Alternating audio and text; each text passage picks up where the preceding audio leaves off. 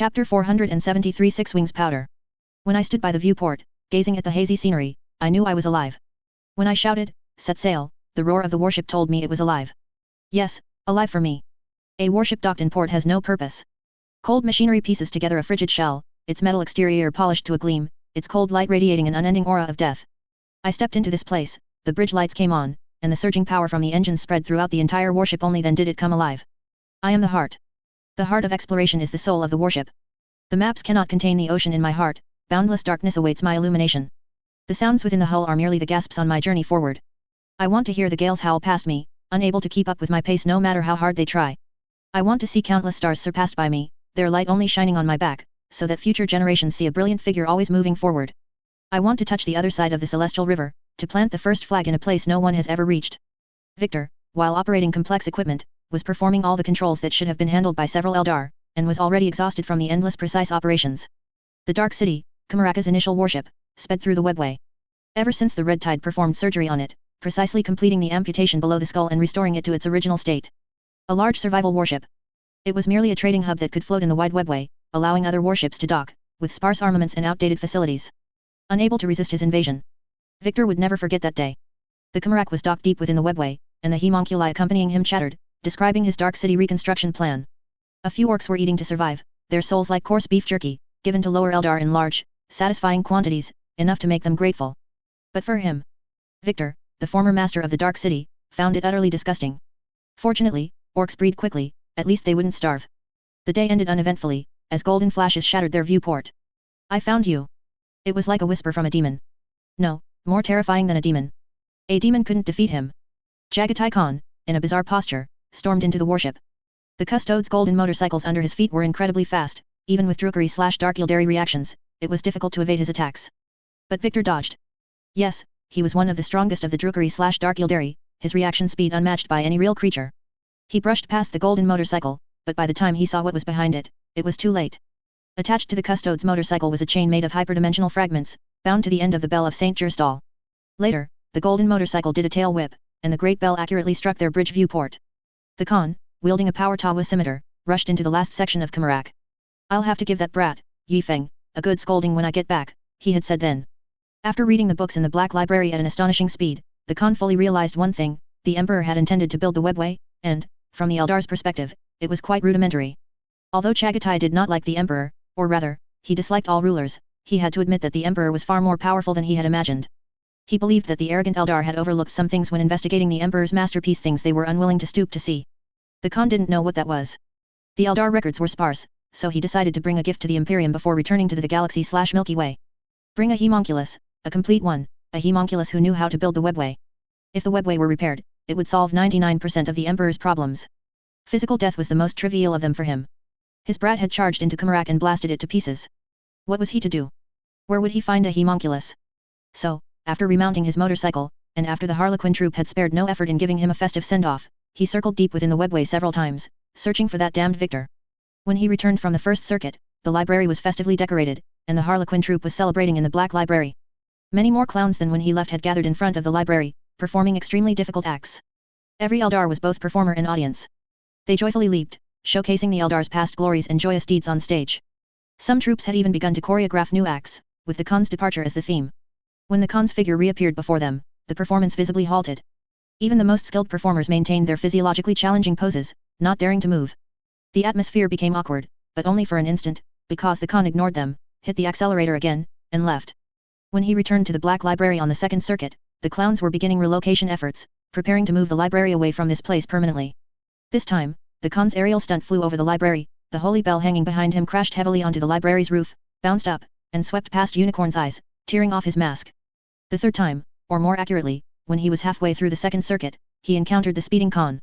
The clowns stood at the window with despairing faces, looking at each other, shrugging their hands. The final result was a sudden push of a warrior out. They believed the Khan was lost deep in the webway and needed a guide. That warrior failed to board and was cut in half by the hyperdimensional fragments connected to the Great Bell. Hiskig took him back to the Dark Library for treatment. Thereafter, this nightmare of 10,000 years finally vanished from the Harlequin's sight. The mournful expression did not disappear, it merely transferred from the Harlequin's faces to Victor's. The Khan's towering figure stood before him, his saber at his waist still dripping blood. Drukari/Dark Yildari corpses lay around, their souls wailing as they were consumed by Slaanesh. "Captain, Victor hated that title, especially when addressing a non-Eldar. Captain, Moon's webway has been destroyed. We can only proceed to a nearby node. Faster, the Primarch, perched on the Supreme Command Chair, was curiously comparing the control panel before him with a book from the Black Library in his memory. It was conceivable how insane the subsequent voyage would be once he became familiar with it. We can go to a savage world, only 3 Terra-day away from the Volaris star system. Volaris. The Khan really wanted to cleave Victor in two. What was Volaris? There were 8 warp routes connecting to the Sol system, and Volaris was the closest planet to the Sol system.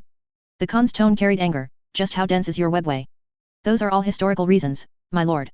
That webway isn't very stable either. We built it during the Inner Circle era. During the Great Betrayal, the Khan had once retreated through the webway, but it was only when he saw the webway layout in the Black Library that he understood what a massive facility it was. The Inner Circle era, you still had the ability to build the webway. In fact, up until 200 years ago, we still had that ability. However, there was no need to concentrate such immense power to build a webway that already spanned the galaxy/Milky Way, even if parts of it had been destroyed. Victor secretly glanced at the Khan. His reaction speed was 3 times, no, 5 times his own. There was no possibility of escape. Tell me in detail about the warship that destroyed Kamarak. My lord, I've already told you once. Not detailed enough. Tell me again. Do you have an objection? No, no. That was the last warship of the Inner Circle, and also the fastest. In my memory, it was a warship fleeing with the last embers of life, with only one main cannon, internally equipped with comprehensive stealth, reconnaissance and counter-reconnaissance, warp defense, and life support facilities. Victor had better hope they reached their destination before the story was finished. Hopefully. Azrael, did you receive the message? The Regent has taken over and assimilated all the Red Tide rebels. I knew it from the start. Many Dark Angels were surprised by this statement. Knew it from the start? Our war with them had actually been maximized. The spies infiltrated within controlled a large number of troops. We, working with him, annihilated a large number of true rebels, allowing that spy to truly gain influence. The indignation of the Dark Angels quickly subsided. This stemmed from their glorious historical tradition that had persisted since their Legion days. The Dark Angels had fought many unknown, super-scale battles, so many that those battles could have wiped out any other legion. But these honors were permanently buried. Those unaware thought the Dark Angels were arrogant bastards. But powerful contemporaries who had some inkling felt only awe towards them. These glories were unknown, just like this time. The surviving the Inner Circle members considered being repelled by the Red Tide a disgrace, but after learning everything they had done in secret, pride and the mission of burying honor immediately filled their hearts. Several still expressed defiance, but after Azrael informed them that the Regent knew of their contributions from beginning to end and had allocated a significant portion of forces for their replenishment, not many continued to oppose him. Although the casualties were heavy, compared to the Imperium directly gaining support from 50,000 Primaris warriors, it was a huge gain. Then, the true nature of this war should be recorded in the Rock Fortress's Hall of Honor, several the Inner Circle warriors proposed. No, it's not worthy yet. How is it not worthy? How many of our warriors have fallen? Tens of thousands, and even if many died at the hands of Xenos and the Ghoul Stars, that was due to reckless advancement while pursuing the Red Tide. Such heavy casualties were completely unnecessary. Azrael looked coldly at the warrior who spoke, until that Inner Circle strongman realized that the Grand Master wasn't saying the fallen warriors weren't worthy. The Rock Fortress is not worthy. This history will be carved onto the Truth Razor. The Dark Angels had a total of 3 Gloriana-class battleships. One was destroyed during the Rengdan genocides, one is the current flagship, the Indomitable Truth, and the third, the Truth Razor, was deeply hidden as a witness to the chapter's history. So deeply that everyone had forgotten about this Gloriana. This warship was severely damaged in a brutal battle, suffering irreparable wounds that affected its adamantium keel. The Dark Angels did not abandon it, but instead converted it into a fortress, carrying a large number of mysterious relics and gene seeds. The history recorded on it contains secrets that absolutely could not be revealed to the outside world. Even if just one stone tablet were to circulate, it could stir up a monstrous wave across the galaxy/Milky Way. Any more questions? Azrael, our recruits have been trained almost completely, but why aren't you allowing them to join the Master's forces? The Dark Angels recruits currently used an emergency master system. Each master was a specialist in a certain field, and the recruits they trained would usually naturally join the Master's company. However, Azrael had stopped them. Announce this matter after returning from the Truth Razor.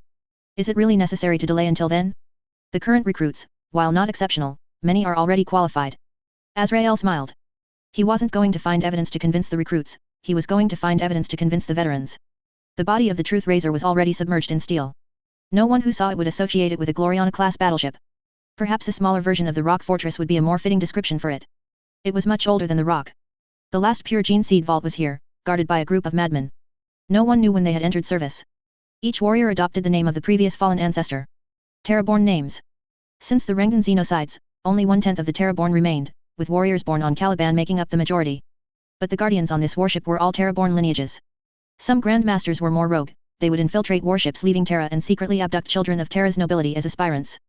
Some only required pure humans, but this condition was also difficult to meet in other parts of the galaxy/Milky Way. They didn't even need to salute Azrael. 100 guardians arrived at the main entrance. Azrael was still standing at the door, which meant there was an important ceremony. To welcome the return of the heroes and to engrave their glory. Warriors in ancient Mark II power armor stood in 2 rows, and weapons, considered rare even during the Great Crusade, were laid across the path. Whenever Azrael passed, the warriors would switch from holding their weapons to saluting, not to the Grand Master, but to the fallen valiant warriors. It was not the knightly salute that Lionel Johnson introduced to the First Legion. The ceremony to commemorate the dead need not be elaborated. Engraving was a sacred and lengthy task, and Azrael would not perform it personally. The Guardians quickly realized that Azrael had not come solely to record secrets. The Emperor's decree has arrived. I am the Emperor's champion of this generation. Glory is here. Open Warehouse 092 and request the decree, Azrael said to the Guardians in a commanding tone. The Guardians, unperturbed, slowly replied, please describe the specific event so we can determine whether to activate the relic. It is not for you to decide, it is for the Emperor. Warehouse 092 now glowed brightly. Even within the stasis field, the radiant psyker power still impacted the warehouse door, attracting the attention of patrolling guards. It was a warm and sacred power. Let's go, Guardian. I will go with you. Azrael had already started walking before the emergency call arrived. The Guardian watched him cautiously, hand on his sword hilt, hiding behind Azrael. Ready to backstab the Grand Master at any moment. The Emperor's light grew brighter, shining even more intensely as Azrael arrived, making it impossible to open one's eyes. Only after opening the door and removing the relic from the stasis field did that power slowly recede, flowing into Azrael's body. This does not conform to the relic retrieval ceremony. The Emperor's demands are everything. Azrael held the relic in both hands. It was a scroll with silver aquila wings imprinted on both sides, entirely golden, with colorful fine lines woven through it, appearing magnificent. The 2 rods of the scroll were not wooden, but made of exotic crystal, which, under the lights of the relic room, displayed different colors from every angle. Opening the scroll, there were only 6 large characters. 6 wings scatter, heavenly armies return. This was an imperial decree personally issued by the Emperor after Lionel Johnson completed the Legion reform. This was the Emperor's handwriting, an undoubtedly sacred mark, with Malkador's seal beside it. Has it come to this point? Yes, you should join us now. Azrael was tall, a Primaris warrior, a head taller than the 2 guardians in front of him. The 2 stood straight and performed a heavenly army salute to Azrael, and the Grand Master returned the salute. Dormant memories gradually awakened, and the glory of the early Great Crusade era once again shone upon the First Legion. In the days before Lionel Johnson was found by the Emperor, the First Legion's organization was personally arranged by the Emperor, with 9 heavenly army formations. Crown Heavenly Army, the strongest champion warriors would be assigned here, responsible for breaking through enemy lines during war, guided by honor. Most of them later formed the Death Wing. Blade Heavenly Army, the core of the group infantry, hundreds of Astartes forming military formations was not exclusive to the Red River Adamantium warriors, the Dark Angels were the earliest practitioners. They crushed all enemies, annihilating any enemy without heavy vehicles. Iron Heavenly Army, masters of iron vehicle deployment, pioneers of interstellar warfare, and compilers of other legions' iron usage guides, written with blood and lives. Pentagram Heavenly Army, a unit lost in the river of history, composed of psychers, they possessed world-destroying power, one of the First Legion's last trump cards, the ultimate battering ram when all conventional forces failed. Flame Heavenly Army, infiltrators, observers, assassins, interrogation specialists, fear in the unseen. The predecessor of the Raven Wing, Flamewing. Bone Heavenly Army, the most savage, most insane, and most destructive berserkers, possessing the most devastating weapons. They would break down everything of the enemy, from spirit to flesh. Imagine the horrific destruction a group of Night Lords with super weapons would cause. The predecessor of the Dread Wing. Bedrock Heavenly Army, masters of static warfare. If there were no Rogaldorn, the task of defending Terra would fall to the Bedrock Heavenly Army, an iron army for trench warfare. Together with the Iron Heavenly Army, they formed the Iron Wing. Howling Wind Heavenly Army, the Dark Legion's own White Scars, though without Jagatai Khan's command. Renowned for their valor, they also became the Heavenly Army with the highest casualty rate due to their bravery. Their signature was rapid, light cavalry like storm assaults. Void Heavenly Army, specialized in boarding actions, skilled in teleportation attacks and airborne assaults, and each was an outstanding vehicle pilot. Later, they formed the Raven Wing together with the Howling Wind Heavenly Army. The 9 heavenly armies have now returned. Azrael immediately announced. The Dark Angels were attacked by an unknown Necron's fleet, suffering heavy casualties, and the Raven Wing and Death Wing have declared themselves completely shattered. Yi Feng held the intelligence report, his head full of questions. This had flown over from Guilliman, and the regent was drafting an edict. Seeing Yi Feng's expression, the Primarch decided to test him. What do you think is going on? Hard to say. If it were from me, it would definitely be to stem Imperial supplies, but the Dark Angels never lack these things. Could they really have been attacked? The regent smiled broadly. Yi Feng, this fellow, was too caught up in the situation. That's merely a clumsy imitation of your plan, isn't it? Of me? An imitation. Yi Feng indicated that what they had spread was not the real plan either. Of course, to deceive an unknown enemy, hoping he's smart enough to remember to equip them with anti-psyker devices before completely destroying the six wings. Alfarius still admired Azrael. He had chosen a good target. The Necrons indeed had enough power to crush the Dark Angels, and the war would have no psyker fluctuations. So, what does Azrael want us to cooperate with him on? To send troops to eradicate the Necrons. Of course, it's to issue an edict for him to quickly withdraw to Terra. My previous extensive hoarding of supplies led to a large portion of Imperial resources being stored in warehouses in the Sol system. Now, telling him to come back and collect resources, isn't that reasonable? As he spoke, Guilliman finished writing the edict, then stared into Yifeng's eyes. Don't play dumb with me here. Oh, the regent is here, relax. Don't think about being lazy, I'm telling you, there's a lot more work to do. Chapter 474 Abaddon, Chu. The Primarch, following the normal Codex Astartes procedure, commanded the Dark Angels to proceed to the Sol system and claim a portion of the gene seed tax they had previously submitted to rebuild their chapter. After finishing one order, he picked up another piece of intelligence and began to read it. Regent, it seems we are having a secret meeting. Yes, is there a problem? Guilliman's movements didn't stop at all, he even threw another report concerning other Astartes to Yifeng. Take a look, is this report true or false? Regent, aren't we discussing the defense of Terra? It's false. It definitely doesn't need this much. They must have captured something expensive.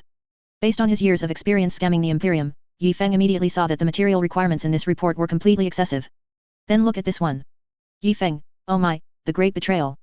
You want me to review memorials? Guilliman, didn't you say it? We're having a secret meeting to discuss the plan to defend Terra. Aren't all these troop movements part of the defensive perimeter? Although, there really wasn't anyone more familiar with the coordination and cooperation of so many gene seed warriors than Yifeng, did you misunderstand my administrative capabilities as a White Scars Marine? Forget about me, look at the place's con rules, what kind of things are those? Tribal alliances? The White Scars Big Mech gritted his teeth and began to analyze the deployments of various chapters in the Segmentum Solar. He only looked at the more obvious parts, and after dealing with more than a dozen long-distance chapter placement issues thrown at him by the Primarch, the Gene Sire began his test. Now you are a traitor, and you must disrupt the plans in the Imperial Palace. Come, you simulate the attack. Alfarius knew very well that making a rough man from the grasslands defend was nonsense, making him attack was the way to go. Yifeng blinked, and a giant holographic map appeared before him. The overt fortifications were all there, Guilliman wouldn't trust the machine spirit's security system for hidden ambushes and surely kept them in his mind. Regent, you might not be aware, but White Scars attacks are always made on the spot judgments, never based on information viewed on a map. Begin. The Primarch's sternness immediately made Yifeng realize that if they were in a military camp, he could converse with the regent as a legion master, but now, within this secret room, the Primarch could kill him in less than a second. Still not making a move? Abaddon. Yifeng looked and thought, aha, I represent the Black Legion, the victorious Abaddon, with countless fierce generals under him, almost comparable to the Horus heresy of old. Then, I'll also enjoy a battle on the chaos side. In war, the first priority is information warfare. Abaddon initiates the sacrifice, invoking the aid of Magnus Master. Those in high positions seeking higher aspirations, those of humble birth begging for a change in their lives, answer my sacrifice. Before Yifeng could finish speaking, Alfarius unceremoniously poked Yifeng's forehead with a single finger, making his head ring. This counts as past plunder. Future offerings require you to conquer worlds. The fog of war gradually spread, revealing countless fortresses of terror and dense defensive arrays before him. The Blackstone Fortress, along with the main force of the Black Legion, enters the star system. Abaddon had previously used the Blackstone Fortress to suppress the Mandeville Point. The anti-psyker power prevented ships from tearing open warp rifts to jump out, but the Mandeville Point was the closest area to the star system, and the Blackstone Fortress was still too small to completely cover it. Ultimately, he chose to use a corrupted Blackstone device for suppression. In the holographic display, a Blackstone Fortress slowly emerged from the Mandeville Point. The success rate for Allied warp jumps outside is set at 50%. Your appearance has startled the defenders, and a large number of support fleets are flying towards you. Because the Blackstone Fortress was positioned between the Imperial Fortress and the Ultima Segmentum, reinforcements from the Ultima Segmentum were difficult to provide, but internal support within the Sol system was unaffected. Your forces are under attack by Imperial support forces. Guilliman spread his hands. Overlord-class battleships don't travel through the warp, so what does your blockade matter to me? The universe became extremely chaotic, with silver long arrows darting wildly through the star system. The Black Legion forces had no good way to counter this insane acceleration. Blackstone Fortress, crashed directly into the fortress world. The Primarch paused. Crazy. What chaos isn't crazy? In the holographic display, the Blackstone Fortress easily pierced through the surrounding star system's defensive lines. All the space stations of the 7 planets in the entire star system were destroyed by it. The vengeful spirit followed behind it, and large numbers of Black Legion warships were making warp jumps.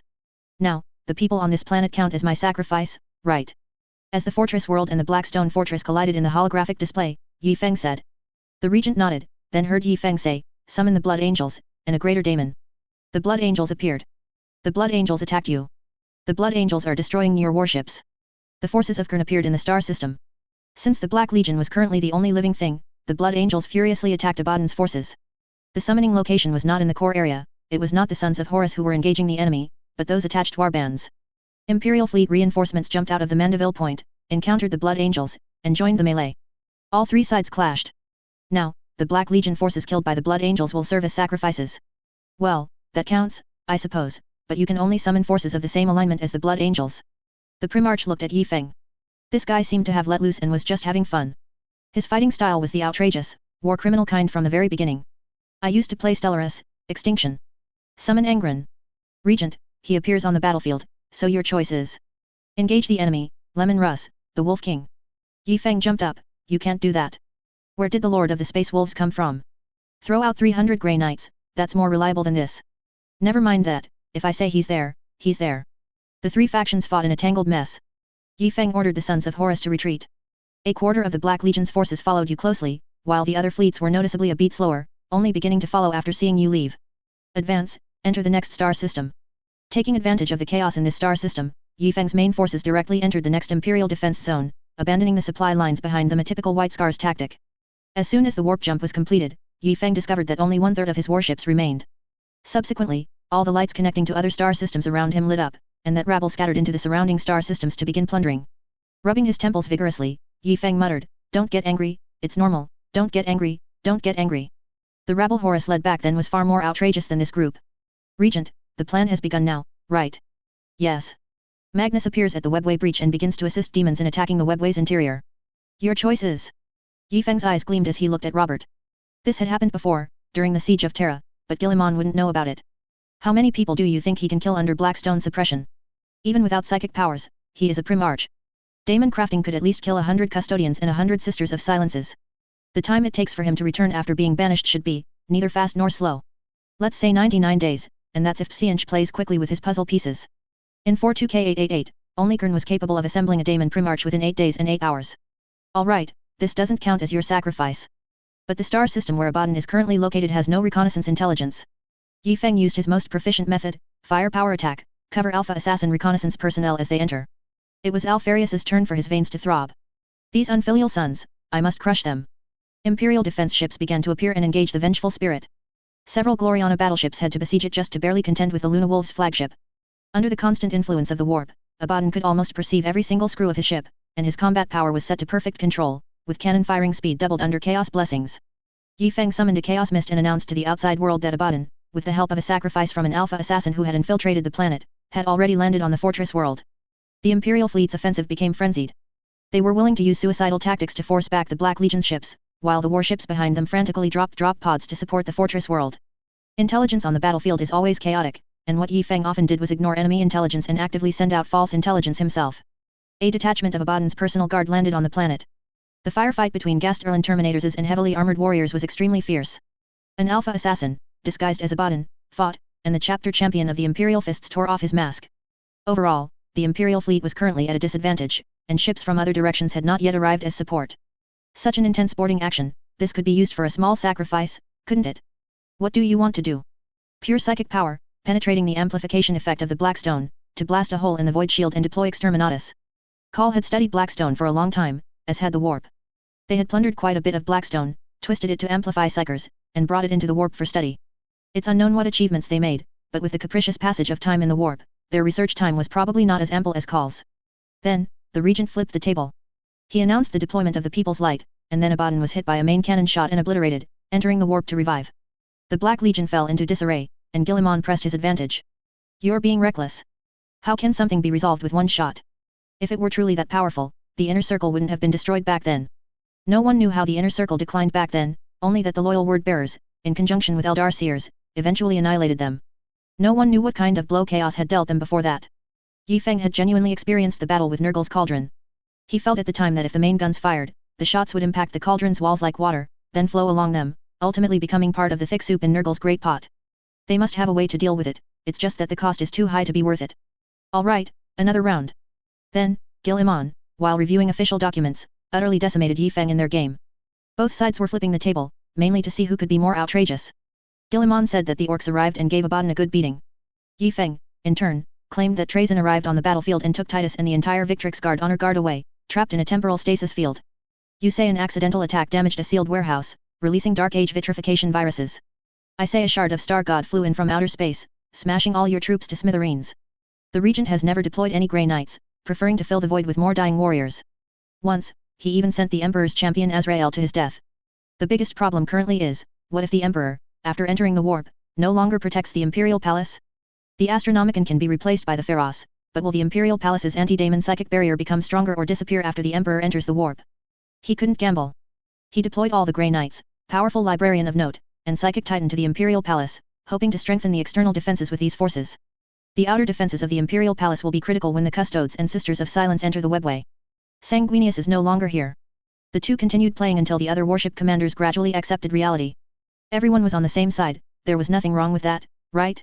Finally, after discussing everything, Guilliman, taking advantage of the last brief moment, had Yi Feng help him hold a round box. He opened it and, lo and behold, hair dye? Can you imagine Guilliman with white hair? After he took over the affairs of the Imperium, his hair turned white within a week. After that, well, he dyed his hair. What are you looking at? This is conditioner. Condition ER. When the two walked out of the meeting room, the outside had already entered a festive carnival. The Salamanders were very happy, their brothers were not traitors but Imperial heroes enduring humiliation. As for the Red Tide, they simply began to display the boring inventions their commanders usually made. Things like bamboo rice and single-soldier bulletproof plate inserts. Unlike the friendly banquet of the Astartes, the Imperial Navy looked down on the Red River's captains. Only when the Nightfall's cannons were pointed at them did they maintain a normal level of respect. Yi Feng had no intention of dealing with the friction between the two sides, and neither did Guilliman. After a few troublemakers were executed, everyone quieted down. The last time such decisive killing occurred was at the beginning of the Indemitus Crusade. Even an admiral was executed, who would dare to speak up? This was not a situation where numbers mattered. The Primarch announced that the Red Tide would take over the defense of several star system. 2 Gloriana-class battleship would reassemble a normal main fleet formation with numerous frigate and destroyers to guard the Sol system. The Overlord-class battleship would serve as a rapid response fleet, with the right to enter and exit any planet except Terra and the 8 warp nodes connected to it. This caused an uproar. Even Calgar didn't receive such treatment, did he? The Primarch said that all of this was the Emperor's guidance. He would go, under the supervision of the Custodes, with Yi Feng to an audience with the Emperor. The Custodes, the tech priest proudly acted as a tour guide, leading the other Custodes to visit the People's Light, while Victor was beating up new recruits. Time came to a crucial point. Abaddon sneezed hundreds of times in the Eye of Terror, as if someone was cursing him. With blade slashes, axe chops, cannon blasts, fire, water, poison, and immersion, he even suspected Nurgle was up to mischief again. Foul Recross, has your research progressed? Abaddon merely spoke, and the loudspeaker in a compartment on the other side of the vengeful spirit automatically sounded. My lord, you are truly divine. I have just obtained exciting experimental results, and now I can capture some space marine to test them out. Foul Recross, as Abaddon's newly promoted tech marine, was researching Eldar weapons. The number of Chaos Drukhari/Dark Yildari was increasing. More and more Drukhari/Dark Yildari, due to prolonged stays in the real world, were being hunted down by Slaanish's greater demons and offered to Slaanish. Among them were exceptional, utterly insane individuals who attempted to steal the last of the Crone swords from Slaanish's palace. These were the things the Eldar boasted about, gathering 5 of them could destroy Slaanish.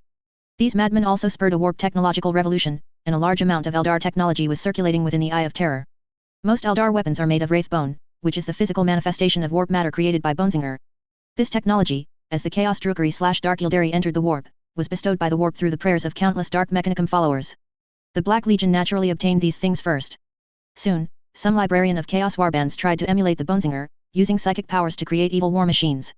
They were not as powerful as the Eldar and had to reinforce themselves with the power of the Chaos Gods after sacrifices to barely produce semi-finished products.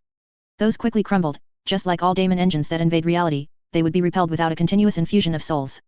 After a long search for substitutes and mediums, they finally realized the answer was within themselves. They themselves were the medium. Astartes' gene seed was the medium. This was bad news, making this Eldar technology an expensive luxury. Foul Recross, the tech marine with the most research progress, was dedicated to making the wraithbone produced by gene seed larger. Using one gene seed to create a power armor would certainly be a loss, but creating an Eldar Titan would be a huge profit. Foul Recross utilized the causality suppressing properties of psychic power, attempting to roll the gene seed larger and thinner, like rolling dough. This ultimately led to a surprising breakthrough, an incredibly fast dreadnought. No Chaos Warriors were willing to enter a dreadnought, it was an eternal torment, or rather, the moment you entered, you died, losing consciousness forever, becoming a mouthpiece for the wrath of the Chaos Gods. This phenomenon changed with Foul Recross's invention. This dreadnought was extremely fast, like a super-fast single-soldier Night Titan. Space Marine had to undergo painful modifications to connect all their nerves to this shell. To strip a person almost entirely, leaving only their nervous system, is terrifying to imagine. In the warp, only one person could do this, Fabius Bile. My lord, I must go find Fabius. Bring some test subjects. He doesn't like people who ask him for favors and expect him to pay. Yes, my lord.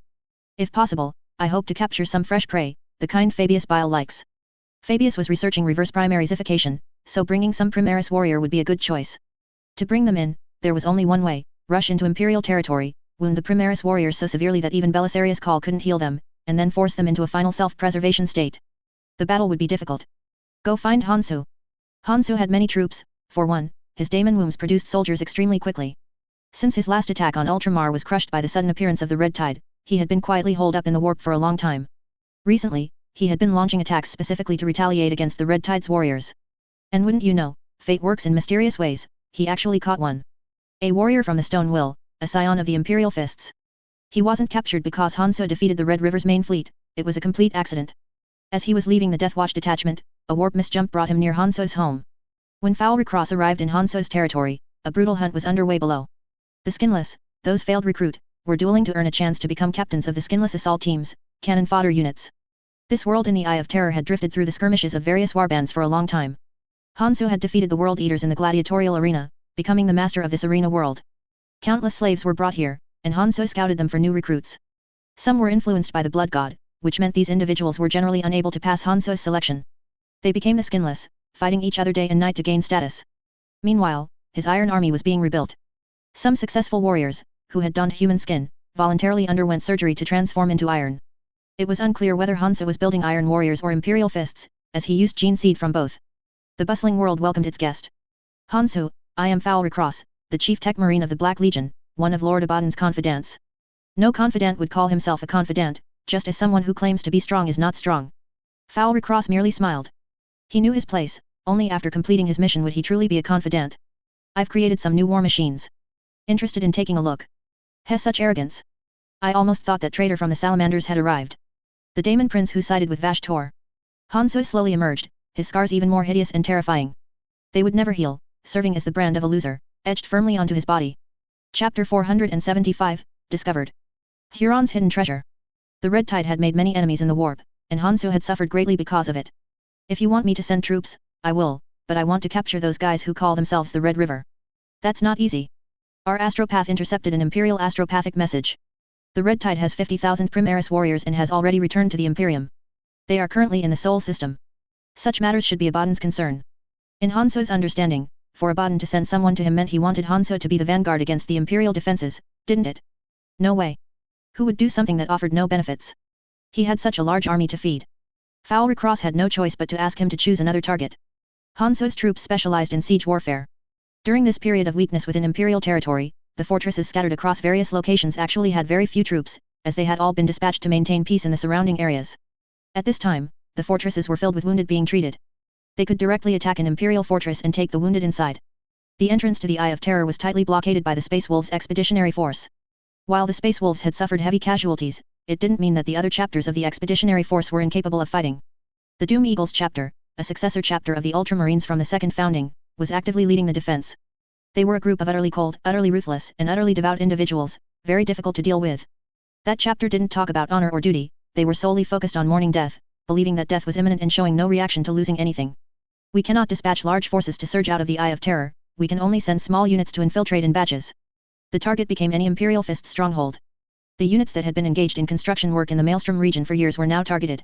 The warp there was severely suppressed, and it was currently in a free-for-all mode. The living spaces of Eldar, Orcs, Chaos, and other miscellaneous Xenos were severely compressed, forcing them deeper into the Maelstrom to scramble for resources. We can contact Huron, he will provide us with assistance. Given that Huron was only left with a head and was currently in a state of delirium after being exposed to warp energies, not many Chaos warriors were willing to follow him. However, the information about the Maelstrom's defenses in his mind was very important. Huron once warned me, the strong remain strong. He failed, so his words are meaningless. He will be interested in my plan because it will make him strong. Foul Recross stated that he could allow Huron to prioritize the modifications in his plan. The two led the Iron Warriors Legion and set off towards the vicinity of the Maelstrom. However, the stealth techniques of these mixed Imperial Fists and Iron Warriors recruits were truly not commendable. Not long after they began their journey, they were discovered by a Deathwatch Dark Fortress observation post. The Deathwatch Space Marines promptly issued a warning. The few Imperial Fist Space Marines deployed in the Maelstrom gathered as much as possible. They sent astropathic distress calls and prepared for mobile warfare. Because there were too many fortresses here, they didn't know which one the traitors would attack. The Deathwatch outpost dispatched 3 experienced Space Marines, one of whom came from the Dark Eagles, a successor chapter of the Raven Guard. The other Space Marines simply called him Black Eagle, the abbreviation of his chapter. He had been working here for 130 years and possessed extensive combat experience. He immediately told the resident Xenos Inquisitor, "We must follow them. This is not a Deathwatch mission, but a mission for a loyal Space Marine." The Xenos Inquisitor approved his actions. The outpost had a Viper-class scout ship, the smallest Imperial warship capable of warp jumps. The 3 Astartes and some auxiliary troops immediately set off. This warship could carry approximately 7,500 crew members, but the Dark Eagle's chapter's Space Marine to crew ratio was strange. There were many crew members, but the rest of the space was filled with supplies. However, this ratio only allowed for 3 months of travel. The Deathwatch Space Marines looked at him solemnly. The other 2 guessed what he intended to do but remained silent. The Viper class is not suited for long-term tracking and reconnaissance, but we have no other choice. This was an arduous task. The 3 Primaris warriors were in agreement. They would enter a silent state, use their speed advantage to detect the enemy's trajectory, determine their intent, and then quickly reach the fortress to warn the defenders. During this period, no astropathic communication could be sent whatsoever. On the other side, Hanso's forces also intercepted a portion of Imperial astropathic messages. "They've found us, but they're panicking. There doesn't seem to be enough strength around to defend." "Hanso, don't be too happy. Our goal is capture. You are not my superior, Foul Recross. I haven't even stated my conditions for helping you yet." Hanso's warriors surrounded the MadTech Marine. "You can become a core warband in the Black Legion. I am a warsmith of the Iron Warriors, not a subordinate of Abaddon. Remember that." Hanso's prosthetic limb suddenly exerted force, and the bridge, which had been navigating the warp for a long time, emitted a terrifying sound, as if echoing Hanso's fury. Foul Recross was pressed against the wall, his iron mask in intimate contact with the surface. He felt as if the warship wanted to devour him. The wall behind him became soft and muddy, like a swamp that consumed countless lives. "Let's discuss something more practical, such as me manufacturing my newly invented weapons for you. You will be the first units to use these powerful weapons, which are exceptionally effective at destroying the servants of the false emperor." The Iron Warriors were not the best choice for using these Wraithbone Knight dreadnoughts. Their specialization in mechanized warfare was primarily for heavy firepower, not for becoming larger and faster. Hanso wanted those technologies, and Foul Recross was accustomed to such scenes. The 2 eventually relented and began discussing Huron's location.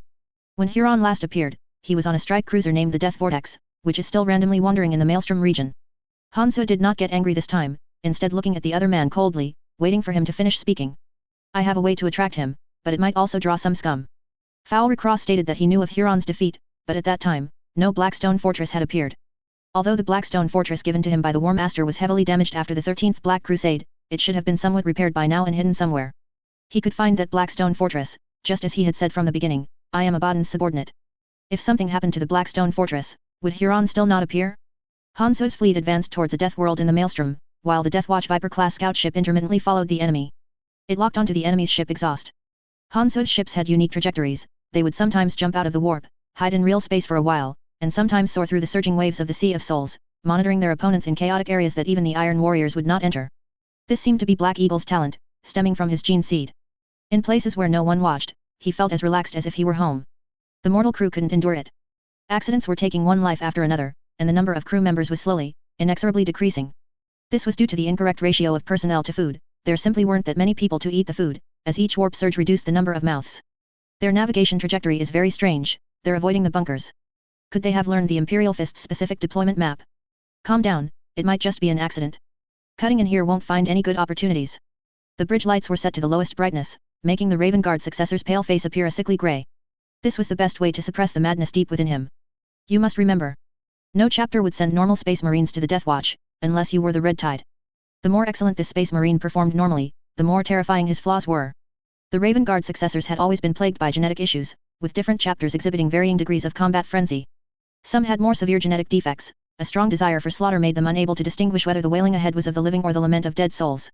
During an episode, their eyes would turn pitch black, their killing frenzy would be intense, and their physical abilities would be noticeably enhanced. This phenomenon had many names. Black rage was a common term among chapters. Some were due to the chaplains. During the recruit's modification, certain hidden thought stamps would be imprinted. The chaplains would awaken these subconscious stamps through specific chants, causing the Space Marines to fall into a state of frenzy. This particular Dark Eagle was a combination of both. It was unknown whether the apothecary made a mistake during his modification or if the chaplain imprinted the wrong thought stamp, but the damage caused when his thought stamp was awakened was even more terrifying than that of the World Eaters. This was barely acceptable. The most terrifying thing was if his thought stamp was accidentally awakened during the Black Rage period. To put it simply, he was the Raven Guard's own Karn. While he was in a frenzy, he still retained a bit of his mind. This led to the apothecary and chaplain who performed the procedure being locked up by the chapter master for questioning, suspected of having imprinted the thought stamp for remaining lucid during chaos corruption in the wrong place. After Black Eagle joined the Death Watch, his parent chapter sent a message, try to keep him in dark places. Now, they were lurking in the shadow of Hanso's fleet. When the fleet sailed into the ultimate land of death, the intense radiation and the nebula fog directly enveloping the Mandeville point caused the auger array to crash. The Viper-class scout ship completely lost track of the enemy. In the darkness, they had to rely on intuition. Black Eagle's intuition was not as good as that of another space marine in the squad, a White Scar's successor, a fellow who enjoyed drawing Black Eagle, who hid in the shadows. This was also the only pastime Black Eagle didn't resist. Draw it. This is the last memory the world will have of me. The White Scar's successor took over the warship and became even wilder.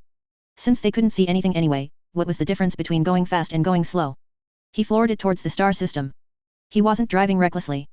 After traveling a very short distance, the White Scar's successor's keen eyes caught some changes in light and shadow.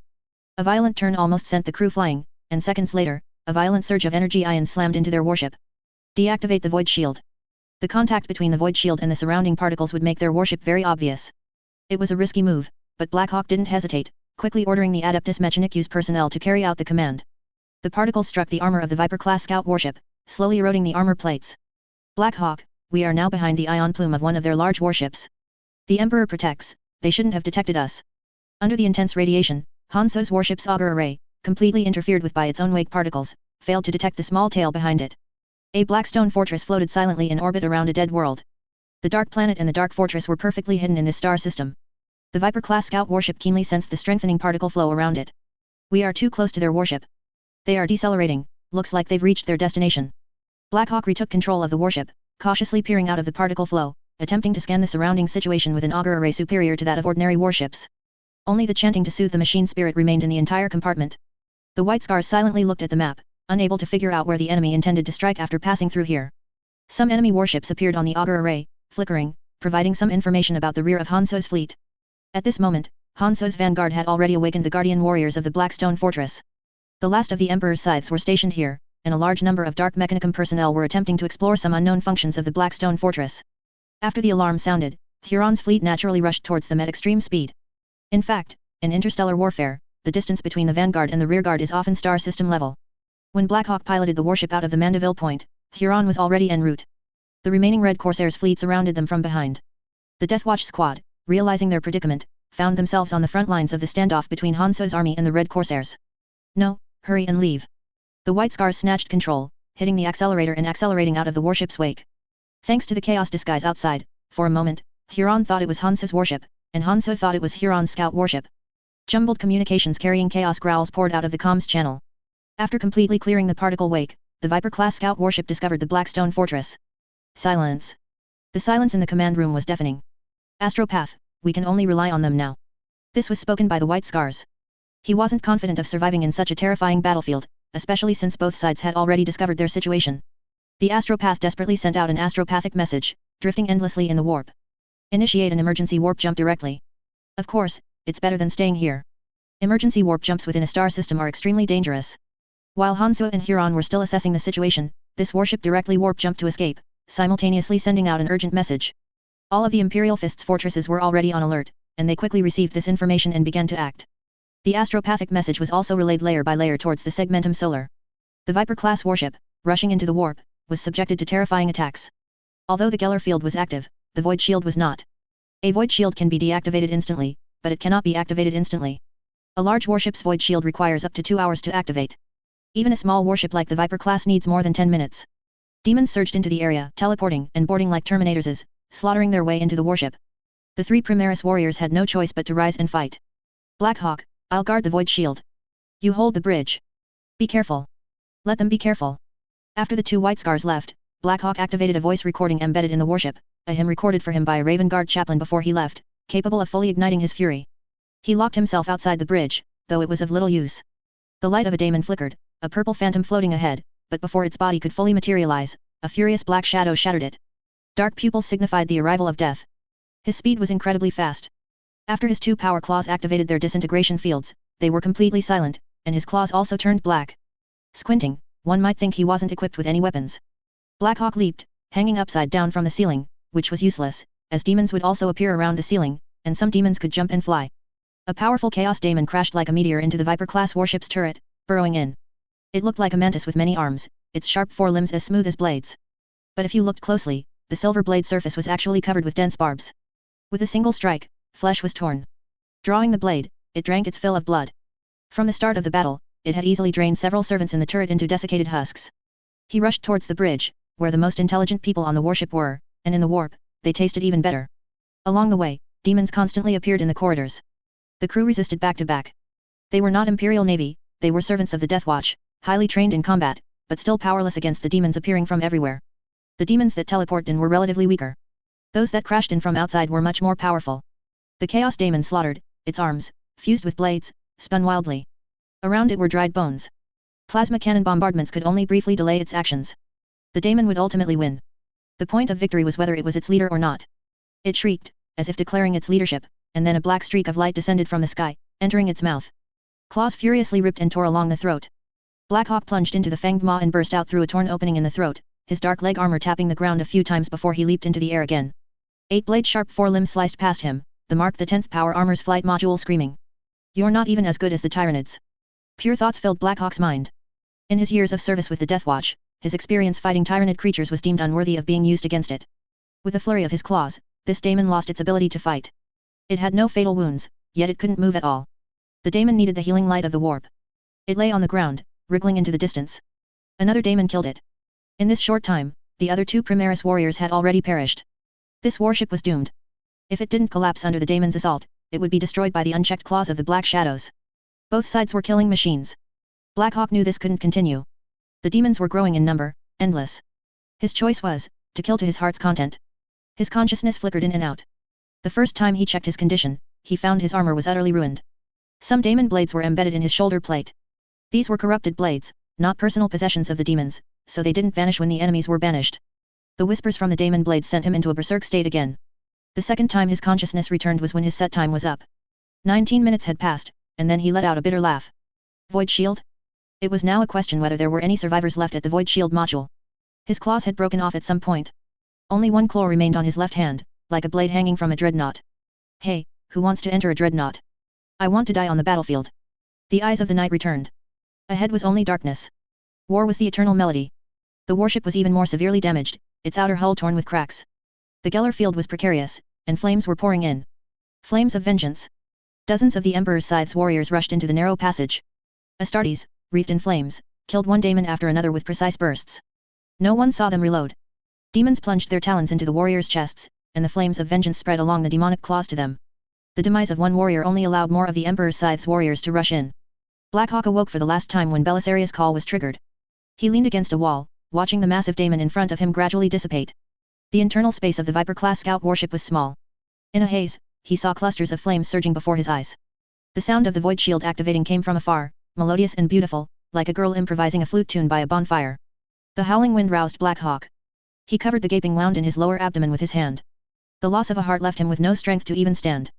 Clinging to the wall, he struggled to hunch over, the surrounding light blindingly gentle. This was the first time he felt that bright light didn't seem so repulsive. The Raven Guard didn't necessarily have to live in darkness. The fallen bodies around him told him one thing. The number of crew members was already below the minimum required to operate the warship. It was up to fate. Perhaps an hour had passed, perhaps several months. The Viper-class scout warship was caught by a larger warship and pulled into its Geller field. A group of black-armored warriors rushed in. Greetings, I am the Emperor's champion of the Black Templars. The holy light guided me to this place. I am Blackhawk, a Deathwatch warrior from the Black Fortress. In the Maelstrom's Edge region, we discovered a black stone fortress. The Emperor above, we are going to reinforce the Maelstrom. Would you like to join us? Chapter 476 Luft Huron. The Emperor would never do a losing business. The Emperor's Scythes rushing to save you wasn't so you could retire.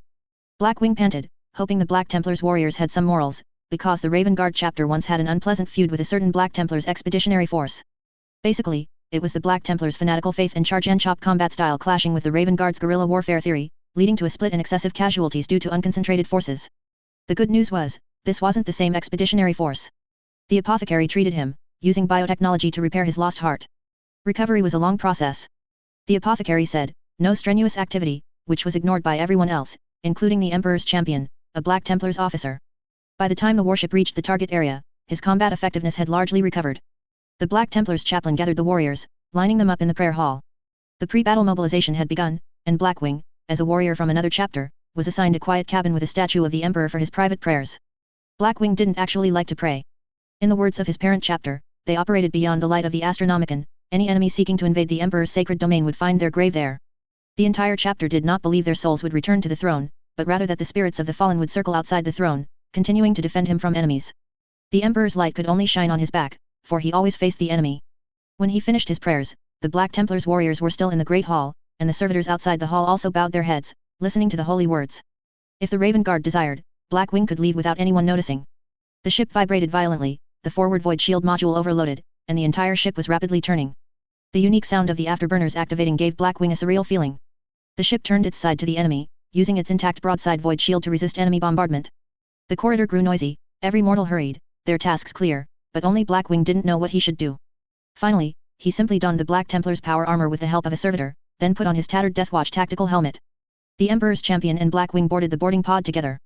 The warriors spoke little, perhaps they weren't even speaking on Blackwing's comms channel. The current situation was simple, the Black Templars' support fleet had arrived above the Imperial Fist's fortress, the largest and heaviest fortress in the Maelstrom Zone, filled with apothecaries and wounded warriors. The Blackstone Fortress was pressing down on this fortress, and Hanso's forces had set an ambush in space to intercept arriving support forces. There was reason to believe the Blackstone Fortress was ready for a highly destructive attack, merely waiting to complete some strategic objectives. Hanso's defenses had been shattered by the Black Templars' warship, their trap had caught too large a prey, breaking apart in the Omniscia's rhapsody. The Black Templars' warriors had two choices: board the Imperial Fortress to support their Gene brothers, or board the Blackstone Fortress. This was a difficult mission, these forces alone were not enough to take the Blackstone Fortress. But it was worth a try. The Blackstone Fortress was not peaceful right now, many Adeptus Astartes chapters were rushing to support this direction. Their mission was to destroy a part of the Blackstone Fortress to prevent its escape. Soon, even without other chapters' support, the arrival of the flagship Eternal Crusader would be enough to take it down. Blackwing didn't know that the Eternal Crusader had suffered considerable damage in the previous war, just hearing Gloriana-class battleship seemed to solve everything. The boarding pod left the ship. Blackwing's breathing was heavy, and there was a faint, twisting pain in his heart. One of my hearts belongs to the Raven Guard, the other to you. No, it was granted to you by the Emperor. The Black Templars were a very exclusive chapter. The Emperor's champion knew Blackwing was trying to bridge the gap with them, but he simply felt he couldn't claim the Emperor's glory. Without the Emperor's scythes, Blackwing would have died long ago. Suddenly, a massive explosion tore open a corner of the boarding pod. A battle brother was instantly pulverized, and the breach spewed flames. Liquid from a leaking promethium fuel line ignited, cables burned, and the outer protective material melted. Red alarm lights flashed incessantly. Safety bars locked every warrior tightly as they watched the fire grow larger. A corner of the space outside the breach quickly turned into molten metal. Melta weapons melted everything in front, and scattered drops of scorching liquid splashed in through the breach, landing on the warriors.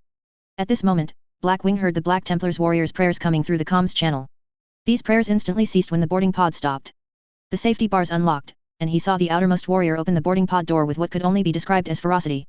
No light from outside shone in, the boarding pod was illuminated only by the flames from the damage and the glowing decomposition fields of power swords. Virtually all the warriors rushed out, armed with a melee weapon.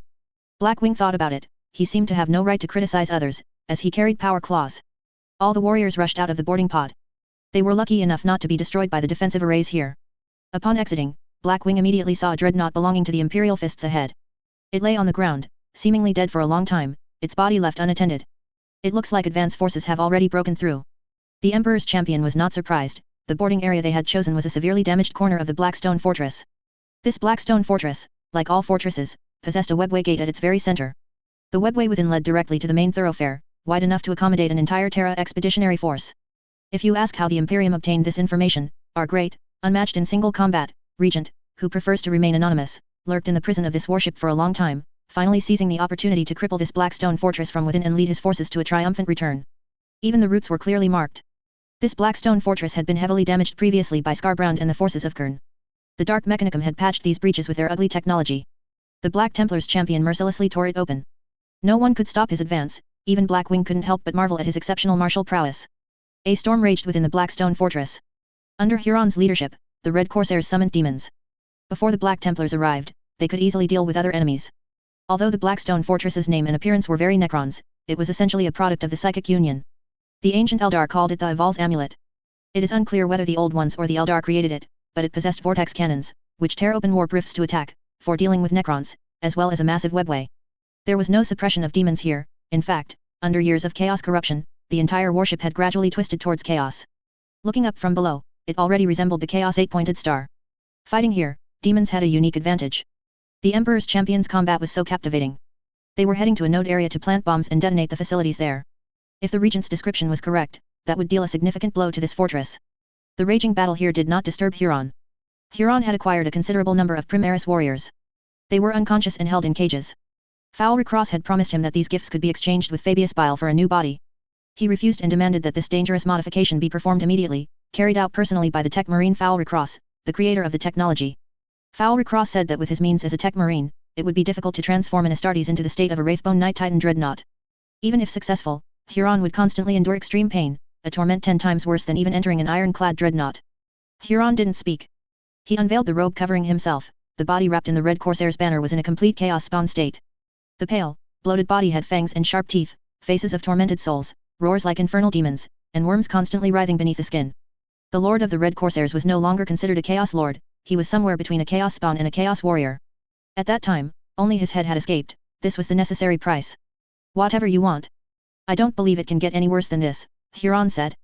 The surgery proceeded quickly. While intense fighting raged outside, Foul Recross was furiously cutting at Huron's constantly growing and expanding flesh with a huge power saw, struggling to find pulsating nerves. Sometimes, it was even difficult to determine how Huron controlled this body at all. He would rather duel the Emperor's champion than fight this mass of chaos spawn.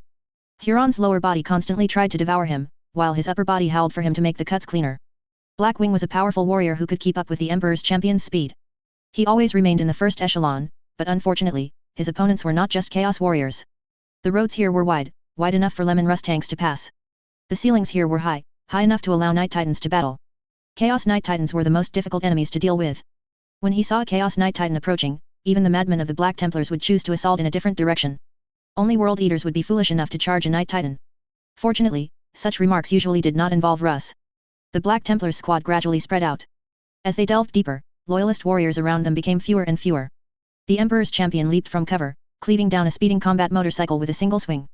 He jumped onto the sidecar of the Chaos Combat motorcycle. The attack motorcycle, heavily corrupted by the warp, only had room for one person.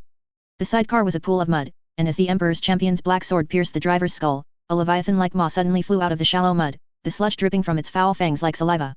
This strike bit towards the Emperor's champion's abdomen, but the black sword spun in the air, changing from a forehand to a backhand grip, piercing the enemy's upper and lower jaw in a suicidal evisceration. The fangs could not close, and acidic fluid gushed out from below. The Emperor's champion, instead of retreating, fell towards the rear of the motorcycle. The attack motorcycle did not slow down at all. The Emperor's champion stomped his foot on the ground, and his immense strength dragged the motorcycle, causing a violent rollover. Corrosive liquid spun and sprayed in the air, and the attack motorcycle bounced several times off the walls of the black stone fortress before completely disintegrating. The battle here attracted the attention of distant enemies. The Red Corsair's personal guard was extremely elite. Under mechanized cluster operations, the attack motorcycles were only vanguard reconnaissance units, followed by a renegade Lemon Rust tank. Blackwing hung upside down above, coldly staring at the slowly approaching tank's top. The tank fired a shot while moving, missing its target, then stopped to take careful aim and unleash precise, destructive gunfire. The night is coming, and we go first. Blackwing's body was completely relaxed, and he descended naturally, like a leaf blown by a breeze. His landing was like a thunderclap on flat ground. With a forceful tear of his claws, he completely ripped open the turret's armor. Most tank tops are weak points, and the thickness of the armor cannot withstand the assault of power weapons. Blackwing ripped open the turret along with the gunner in one strike. Brain matter mixed with blood flowed into the driver's compartment. The bloody smell did not cause panic, instead, the driver seemed to go berserk, forcefully pushing the joystick. The Lemon Rust tank charged at full speed towards the Emperor's champion. Blackwing left the area a second later, leaving a small gift for the tank. 3 seconds later, the ammunition in the magazine detonated, and the entire tank exploded into a raging inferno. The chassis rolled several meters before lying across the center of the passage. The Chaos cultists behind still wanted to pursue the enemy, but as they passed the tank wreckage, a second detonation occurred, and 5 Chaos cultists vanished instantly. The enemies behind hesitated for a while. By the time they mustered the courage to advance again, both the Emperor's champion and Blackwing had disappeared. Can this device really overload the enemy's energy converter? Trust the Regent. Blackwing was still wondering who those shadows that rushed into the Viper-class reconnaissance ship were. Could the Emperor's power truly resurrect the dead? A faint psychic glow emanated from the Emperor's champion. Although he was not the true contemporary Emperor's champion, he was definitely a chosen one. The faint light guided them through numerous obstacles, bringing them before Huron. It was an armory where many newly acquired Imperial weapons, not yet fully corrupted, were stored. Initially, the two warriors did not recognize him as a Chaos warrior. A pure white wraithbone shell, a smooth and flowing form, 8 meters tall, with double blades deployed on both arms like a praying mantis, and a metallic design even more mechanical than the Adeptus Mechanicus. Is that a Tau large battlesuit? No, Tau don't look like that, Blackwing judged in his capacity as Deathwatch. Both believed this was an armory and that detonating it was a good option, until Huron moved, approaching Blackwing with extraordinary speed and knocking him flying with a single blow. A mouthful of blood surged into his throat. Blackwing felt his recently mended heart completely rupture again. With the thought, he injected most of the medicaments into his body. The damaged tactical helmet completely split open, revealing half of his face, which was covered in cracks on pale skin. An auto-sentry. The Emperor's champion sidestepped the opponent's cleave, enduring a direct kick, and was pushed back more than 10 body lengths, leaving a long trail on the ground. Red Tide. I, Luft Huron, am back. With the roar of the Red Corsair's lord, the entire Blackstone fortress trembled. Huron fell into an endless frenzy. Foul Recross's craftsmanship rivaled that of the Iron Hands, completely disregarding the driver's life. Pain directly acted on all nerves connected to the power armor, fiercely stabbing Huron. The Emperor's children would love this. Huron leaped into the air, and the force of his jump made Blackwing wonder if he would crash into the ceiling and shatter it. The white power armor performed a backflip in midair, its legs precisely pushing off the ceiling. With a full push, he plummeted towards the Emperor's champion like a meteor. I know this black sword. Haha, how many times has its owner changed? You greenhorn, I fought its previous owner, he was a seasoned veteran. Huron's descending blade was dodged by the Emperor's champion, but Huron performed movements completely defying the power armor's structure. He swung his legs, striking at the champion's head like a scorpion's tail in midair. The black sword blocked the attack, but the violent impact shattered the Emperor's champion's sword-wielding hand bones, and his right arm completely lost sensation. Blackwing took this opportunity to attack, activating his flight module to float silently. After getting close, he launched a full-force claw attack. Huron retreated several steps. Blackwing seized the opportunity, pressing closer, attacking continuously until his flight module completely shut down. After falling from the air, even with his claws raised high, he could only reach Huron's knees. The white armor cut by the power claw was slowly healing. Wraithbone is essentially a psychic construct. Foul Recross originally did not intend to create self-healing products, but Huron, in his chaos larval form, had an abundance of warp energy. Under the infusion of psychic energy, the Wraithbone was slowly repairing itself. The Red Corsair's lord launched an attack, blades descending from the sky, and Blackwing met him. This chaotic armory became synonymous with chaos. Blackwing entered a state of dark mark, beginning to attack relentlessly at all costs, grabbing whatever he could use. He was proficient in various weapons, including alien firearms. He moved a dozen meters through the armory, switching 5 or 6 weapons, each accurately hitting the head of the white power armor. On the power armor's chest, a square armor plate suddenly became transparent, and a crimson light emanated from within. Huron's face gradually appeared in the frame. He looked like a heavily corrupted Horus from back then. His mouth twitched incessantly, pain keeping his movements relentless. He cried, "You can't stop us anymore, you'll never be able to stop us." Blackwing jumped up, ready to stake his life. His claws were in midair. Facing Huron's supersonic stab, his choice was, not to block. Your attack is aimed at my heart, but unfortunately, my heart is already shattered. The claws pierced Blackwing's body, also gaining an attack opportunity for the Emperor's champion. In such a lively place, naturally, there was me, the galactic street wanderer, the thief Saint Trazyn. He strolled over with his pokeballs, his tesseract vault. Among the prophets, there was a very good containment point, and it was a bit large. He searched his museum and pondered for a long time before coming. When he arrived, the Black Templar's ship was under a fierce assault from the Blackstone fortress, with stray bullets and debris flying everywhere. This time, Trazyn uncharacteristically used his clone. His small spaceship was hidden in the wreckage of an Imperial warship, then he teleported over, waiting for his desired moment to arrive. The Blackstone fortress ahead was cracking. The Emperor's champion struck Huron, sending him flying. What he hadn't expected was that beyond the shattered wall was the vast webway gate area, a colossal space hundreds of miles wide. Huron disappeared into it. The Emperor's champion ignored Blackwing, who lay on the ground. The mission given to him by the Emperor was to place this device on a pipeline in the fortress armory, and Blackwing was the aid entrusted to him by the Emperor. He endured the pain, cleaved open the mechanical pipeline equipment with his sword, and installed the device within. At this point, he limped towards Blackwing. Sergeant Blackwing. Blackwing's condition was very wrong. He lay on the ground, unable to move, a large hole in his chest, but his eyes were as black as night. The Emperor's champion thought he was dead. He gripped his black sword and began to withdraw from the battlefield. His injuries were too severe, no matter what, he had to rendezvous with his battle brothers and return this relic to the chapter. For 11 millennia, this power armor and black sword had never been lost. No matter how fierce the battle, it was always recovered by the Black Templar's monks. The chamber became quiet again. Outside, the Star Phantom's household guard and the Black Templar's assault troops were fighting fiercely. After the device was installed, the energy pipelines began to reverse, and energy flows clashed. A corner of the Blackstone fortress was collapsing. Blackwing suddenly came back to life, sitting bolt upright. Excruciating pain, no, he had no heart. This terrifying, incomprehensible wound was destroying his vitality. Little by little, just a little, Light emanated from the device installed on the pipeline, flowing into Blackwing's body. His wounds miraculously healed. Blackwing looked at his chest in disbelief. He could feel his lost heart begin to beat again, his skin sensing the smoke-filled air outside, the corrosive gases making his skin slightly itch. What was going on? There was no time for him to think. Luft Huron roared as he rushed from a distance.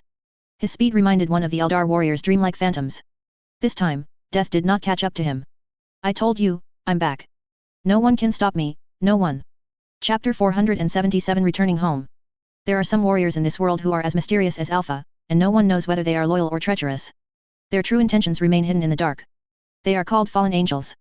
Even after Lionel Johnson's return, the majority of fallen angels who rejoined his banner were pardoned and became redeemed angels, but many fallen angels still wander through time and space. Among them, there is a group of madmen. The thinking of this group was that they barely understood that the Great Betrayal was a war between the Imperium of Man and Chaos, but they didn't know how terrifying Chaos truly was. They simply saw that the evil warriors who worshipped Chaos gained powerful strength, and then they started to ponder. I will trick Chaos. We will deceive Chaos into giving us power to fight for the Emperor. The result was predictable. These fallen angels called themselves the Ascension faction, but in reality, they had already fallen to Chaos. A small number believed they were still fighting for the Emperor, but that was merely a trick of Tsianch. He twisted the vision of these individuals, making them believe that loyal Astartes were Chaos traitors. When the Red Corsairs summoned demons to join the battle, they also summoned some Chaos Astartes. These warriors should have appeared in the Imperial fortress below, assaulting the Imperial Fist's defenses and plundering the fallen warriors. But they refused. They were defiant, determined to emerge from the altar within the Blackstone fortress. These individuals believed they would not be corrupted by chaos. These individuals appeared on the altar where demons were being summoned, and upon their arrival, they began an indiscriminate slaughter. Mysterious warriors entered the battlefield, and weapons crafted from ancient Caliban beasts reappeared in the world. Black Eagle was about to raise his power claw to block Huron's attack, but a group of hooded Astartes suppressed Huron with fierce firepower. Of course, they also suppressed Black Eagle. The ammunition spewing from the heavily corrupted bolter already carried whispers of the dark gods, and the sound waves created by the bolter rounds cutting through the air contained the secrets of the warp. Black Eagle's movements were slow, he had no strength for unnecessary evasion. His body toppled into the surrounding ruins, buried under a pile of spent casings. The Emperor's power surged within him, yet he couldn't release it. He only felt a warm energy in his abdomen sustaining his life, and a trickle of divine power flowed through his limbs, healing his injuries but not dispelling the weakness brought by Belisarius' call. The sounds of battle were deafening. He suddenly had a feeling that perhaps this time he could finally get a good, long sleep. The fallen angels rushed towards Huron, swinging their blades to hack at the giant wraithbone construct. They were well-trained squads, the support of plasma cannons and heavy bolters locked down Huron's movements, and the approaching warriors activated flamethrowers, spewing forth surging chaos power. You fools! I am Huron. Huron was furious, thinking it was some unknown chaos minions who couldn't distinguish friend from foe. In the past, he would have explained things to these people, treated them with respect, and then sent them to the most dangerous battlefields. But now, pain had made him irritable. Wielding his mantis blades, he began to slaughter. Trazen began to prepare, an exciting moment was about to arrive. It's impossible to capture, impossible to capture. I need to think, get some substitutes. I think there's a little guy named Fabius. Trazen muttered to himself while extending his arm and activating a device. From afar, a corner of the Blackstone fortress was shattering. That section was detaching from the main body of the fortress, and after its detachment, the vast interior space of the Blackstone fortress was fully revealed. Black Eagle felt a tremor. Violent air currents carried the shell casings around him, and scattered weapons in the armory flew outwards. Some ammunition boxes detonated, but luckily they were ordinary kinetic rounds, unable to penetrate power armor. He stood up again. As this corner of the Blackstone fortress lost its gravity lock due to the fracture, the vacuum environment allowed him to stand up easily and raise his power claw towards a fallen angel charging at him. At this moment, time seemed to stop. At this moment, the webway gate in the center of the Blackstone fortress opened. At this moment, Trazen saw something that gave him an immense headache again. The last time this webway sent away a Gene-Sire, this time, it brought one back. Jagatai Khan flew out of the webway, piloting the Kamarak. The massive Eldar warship pressed down on Black Eagle, and the suffocating sensation of a mountain pressing down spread throughout his body.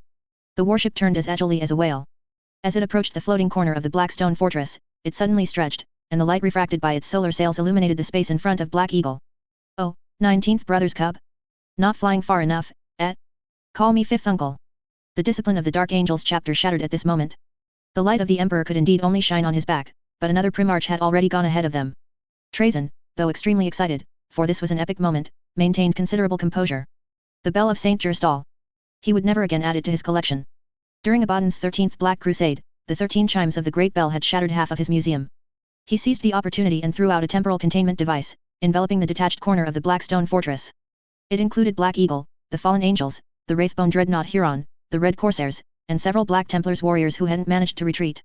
Trajan's requirements for historical scene recreation were not so strict as to demand the original participants. For example, the flying con could easily be replaced with some replicas, Victor would also work, and there were already stockpiles of custodes bikes. Well, the Great Bell, just make a casual one. What he didn't know, however, was that the psychic power within Black Eagle remained quietly sealed, awaiting the next moment of awakening, which would very likely cause another commotion in Trajan's museum. Trajan was overjoyed, the exchange was a success. Alright, get out of here, Hidden Fear. The less valuable artifacts were thrown out. He rarely intervened before a war had ended, but he had perfect concealment. At this moment, the Blackstone Fortress activated its vortex cannon, tearing open a massive warp rift. It looked as if the warp rift had sucked in this fragment of the corner. And coincidentally, it spat some things out. Aslan felt a headache, so did Chen, and Lepochel collapsed on the ground. The subtle deviations brought by each temporal containment device's reversion had caused these warriors to clash thousands of times. The overload of numerous perfectly overlapping memories and slight discrepancies at the moment of release overwhelmed their brains. The Astartes created by the Eldar, Chen, was the first to stand up. As he was halfway to his feet, Aslan, using the multi-threaded thinking ability granted by the Primaris warrior's choral pituitary, clarified the current situation and grasped his warblade as he sat up. Lepochel was still lying down, this loyal Night Lord's warrior was practically foaming at the mouth. Chen and Aslan watched each other warily. After gaining a vast amount of combat experience, Chen's combat power was even more terrifying, probably rivaling a clown. Aslan couldn't cope with Chen, compared to his combat awareness, his current body couldn't keep up with his reactions. It seems we've escaped our predicament. The three sharp blades remained still, the fight with Chen could end. Chen responded in stumbling High Gothic, completely at odds with his elegant appearance. The High Gothic of the Night Lord's warrior he had consumed seemed to be rather poor. We're out. Now we need to figure out what held us captive. In countless battles, everyone present was more familiar with each other than the closest friends. Even if they changed the question each time they met, they could recount every war they had experienced during their service many times over. Chen's origin was clearly problematic, he came from Qamarak, and Qamarak was currently right above their heads. Jagatai Khan completely ignored Victor's wailing. This top-tier Drukari/Dark Eldari warrior was currently flying wildly in the cockpit. Khan's unrestrained, wide turn sent Victor smashing from the hatch to the viewport. Eldar warships have devices similar to an Overlord-class battleship that isolate physical laws. But it requires psychic power. Victor even considered whether to risk using psychic power to activate it, but ultimately he gave up, at least he wasn't being hit by shells. In such a chaotic battlefield, the warship piloted by Jagatai Khan didn't even have the slightest scratch. He was too excited, the feeling of seeing the stars again was too wonderful. The Star Hunter had returned to this galaxy. Khan didn't make any drastic moves.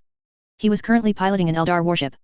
Within seconds, he had a basic understanding of the current situation, a group of Imperial Fists and Iron Warriors traders were fighting. Except for, that Night Lord's ship behind them, and what was that dark fortress? Is that the Blackstone Fortress recorded in the library? Have Perturabo's cubs become so capable recently?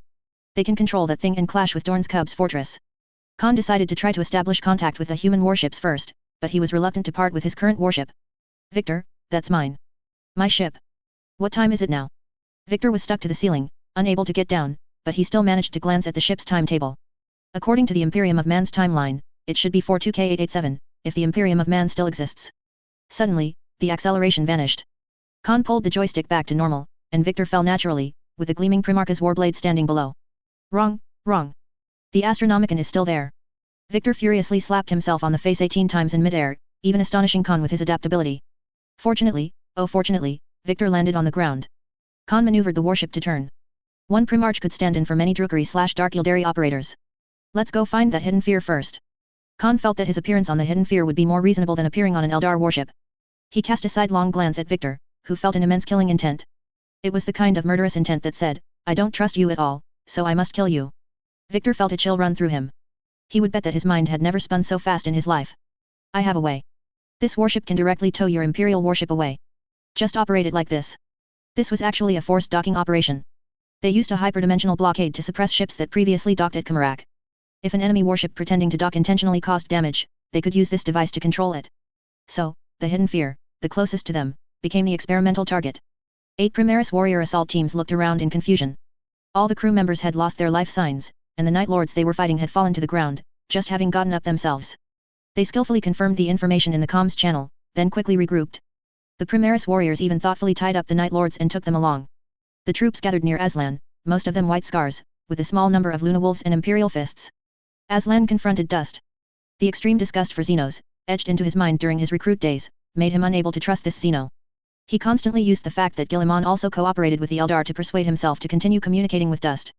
Dust's elegant gait was entirely Eldar-like, and the power claw on his hand looked like an ornament. Beneath his mask, he was stunningly beautiful. When Lepochel first saw him, he immediately identified him as an emperor's children. Aslan now wanted to carve the most unrestrained and elegant calligraphy onto Dust's face. His disgust for Dust increased exponentially as he approached. I don't like you, countless times.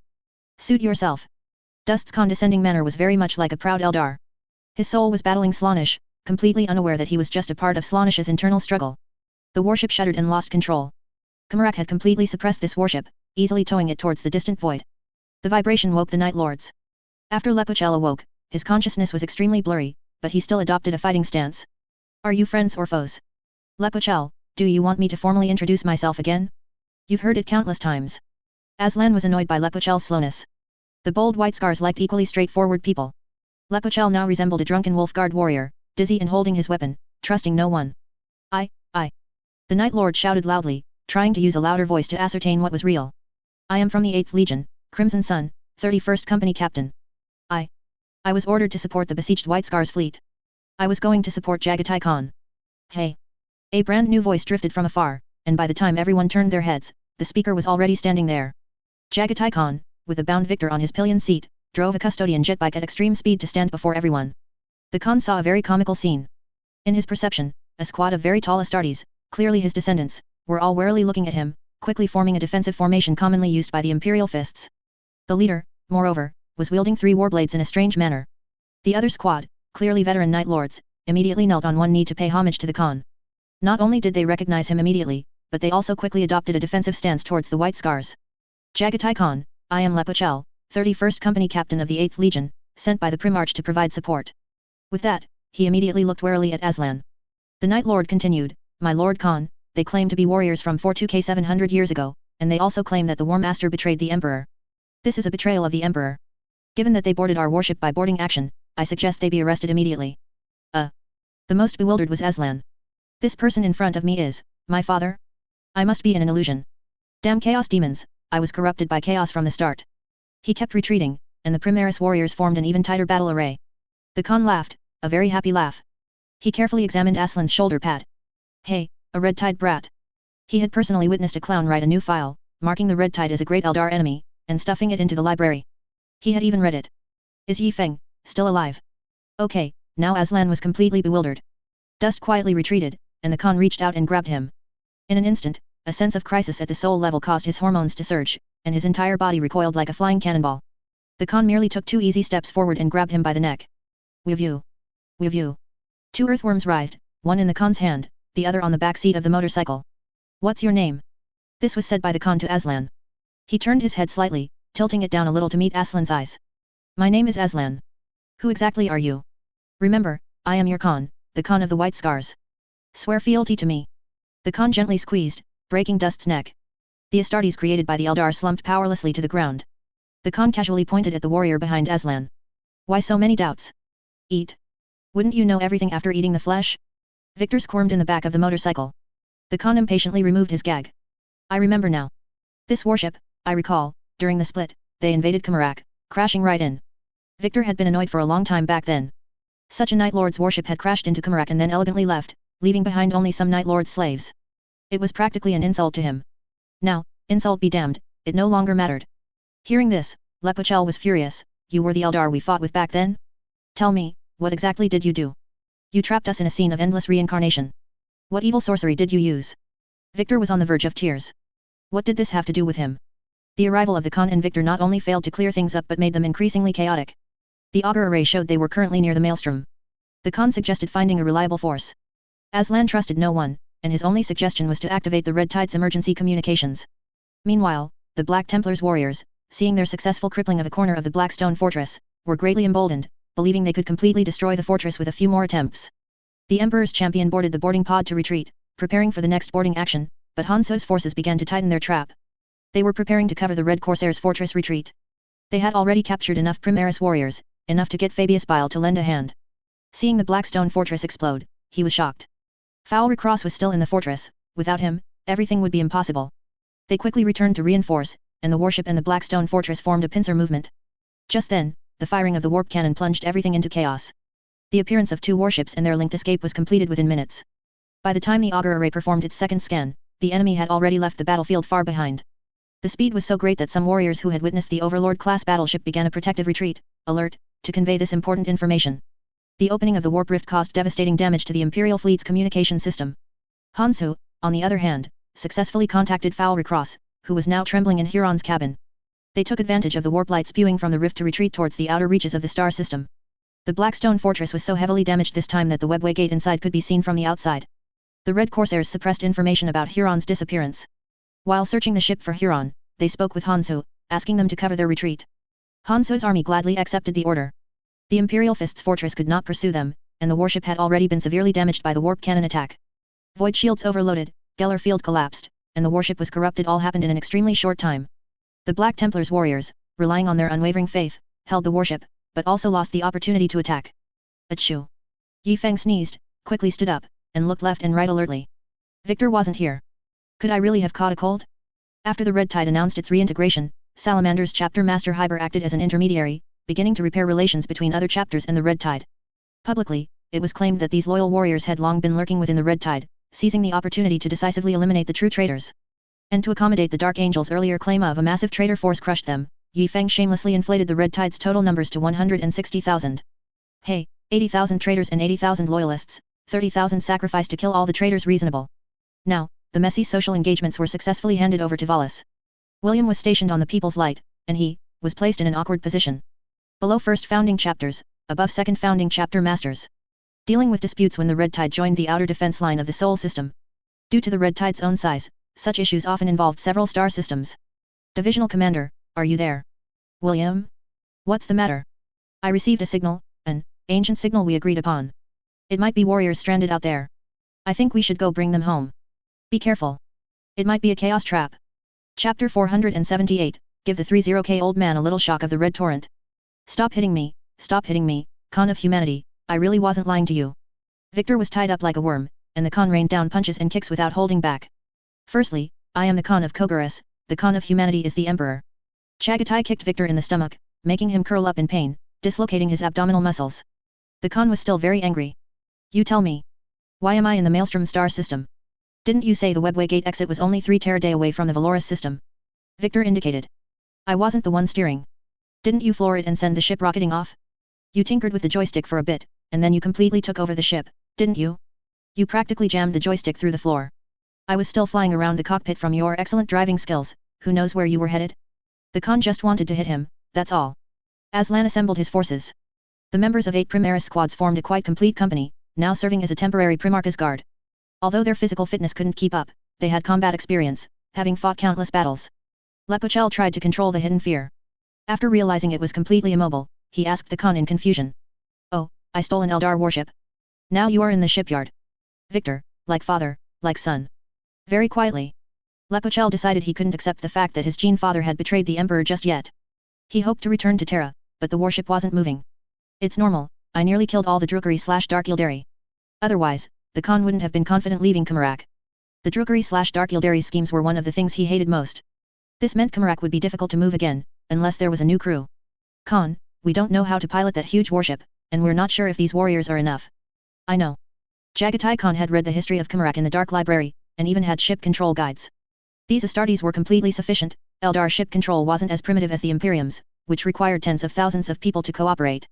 As for the gift intended for the Emperor, the homunculus who could construct the webway, he was now held captive beneath the bell of St. Gerstal. If he didn't behave, the Emperor would punish him. Lepochel misunderstood the Khan's meaning, thinking the Emperor knew the current situation. The warrior who had consumed dust finally cleared his muddled thoughts and came to see the Khan. The flesh was extremely unpalatable, and the putrid smell of the chaos cultists made him nauseous. Most of his soul had been devoured by Slaanesh, leaving only fragments of information. Khan, we must be careful. Kamarak has stolen the technology to create Astartes, and they are attempting to create Eldar Astartes. If they succeed, it will be an unbearable blow to us. The Khan and Victor looked at him with strange expressions, one above, one below. How should I put this? Kamarak is right above your head? Aslan nervously kept twirling his blade. He hadn't misremembered the signal. The problem now was that there was no astropath here, and messages sent with strange Xenos equipment might be distorted. But it was 42K887.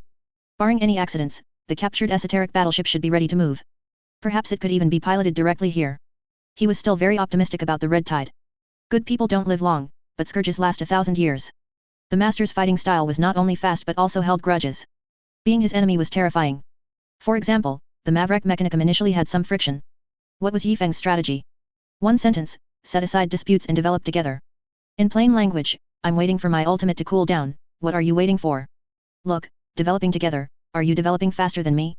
Before Aslan was trapped, the power of the Red Tide was already enough to heavily beat the Maverick Mechanicum. Why would they need to continue setting aside disputes with you? The Maverick Mechanicum was eager to make deals with you. He had reason to believe that after another 100+ years, the Red Tide would definitely be able to stand on its own, at least dominating the Damocles Gulf, becoming a significant separatist force. This Primaris scion of the White Scars secretly glanced at the Khan. Logically, he should now return to Kogaris, or go to Terra to meet the Emperor, or at least catch up with Guilliman. Why wasn't he panicking at all? At this moment, Jagatai Khan, as if with telepathy, moved swiftly, quickly throwing Victor onto the back of the small motorcycle, and with a single stride, began to drive back. The temporary Primarch's guard ran desperately behind, physically demonstrating what it meant to be motorized infantry. Infantry running as fast as motorcycles. Even if their power armor packs were smoking, they couldn't see the tail lights of the Custodes' motorcycles. By the end of the run, they began scouting, trying to find which direction the Primarch had gone. The Khan had a basic understanding of the Primaris warriors' powerful physique. They were indeed much stronger than regular Astartes, especially considering most were recruits. Aslan was the most outstanding, his physical fitness already surpassing that of the Keshik guard of old. If he pursued a little further, he would reach the command room. What Jagatai Khan had read in books was ultimately not intuitive enough to accurately grasp the physical prowess of the Primaris warrior. He drove the motorcycle back again, stopping in front of the panting warriors. Has there been any new progress in your motorcycle technology? Khan, slow down, we can't keep up. Yes, Archmagos Belisarius Call has created brand new anti-gravity motorcycles. Our chapter also has anti-gravity motorcycle technology, and support should arrive very soon. Very soon. William narrowed his eyes, bearing a strong resemblance to Yi Feng. This thing, I think I've seen it before, haven't I? The People's Light was rapidly approaching here in real space. Its speed was naturally inferior to warp travel, but it was safer. Guilliman would certainly not have agreed to this warship leaving. After so much effort to deceive chaos, catching the enemy off guard and concentrating all military power in the Sol system, now you want to leave? But with the calls from the Black Templars and battle reports from the Maelstrom region, thankfully the Primarch had returned. During the High Lord era, receiving reports after several years or even decades was common. The People's Light departed the Sol system under the guise of support. Yi Feng was detained by Guilliman, held on Terra, experimenting with that psychic transmission chain with a clone of Belisarius Call. William led this operation. The moment he spotted Kamarak, he felt a sense of familiarity based on memory alone and quickly retrieved the data. Our intelligence on the endgame of the Battle of Kamarak was scarce. The massive psychic residue from the psychic main cannon's self-destruction made it difficult for our detectors to distinguish signals. The records at the time were a jumbled mess, and vague ship silhouettes were overlooked. William found this outline in his memory, constantly enlarging it and comparing it to the ship in front of him. The similarity was very high. Was this a retaliatory action by the Drukhari/Dark Yildari? He wasn't sure. Who gave them the audacity? Did this warship also have a main cannon similar to the People's Light? If so, why wasn't it used then? Riddled with mysteries, the People's Light slowly changed position and discovered the hidden fear. The last sighting report of this warship was from the Supreme Chongming. Aslan. William's sudden roar startled the surrounding warriors. The COMM channel immediately issued orders, quickly summoning Matthew Rio and Kazanov to the command room for a meeting. William stood up excitedly, even wanting to don his armor for battle, but was stopped by his loyal byway army. Everyone, get out of my way. No one has more experience than me. Who captured this ship? Tell me, it was me. I am the vanguard, faster than Yi Feng. William roared for the entire army to prepare for battle, demanding that the byway army blocking him also prepare to engage. Now our military strength is 10 times what it was then, and the ship's performance is terrifying. Today, we will do it again, another swift capture of a giant warship, another destruction of Kamarak. Back then, Victor used the psychic scream of Adam's Lexiconium's death to summon the Red Tide fleet, intending to ambush and seize the Eldar sacred sword. William believed the nature of this incident was exactly the same as the last time. Kazanov quickly arrived at the command room. The byway army automatically opened the door for him. William, suddenly unhindered, almost lunged forward, fortunately caught by Mad Wolf. What's wrong, William? Is there a battle? Kazanov was quite excited. It had been a long time since he had a good, hearty fight. Ever since the flagship's main cannon was repaired, Yi Feng's command was like a sissy, always hiding and firing a shot whenever there was trouble. Too little real man-to-man combat. He should be slashing at the enemy's face, not like the Imperial Navy, slowly rotating turrets to aim at the enemy. We've found traces of Aslan. The hidden fear he boarded is being detained by a Drukhari/Dark Yildari ship, suspected of escaping from Kamarak. William, still in a half-lunging posture, spoke at an extremely fast pace. Again? This time we'll wipe them out completely. Matthew Rio rushed over, carrying his sacred sword, fully armored, with his helmet hanging at his waist. If you ask why even the relic was brought out. A few minutes ago, he was posing for the Angels of Dawn, specifically when the golden apparition of Saint Celestine handed him this sacred sword. At that time, Matthew Rio knelt on the ground, receiving the sword with both hands. Those angels of dawn naturally asked him to reenact it in front of the archangel statue he had previously created, surrounded by a large group of warriors. In short, however sacred the archangel's image was, Matthew Rio was equally miserable, artistic embellishment, to highlight. Do you understand highlighting? Upon arrival, Matthew Rio saw Horace excitedly embracing William. Fortunately, the Golden Champion's sacred armor constantly reminded him, otherwise he would have thought another Primarch had invaded.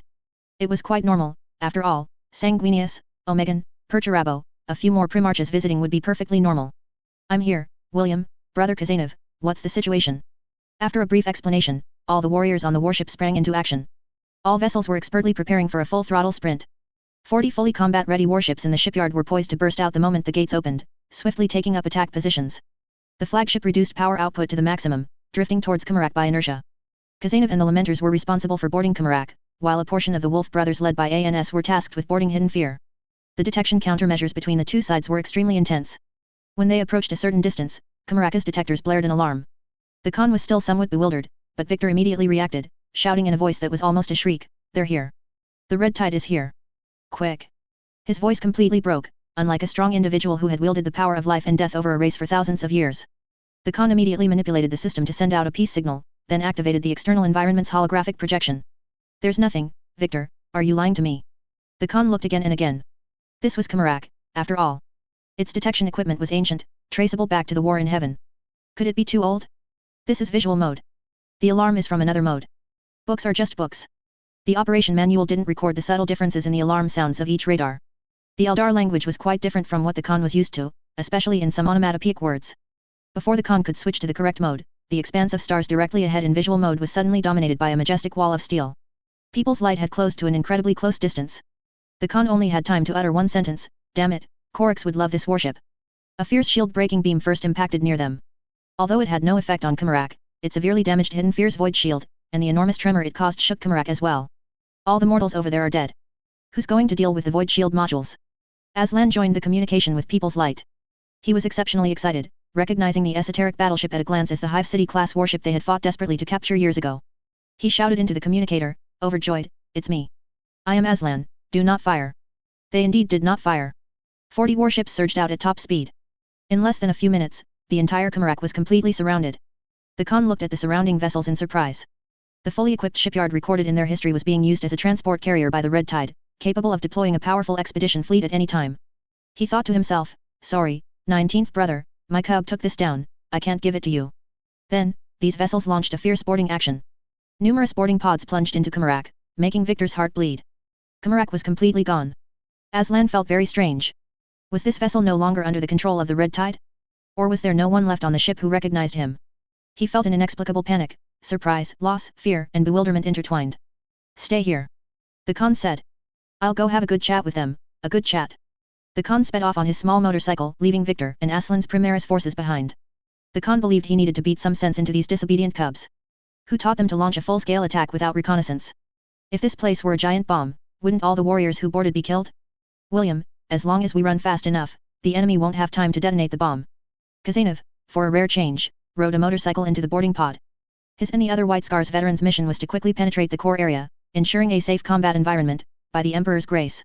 The Khan's direction of movement was different from theirs, he charged directly towards another boarding pod location. A group of Adamantium warriors was forming a military formation and beginning to advance. The Adamantium warriors from 2 boarding pods converged. The still wet Drukari/Dark Yildari corpses below made them puzzled. This place had been attacked by an extremely powerful opponent, certainly not something Aslan could have accomplished. This force, a mixed unit composed of Iron Hands, Iron Warriors, Imperial Fists, and Blood Angels' successors, was advancing. It was the Imperial Fists and Lamenters in the front row, hacking, with the Iron Warriors and Iron Hands in the second row, blasting. This was a basic attack formation. Soon, they detected the situation ahead.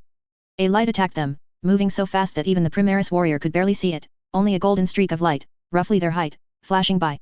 A Lamenter was heavily struck, his body slamming into an Iron Warrior behind him. Several warriors were pushed back by the single impact, magnetic locks scraping against the floor, sending sparks flying. The attacked Lamenter felt intense pain throughout his body, as if his body had shattered. The Iron Hands warriors swiftly deployed numerous smoke grenades, filling the entire corridor.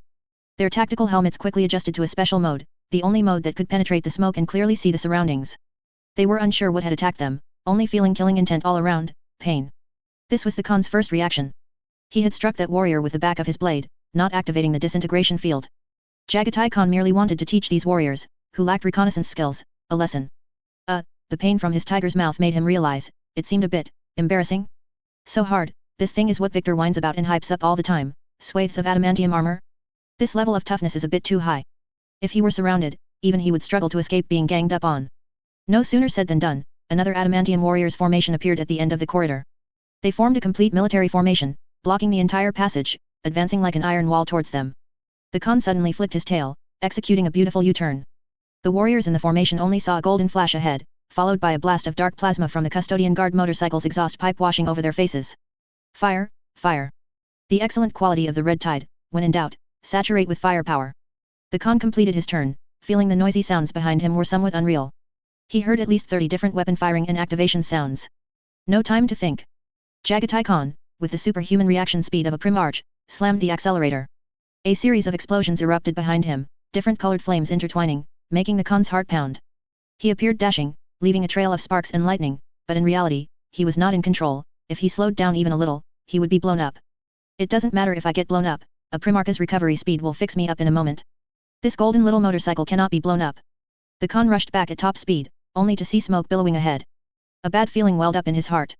He quickly controlled the motorcycle, activated the flowing magnetic locks, and drove onto the wall, eventually clinging near the ceiling and speeding forward. The Imperial Fist's warriors shielded the injured Lamenter behind them.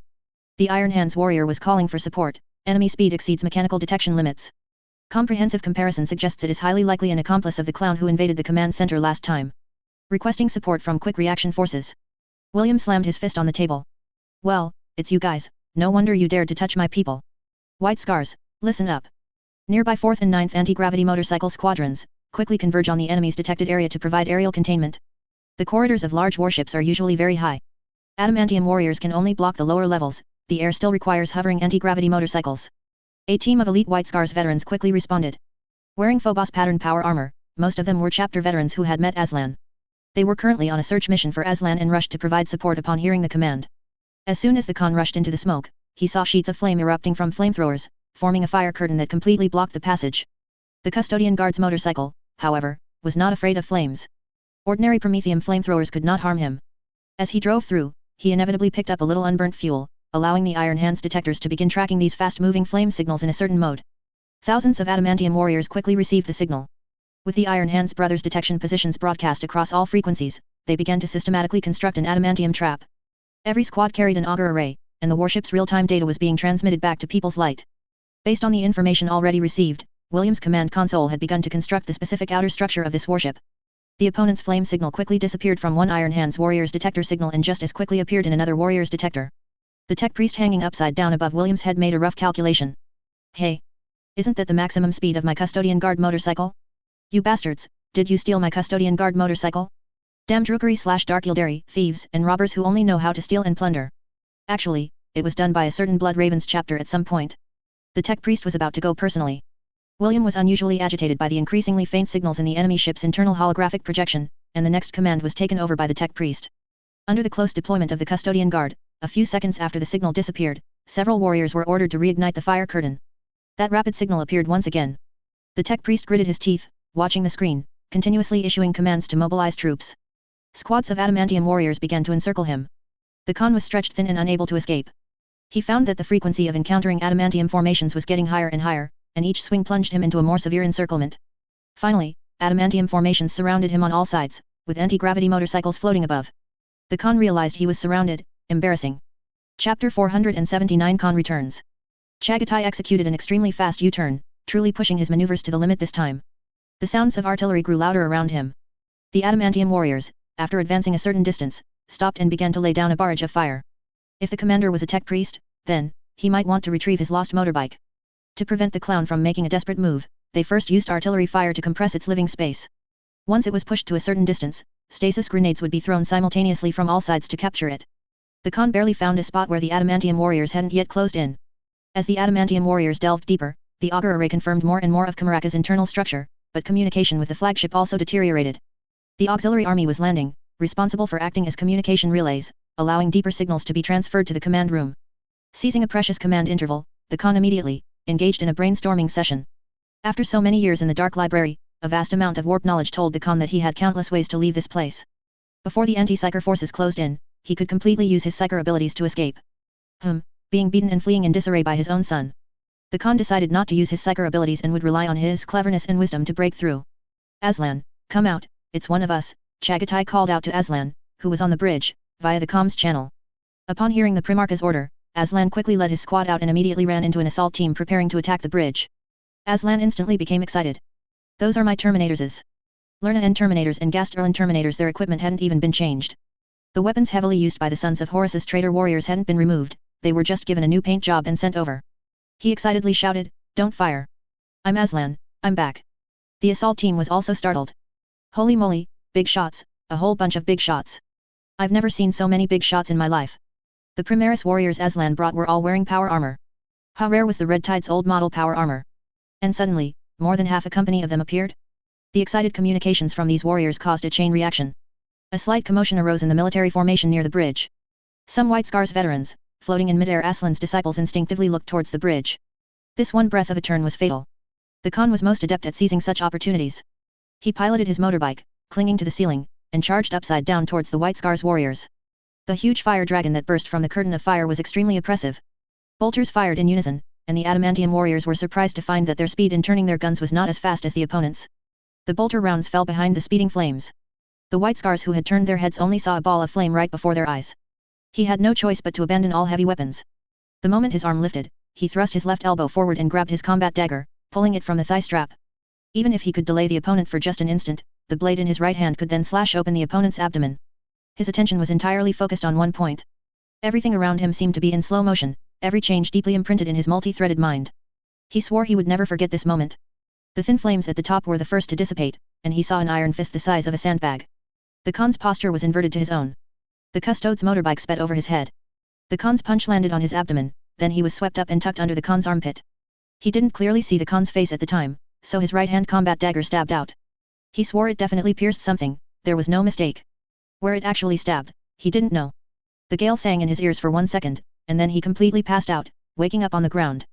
The Khan's wildfire armor was not something a simple combat dagger could pierce. And that unlucky fellow didn't stab the armor. The two were moving in opposite directions. Logically, he should have stabbed the Khan in the back, but the Khan had a long, thick braid of hair. One stab cut off half a bundle of the braid at the back. The Khan was so angry he almost passed out. While speeding, he took a moment to tidy his hair to make it look less strange. During his rule of Kogaris, cutting off someone's hair was one of the highest insults, meant to convey the message that he could kill his opponent at any time but merely wished to toy with him. "You little rascal!"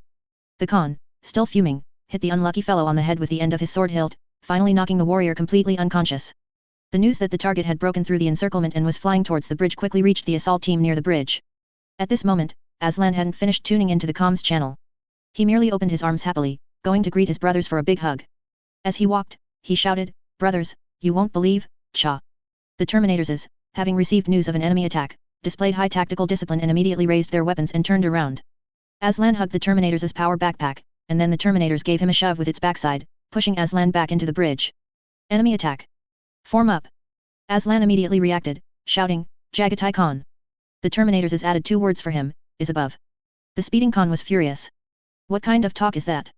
I'm not dead, and you're already saying is above. Are the warriors taught by Yifeng such low-quality individuals?"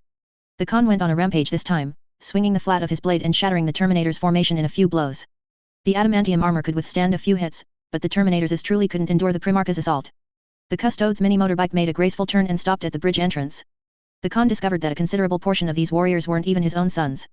It was understandable to find Dorns, but how were there even Horus's sons here? As the Terminators were sent sprawling, they didn't forget to shout, "Aslan, quick, close the door. Don't worry about us." The enemy was extremely tall. The fallen warriors couldn't clearly see the enemy's face, only a beard that hadn't been shaved in who knows how many years. Such a powerful opponent, he must be a Daemon Primarch. Though the fallen Lerna and Terminator couldn't move his arms, in a flash of thought, numerous hidden weapons shot out from his body. Not all Alpha Legion Terminators' weapons were for silencing, it was just that normally no enemy forced them to use hidden weapons. A silver needle struck the knee guard of the wildfire armor, and Chagatai calmly said, "Open your eyes and see who I am." If the enemy were truly Alpha, he might have added, "Do you think I'm Robert?" The Primarch's expected surprise and fear did not appear. One Terminator tried to hug his leg, while another stumbled towards his custode's motorbike. For these Terminators, a Primarch, who hadn't seen one before. There were also veterans among the Terminators. Astartes who failed to be promoted to Primaris warriors didn't necessarily have short lifespans. These semi-primaries warriors had also experienced quite a few battles against primarchs. Mainly, they were tasked with capturing false Sanguinius. Most of the time, Khazanov led them in a charge, and then the false Great Angel would charge at the big bald guy, with them providing support from the sidelines. Good or bad, wasn't the Archangel good? He heavily beat the Daemon Primarch Perturabo, and he also killed many of our brothers in the past. Just capture him first. The Khan was both angry and amused by the scene, kicking the fellow who lunged at the motorbike several meters away. Fortunately, the detailed battle scene was successfully transmitted, level by level, into William's eyes. Cease fire. Lord Custodes, look at this. The Custodes' judgment criterion was, of course, not the Khan himself, but rather the magnified Custodes motorbike. Each motorbike was custom-made, and based on its unique design structure, he immediately made a definitive judgment. It's the true Primarch. Chagatai has returned. With that, his voice had not yet faded, and he was already gone. William's first reaction was naturally, oh no, I need to hide the silver throne. What if the Khan took a liking to it and snatched it away? How would Yi Feng dare to ask the Khan for it when he returned? He'd be hammered by me. William frantically ordered all honor guard to immediately assemble, enter maximum alert, prepare the relic chamber for opening, and the command room, a thorough cleaning. Quick, get all of Yi Feng's stuff out of here. Even ordinary White Scars found it embarrassing, let alone the Khan. William was in a frenzy. Every minute and every second, a multitude of considerations popped up in his multi-threaded mind. The entire flagship mobilized, commencing a thorough cleaning with extremely high efficiency. Under the Khan's loving education, the Terminator's squad admitted that the Great Eagle of Kogarus, Lord of the Icy Blue Firmament, Master of Art and Slaughter, the man who conquered the stars, the Empire's foremost calligraphy master, the Primarch almost completely forgotten by historians, the fastest in the galaxy, Chagatai Khan, had returned. So little information existed about the Khan that even with him standing before them, the warriors watched him warily, awaiting the command post to find snippets from ancient texts to compare with the tall warrior before them. At one point, an imperial historian, while compiling the history of the Primarchs, worked for a while before slapping his head and exclaiming, there were 18 Primarchs, I thought there were only 17. He even remembered Alpha and Korux, but completely forgot about Chagatai Khan. The battle thus ceased. There were no enemies, the only two remaining Drukari/Dark Ildari, Victor, was tied up like a dumpling and tossed next to Aslan, while the Homunculus was still in the Great Bell, listening to the most wonderful music in the world. The constantly echoing holy words of the Emperor were many times more intense than Yi Feng's hundreds of hours of educational short videos. Chagatai Khan was very satisfied with this unit. In a sense, warriors not of my gene seed were all excellent.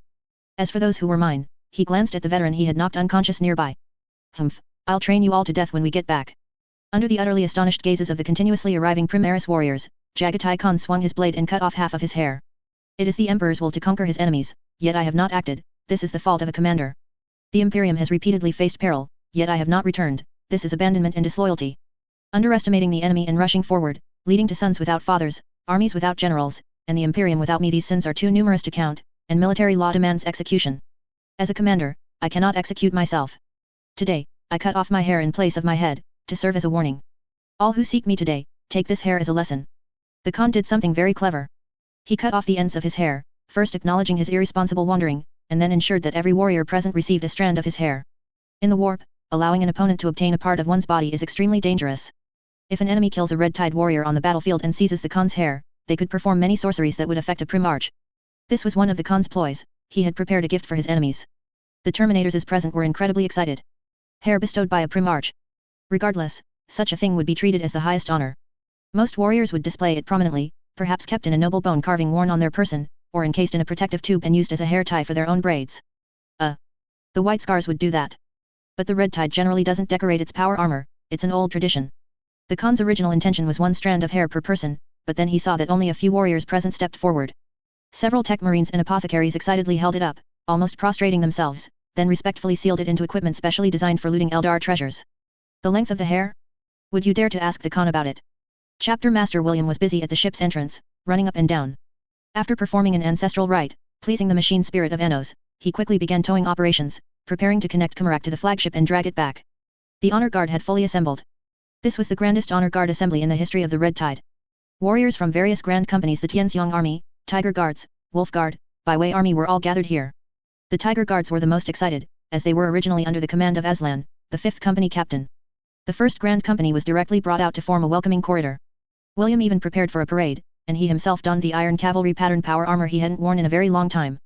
As the honor guard members adjusted their steps, in the distance, a white-haired old man hurried towards William, so fast his cane almost flew up. William cough, I dreamed of something good, hurry and bring it over, let me see it, then I can die without regrets. The great treasure hunter, the psyker who would never suffer a lightning strike, the capable but unlucky outlets, rushed over clutching a rough sketch. William stopped what he was doing. Slow down, outlets, the Primarch is back. Quickly go stand in the Psyker formation. Forget about Primarch formations, I dreamed of something good, look. Outlet's painting skills had advanced by leaps and bounds with a few pointers from the Angels of Dawn, and his drawing was remarkably lifelike. Wildfire armor. Yes, it was the very set the Khan was wearing. Outlets, with an excited expression, pointed at the drawing of the divine armor and said, Chapter Master William, I guarantee you, this is absolutely a rare divine armor in the galaxy. No matter who is wearing it, it must be stripped off him. Even if it's an orc war boss's armor, I'll go up and self-detonate with my psychic powers to blast a path for you. Outlets was spitting excitedly, and William was terrified, quickly covering his mouth. William. The ship has arrived, prepare quickly. Hearing this, William quickly had 2 servants escort Outlets away and immediately went to meet the ship. The ship slowly opened, and the first person to emerge was Kazanov. At this moment, he was no different from an attendant opening the door for a big boss stepping out of a luxury car. The Khan appeared after him, strutting proudly, inspecting the troops. Let's see how much depth the army under my son's leadership truly possesses. As Chagatai stepped out of the ship's cabin, he saw several Keshik Terminators standing there in a proper manner. At this moment, he had not yet realized that the entire esoteric battleship, even if scraped clean, only had these few sets. William immediately stepped forward to greet him. William, current chapter master of the Red Tide, on behalf of all Astartes, auxiliary forces, psychers, and all who have dedicated themselves to the great cause, welcomes the Lord of the 5th Legion back to the Imperium. The Khan pressed his hand down, saying a few polite words. In the impression of all his brothers, he was always taciturn. The Primarch merely stood there, and an invisible pressure enveloped everyone. The veterans of the Honor Guard felt genuine joy from the bottom of their hearts their true father had returned. No celebration could be too grand. The Khan proceeded along the welcoming path that had long been laid out. The second and third layers of corridors around were packed with high-ranking political commissars eager to catch a glimpse of the Primarch. William had cleared a warship berth in a shipyard for this, and when the Khan reached the elevated platform for his general address, he could see the battleships docked in other areas, which were also part of the parade. Chagatai took 2 steps and realized something was off. The Terminators were lined up as neatly as possible, but they weren't all from their own chapter. Siege Terminators were stolen from the 4th Legion, which he understood, but the Primaris warriors among them, if his perception wasn't wrong, seemed to be the 4th Legion's offspring too. Luna Wolves wearing Gast-Erlen Terminators, Sons of Lion wearing Bone-White Deathwing Terminators. Are you staging the Great Crusade here? The Khan looked at William with a scrutinizing gaze. William misunderstood and began to introduce the equipment. Even the fastest Primarch in the world moved quickly at a normal walking pace. They had already moved beyond the normal Honor Guard range. This is the first generation of adamantium armor, primarily designed to follow the Imperial Centurion power armor, with armor plates over armor to enhance protection and gain additional firepower, possessing weak anti-psyker capabilities. This is the second generation of adamantium armor. After many years of combat, we found that the protective power of adamantium was already sufficient, so we made more subtle adjustments. After passing the hideously ugly 3rd generation of adamantium armor, the few dreadnoughts were also awakened, including Doflit the Dawn Dreadnought, who, upon hearing that Kumarak was outside, thought he was going to fight the Eldar again. The last time he awoke, he saw Anthony of the Salamanders. Their greatest honor was to personally swear allegiance before the Khan. This was an immense privilege. When the Khan ascended the platform, and William, accompanying him, looked around, he noticed a few discordant figures. Outlet stood in the Psyker formation, his eyes bulging almost out of their sockets, involuntarily raising his cane and pointing at the Primarch, then running like a madman towards William. Other servants stopped him, but the Khan noticed something amiss and motioned for the others to leave. This is the legendary. The Khan bent down and caught Outlet's trembling arms, but to his surprise, Outlets exclaimed, Wildfire armor, my lord, I can die without regrets. The next moment, the great treasure hunter's life force dissipated, his psychic energy turned to nothingness, leaving only a breathless body, which collapsed into the Khan's arms. Khan. My lord, this was an esteemed elder of ours. He passed away peacefully today, his soul returning to the silver throne. It is a fortunate event. This small interlude did not change the joyful atmosphere throughout the ship. Everyone was cheering, shouting the name of Jagatai Khan. Everything before them made Aslan's troops behind feel out of place.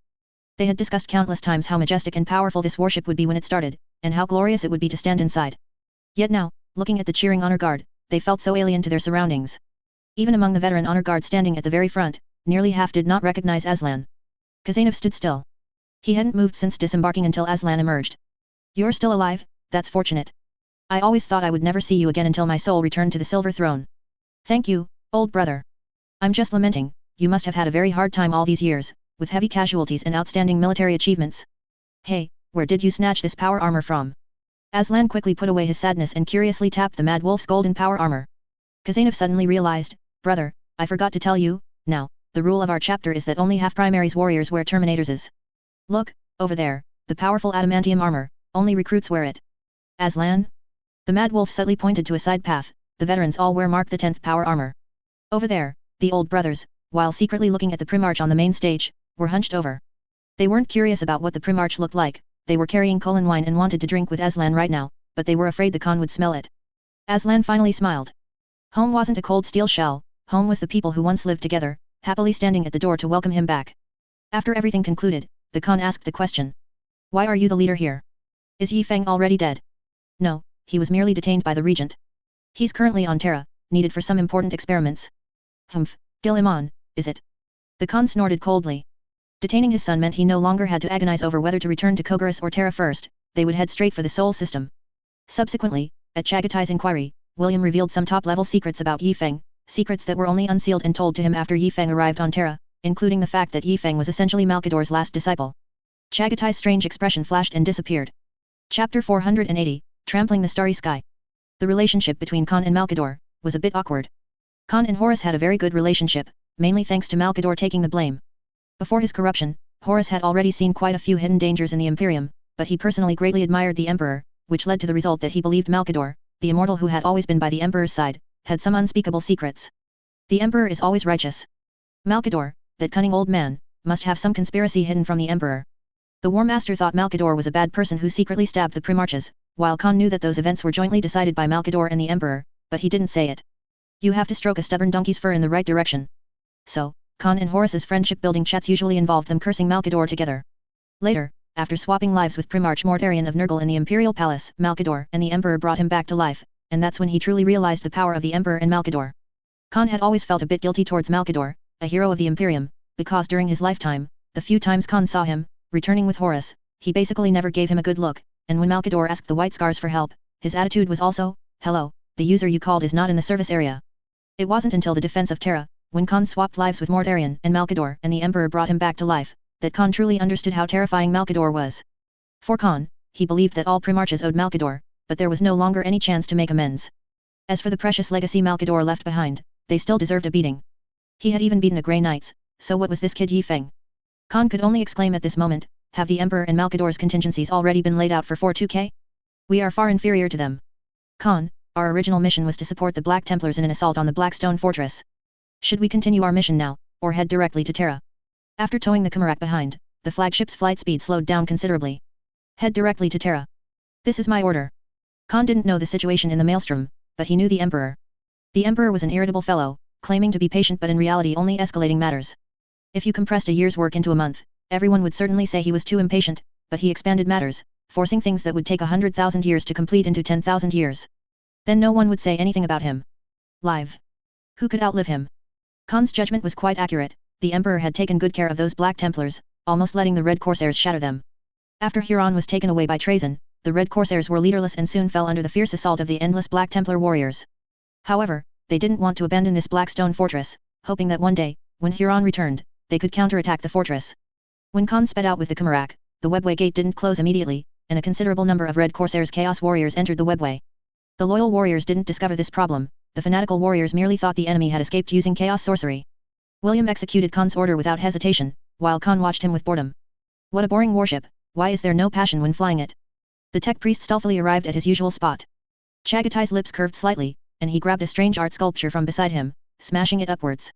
The custodian knew he had been discovered, leaping with all his might, pushing off the corner of the wall, changing positions several times above. Khan, I'll just quietly watch your performance. Then, a knife to the face. Khan's drawing speed was so fast that by the time William heard the sound of the blade being drawn, the blade had already re-entered its sheath. It's been almost 11 millennia, and it's still this thing? Can't you prepare something else? Khan spoke softly, his tone betraying neither sorrow nor mockery.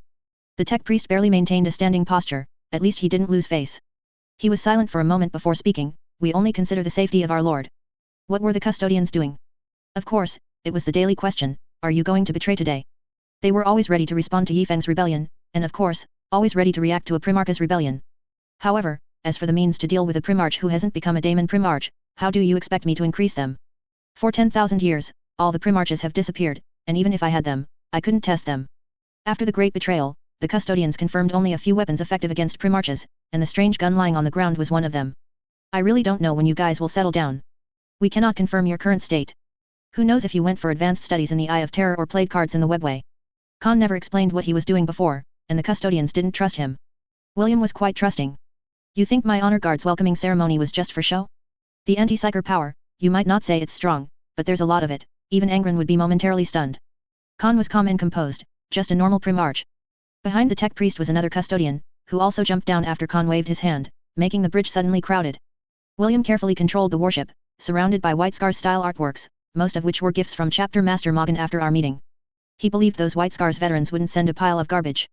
But Khan still mercilessly glanced at all these treasures out the door. Khan requested one thing from the tech priest, to completely envelop the entire bridge with a holographic field and then modify the display screens there. Standing here, it should be like standing in the starry sky. Standing here, I am the people's light, the whip wielder of the boundless starfield. Mortals standing here would only feel awe under the realistic, boundless starry sky, but Khan's dictionary had no such phrase. He stood here, like the master of the starry sky surveying his territory. The tech priest connected all external detectors here. Under such superluminal warp travel, it wasn't actually suitable to do so. The surrounding environment constantly flickered at high frequency, and the scenery of one magnificent star system after another at different times flew past Khan's eyes. William only stood here for a while and felt a bit dizzy. Astartes shouldn't get dizzy, the implantation of the Lyman's ear ensures they never get seasick.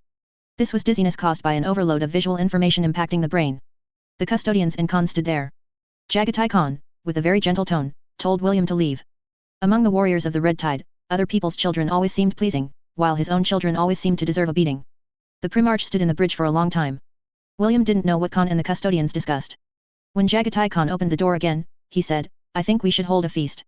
Getting familiar with the warriors was secondary, the main reason was Khan couldn't hold it in anymore either. He hadn't eaten proper food in 10,000 years. You can't imagine how terrible the clown's food was, nor can you imagine how terrible a clown was. For the Harlequin troop of the Black Library, deep within the library resided not just a rogue who stole books to read, but he also rushed out to hunt at irregular intervals. If food wasn't immediately offered, he would be captured and eaten. Such stories could even be used to scare children. In the end, every clown-stationed warrior and the mess hall staff were like, wishing even their masks were made of pancakes. Because Khan's appearance times were irregular, and he was always in a hurry and wouldn't wait for hot dishes to cook, for the proud Ildari, putting delicacies into hyperdimensional fragments that preserved knowledge was an insult to them, so, that dry stuff was just terrible. Khan's words spread throughout the warship with incredible speed, and a storm of spices quickly swept through the kitchen. "Chef Tinos, please see if there's anything else to add." The chef's words were full of reverence. A middle-aged chef displayed a long menu, behind him the roaring sound of chopping vegetables. Hundreds of chefs chopped vegetables together, a truly spectacular sight. Next, we introduce a commonly used imperial device, very rare in the Red Tide, the servitor skull. And something completely absent from the Imperium, a ridiculous Red River head chef servitor skull, Mr. Tinos. As the supreme chef of the Red Tide, Tinos was highly praised during his lifetime. Everyone admired his diligence and eagerness to learn, but everything changed after the appearance of Colin wine. Simply put, the Wolf Guard's strong demand for Colin wine wore Tinos down. He resolved to continue improving the wine based on its original formula. Everyone knows that what the Wolf Guard calls wine is practically poison for mortals. Tinos inhaled too much diffused alcohol vapor during his research, which quickly ruined his body. At his deathbed, he said he hoped to receive the highest honor for a mortal, and the greatest affirmation of a mortal's life's work, to become a servitor skull. This was completely unprecedented, but our tech marine achieved it, creating a strict head chef servitor skull that flew around the kitchen. He continued his life's work, which reached its climax today. Wearing a chef's hat, the flying skull, Tinos, with the color detection device installed in his left eye socket, quickly confirmed the information on the menu. The red light turned green, and the war of the kitchen began. He patrolled amidst the steaming smoke, a scent detector placed on his mouth, replacing his eternally lost tongue. Pot after pot of delicious food was being served, and the pickling area was revered like a sacred place. That was where the colon had once fermented. He monitored all the cooking stations, sometimes opening his bony jaw to control a small mechanical arm and slap a new chef, sometimes personally intervening to add subtle seasonings to the rich soup. He didn't know when his dearest friend would return, but every meal was a possibility. When his brain was filled with loyal mechanical programs, he only left one trigger condition. He left a message for Xiaolan. "Archmagos call, if I may be so bold, isn't this a bit insane? No need to call me Archmagos, Belisarius will do." Call's words were gentle, but Yi Feng was 100% certain that Call's appearance was a private vendetta, retaliating against his and Christina's presence, which caused him to lose his absolute advantage in the election for the Fabricator General of Mars. Crossed out. Yi Feng was currently cosplaying as Victor. The heavy chains binding him were no less than those on the unfortunate Lord of the Dark City. They wrapped around him again and again, but in reality, only two segments of the chain branched off to connect the next candidates. One end was currently empty, while the other was connected to Ina, or rather, Ina was performing acrobatics, sitting completely on the suspended iron chains. Further back was another byway army warrior, bound like a Zongzi, wearing first-generation adamantium armor, looking quite handsome.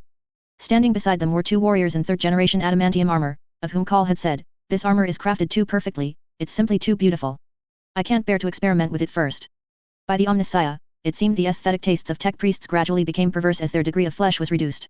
Nearby, some servitors were temporarily seconded here to assist Archmagos Call. An experiment of this magnitude, and on Terra, would certainly be monitored by the custodes. They hadn't appeared yet. What arrived were the custodes' exclusive servitors. Have you ever heard of servitors more formidable than space marines? That's right, they are, the custodes' bolter-loading servitors. The custodes' spears are equipped with bolters, and there is a unit of servitors specifically for loading bolters for them. Their strength is so great that they can throw a fully loaded custodes' spear to a custodes. That's right, throw the Ormite spear. These servitors were incredibly strong, helping Archmagos Call to straighten out the heavy soul transfer chains. All right, Belisarius. The chains suddenly tightened. Archmagos, the chains loosened a bit. How do you plan to test this? It requires quite a strong psychic intensity. In the preceding tens of minutes, Yifeng had experienced major incidents including, nearby equipment machine spirits directly crashing, test psychers directly fainting, and Ina becoming unhappy. It was difficult to find psychers in this world capable of breaching Yifeng's armor defenses, let alone in his current state of being chained together. You can't just resurrect Malkador, can you? The Grand Master of the Inquisition could deign to appear, but Call didn't seem to have that intention. I have invited a powerful librarian, Mephiston. You should have heard his name, the chief librarian of the Blood Angels. All right, Archmagos, can more warriors join this test? I think it would be better if the surrounding byway army warriors joined. Oh, and is the Grand Sister of the Sisters of Silence available? I think this is a great opportunity, it's time to get acquainted with them. This is quite. The moment Yifeng heard Mephiston's name, he felt that Belisarius Call, this old man wanted to kill him. Mephiston, he was a librarian capable of stirring up miniature warp storms, possibly even the strongest mortal in the galaxy. Other Blood Angels only knew him as a powerful librarian who had successfully overcome the Black Rage and the Bloodthirst, but Yifeng knew a little more. That guy's power was akin to a Primarch's warp essence. When he underwent primaricization, he had a dream. Sanguinius, Saint Celestine, and the Berserk Dark Angel embodiment representing the Black Rage and Bloodthirst appeared before him, asking if he was willing to fully control the powers of the Bloodthirst and Black Rage, and become a dark version of Saint Celestine. Mephiston agreed. Theoretically, he was the god of all Death Company warriors, a super-powerful being with a partial Primarch warp essence. Belisarius Call didn't give him a chance to react, nor did Mephiston. He was a warrior with an unfriendly face, his hair color somewhere between golden and off-white, wrinkles appearing as his expression changed. Numerous battle scars made his face somewhat grotesque, but most striking were his teeth. It was a large mouth like that of a werewolf-like warrior, with bloodthirsty fangs like those of the Night Lords, looking like a demon maintaining a human form. In the pupils of his eyes, there was a crimson light, focused at a single point, looking particularly eerie. I've long heard of you, Chapter Master of the Red Tide. I've long heard your name, Librarian Mephiston.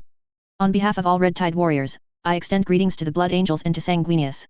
This powerful librarian actually didn't get a clear look at Yifeng, because he was currently wearing a helmet and completely bound by chains. When Mephiston was not in a state of psychic frenzy, he still maintained the demeanor of a Blood Angel. You don't look too well, Brother Yi Feng.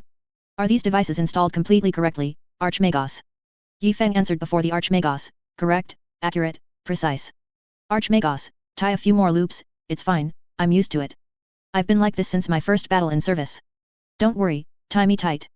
After a while, Yifeng's body was completely obscured, and Call motioned for Mephiston to begin. Ina also became serious, sitting steadily. Mephiston began to brew a terrifying tide of psychic energy.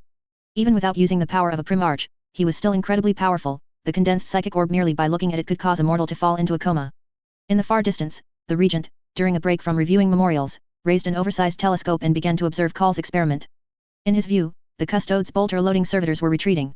Don't ask why it was conducted outdoors, there's nothing you can't imagine, and nothing Mephiston can't do.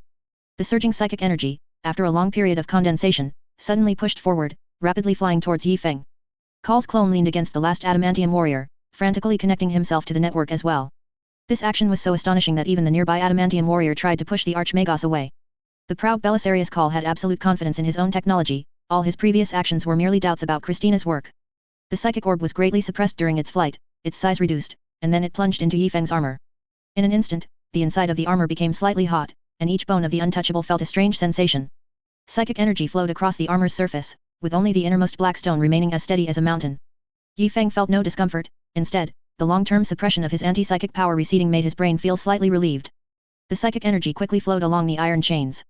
Call's work was as reliable as ever, giving Ina a jolt. Ouch, hot butt. The iron chain is burning my groin. Ina changed her posture, lying on the suspended iron chain, hugging it like a lazy sloth. The adamantium warrior behind showed nothing special, he seemed to have seen a blurry illusion, but it wasn't serious. Call's psychic detector reacted, happily collecting information, and he shouted to Mephiston, increase the intensity. Upon hearing this, Mephiston summoned even more psychic power. The immense power caused a custodes to appear on the high wall. A fierce confrontation, a clash between the warp and the real world, was taking place in the former Pacific site.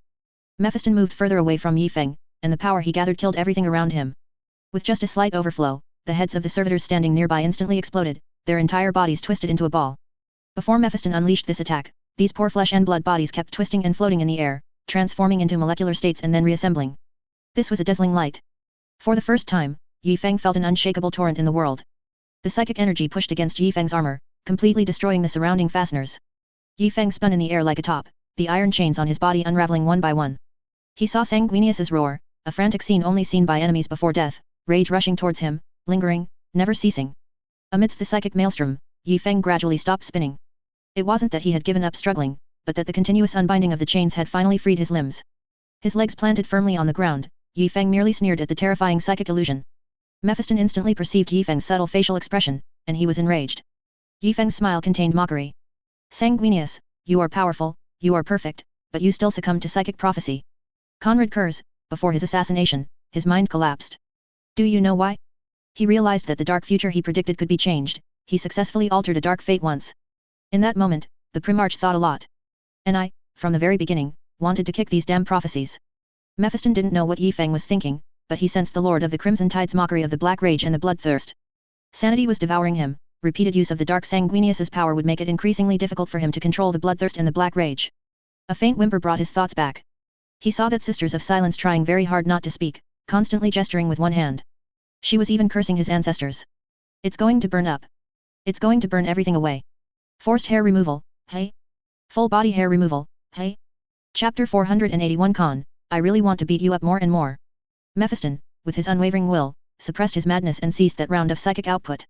Brother Yi Feng stood motionless, giving off a vibe of go on, hit me again if you dare. Ina slowly raised her hand and held up a single finger. Good news, Ina's hair was saved. Bad news, only her hair was saved. Ina, from now on, call me star-crushing white tiger of annihilation. The old girl didn't expect to face another tribulation at over 300 years old. Meanwhile, at the end of the line, the adamantium warriors were experiencing severe issues. The power of the Blood Angel's black rage was being massively instilled into his mind. The psychic imprinting was even more potent than a regular apothecary's mind imprint, and his hatred for Horus was rapidly growing, ultimately creating a memory that wasn't his own. As Belisarius Call gleefully collected data, the adamantium warrior standing in front of him roared, "Look what you've done, Horus." He turned and punched Call, causing the Archmagosa's massive body to tremble violently, and his front armor quickly caved in, forming a large dent. The Archmagosa's automated defensive weapons immediately unleashed a laser volley, several points of light coalescing on the adamantium breastplate. The next moment, the adamantium warrior kicked the Archmagosa's forelimb, snapping the entire plasma cannon. Mephiston immediately felt a sense of unease. He was quite experienced in dealing with such situations, but the main problem was. Yi Feng swung his chain, sending Ina flying high. The wave-like impact of the chain slammed into her armor, then Yi Feng pulled back forcefully, straightening the entire chain and catching the strangely posed Ina. Yi Feng was truly impolite. After catching Ina, the adamantium warrior turned and charged towards Yi Feng, and our master charged towards him with even greater speed. As the two rapidly approached each other, Yi Feng suddenly clasped his hands together, fingers interlocked, and raised them high. When the adamantium warrior lunged at him, he brought them down with full force, striking the adamantium helmet. What the hell are you, a son of Rogel Dorn, doing with the black rage? Your father didn't go mad even when he carried the heavily wounded emperor and the body of Sanguinius. What are you doing here? This heavy blow stunned the warrior. The most terrifying aspect of this incident wasn't these events, but Yi Feng's realization that Mephiston had come to his side. Leave it to me, I have experience. You dollar at Asterisk and. Yi Feng was actually startled and retreated several steps. I'm covered in the bones of so many untouchables, and you walk up to me and speak without even a tremor. He didn't seem like a psyker, he seemed like a Primarch manifesting the essence of the warp. Mephiston's power had exceeded Yi Feng's expectations. Yi Feng continuously retreated, and this caused the previously weakened black rage to rebound tenfold. Before the adamantium warrior could react, Mephiston used the pommel of his power sword to smash the warrior's tactical optics, then placed his hand on his brain. Prayers praising Sanguinius and the Emperor rang out. Mephiston used these rituals to mislead those around him.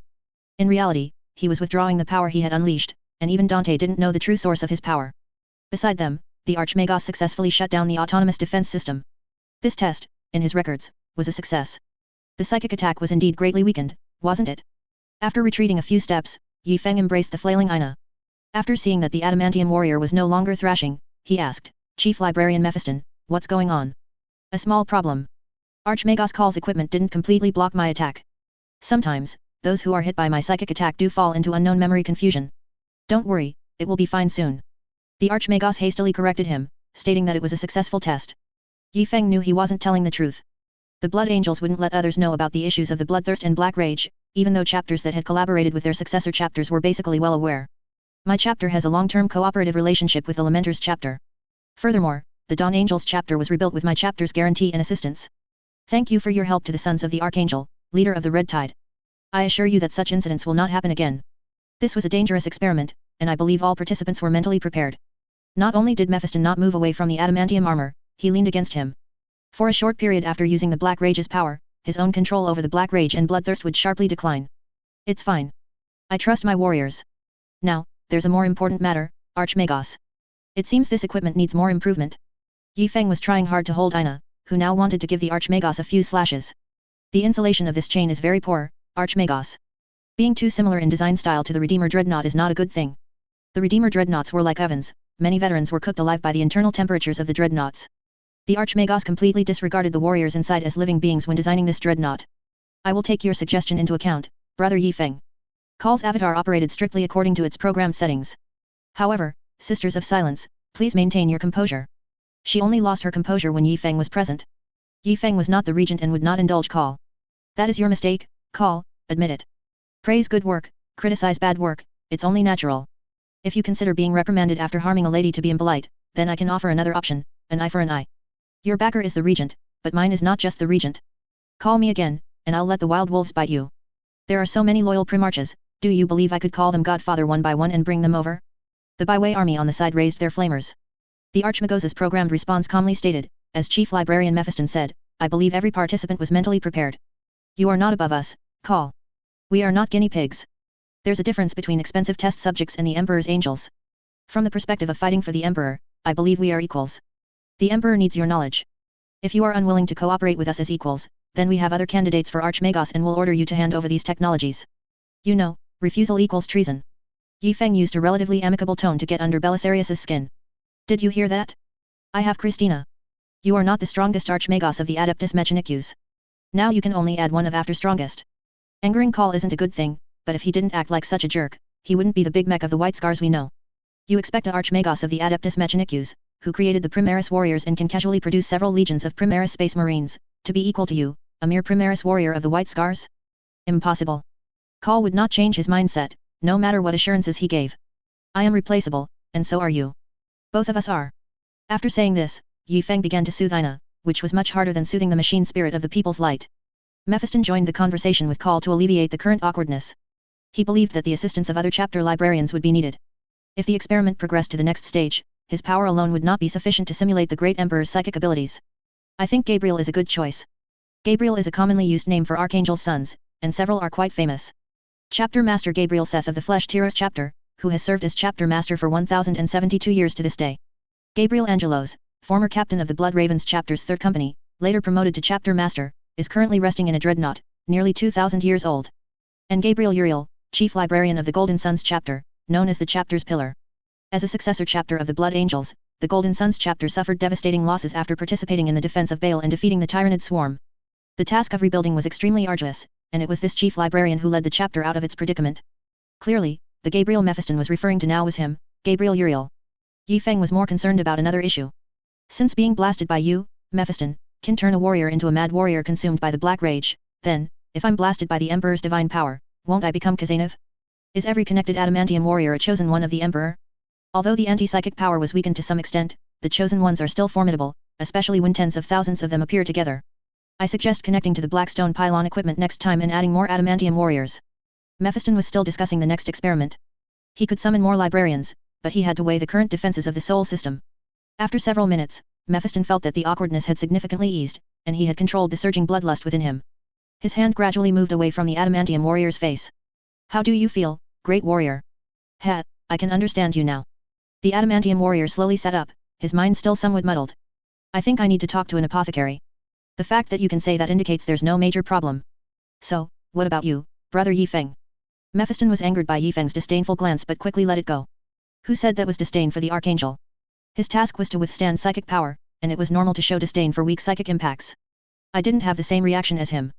I've lived for a long time in places covered by anti-psychic power, so my resilience is stronger than you imagine, Chief Librarian Mephiston. Thank you for your help, but I have a question I'd like to discuss with that custodian. This statement was to dismiss the irrelevant personnel. The servants left in an orderly fashion. The chief librarian of the Blood Angels considered for a moment, then quietly retreated. Archmagos Call was not idle and opened his observation system. The custodian descended from a distance, gracefully landing after several uses of momentum. Call collected some information about the custodian, the power that the custodians were willing to display. What is it? This attitude was entirely due to Victor, otherwise, he wouldn't even have acknowledged Yi Feng. I want to know if the Omens Conclave has a Psyker Titan available for experimentation. The custodian was quite surprised. How did you learn of the Omens Conclave's existence? Has the regent not informed you whose disciple I am? Is that not important information? Are you sure you want to do this? The Emperor once ordered the Adeptus Mechanicus to permanently inter 25 Warlord-class Titans into his mysterious underground chambers, those were the predecessors of the Psyker Titans. Of course, the Holy Emperor's power is far superior to those creations, even if he personally crafted them. If we are to expand the scale of psychic power, then we cannot be confined to Psykers themselves. No Psyker can reach the Emperor's height. Even the Archmagos was shaken by Yi Feng's madness, but it wasn't an exclamation of "this guy is a lunatic," but rather a joyous "he is as mad as I am." If Call himself were to apply for this, it would certainly not be approved, but if Yi Feng applied, it might be different. Yi Feng stroked Ina's head while looking at the custodian. Next time, we'll need to connect a large number of black stone pylons and tens of thousands of adamantium warriors. I can have more equipment connected to me. Archmagos Call, my life is in your hands. You are overly mad, brother Yi Feng. The Archmagos couldn't help but speak. We can experiment first by connecting the main ends of these devices to a Psyker Titan. Theoretically, it should be controllable, because this material was originally used on Psyker Titans, circulating and borrowing psychic energy around the Psyker pilot. That would be best. Once the warriors on missions return, we will have enough adamantium warriors. The Khan sat at the highest point of the feast, countless offspring excitedly gathered around him. A huge bonfire rose in the chapter hall, and the Wolf brothers were undoubtedly the happiest, drinking Kulin wine around the fire. The Khan held his liquor well, even Russ said, Chagatai is a good hand at drinking, though the next line was but his brewing is a disaster. Kulin wine was served, its aroma overflowing, and Chagatai was also somewhat surprised as he looked at the creator of this fine wine. Everyone else is a grand master, so why is there a grand chef here? The Wolf brothers could indeed do such things, not unlike, it makes sense to appoint Sage Hai-Tuo as the Grand Mechanicus. The Overlord-class battleship was definitely a groundbreaking creation. Tinos's servoskull was approved by all the warriors of the chapter, seeing him was equivalent to seeing a battle brother. Or rather, seeing him meant that other battle brothers could be seen. The Red Tide warriors seemed numerous, but actual interaction was insufficient. Not to mention the lonely political commissars scattered among the stars, even the warriors on the flagship, tasked with guarding such a massive fortress, were inevitably spread too thin. Consider this, a strike cruiser is typically staffed by 100 warriors, and the People's Lights shipyard alone could accommodate over 60 strike cruisers, let alone other areas. The Khan carefully observed this force. The cultural characteristics of various gene seeds intertwined here, differences were perfectly normal, but no hostility was displayed. Mortals moved through the banquet, and a large number of elite mortals also attended the gathering, gaining the opportunity to meet a gene sire. Although most could only observe the towering Khan from a distance. The Primarch stood up, and before others could react, he moved like the wind to stand before a mortal political commissar. How to describe it? It was a cross-dressing big mech. Everyone understood that most of the mortals' power armor was appropriated from Battle Sisters'. To attend this gathering, or rather, to keep pace with the Primaris warriors at this gathering, these mortals were all wearing armor, and some unfortunate souls still hadn't had their armor modified. At this moment, the mortal political commissar was beside a tech marine of the Imperial Fists, trying to build rapport, hoping he could help modify the armor quickly. The Khan arrived beside him like a gust of wind, the swirling gale blowing the Kulin wine from his cup, splashing the tech marine's face. The tech marine reacted quickly, immediately dropping to one knee. Oh, Sergeant, I'm so sorry. Sir, sir, sir. The mortal was startled. The Primarch grabbed him, his huge hand pinching his armor as if he were holding a toy figure. Why are you wearing this attire? It detracts from the splendor of my feast. Sir, these power armor, the mortal struggled to breathe under the Primarch's pressure, and the tech marine beside him spoke up to help. Lord Jagatai Khan, those are Battle Sisters' armors confiscated from the Ecclesiarchy. Our technical capabilities are simply insufficient to modify them quickly. Some political commissars whose armor hadn't been fully modified were trembling, trying to put on their helmets to make others think they were genuinely women. This was still good, these were unmodified. Some tech marines had put considerable effort into the modifications, widening the waist and altering the breastplate, others were simpler, directly inserting 2 extra devices inside the chest, the extra space perfectly accommodating additional life support systems and individual auger arrays.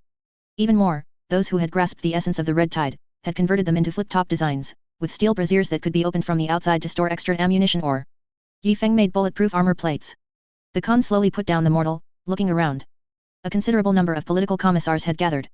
Are all these armors modified Battle Sisters' power armor? Yes, Lord Khan. Do not call me Lord Khan, Khan is already an honorific. The ignorance of mankind is even more exaggerated than recorded. The power armor here was enough to equip a large portion of the solar auxilia, and that ecclesiarchy actually used it to arm a group of female warriors who had no biological modifications, relying purely on faith and training. It was a complete waste. Could men not have faith? Or could a few years of arduous training truly surpass the biological modifications and life or death training of a normal solar auxilia soldier?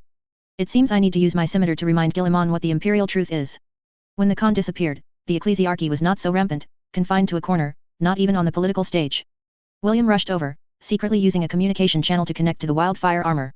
Khan, destroying those ecclesiarchy holy sites was secretly requested by the regent. He knew more secrets than ordinary warriors. Try to standardize the designs, process them as quickly as possible, and also, transfer a batch of tech marines here. The Khan found that the number of tech marines here was double that of a normal force, but it still seemed insufficient, and some regular battle brothers often assisted them.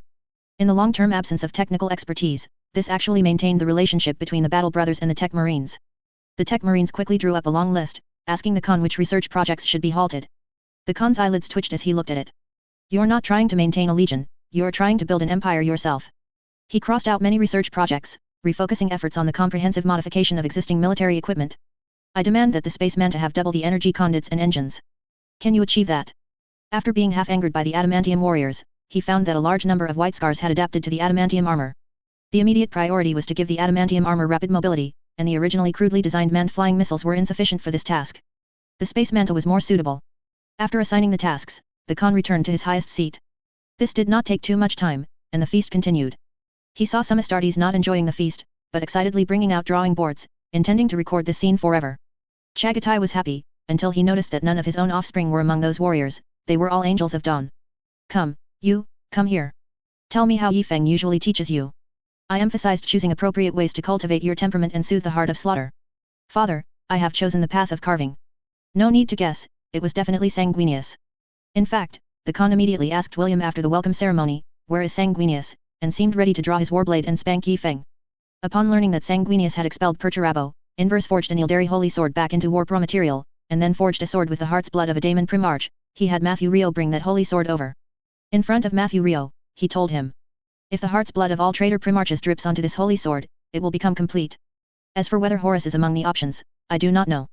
Matthew Rio's understanding had a slight deviation, which resulted in a large portion of the lamenters not participating in the feast.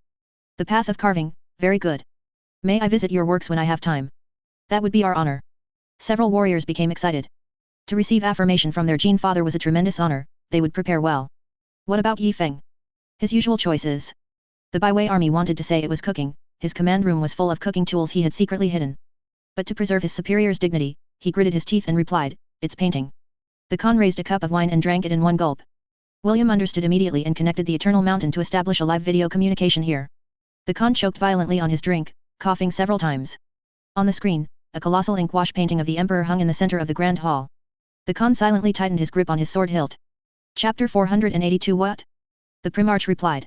Oh, my lumbar disc is healed, and my back is suddenly stronger. The blade feast ended, or rather, mostly dispersed, with the Khan's departure. Only a group of warriors with good alcohol tolerance remained, carousing with the Wolf brothers. The People's Light had many issues, the biggest being the direct order to return to Terra. The original plan involved passing through many important regions along the way. The excellent quality of the Red Tide, establishing recruitment centers wherever it went, created a large recruitment system. After the full evacuation, these were swiftly converted into Astra Militarum recruitment centers, continuing to provide soldiers for the defense of the Emperor's sacred domain, but problems soon followed. The Red Tide's recruitment faced significant obstacles, one could not expect the descendants of the billions of people on the flagship to meet the current recruitment demands. Along the way, there were many former key recruitment areas. The most important was a liberated hive world. William carefully handed the information to the Khan, saying, we only need to stop for a moment, just long enough for tens of thousands of newly screened recruits to board. Tens of thousands. Jagatai Khan's brow twitched at the mention of such a number. The political commissar previously in charge of leading this world had adopted a recruitment model from an Astra Militarum regiment, the Vostroyan Firstborn, where the first child of every family participated in trials. Astartes' selection is not as easy as the Astra Militarum's. We could throw 20 million 10-year-olds into the trials, and perhaps 2,000 would survive, forming an entire chapter. But that would lead to a talent gap for the world, significantly impacting its development. We are not that heartless, the first stage is just the intensity of a normal university sports test. Those who don't want to participate can directly withdraw. But once it begins, young people are always passionate, rushing forward regardless of the cost. The second stage, equivalent to selecting planetary defense forces, and the third stage, equivalent to selecting the Astra Militarum, had already screened out many people, but they still couldn't stop outstanding talents. This is a vibrant world, Guillemon would love it here, and the Departamento Munitorum would too. The Khan did not like it at all. Is this how you screen recruits?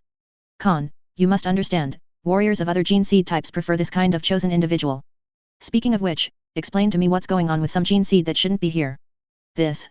Iron warriors are easy to explain, but Luna wolves are truly difficult to talk about. We still don't know where those chaos traders found pure gene seed back then. We can only speculate that one of Belisarius Call's Primaris warrior warehouses was breached. This is the most likely possibility. The world had changed too much, the Khan felt a wave of fatigue, a fatigue inherent to the warp. Never mind, what is the population of Terra now? Unclear, but what is certain is that it is much more than during the Great Crusade. Then head straight for Terra, we'll recruit on Terra. The Khan would rather trust Terran natives than these children from hive worlds. His single sentence shattered the dreams of tens of thousands of the most outstanding children, but this was already the mildest of misfortunes. The People's Light headed straight for Terra. Matthew Rio was excited, and all the Lamenters were excited. The Khan said this sword could become whole. When I received this sword, Saint Celestine said, I support the Preserver, and I will ultimately present him with the sword.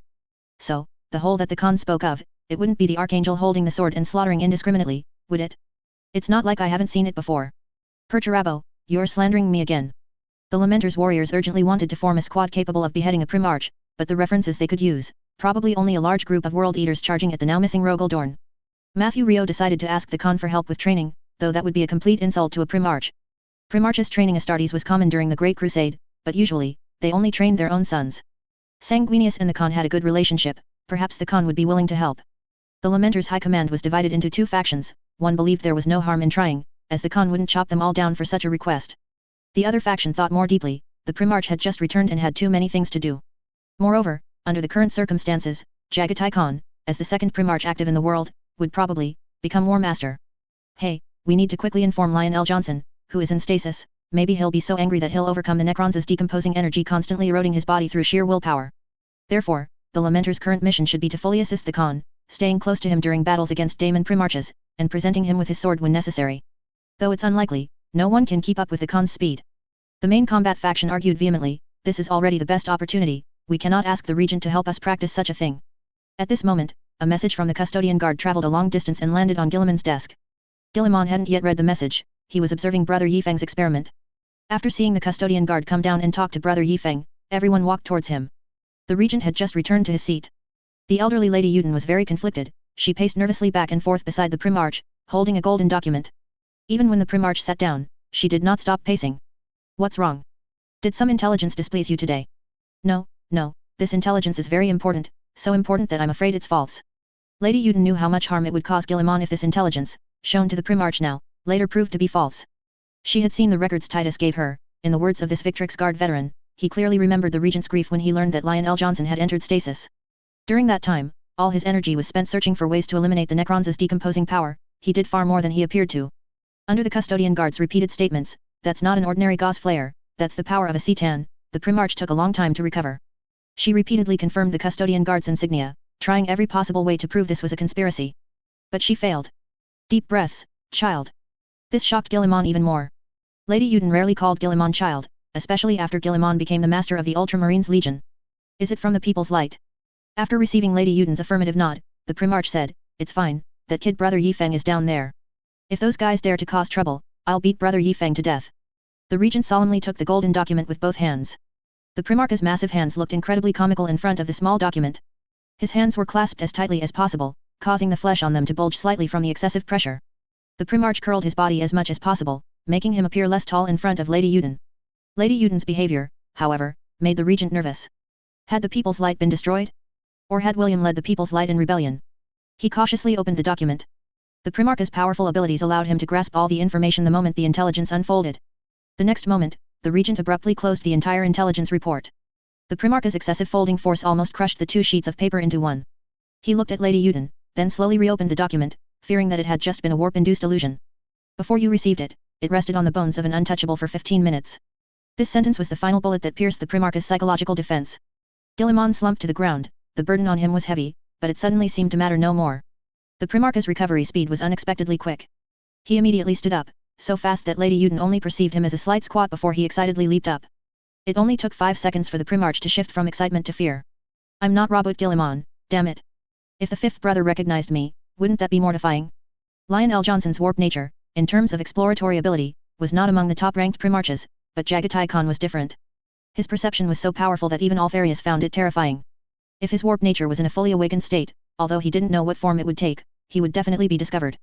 I need to go to the Forbidden Library. He not only needed to study the few existing records of the Khan but also to more meticulously study Guilliman's movements, seeking a more secure disguise plan. If all else failed, he would use the Emperor's blessing to deceive him. This only goes to show that the custodian guard forgot to tell him that the Khan had said, "It seems I should use my scimitar to remind Guilliman what the imperial truth is." When the Khan returned and found a raving Guilliman claiming his father was a god, the Khan would probably really draw his sword. After Brother Yifeng completed his test, he swaggered over. After greeting Titus, he stood still and waited. Lady Yuden's body couldn't withstand the power around him. After a while, a Victrix guard led him to a conference room. His attitude was not friendly, because, "Why is my father treating you better than his own son? You have a problem." Only after sitting down in the empty conference room did he truly rest. Damn, the black rage was too fierce. Brother Yifeng didn't look so relaxed just now.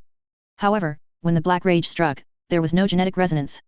After overcoming the rage from Sanguinius's perspective with an attitude of absolute disdain for any Primarch, Brother Yifeng experienced a Primarch simulator, directly feeling how powerful Horus was at that time. This is a standard for judgment. If the Emperor fought him to a draw back then by releasing the psychic energy from the Golden Throne to a similar extent, one could basically estimate how much longer it would last. In all fairness, if he had been wearing ordinary adamantium armor, he wouldn't have been confident in withstanding that impact. Sanguinius, Sanguinius, Sanguinius. Brother Yifeng repeated the Archangel's name in different tones. Lady Yuden, Brother Yifeng is inside, you cannot enter. Brother Yifeng vaguely heard the argument outside. This wasn't a special level conference room. After a while, the Victrix guard from outside came in with a sour face. He held a letter in his hand and said to Brother Yifeng, "Regent has urgent matters and cannot see anyone for a period. This letter is for you. You may wait here for a summons or leave on your own." Brother Yifeng took the letter and immediately became arrogant. "Victrix guard, is it? You can scream all you want. My dad is back too." Victrix guard, did Regent mention whether this information needs to be kept confidential? He did not. Perhaps he believes you have sufficient rational judgment. Brother Yifeng admonished himself, calm down, calm down. I am not Mortarian, don't get carried away, while eating the letter. I'm leaving. Call me anytime if something comes up.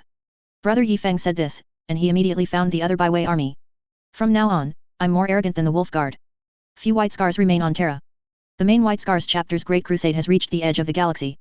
It's mainly some old chapters from the Second Founding that retreated to Terra with expeditionary force like the Salamanders. When it comes to numbers, of course, I have the most. Let's go, let's snatch some people. After the assembly, he was aware of the recruitment problems the chapter faced, and Brother Yifeng also believed that recruitment should take place on Terra. The total population of Terra is incalculable. A rough estimate puts it at about 1 trillion people, which is equivalent to the total of 100 wealthy worlds, and this doesn't even consider the situation in the lower hive. When a large number of Adeptus Astartes chapters gathered on Terra, recruitment naturally became the main cause of friction between chapters. In short, the lower ranks fought while the upper ranks watched. After the recruits were selected, the upper ranks fought while the lower ranks watched. The various chapters were quite uncompromising. Apothecaries and priests were fighting like martial artists. How reliable is our chief apothecary? Situare was one of the top 8 in the Blade Feast. He only had one flaw, he didn't stay on Terra and ran off with the flagship. The remaining apothecaries couldn't withstand the immense pressure. The Red Tide immediately demanded 5,000 chosen, and other chapters launched a series of challenges against us. This time, Brother Yifeng personally entered the arena, carrying Snow Eagle, to compete with those ship-based chapters. Chapters with a homeworld usually leave apothecaries on their homeworld for recruitment, but for ship-based chapters, Terra's recruits are the best source of manpower they can find. When Brother Yifeng arrived at a community, the priest of the Believers chapter was fiercely fighting with us. There are thousands of such places designated across Terra, and a good portion of them show signs of Red Tide activity. This was a massive community, with a population of over 10 million.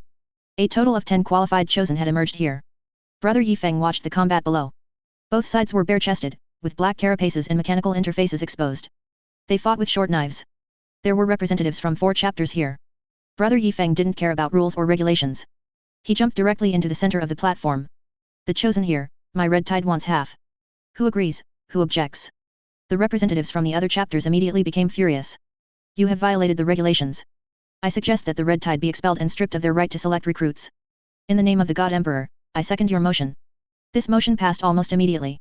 The representatives of the other 3 chapters glared angrily at Brother Yifeng. Our own priest was a bit stunned but quickly became resolute, sheathing his warblade, holding his breath, and glaring back. Brother Yifeng drew his Snow Eagle warblade, pointing the back of the blade at the others and the edge at himself. I'm here today to tell you a fact, no matter how many opposing votes there are, the strong can always veto with 1 vote. The gleaming long blade swept past the eyes of each chapter representative. All of you, come at me together. Use every method you can think of to defeat me. I'm in a hurry. He spoke beautifully, but the other chapter warriors simply rolled their eyes. You're wearing adamantium armor to snatch people. If this brother acts in such a manner, then we too shall don adamantium armor and join the fray. Sure, no problem. Brother Yifeng was delighted. I sell adamantium armor. How about it, do you have enough armor? Want to buy more from me? Brother Yifeng effortlessly defeated the combined efforts of the three chapter representatives. He withstood attacks from a power scythe and a power sword without moving a muscle. The jewel held in the lion's head on his shoulder pad emitted a soft light, forming a shield that blocked bolter fire. A few warriors became desperate. If there hadn't been any melta bombs nearby, they probably would have charged with them. To the other chosen, what did this scene represent? It was a symbol of power and wealth. The Believers chapter was the most furious, but in terms of outcome, they were actually the happiest. The two children he favored, who were very devout and had extremely strong wills, Brother Yifeng didn't even look at it, and they were smoothly taken by him. This situation directly intensified the arms race between chapters. Warriors from other chapters also sent out a company of Terminator's veterans in adamantium armor to hold the line. And you know what? It was really effective. Several chapter representatives had already rushed over to discuss buying a few more sets of adamantium armor. Some impoverished ship-based chapters would open their mouths. Brother, can you rent us a set of adamantium armor? If not, we are willing to hire one of your adamantium warriors. To snatch good prospects, even mercenaries appeared. Brother Yifeng happily distributed adamantium armor. The second task Guillemon gave him was to spread adamantium armor as much as possible. The Red Tide was always in a situation where there was more armor than people. Commander, we're going to get a lot of supplies this time. It doesn't mean much. Anyway, the Segmentum Solar only has these warriors and equipment. Whether it's in your hands or mine, it's all the same, it will all be used up in the defense war. But I just like doing it this way. Brother Yifeng deviously raided 5 communities in a row until he encountered an apothecary from the Iron Hands, or rather, a tech marine. It's all the same. Clan Morag, the 8th company among the Iron Hands, in a way, they are the chapter most similar to us. They are skilled at deploying a large number of scout ships at the start of a war to pinpoint enemy positions. After precise strikes, they send out multiple scout teams for raids. The information obtained by their sophisticated auger array is uploaded via sonic arrays, thought synchronization arrays, and other equipment. This method of reconnaissance through firepower warfare gives them the ability to quickly ascertain the enemy's effective strength and then launch a powerful strike at the end. The difference is that we achieve this through troop movements within the enemy lines, while they ultimately use large-scale troop assaults. When Brother Yifeng arrived, they had no intention of retreating, they even wanted to fight us with real blades. It seems you are very fond of these children. This shouldn't be the case, Terra doesn't have that many factories, nor that many children raised in the smell of oil. We have a home world. I only came for you. This warrior was very powerful, Brother Yifeng could tell, because he was entirely an Iron Hands modified version of the adamantium armor. You've done strange things to the adamantium armor. And what have you done to the warship? Specifically referring to the Overlord class battleship. This was a formal challenge. On the elevated platform of the trial grounds provided by the community, a high platform paved with white jade bricks, both sides drew their blades. I do not wish for this to affect the relationship between our two chapters. Let me clarify one thing first, the Snow Eagle Warblade will not cut through adamantium, so you don't need to be nervous about that. You call yourselves a chapter. Both sides misrepresented their numbers. The Red Tide reported fewer, and the Iron Hands reported more. You know, their dreadnoughts don't have space marines, and similarly, some equipment may not have them either. The Clan Morag warrior charged first. On the flat brick surface, at the selection ground watched by thousands, he launched his attack. Each step he took crushed the precious flagstones. His weight was immense, Brother Yifeng felt like a tank was speeding towards him. With a beautiful parry, Brother Yifeng raised his arm to protect his tactical optics. A plasma blast accurately hit his elbow, scattering outwards. This was the first time the children below had seen something withstand a plasma attack head-on without a scratch. The Clan Morag warrior's charge made everyone believe this was a close-quarters combat challenge. How many weapons do you have, brother? Iron is eternal. The massive chainsword spun. The giant, whose adamantium armor was further encased in a layer of ceramite weapon racks, unleashed all his close combat power. After getting close enough, the first to strike was the Prometheum Flamer. The flames it spewed ignited the flagstones beneath Brother Yifeng's feet, burning and crumbling them into dust. Brother Yifeng was forced to move, charging through the flames. The Snow Eagle Warblade easily cleaved through the flame jet, instantly sending a deadly chill to the opponent's feet. Machinery crashed together.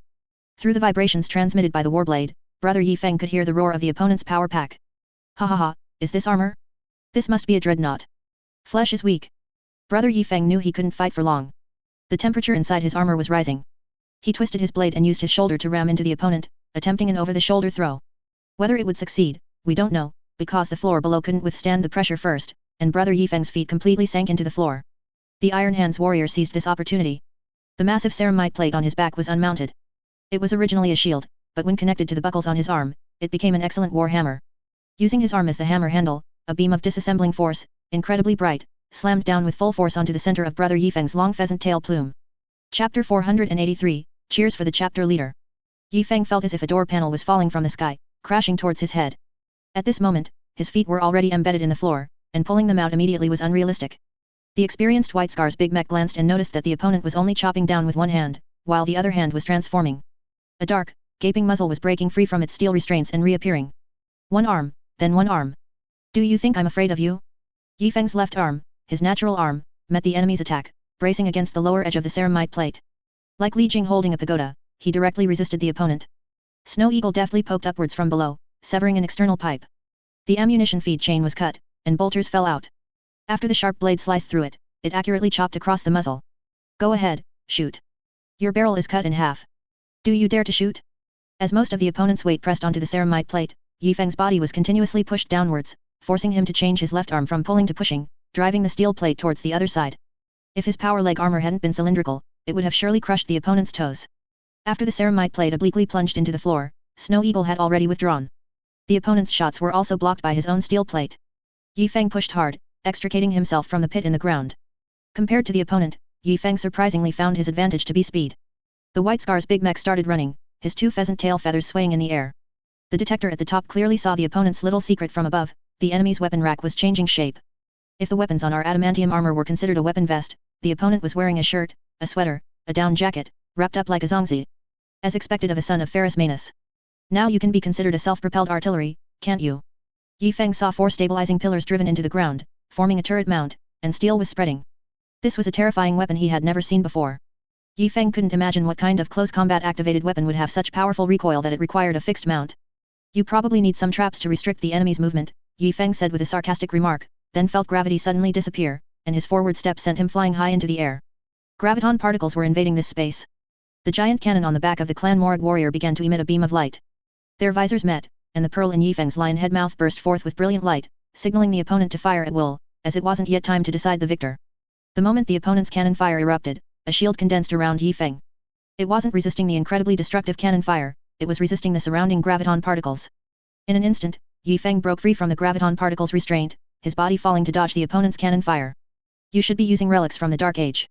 Belisarius calls graviton gun is, after all, somewhat different from the sacred relics of the past. You're wealthy enough to use this armor, so you shouldn't be saving money in such a place. The Iron Hands warrior didn't speak. Are you kidding? I wish I could use those sacred relics, but the problem is that as soon as it gets close to this anti-psyker force, its machine spirit will malfunction. He didn't speak, which Yifeng took as a sign that he thought he was talking too much. The adamantium armor descended from the sky. Christina's speed advantage was fully displayed. Yifeng quickly circled behind the opponent. The Iron Hand's reaction speed was by no means slow, several weapons rapidly turned, and close combat weapons flew out from unexpected places. Some muzzles turned faster than Yifeng ran, firing preemptively. This kind of operation made Yifeng secretly click his tongue in wonder. Is this equipped with AI? Even multi-threading wouldn't be this powerful. The warriors of Clan Morag were even crazier than Yifeng had imagined. They didn't consider this terrifying armor to be the strongest single-person armor. They regarded it as a small titan controlled by multiple individuals. Inside were 2 Primaris warriors with pitifully few flesh components. Some vital organs were even shared, but this also granted them greater weapon control capabilities and more installation locations for equipment. These 2 warriors were rare twins, true twins who had simultaneously passed the trials and recruit training of Clan Morag. It could be said that they were as precious as the Ildari's Titan twin pilots. They were also placed within the toughest vessel the Iron Hands warriors had found so far. Yifeng continuously fought, skirmishing. Wherever he went, the opponent's attacks were relentless. He already felt extremely hot, with various fire and lightning attacks raising the temperature inside the armor close to Yifeng's tolerable limit. I have fought for nearly 400 years. Yifeng, relying on his super speed, crashed into the opponent, only managing to make him stumble. For the first 100 years, I fought like a madman, always at the forefront, slaying enemies as easily as picking things from a pouch. Suddenly, unseen power lances extended from beneath what appeared to be scales of ceramite plating. Some of the plates were even reactive armor, exploding violently after Yifeng crashed into them. For the middle 100 years, the battles grew larger. I commanded fleets, charging in and out 7 times as if entering an uninhabited land, traversing enemy territory as freely as my own backyard. The Clan Morag warrior stabilized his footing with more mechanical legs, and strong magnetic adhesion began to bind Yifeng, restricting his movements. Yifeng's powerful blows could penetrate various ceramite weapons, but as he had said earlier, they couldn't penetrate adamantium. For the last 100 years, my sorties had mixed results. Powerful enemies were like a forest, and heroes across the land were as numerous as carp crossing a river. One misstep, and there would be no bones left. Yifeng felt himself surrounded by steel. The opponent's clever electromagnetic control was as if divinely aided. Even broken, trampled, bent, or flattened scrap weapons, under magnetic control, rotated around him, clinging tightly to his body, encasing Yi Feng in a giant ball of scrap metal. For the past 80+ years, I have rarely gone into battle. Every battle has left me severely wounded, flesh torn, and bones shattered, barely surviving. The clan Morag warrior turned his body, relocking onto Yi Feng. Although the grav trap hadn't controlled the opponent, the electromagnetic trap had succeeded. The high temperature caused by the rapid operation of the energy core also began to affect the Iron Hands warrior. The cannon recharged for the second time in a short period. Suddenly, a loud shout, like a spring thunderclap, erupted from the scrap metal ball. Do you think I'm talking to you about a hero's twilight? A blade shot forward, gleaming coldly. The restraints of scrap iron were as nothing. The power backpack burned Yi Feng's back for the first time, making Christina realize that he could probably pull out his own spine and stuff it into the back of this armor. Do you think I'm telling you a story of an old general growing old? This roared out, its momentum far surpassing the sharpness of the blade. Snow Eagle plunged a sword into the opponent's reinforced ceramite interior. Strong electromagnetic control equipment would not be installed inside adamantium armor, as that would greatly weaken its effect, destroying the equipment inside the armor before attracting the steel outside. Snow Eagle precisely damaged the enemy's equipment, completely releasing the electromagnetic restraint. Yi Feng lunged towards the opponent, embracing him. Such close proximity prevented the opponent from firing his cannon. The enemies who can make me act are becoming fewer and fewer. Clan Morag warrior, you are not worthy of me using my full power. Those in the world who can fight me can be counted on one hand. I am becoming stronger and stronger, stronger and stronger. A full body heavy blow finally knocked the opponent to the ground. The massive steel construct toppled over, its mechanical arms supporting the ground as it tried to stand up again. Guess who my next opponent is? Yi Feng opened his mouth but made no sound, his adamantium mask concealing his blasphemous mouth shape. The Emperor. The clan Morag warrior swung his mechanical arm, the thick mechanical rod rapidly turning to its extreme position, but it was still several meters away from Yi Feng. As it neared its limit, its metal plate suddenly opened, and a section of a mechanical rod flew out, followed by the next section, striking Yi Feng like a three-section staff. A large adamantium hand grabbed the end of the staff. The White Scar's big mech leaped high. The side of the clan Morag warrior facing the sky had no weapons that could be activated, leaving Yi Feng to fall heavily to the ground. Snow Eagle rested on the tactical visor, slightly penetrating it, leaving a small scratch. Iron Hands brothers, it seems you still haven't overcome the weakness of the tactical visor. I look forward to you coming up with a better solution. The Iron Hands had solved it, and they hadn't. They could completely replace it with cameras, but the small hole where the camera connected to the inside of the armor was still a weakness. One meltagun shot would still kill. Now, I've won. Who else is not convinced? The Lord of the Crimson Tide's disdainful posture drew everyone's applause. This was a spectacular and rare duel, the power of both sides far exceeding that of ordinary chapter warriors. More importantly, this was a height that angels could reach, a height that the Primaris warriors present, and even the chosen ones who were still mortals, might have the chance to achieve in the future. Cheers like roaring mountains and surging tides rushed in, and shouts of Emperor Angel echoed throughout the community. The Red Tide's recruit drive was very successful.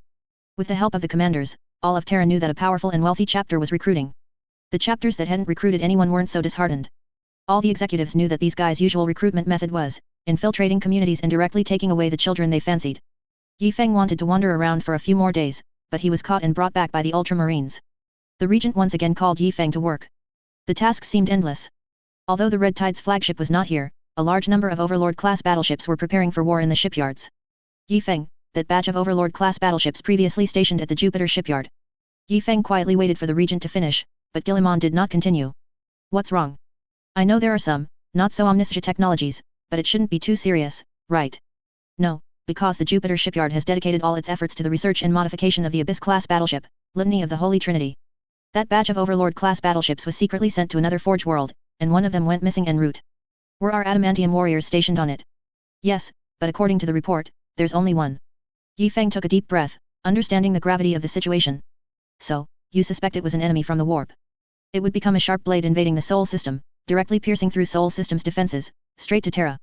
It could even use its speed to resist the star system's defense line and make a suicidal impact on Terra. Do not underestimate a battleship, its power is far greater than the asteroid that wiped out the dinosaurs. Are you sure it's chaos? Not certain, which is why I need you to go. I've already contacted the Ildari, and Ivrain said it wasn't the Inari, but I don't trust her much lately. One by one, enemies flashed through Guillemon's mind, each with a slight possibility. The missing Overlord-class battleship was appearing and disappearing around the Sol system, its purpose completely unknown. So, I'll lead a team there. Only an Overlord-class battleship can catch an Overlord-class battleship. I believe that although the enemy has a head start, our pilots are excellent White Scars warriors, capable of closing the gap. Sigh. The Emperor's tasks aren't reaching me, so you, Guillemon, are sending them on his behalf, right? Yi Feng spread his hands. Guillemon had given him extensive authority, allowing him to initiate a pursuit in Sol system without having to stop his warship. The problem was, you'd best return to Terra before Khan comes back. He said he wants to see you. This, Yi Feng immediately assembled his troops. There weren't many byway army warriors left with him, only about 3 or 4 companies. As these warriors arrived at the spaceport, an Overlord-class battleship was already prepared for launch. With the roar of its engines, the warship pierced into the starry sky like a sharp sword. Then, he looked around with a blank heart. Where the hell did you go? Innumerable monitors were scattered outside the Sol system, but most were concentrated around Mandeville Point, with not much exploration beyond that. Perhaps in a few years, the optical monitoring department might be able to report the Overlord-class battleship's whereabouts. Yi Feng brought many astropaths, relying on them to listen to the chaotic and dense astropathic messages around them. The warship first headed to where it had previously been observed. That place was a desolate expanse of space, barely not a void, a large area of rapidly moving asteroids. Their mass was insufficient to coalesce into a planet or a star, nor were they small. They wandered through the galaxy as an asteroid field, constantly colliding and being stripped away by stars. This was a dangerous mobile base. The frequency of asteroid impacts here was tens of thousands of times higher than usual, and no warship would typically enter it. A patrolling Overlord-class battleship had observed a suspected warship here. By the time Yi Feng led his team to this location, the asteroid field had already deviated tens of thousands of kilometers, and the warship floated in this area without any useful trace. It's time to bring out the metaphysics. Come out, Sisyphus. Sisyphus was on another Overlord-class battleship, coming from a star system on the edge of Sol system to rendezvous. The old librarian made some calculations, kicked his foot, lay down, and his nose bled profusely. The Emperor has become a god, this is a fact. Yet, those in high positions actually want to deny this. The speaker was wearing a black leather jacket, a brown cowboy hat, sunglasses, and a bark-patterned face mask, making him look like a biker thug. Francis, although I don't like you, I agree with your point, especially since those in high positions aren't even people. Another lady was dressed quite beautifully, in a silver-white floral evening gown, a long dress adorned with speckles of blood. In her words, this way, you won't be able to distinguish between decorations and freshly splattered blood. The prophecy said that the soul of vengeance was an altar, and the duel between Horus and the Emperor would decide who would become the new warp god. The result, as we all know, is that the great god Emperor won the duel. He is the Dark King, the undisputed god. If Yi Feng were here, he would undoubtedly scold them mercilessly. This was complete nonsense. Even the 4 chaos gods combined didn't have the ability to perform an ascension ritual for a god of the same standing. Can you, a colonel of the Astra Militarum, appoint someone else as the colonel of the neighboring regiment? Slaanesh was born after years of accumulated psychic energy from the Ildari, taking approximately 5 millennia to gestate. And the Emperor just became a god?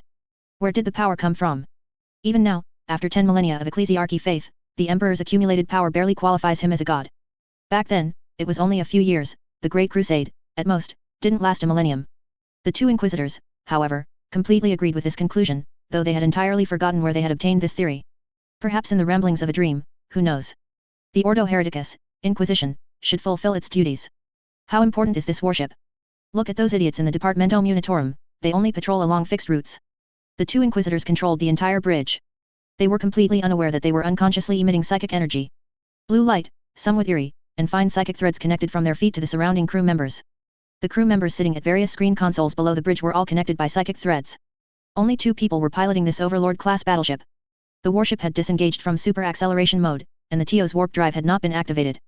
The warship drifted through the galaxy like any other cruising warship. Those fools on Terra don't realize the use of this warship. It will lead the next great age of exploration, and the age of pioneering will begin anew. Those virgin territories tightly protected by the warp will be preempted by humanity. Ha, those cowardly fellows only keep throwing more warships into the defense system, completely unaware of what they're defending.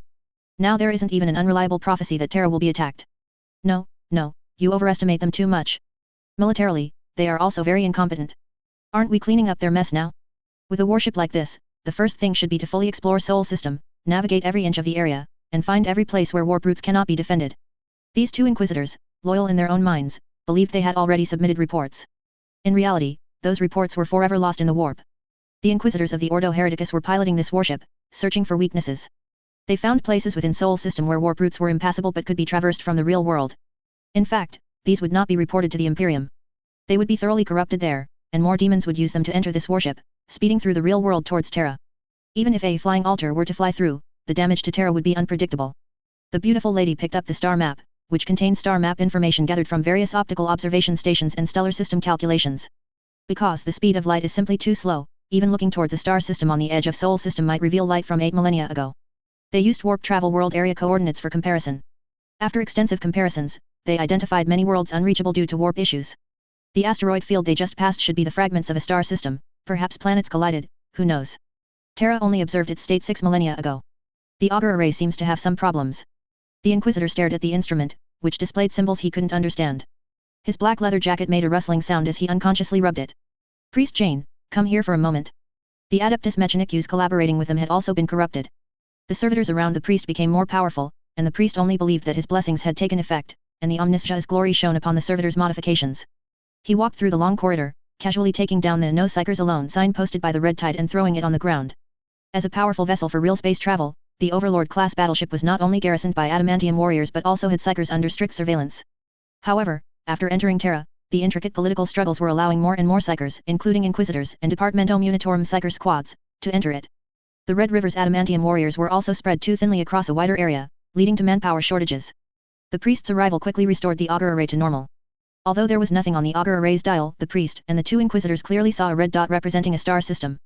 An unknown star system. Do you think we'll be the first humans to set foot there? No, don't underestimate the people from before the Golden Age. Their spirit of exploration and madness are beyond our imagination. Perhaps someone was crazy enough to take backward spacecraft through millennia of frozen hibernation to colonize it. They flew rapidly in one direction. Yi Feng was also doing the same. Both sides, like idiots, flew towards that direction, relying on their trust in psychic power. The difference was that most of the crew on that Overlord-class battleship were controlled.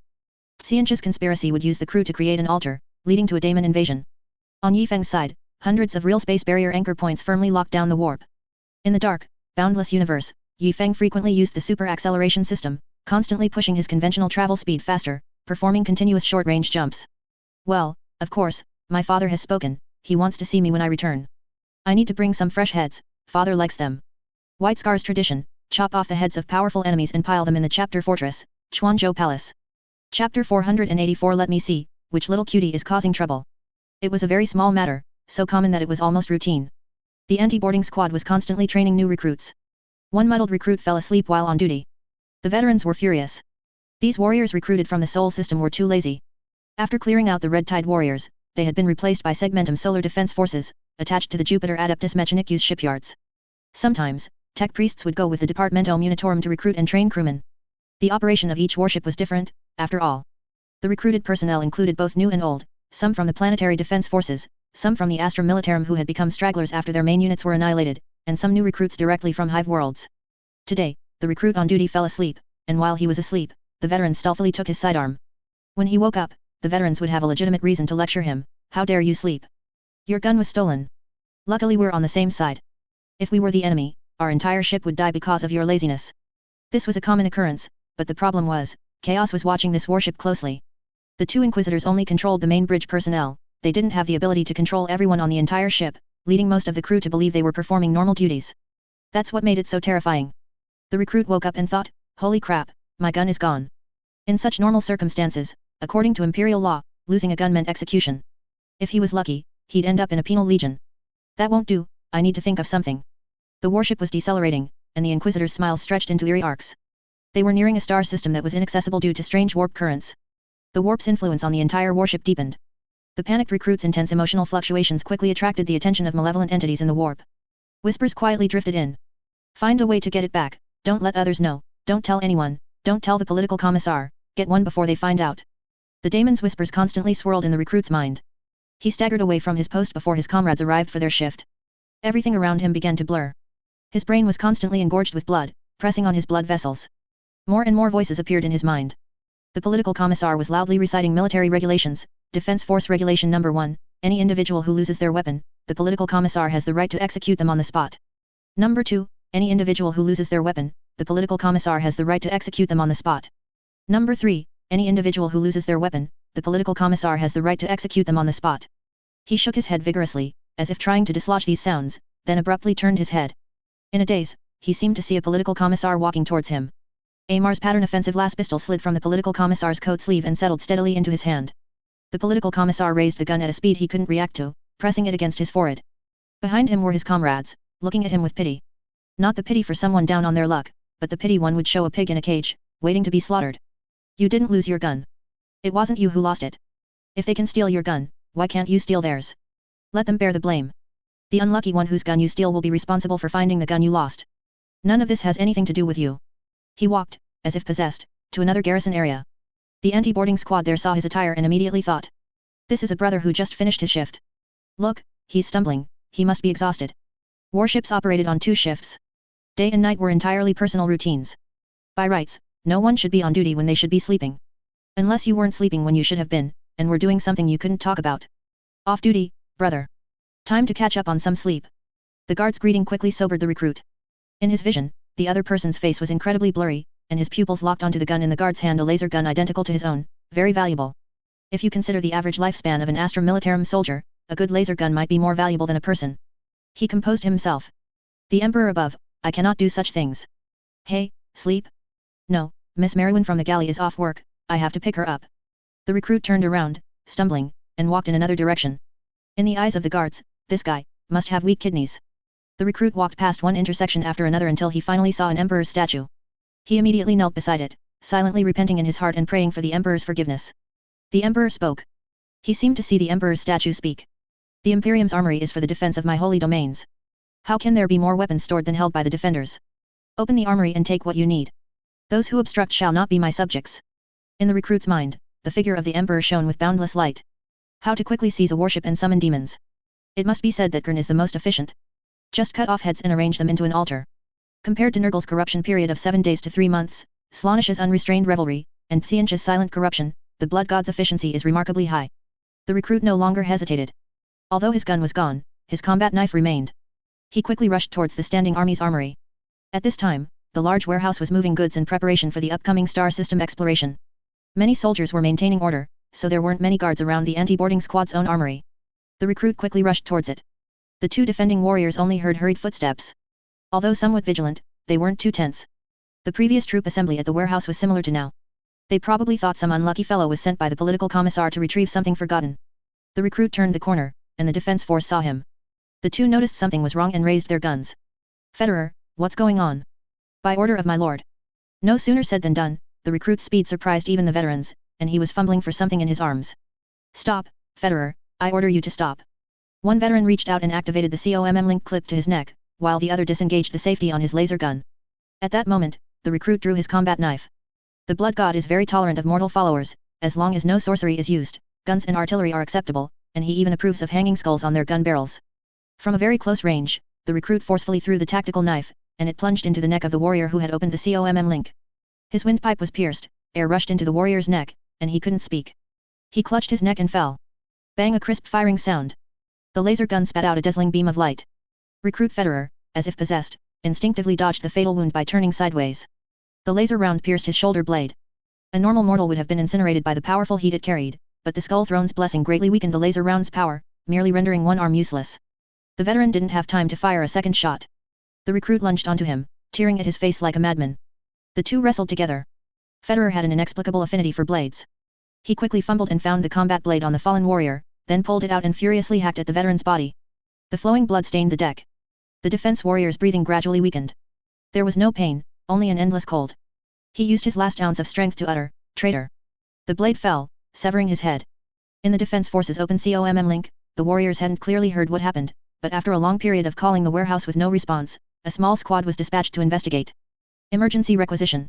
Something seems to have happened at the defense warehouse. Hey? Us? Go to the warehouse? Are you crazy? We don't have guns. Then go to the warehouse and get them. Isn't there an enemy in the warehouse? That's why we're calling you to go kill them. Everyone looked at each other. The veteran looked at the gun in his hand, which he had secretly taken from Federer when he was sleeping. Damn it, it's become a battle summons. Who's going? Whoever has a gun goes, right? A few brothers nearby reacted quickly. I'll go call the kid on post D6A8. I'll go call the kid on post D7B1. The slowest brother quickly grabbed the COMM link, clipped it to his neck, and said, "You go first, big brother, I'll provide comms support from the rear." "Comms support my ass. Call the big guy." The Ogren came out carrying a large iron club. The political commissar went to a fancy place and didn't bring the smelly, big oaf. They slowly walked towards the warehouse and saw the recruit emerging, carrying a gun and looking flustered. "Federer, what happened? Why is your shoulder all bloody?" Nothing happened. Weapon security is completely normal." The veteran looked at the gun in his hand, then at his own. "Say that again? Is that your gun? Then what's in my hand?" "It's your gun, sir." The veteran sensed something was wrong. He quickly raised his gun and pointed it at Federer, and motioned to the other comms support warrior to disarm the recruit. The recruit rattled off a string of words at an extremely fast pace, which the veteran didn't catch at all, and then he moved. Yi Feng felt that the old librarian's prophecy might not be reliable. They had been flying for so long after the jump, and there was nothing. Planetary trajectory calculations and gravitational measurements showed that there should be nothing in front of them. The old librarian was half asleep, his finger pointing forward. When Yi Feng slightly turned the warship, his arm also rotated in the opposite direction, always pointing in one direction. Like a compass. Yi Feng had no choice. Just go for it, what else can I do? Hey, hey, hey. After one warp jump, Yi Feng was about to make another when he suddenly saw an unusual light. The light flashed and vanished almost immediately, but Yi Feng was certain he had seen it. Stop preheating the warp jump engine. Prepare to activate the super acceleration device. Everyone, stop what you are doing as quickly as possible and enter the solid field. The entire warship quickly entered an emergency state. The well-trained Red Tide warriors were far more reliable than the Imperial soldiers who had just boarded. With years of training, they completed their deployment in a very short time. Division Commander. I saw the wake from another Fengyun-class warship's super acceleration engine. I would never mistake it in my life. As Yi Feng slammed the lever down, everything on the screen began to flash rapidly. The old librarian's arm trembled, and to everyone's shock, the warship suddenly spun around in a large circle. The warship bypassed another vessel that had already disengaged from acceleration, diving into the star system first. Violent, surging warp tides repeatedly battered the area. Yi Feng's keen perception immediately ordered the activation of the Geller field, and the mortals within the solid field were, in fact, unharmed. The Tech Marine, with the help of several power armor veterans, activated the Geller field, which normally required many mortals to operate. It was then that Yi Feng disengaged the super acceleration system. The surrounding situation was not optimistic. It seemed due to the intense warp fluctuations corresponding to this location, the entire star system was minimally affected by physical laws. Perhaps there was once a prosperous civilization here that suffered a devastating blow after opening something forbidden, turning the star system into this state, or it could be that the lingering effects of the war in heaven were still destroying this place. Both warships' auger arrays simultaneously detected each other. The Inquisitor stood arrogantly, choosing a pose he deemed very cool, and delightedly said to another Inquisitor, "You see, what did I tell you? There are humans here, humans not belonging to the Imperium. I don't care if they luckily escaped the Great Crusade or are an unreported hidden planet. According to Imperial law, death penalty." In his eyes, Yi Feng's vessel was an oddly shaped colony warship. The other Inquisitor's appearance was far more terrifying now. It was unimaginable how she perfectly combined a cherry mouth with a mad laugh that reached her ears. Blood seeped through her white dress, and the psychic glow became even more enchanting. "You are right, you are always right. Now, open fire." Both warships engaged in a rapid skirmish. Yi Feng's vessel had just exited super acceleration when the enemy rushed forward, firing a Nova cannon round at extreme speed. Yi Feng dodged with superb piloting skills, but the auger array's detection showed a slight deviation in the Nova cannon's trajectory, yet it still steadfastly flew towards our warship. It was unclear whether it was an issue with the auger array or the projectile. Yi Feng gritted his teeth and began micromanaging. The White Scars stood on the bridge as effortlessly as if they were on horseback. Relying on their 2-on-1 advantage, the two warships continuously pressured the enemy vessel, blocking its flight path. Meanwhile, on the other side, the regular crew members were becoming fewer and fewer. Chaos cultists and demons began to walk on the warship. Demons of different faiths fought amongst themselves within the vessel, such as the Tsianch corrupted Inquisitor and the followers of Qing. Qing does not corrupt special Inquisitors with psychic abilities, rather, he dislikes these individuals who hide in dark corners, peeping and investigating. If you were a Grand Librarian like Chief Librarian Mephiston of the Blood Angels, wielding a power sword and cutting people down, Qing would be quite happy to bestow a blessing and make him an anti-sorcerer, responsible for chanting counterspells when Tsianch demons cast spells. In short, the Blood Angels are always good, aren't they? The war continued. The Qing-controlled turrets reloaded extremely quickly, but the Geller field and Void Shield became quite bizarre. Not long after, the enemy warship stalled. Demons around altars were transporting chaos relics to maintain the warp rift. Once the warship was packed full of demons, it would be time to attack Terra. The old librarian finally regained consciousness and called for nearby warriors to prepare for a boarding assault. 2 full companies of adamantium warriors prepared to jump over, and Yi Feng. "Wait, old librarian, concentrate fire on the warship, hit them with another volley, aim for their engine section." "But, Yi Feng, we're already within boarding distance." "Then what are you hesitating for? Fire. Cover them with the Geller field." The Geller field's reality bubble range was not large. Yi Feng's order to fire high-power salvos at collision distance would cause the enemy's detonation to affect our warship. "Use torpedoes first." Sisyphus chose a compromise solution. Theoretically, a single torpedo hit to a vital area would bring even a lunar-class cruiser to its knees. At such close range, a torpedo volley would be enough to destroy the enemy. The warship swayed. The enemy's macro-cannon power was also great, they were from the same shipyard, equally matched. Yi Feng was still somewhat hesitant in his final decision, hoping to preserve more adamantium warriors rather than a single warship. "My old man likes skulls. Do warship heads count as skulls? Can I just chop off the prow and bring it back?" The torpedoes had just left their tubes, not yet hitting the enemy, when the warship suddenly engaged super acceleration, its target directly Terra. "Division Commander, we've detected a beacon. It claims to be a loyal astropath from the enemy warship, hoping we can teleport directly to him for support." "Teleport? I didn't bring any Terminators. What's the point? Just teleport the old librarian. The quickest to react to the enemy's escape was the old librarian's Fengyun-class warship, which immediately engaged super acceleration and followed. Yi Feng predicted that the enemy would initiate a warp jump after leaving the star system, so he ordered a preemptive Nova cannon bombardment of the target area, then joined the pursuit. Sisyphus, the old librarian, similarly used preemptive lance bombardments to repeatedly prevent the enemy's warp jump. After Yi Feng reached the edge of the star system, he initiated his warp jump first. When the enemy disengaged from super acceleration mode and prepared to initiate a warp jump, they found Yi Feng's warship already waiting directly in front of them. The warship was positioned broadside, its side cannons already firing. Volleys of firepower pounded against the distorted void shield. Yi Feng finally made up his mind for a desperate boarding assault. Let's begin. The Lord of the Crimson Tide had not set foot in a boarding pod for a long time. This time, there was no William, no Anos, no Grand Librarian, nothing that could stop him. As for the custodes responsible for watching him, Victor had a headache and deliberately caused a small accident, ensuring Yi Feng's boarding pod was the last to jump into the bridge, which had no living occupants. Numerous puppets controlled by psychic threads hung from the ceiling. The cowboy-clad Inquisitor had bound and suspended all the corpses in a web, like a spider storing food. Standing beside her was no longer a graceful beauty, but a daemon, codenamed Bestie. Hehe, you never know if it's a bestie or a foestie. As a Tsianch daemon, it often disguised itself as a Slaaneshi daemon, attending various high society imperial banquets and mingling with famous noble women. Sometimes, it would also sleep with them. Ahem, that's not important. Whispers and gossip were its usual methods, although it was usually the instigator. Kern's presence here was also instigated by it. The blood god would, of course, invade Terra, but why not take a shortcut? Crashing a warship full of demons into Terra, causing a massive explosion that killed hundreds of billions of humans, would not only tear open a grand rift but also perfectly fit Kern's style. It attempted to possess the beautiful Inquisitor, but failed. The possessor instead summoned demons from within, and the Inquisitor's flesh exploded across a wall. Perhaps you need a shovel to scrape your colleague off the wall. Save it for the false emperor. It will be used to dig his grave. The thoroughly corrupted Inquisitor unhesitatingly referred to him as the false emperor, though in his mind, he was speaking of burying the emperor's enemy. They're here. Before the daemon could finish speaking, Yi Feng's boarding pod, with Victor's subtle manipulation, descended miraculously from the sky. Melta fire tore through the ceiling, burning a large hole directly above. 10 crew members bound by psychic threads turned to ash.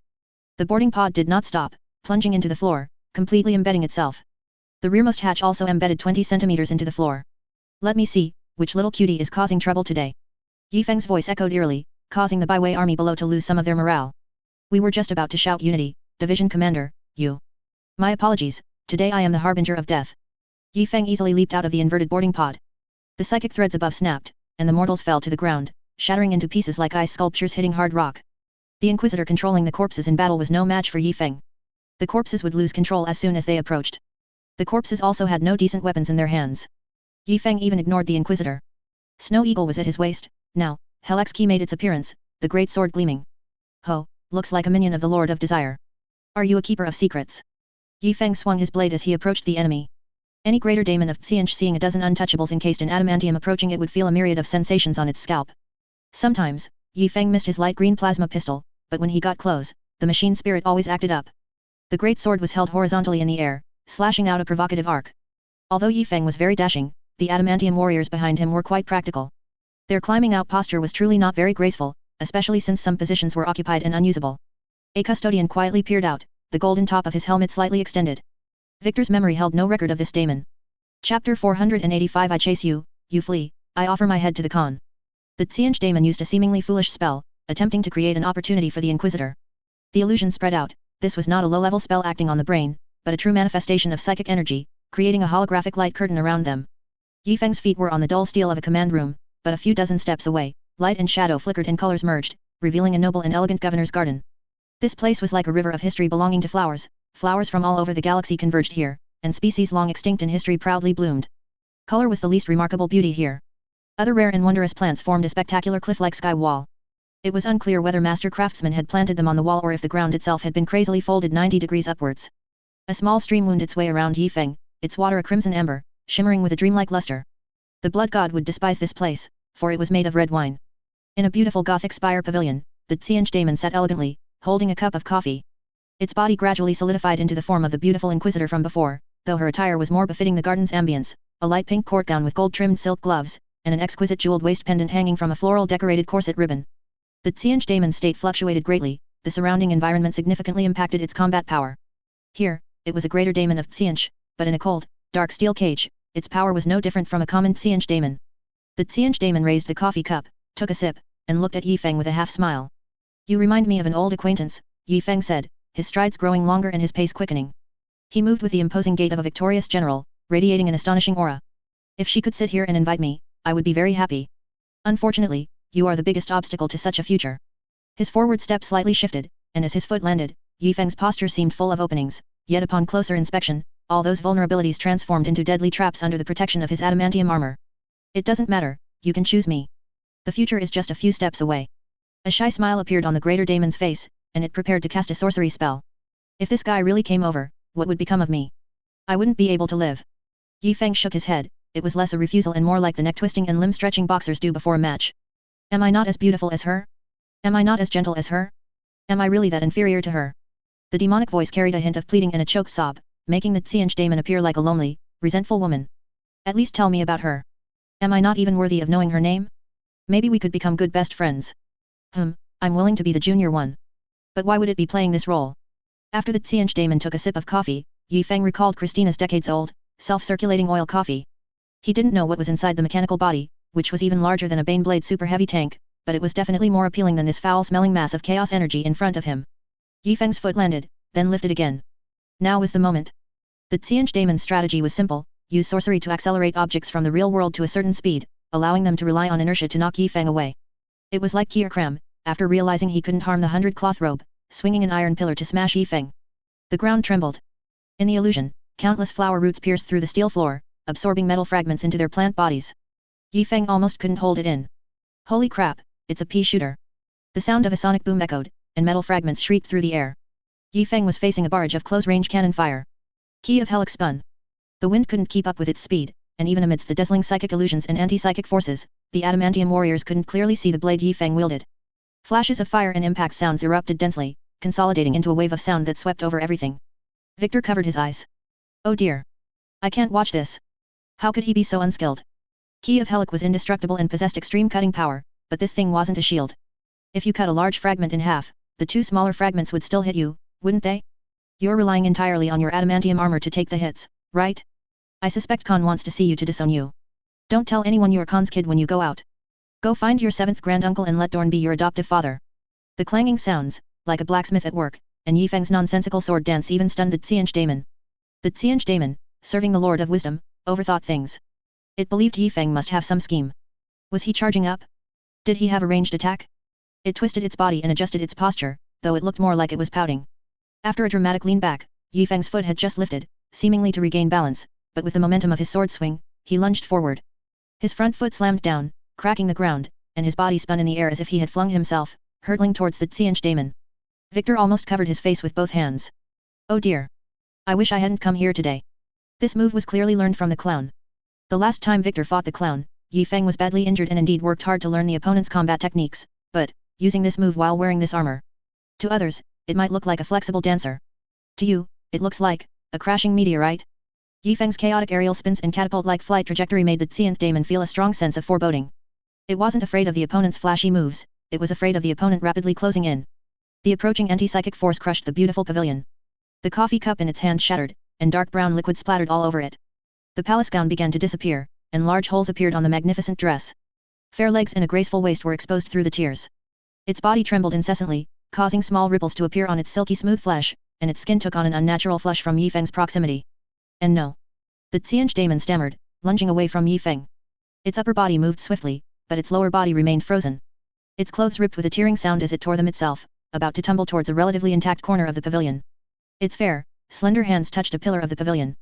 In an instant, power transcending physical rules erupted. This corner of the illusion dissipated, and the pillar revealed its true form. It was a pillar. Yi Feng flipped in midair, preparing to strike, and stole a glance, crying out internally, "Holy crap!" Lin Daiyu uprooting a weeping willow. It was a greater daemon, after all. Even if it wasn't a strength type, it could easily snap a steel pillar. Its seemingly delicate body adopted a baseball player's stance. The thick steel pillar in its hands was like a plastic toy. With a casual swing, it reached extreme speed, smashing violently towards Yi Feng. Key of Helic could only temporarily change direction. With one sword strike, it severed the steel pillar, and the broken section whizzed past Yi Feng's cheek. Yi Feng's other hand did not reach for the Snow Eagle Warblade, instead, he grabbed the remaining steel pillar and rapidly closed in on the Qian daemon. Key of Helic pressed along the steel pillar, stabbing from sky to ground. Yi Feng didn't even need to hit the opponent, simply colliding with it would cause terrifying damage. The Qian daemon shrieked, abandoning the steel pillar. Powerful psychic energy continuously bombarded the area behind it, shattering several screens and blasting a large hole in the wall, retreating through it. The surrounding branches and flowers withered.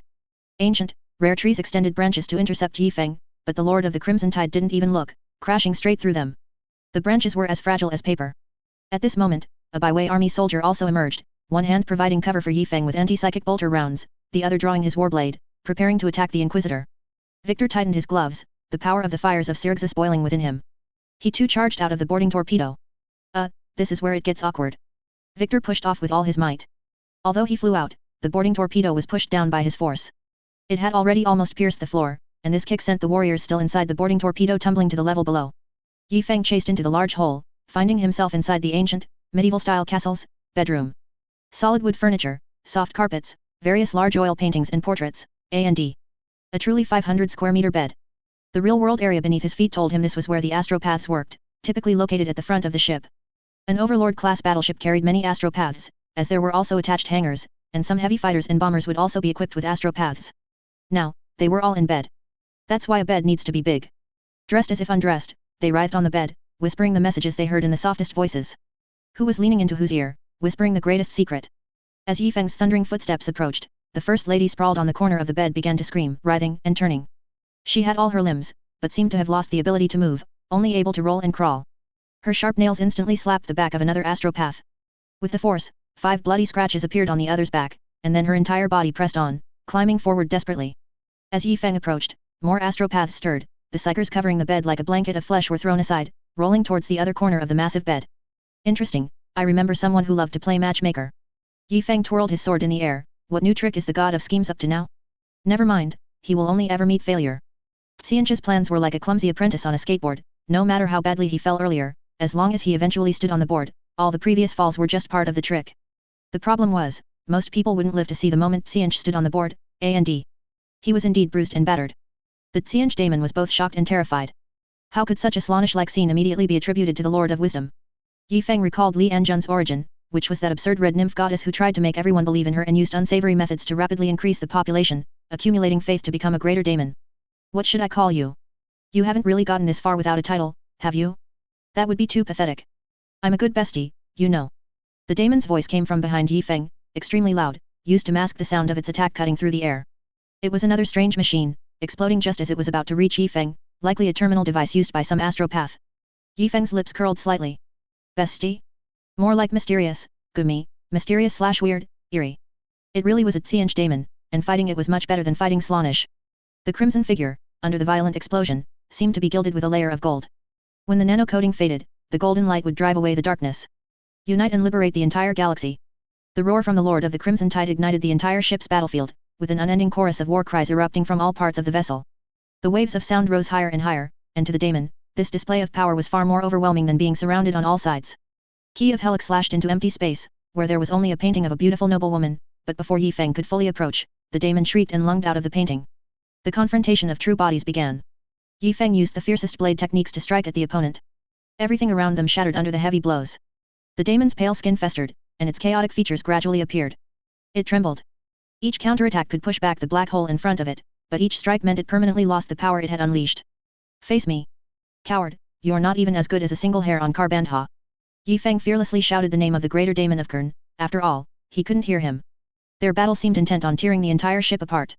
The greater daemon was frantically running, trying to shake off Yi Feng and get far enough away to teleport and escape, while Yi Feng pursued relentlessly, cutting down other chaos cultists and demons ordered to intercept him along the way. Only at this stage did Victor nod, casually twisting off the head of a chaos cultist champion. The Xianzhi daemon, cornered, plunged into Qing territory. Federer, a recruit, was performing a ritual. As the leader of the blood cult here, he had cut off the most skulls, arranging them with everyone's trophies into 8 chaos symbols, and began praying to the blood god. A rift slowly opened, revealing a passage behind it. The walls of the passage were lined with an unceasing storm, within which something corporeal seemed to be violently crashing against the passage walls, and at the end of the road was a hellish landscape. The bloodletter army leaped into the passage, pouring out from it in a continuous stream, and banners were rising. Just then, the edge of the ritual room suddenly exploded. The greater daemon of Xianzhi charged through recklessly, kicking a bloodletter that tried to intercept it 10 meters away, then plunged into the passage. The normally solid passage walls, under its violent impact, developed peculiar cracks, like those of shattering bone, and the storm from outside surged into the space. The Qing daemon plunged through the breach and vanished. The golden giant followed, savagely smashing aside any demons that dared to confront him, and even the hellblades were shattered by Key of Helic. His first glance fell upon this blasphemous warp passage. He lunged forward in several great strides, kicking Federer away, and rushed to the passage. Mysterious hunters from the storm were pouring into this passage. The blood legions from the brass throne side were already fighting the things emerging here. Yi Feng immediately caught sight of a corner of the brass fortress. As Yi Feng arrived, the passage was closing, and the reality barrier completely crushed the bone wall propped up by the blood god. Yi Feng then let out a loud shout, "Brass old man, you just wait for me. I'll cut you down sooner or later. Now, get out of my ship." After he said this, the passage completely vanished. Yi Feng wasn't worried that the other side would tear open another rift, because there were only so many crew members here, most had already become sacrifices. It was impossible for so many souls to spontaneously appear on a ship covered in anti-psyker armor to summon demons. Gurn would at least have to tear open a rift near Mandeville Point. As long as they weren't directly deployed on the ship, when it came to escaping, who could compare to my Overlord-class battleship? Yi Feng's provocative words drifted through the warp passage, spiraling for a while before reaching the brass throne. The blood god was so pleased that he decided, when the time for war arrived, to directly clash with Yi Feng's adamantium warriors. What's there to say? Declare war on Terra. After Yi Feng closed the passage, he turned around and saw, "Oh. You didn't die after taking my kick? You've got some grit." On the adjacent wall, two wriggling crimson flesh balls were trying to pry themselves off. Federer and the bloodletter, who had been kicked by the Qing daemon, had successfully made two large dents in the wall. "It seems your luck is very good today. I grant you eternal rest." At this moment, Yi Feng leaped onto the altar.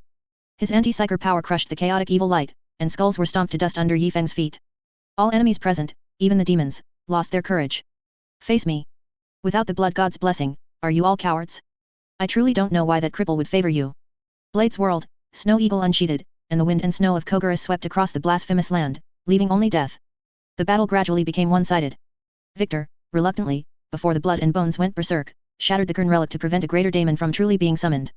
Yes, he used the weapon snatched from your champion, your daemon prince's weapon, the blood-child battle-axe. "If you're not happy, come and cut me." Beneath the golden throne, human courage endured. The last to crawl out of the boarding hatch was a tech marine. He was very angry. The byway army was fully staffed, including chaplains, apothecaries, and tech marines.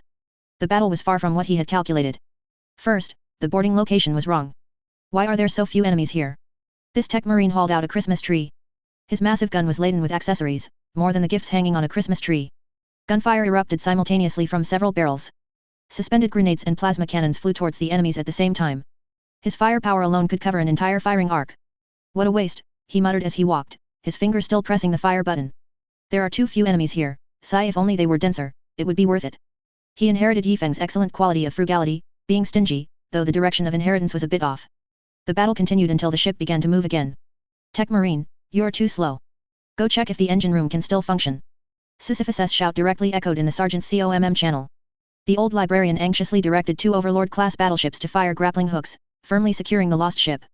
He had a premonition that enemy reinforcements were coming. "We need to enter warp jump immediately. Quick, ensure all turret arrays have been taken down." The tech marine sprinted down the central corridor. Around him were sounds of gunfire and ammunition depot detonations, a sprawling sea of fire so intense even he dared not charge directly into it. "External observation support, report on turret status beyond Sector D7. All are burning. The last 3 turrets have been blown off by ammunition depot detonations. Scan complete, no issues. Close in."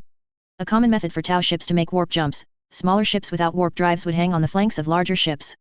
However, now, 2 Overlord-class battleships had sandwiched the lost ship in the middle. "Let's go." All was quiet around them, there was no trace of chaos. Only one warp creature, a being that had been circling in the warp currents of this star system, was thrown here, struggled, and died, plummeting into the star system's sun, leaving no trace. "You can't leave for now. You'll have to wait until the warp jump is over before we can arrange transport for you to depart." An adamantium warrior cordially pressed against the Inquisitor's face.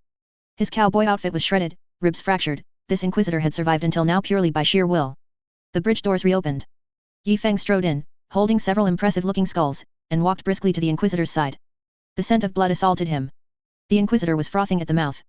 Yi Feng hadn't intended for him to live anyway. "Master, killing an Inquisitor near Terra isn't a good idea, is it?" "What, killing an Inquisitor? I only came to rescue him. He just died standing next to me. Isn't it obvious how the report should be written?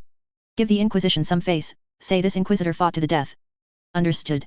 Tor." The Inquisitor's breath was weak, but he still stubbornly pushed out a few words from his throat. All right, I get it. You don't need to introduce yourself. Yi Feng didn't care about any inquisitor. You'd best die on your own, if not, I'll have to send you on your way. The Dark King, will. What was that? The inquisitor died completely before finishing his sentence. A classic half-finished last will.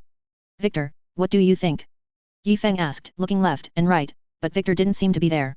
Ah, what a relief. Yi Feng adopted a comfortable sitting posture, leaning against the wall without any regard for his image. Oh, different adamantium armor, this design only allows for sitting like this. Who cares about a chaos cultist's last words? If you'd finished, I'd still throw you in the trash. A golden spike quietly extended from the large hole burned through the boarding hatch, without a single trace of blood. Chapter 486 Sun and Wine. The warm-up has begun. Chaos cultists' activities are becoming increasingly rampant across the galaxy, and with the large-scale contraction of space marine forces, the Imperial Navy is stretched thin. Originally, this was a good time. The war situation had almost returned to the state after the disappearance of the Primarchs. Sigismund, leading the Black Templars, had annihilated most of the Empire's enemies, and the Empire was prospering. However, under the Regent's command, pressure across the galaxy surged. Surrounding worlds risked having their trade routes cut off to transport various supplies to Terra, and their own military strength couldn't be said to be weakened, only that both sides were strengthening. Due to the Eye of Terror, the intensity of psychers on both sides was increasing. Every day, the Empire detected numerous incidents of chaos relics being smuggled into the Sol system. The skulls favored by Qing and the remains of Imperial saints were indeed difficult to distinguish. The latest discovered incident had already approached the edge of the Sol system and was intercepted and destroyed by the Martian Mechanicum. Well, given that they don't say anything, it can be understood as an error on the part of the Adeptus Mechanicus, who brought it back themselves. Guilliman was arranging a grand welcoming ceremony. A grand event held on Terra required extensive planning. The people to be welcomed were also not entirely fixed. The ancient being who returned first completed the planning of all the event details before Guilliman. The Primarch hadn't even finished writing all the schedules when the dusty golden figure reappeared before him. Long time no see. It seems time has changed you a lot. Alfarius tried his best to complete the other party's image from Guilliman's memory. It wasn't that he didn't recognize the other party, but that Guilliman's understanding was incomplete. Welcome back. Should I call you the King in Yellow? Constantin Valder. The ancient custodes marshal from the 30K era, personally sought out by the Emperor, accompanied the Emperor through a glorious millennium from the unification wars of Terra until Lemon Russ's disappearance.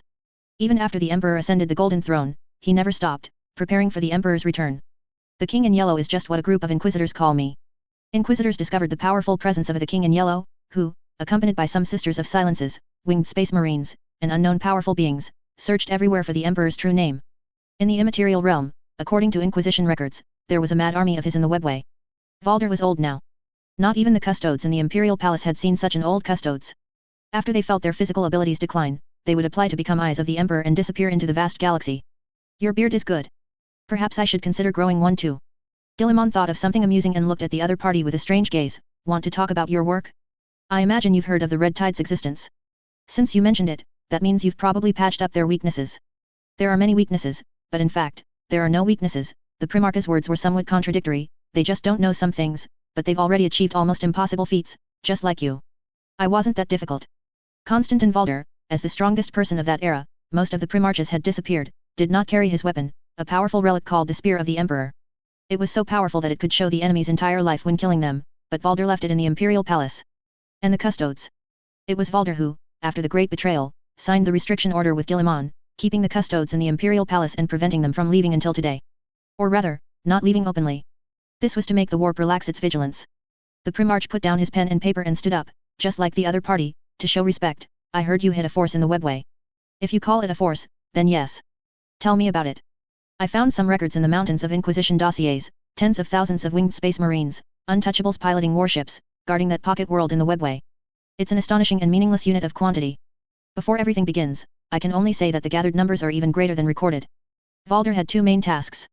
One was to gather these forces, and like Yi Feng, try to hide them using anti-psyker power. The Red Tide chose the People's Light, which was almost invisible in the warp, while Valder chose to cooperate with the Sisters of Silences to establish a stronghold in a pocket-shaped webway. Winged Space Marines. When I read it, I thought it referred to the Dark Angels' helmets with wings, but now it seems that's not the case. At this point, everything was still peaceful, but in the next sentence, the Primarch's tone turned unfriendly. You didn't do anything to the descendants of my brother Sanguinius, did you? Valder smiled, just mechanics. I gave them an extra surgery, allowing the extra nerves in their backs to control mechanical wings. You. Valder glanced at the wings of despair beside him, with an expression that said, you have the nerve to criticize me.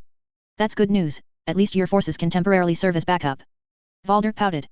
The battles these years were far more dangerous than ordinary people imagined. He was the main target of the Eldar's high-tech enemies.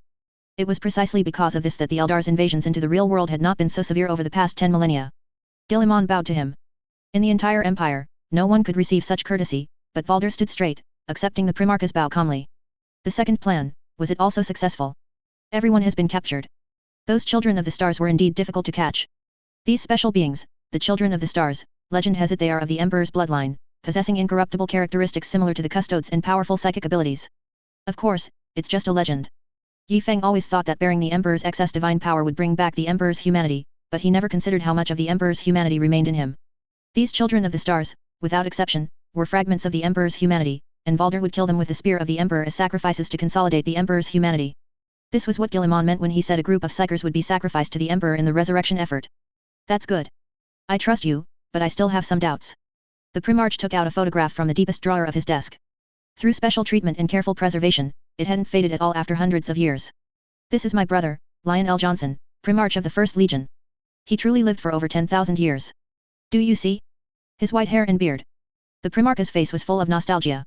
You've also lived for 10,000 years, but you're not that old. I believe if you pick up the spear of the Emperor now, your combat power will be undiminished from back then. This involved some internal secrets of the custodes, but Constantin Valder didn't think it was a secret. The other custodes brothers are just as reliable, Robert. I'm like a dreadnought, moving in and out of stasis. I only wake up when there's a large-scale Eldar invasion or intelligence about finding the children of the stars. Ho ho, Robert, hearing it from your mouth is truly nostalgic. In fact, the name Robert was mostly used by Lady Uden. For the Primarch, it was a name reserved for old friends. Ivrain and a certain beautiful girl who helped the Primarch seek historical truth sometimes called him that too. What's there to be nostalgic about? Think of the War Master. The War Master Valder referred to here was not Horus, but the War Master before him, even before the Primarches returned, the oldest immortal, OLL person, who was more than 7,000 years older than the Emperor. That old guy just called you 13. Indeed, he was much more impolite than Malkador. I'd rather be pinned to the ground by the Imperial Chancellor's psychic power than see that old guy. That old guy, OLL person, was a typical I'd rather do nothing than make a mistake type of immortal. The only event that could be called a historical turning point was his successful persuasion of the Emperor to confront Horus in human form rather than directly ascending to godhood. When these old stories, whose historical records had even been lost, were mentioned, the Primarch couldn't help but relax. He invited Valder to sit down. Having toiled for 10,000 years, there was no rush at this moment. So, do you have a way to maintain the Imperial Palace's psychic barrier? I'm not sure if that barrier will still be there when the Emperor reforges his body. The Custodes have always had a contingency plan for that. You should ask the Custodes currently in the Imperial Palace. We've prepared a special void shield, right there in the Imperial Palace. When activated, it can serve as a secondary barrier to some extent, but, you know, there have been many battles for Terra, but never again without the Emperor present. Upon hearing this, the Primarch finally breathed a sigh of relief. These Custodes guys were completely unwilling to tell him more secrets. The Custodes' distrust of the Primarches and Space Marines originated from Valder. At the very beginning of the Primarch project, he raised his only challenge to the Emperor's plan in his life.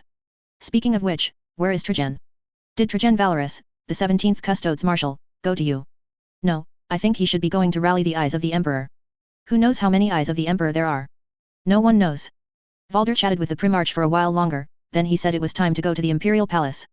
The spear of the Emperor has waited for its master's return. It is a little luckier than I am, just a little, the ancient Custodes commander said. As the sister weapon of the spear of the Emperor, the Dionysian spear's master, Lemon Russ, was drifting through the galaxy like a giant wandering ogren, making his way to Terra in ragged clothes. The Dionysian spear's attack could make the opponent see their true nature, see the truth. The Wolf King also did not take the Dionysian spear with him, but he really wanted to stab his brother with the Dionysian spear again now. Of course, not Horus, who had turned to dust, but Magnus' Shard of Integrity. I will not cast any more spells targeting Terra, none. It's just a simple teleportation spell, brother, it's no big deal. Even if it doesn't target the Imperial Palace, you can open the portal on Moon. I refuse, brother, I swear. Magnus' Shard of Integrity was constantly repenting for that catastrophic psychic spell, the disaster brought by ignorance that destroyed the future of the Imperium. In the previous 11 millennia, the Wolf King was quite formidable, in the words of a Daemon Prince. Oh no, Russ is using his brain. With the powerful spells cast by Magnus' Soul Shard in the bracelet, no entity in the warp could hold Lemon Russ. To the warp, he was more disgusting than the neighbor's constantly barking dog, at least they wouldn't keep a dog in your house. And he would occasionally try to pick the lock. Lemon Russ faithfully carried out his mission, though occasionally he wished for a better life. Send me back to Fenris. Teleport directly back to Fenris. The Storm Soul, Fenris's planetary consciousness, will help you. No, our mission now is to return to Terra. But you refuse to teleport to Terra. Yes. You really are missing a screw. That's your fault, you didn't help me find that shard. Amidst their boring bickering, the ship Lemon Russ was on was making its way towards Terra. Those were tough years, and to avoid detection, he was now staying with the Groks. Entering the Sol system meant a minor inspection every 3 days and a major one every 5, as if they wanted to dismantle the warship into parts before sending it in. The Wolf King couldn't expose his presence either, even a space marine couldn't be trusted. If he appeared in an astropathic message, who knew what kind of Chaos Fleet attack they would face? He hadn't caused any trouble for the Chaos Gods these past years. On this matter, Lemon Russ was quite self-aware. Sometimes, the Wolf King was simply relaxing. The Emperor was here, his brothers were here, so he relaxed. When he relaxed, he started acting recklessly, and it wasn't entirely due to his disguise. The tattered frost armor was plastered against the wall, the magnetic lock barely functioning. Below was a stinking animal pen. The Wolf King couldn't eat directly when hungry, if even one beast was missing, he'd be harassed by intense inspections. Magnus, I'm hungry. I can make the food from the kitchen fly over by itself. How is that any different from you directly informing them I'm on the ship? Lemon Russ finally decided to go to the lower deck to check the situation. His current location seemed to have harsh conditions, but compared to the lower deck, it was a paradise. He didn't even need to hide his tracks when going down. Everyone thought a bloated ogre with mutated fur was a perfectly normal sight. Mutant slaves, various cults, and infiltrating Xenos were all mixed together. The inspection team had just carried out a purge, and Lemon Russ decided to see if there were any left. Cultists, gene stealers, chaos-influenced mutants, these were practically his daily diet, as he could only find such things during his days of salvaging shards in the Sea of Souls. Oh, right, and orcs singing and fighting demons. Honestly, their mushroom soup was quite delicious. Aside from how he carved through greater demons like slicing melons and vegetables, then kicked aside the biggest orc war boss to rush into the kitchen and guzzle mushroom soup, which led to other lads worshipping him as Gork, everything was normal. Thinking of this, Lemon Russ licked his lips. He really missed the fine wines of Fenris. The only time he had tasted Fenrisian mead in all these years was when he found it on a destroyed Space Wolf ship. The warriors on the Stormfang would never have imagined that their gene father was collecting their bodies and sending them out of the warp. Don't steal the ship's alcohol fuel. The return journey cannot be affected in any way. I know. Russ, relying on a Primarch's speed, moved through the corridor, using his sense of smell to predict if anyone was ahead. After stealing a bottle of fine wine from the Ultima Segmentum from a first mate's room, he slipped through the vents to the lower deck. The Wolf King downed the wine, then tore off the label, poured in some readily available wastewater, and quietly stole a pack of food bars from behind a slave driver, stuffing the empty bottle inside. Russ, we don't have to do this. If we're going to infiltrate, we go all the way. Hey, what do you think Korix would do? He would hold his forehead and say, that's so you, Russ. The two Primarchs chatted idly. Russ even wanted to run into a macro cannon barrel to sleep, when there was no fighting, that was the least likely place to be inspected. The good times didn't last, the ship was violently struck. Lemon Russ immediately hid, and Magnus used psychic powers to investigate what had happened. Another ship had violently collided with them, and they were veering off their original course. The captain made an immediate decision to warp out. The ship warped to the void between star systems, where there was nothing around. A Chaos Cultist's warship had crashed into the transport ship. The frigate had separated from them in the warp, along with 4 other transport ships. Alarms blared throughout the ship. The number of warriors on this ship was pitifully small, or rather, they couldn't even be called warriors. A few squads of elderly, retired Astra Militarum, re-employed as a guard force, now struggled to lift their 2-handed heavy plasma guns, constantly starting sentences with "back in my day." Chaos Cultists poured into the ship through the breach, their roars echoing throughout, "Blood for the Blood God, skulls for the Skull Throne." The Bloodletters gang had attacked here, the Blood God was looking for every opportunity to attack and seize ships heading to Terra, as an appetizer before the Great War. Lemon Russ knew that this ship could not defend against the enemy's attack. Magnus, I need your psychic illusion to obscure me. Psychic power surged around the Wolf King, and he swiftly plunged into the battlefield. The battlefield situation was one-sided. The defenders firmly held several mechanical doors but were steadily retreating under the mad assault of the Qing followers. Most of their positions had been lost, and key nodes were occupied. The Wolf King charged into a battle zone where a 10-man squad, armed with bayonet-fixed rifles, was checking rooms one by one. The arrival of the Primarch was a catastrophe. A single punch shattered a cultist. The Wolf King killed all enemies with extreme speed, then hung all their heads on himself, smearing the cold armor with the cultist's blood. All right, Magnus, you can rest. Be careful of corruption. The Wolf King shouted, kill. Disguised as a frenzied blood god cultist, he charged into the battlefield and began a fierce slaughter. It was well known that those blessed by chaos often grew significantly in size, so, a deranged blood god Ogren was slaughtering all living things. Let the blood flow, let the blood cover the earth. Lemon Russ ripped off the cannon barrel of a Lemon Russ tank, wielding it as a weapon. This heavily corrupted tank was so foul-smelling that the Primarch felt the black cannon barrel in his hand greedily sucking the blood smeared on it. That wouldn't do, he had to kill faster. The Qing followers felt a strong wind rush past, and their surrounding comrades were all shattered into bloody pulp. The Wolf King charged all the way to the enemy's boarding point, intercepting those who were foolish enough to come. Although the Primarch bore the brunt of the renegade army's attack, scattered enemies who managed to breach the ship still broke through the defenders' lines. The frenzied assault would not stop even without teammates. The defenders retreated under the enemy's suicidal charge, but they didn't know that not a single soldier would emerge from behind the enemy. This location was not far from the Sol system, so the captain immediately called for support via astropathic communication. Fortunately, the response was almost immediate. They were surprised to find that support was right beside them. How close? They warped out the very next moment. Chapter Master William, it seems we'll be eating 2 ships before heading back. Didn't you hear Khan's orders? This time, go straight to Terra. The flagship is not to slow down. Open the aft shipyard doors, launch 1 ship, and leave. Anno spat out an Overlord-class battleship and then hurried away.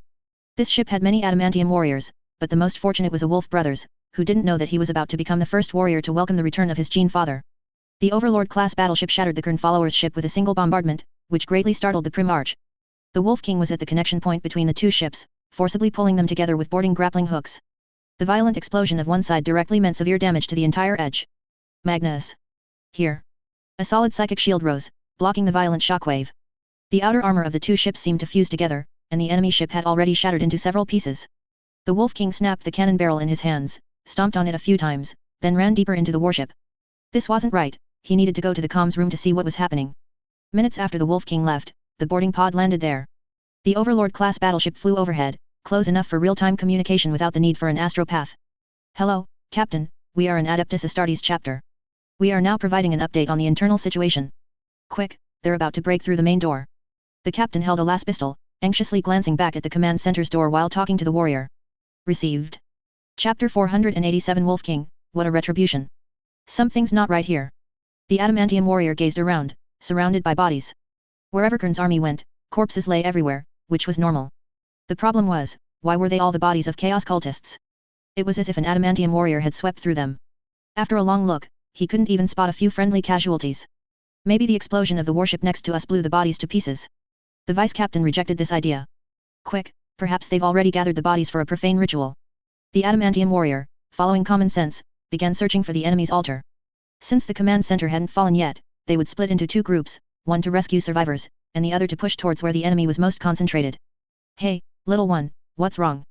The Wolf brother soothed his wolf. The giant false Fenris wolf's fur was bristling, his whole body trembling, warily eyeing his surroundings. The Wolf brothers had been assigned to the altar group, attempting to use his keen sense of smell to locate enemy concentrations. After calming his combat servant, he felt something was off, and taking off his tactical helmet, his sense of smell picked up a strange scent. Be careful, there's a powerful creature. The Wolf Guard warrior found the scent increasingly disturbing. He seems to be heading towards, I can't tell. The Wolf King, being a Primarch after all, found it easy to suppress his metabolism. Aside from a slight scent when his blood was absorbed by Kern's cannon, the smeared blood effectively hid his tracks. The squad began to move. The Wolf brothers ran towards the back of the warship. Both the auger array and his own senses indicated that the number of invading enemies in the rear was not large. Hey, brother, do you think the enemy might have moved the bodies back to their own warship? Now their warship has been blown up by us, so we can't find the bodies. That's possible. The smell of blood I'm detecting isn't strong, not even as strong as Grok's dung. Suddenly, the Wolf brothers felt something was wrong.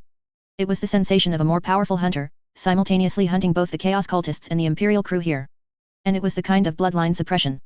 I have a bad feeling, brothers. Not only him, but the wolf at his side also walked very cautiously. It's rare for the Wolf brothers to hesitate. Usually, you'd be the fastest one running.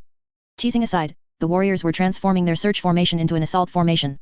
Not long after, they discovered some traces. After all, Lemon Russ was a Primarch. With such a large and heavy body, he was bound to leave some marks. The keen eyes of the White Scars detected the marks of a giant creature rubbing against the passage it passed through. We should turn back. This was the Wolf brothers' second time suggesting a retreat, which made the captain beside him feel uneasy. Are you sure? The first thing the captain did was remove his helmet and lean towards the Wolf brothers' mouth to check for the smell of alcohol. There was none. Things were getting serious. We should rendezvous with the other unit. A lone squad can't deal with him, I'm sure. Maybe if we go back now, we can sandwich that big guy. The warriors chose to believe their brother. It could be an unknown Xenos, or a giant gene stealer. Among those in the galaxy capable of harming an adamantium warrior, gene stealer claws were one. The squad began to turn back. The Wolf King had run some distance when Magnus reminded him. Multiple anti-psyker forces are approaching. What? The Sisters of Silence? That's great, they are trustworthy. Not quite. The upright Magnus' soul shard, rarely, found himself not knowing what it was, and his strong curiosity and desire for knowledge almost begged the Wolf King. Hide, we need some intelligence. The Wolf King found this a bit of a headache. With a body this big, where could he hide? Ultimately, the Wolf King's choice was, he found a latrine, confirmed that only one door led to the back cubicle, kicked the door off, and then, tore down a wall, placed it in front of himself, and stood in front of the latrine door. There's no latrine here, no latrine, no latrine, this is just a complete wall. Magnus helplessly helped him smooth out some gaps, using psychic flame to slightly melt the surrounding metal. After the original wall and the one in front of the Wolf King melted into one, only a tiny crack was left for him to observe the outside. The Wolf King pressed his eyes tightly against the crack, completely sealing off the last opening, completely cutting off the smell of the latrine from the outside. The Adamantium squad, heading to rescue the command center, ran with all their might, but their speed was still unbearable to watch. The Crimson Giant walked past, and the anti-psyker force washed over them. Magnus silently burrowed into the wristband, making no sound. The Wolf King curiously watched these bloated aquila-shaped armors. The auger array shows some anomalies, Vice Captain. It seems there's storage space behind the adjacent wall, but the auger array hasn't detected an entry compartment. Mark this location. We'll go to the command center first, then deal with this. Perhaps it's just because the hatch is above or below. The squad walked past this area, all the way to the battlefield ahead, a boring battlefield. This kind of scene doesn't seem to need us. Even bolter rounds were a waste against them. Dozens of chaos cultists were strewn across the ground in moments under the adamantium warriors' rapid assault. Lemon Russ finally allowed himself to breathe, letting the foul air refill his lungs. It seems the Imperium has gotten some good things. Why have you never told me, Magnus? My psychic powers, of course, cannot perceive anti-psyker armor. Magnus shook his head. What surprised him was that he hadn't even sensed the forge world that manufactured the armor. The Emperor's methods were indeed astonishing. They waited for a while, making sure the adamantium squad had gone far enough not to hear their movements. The Wolf King quietly dismantled the wall. This warship was no longer safe, it was not trusted and would undergo a long period of scrutiny and repair before it could enter Terra. He should now find a way to transfer to the Astartes warships. Brother, teleport me to these warriors' warship. We'll hide there. I'll try, it's a bit difficult. A portion of the adamantium warriors still remained on the Overlord-class battleship, so teleportation required more power. Psychic energy was gathering in this direction, a powerful spell was about to tear open a warp rift. Lemon Russ's ears suddenly caught a loud shout. High psychic reaction detected. Fire assault. The next moment, the red tide demonstrated what it meant to be overflowing with martial prowess. A large number of shells continuously bombarded the walls, directly shattering one wall after another. The adamantium warriors didn't even use the corridors, charging straight through the blasted holes. Wolf Brothers, assault mode. The huge missiles on the adamantium warriors' back began to spew flames. The savage engines propelled the Emperor's angels with the most primitive and wild power. This was something installed only after Khan returned, occupying the slot for the Promethium flamer fuel tank. Khan had only one question: why did your flight module have to make the warrior fly? Lifting off the ground with heavy adamantium armor not only consumed a lot of fuel but also prevented the warriors from accelerating with their own power. What if you didn't need to fly? Cars use nitrous oxide for acceleration, not to take flight. Although I have a big flamethrower engine behind me, it's purely to make me run faster. Mainly, it saves fuel and lasts longer. With the help of rocket thrusters, the assault team ran incredibly fast. Each step allowed the armor to leap several meters, and their speed continuously increased. As the Wolf brothers charged, his sense of unease became more pronounced. Gritting his teeth, he directly injected a combat stimulant into his body. The swelling sense of power helped him surge to the very front, even ahead of the wolf at his flank. As he approached, the anti-psyker force was affecting Magnus' spell. Russ. Humph. Lemon Russ picked up the wall he had just torn down and threw it forward, attempting to smash back the warrior charging at the very front. After being blasted with several plasma holes, the wall struck the Wolf brothers, shattering into pieces. The power of a Primarch was immense, it knocked the opponent back several paces in an instant. The shattered wall fragments struck the Wolf brothers' exposed face, carving several gashes. A piece of stone directly embedded itself in his cheek, his tongue could taste the sharp stone fragment in his mouth, as well as the metallic taste of Astartes' blood. His face was covered in blood, and his voice was no longer clear due to the air leaking from his mouth, but Lemon Russ still heard that one phrase. For Russ. For the Officer. The Primarch paused for a moment in the eyes of a space marine. Anti-psyker bolter rounds rained through the opening, striking the warp rift, and the reality barrier was reclaiming control. Change location, this is no longer suitable for teleportation. Quick, you run much faster than them. The Wolf King was about to leave at Magnus surging, but the closing of the warp rift made the Wolf King decide to stop. Magnus, stop your spell. Stopping a spell oneself and having a spell interrupted were two different concepts, the latter incurred a much stronger backlash. The Wolf King was very concerned about whether his brother's current state would suffer any severe consequences. The Primarch just stood there, attempting to throw more objects to slow the leading warrior's advance, but he underestimated the will of this Wolf brothers. I was taught by Khan. Being personally taught by a Primarch was a great honor in this era, even if it was just one move, it was still a Primarch's teaching. While running at high speed, he had already drawn his power broadsword. At this moment, the disintegration field finally glowed. Before seeing the enemy, he had already begun to charge his move, a rapid spinning slash cutting through the debris flying in front of him. His hands alternately wielded the blade, hacking and slashing left and right, closing in on the final breach. In the mist spewing from the broken gas pipes, he saw a colossal figure, a massive, oppressive physique that looked like a ferocious beast. Good heavens, that was even more robust than Khan, looking like a hell brute. It had many round objects on its body, which must be the skulls hung by the forces of Qing. He didn't hear a roar, but under the influence of the combat stim, he swung his blade forward without hesitation. Lemon Russ was surprised by the swiftness of the strike. The head wolf had no choice but to use his own weapon, an ice axe that had accompanied him for many years. The sound of the impact was like a storm crashing against a reef. The wolf brothers only felt a great force, and his entire body was knocked off balance by the brute strength. In a flash, the thrusters behind him initiated an overload burst, allowing him to control the recoil and use it to circle behind his enemy. He was too close, he couldn't see his opponent's face. The head wolf was very tall. When he looked up, only a string of skulls encircling the other's neck, their bloody scent not yet dissipated. The power broadsword vibrated, this strike shifting from a slash to a thrust, changing tempo in midair, stabbing towards the head wolf's waist with extraordinary speed. The head wolf glanced at him in surprise. This strike had some of the Khan's flair, but for him, it was too slow. Lemon Russ raised a foot and kicked the wolf brothers in the chest, sending him flying. The wolves behind bravely lunged at Lemon Russ's face, attempting to cover their battle brother, but they too were thrown away by Russ. Seeing the adamantium warriors behind him rushing forward like flies, the head wolf quickly covered his face with his helmet, but his thick fur was completely exposed. The subsequent adamantium warriors looked and exclaimed, "Holy moly! What a massive Qing chaos warriors!" The head wolf's disguise hadn't been removed yet, and a wolf guard one at that. Judging by his size, he must be a daemon prince. Even if he ascended to a daemon prince, this physique was still a bit too exaggerated. "Draw your blades!" Facing Qing followers, all the warriors' melee weapons lit up. The captain of this squad, walking behind the wolf brothers, had no melee weapon equipped at all. He tried to embrace the enemy to help his battle brothers behind him. However, he lunged at empty air. Lemon Russ kicked him hard in the stomach, lifting his entire adamantium armor off the ground. The Primarch was too fast, and that was also his drawback. This kick was retracted before the adamantium warriors further back even noticed it. So, the warrior behind him, according to his original plan, launched himself with his rocket thrusters, leaped forcefully, and stepped on the back of his battle brother in front, attacking the opponent from above and below.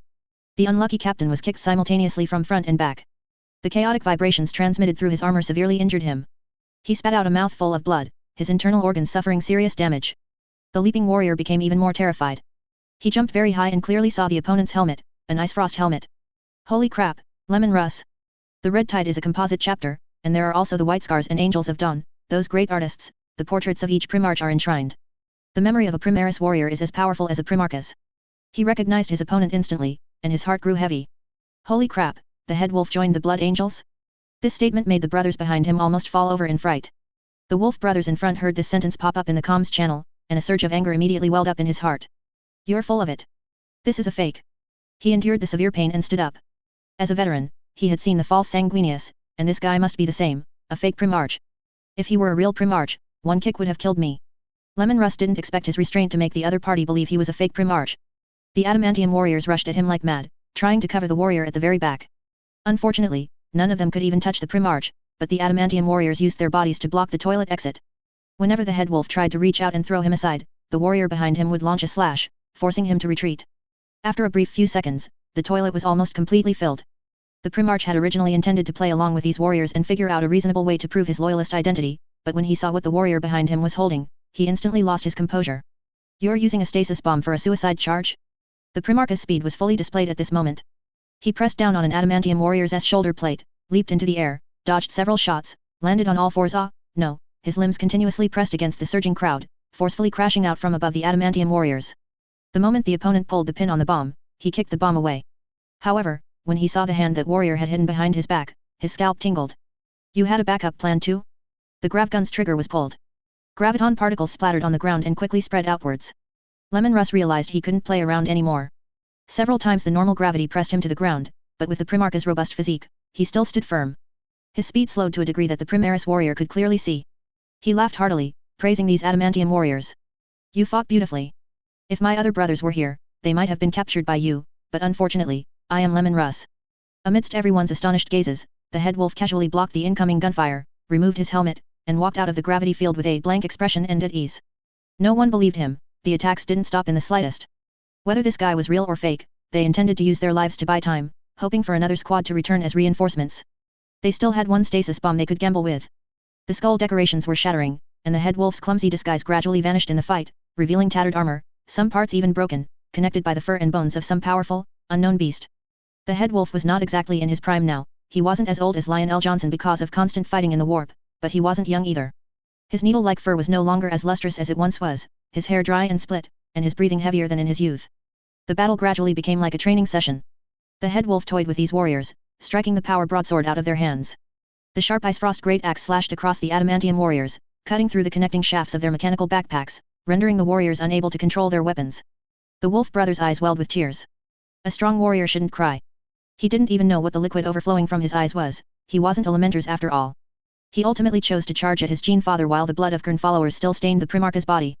For the officer, he said. Lemon Russ was both annoyed and amused. Don't call me Qing father after this. From now on, you'll be a scion to Dorn. As stubborn as the Imperial fists. The Khan said the same thing.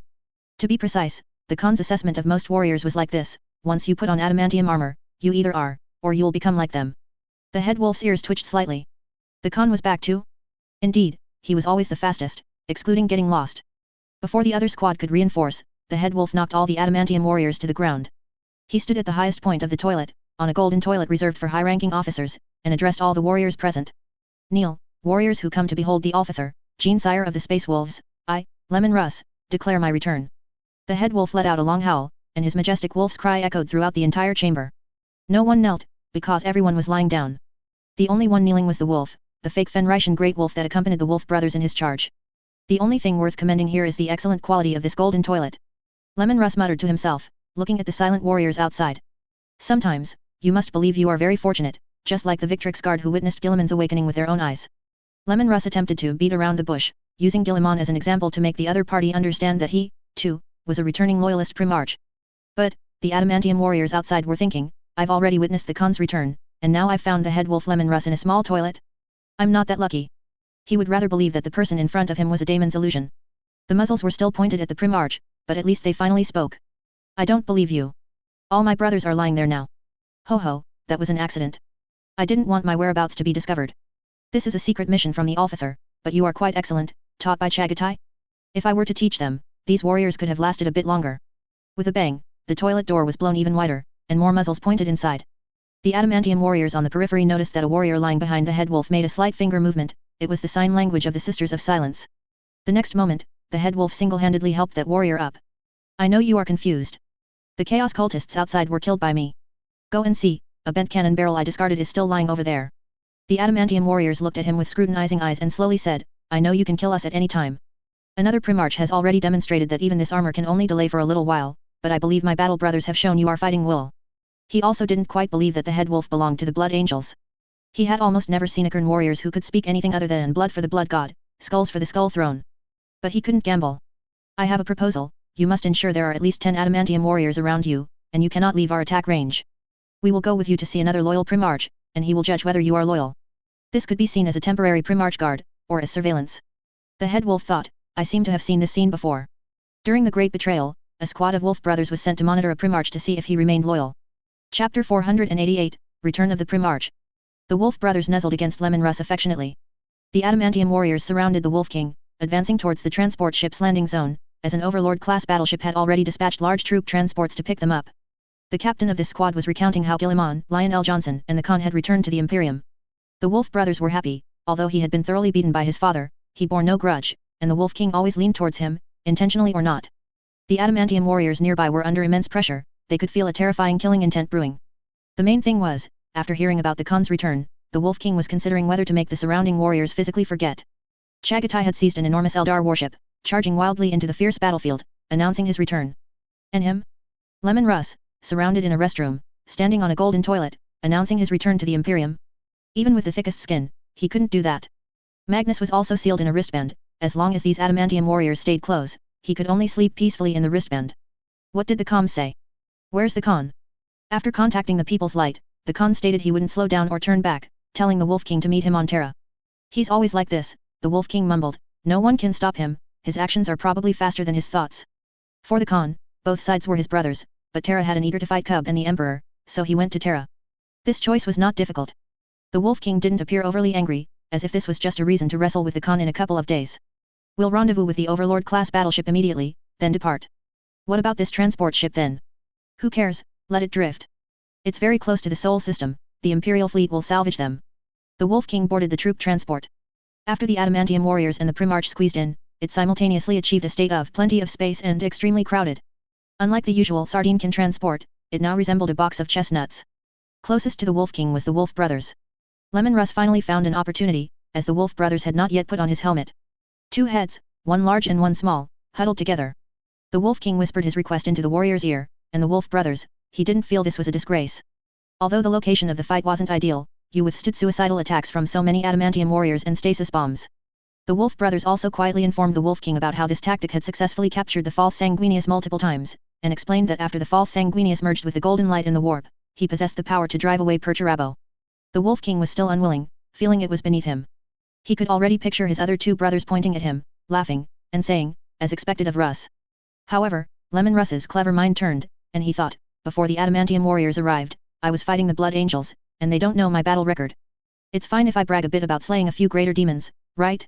Subsequently, in the crowded troop transport, the Wolf King began to boast about how bravely he had defeated powerful enemies before the adamantium warriors arrived, protecting the remaining transport ship crew. Under everyone's puzzled gazes, the Wolf King shamelessly included several enemies he had killed years ago in this battle. In short, the Khan returned by speeding, and he returned by fighting all the way, both were more in line with their respective statuses. Everyone boarded the Overlord-class battleship, and before they could fully steady themselves, the powerful engines started, accelerating them forward. Ha, sounds like a warship the Khan would like. The Wolf King maintained his original posture, and even his facial expression didn't change, but his rapidly moving pupils betrayed him. The space inside the Overlord-class battleship was not large, most of it was dedicated to the massive engines and double the power supply lines. Now, to clear out a room large enough to accommodate 10 adamantium warriors and a Primarch, that was quite difficult. The Primarch sensed an Astartes bringing in something strange. Welcome back, Wolf King of Fenris, forever. The Tech Marine greeted Russ, then opened the transported supplies. It was all the stasis bombs on the ship, even though they had just left the flagship, they didn't have that much in stock. The Wolf King's attempted smile immediately froze. Good heavens, they were coming for him. The adamantium warrior's resolve was quite high, stasis bomb self-detonation was a very worthwhile trade. Although it was confusing and brain-damaging, it meant being trapped in a stasis field with a Primarch. A dreadnought's privilege. Perhaps next time they emerged, it would be to tell stories to the recruits. Watching the warriors calmly equip the stasis bombs, the Wolf King forced his stiff facial muscles to relax. Relax, if a Primarch truly wants to leave, 10 Astartes can't stop him. I can leave the blast radius before you even pull the bomb's pin.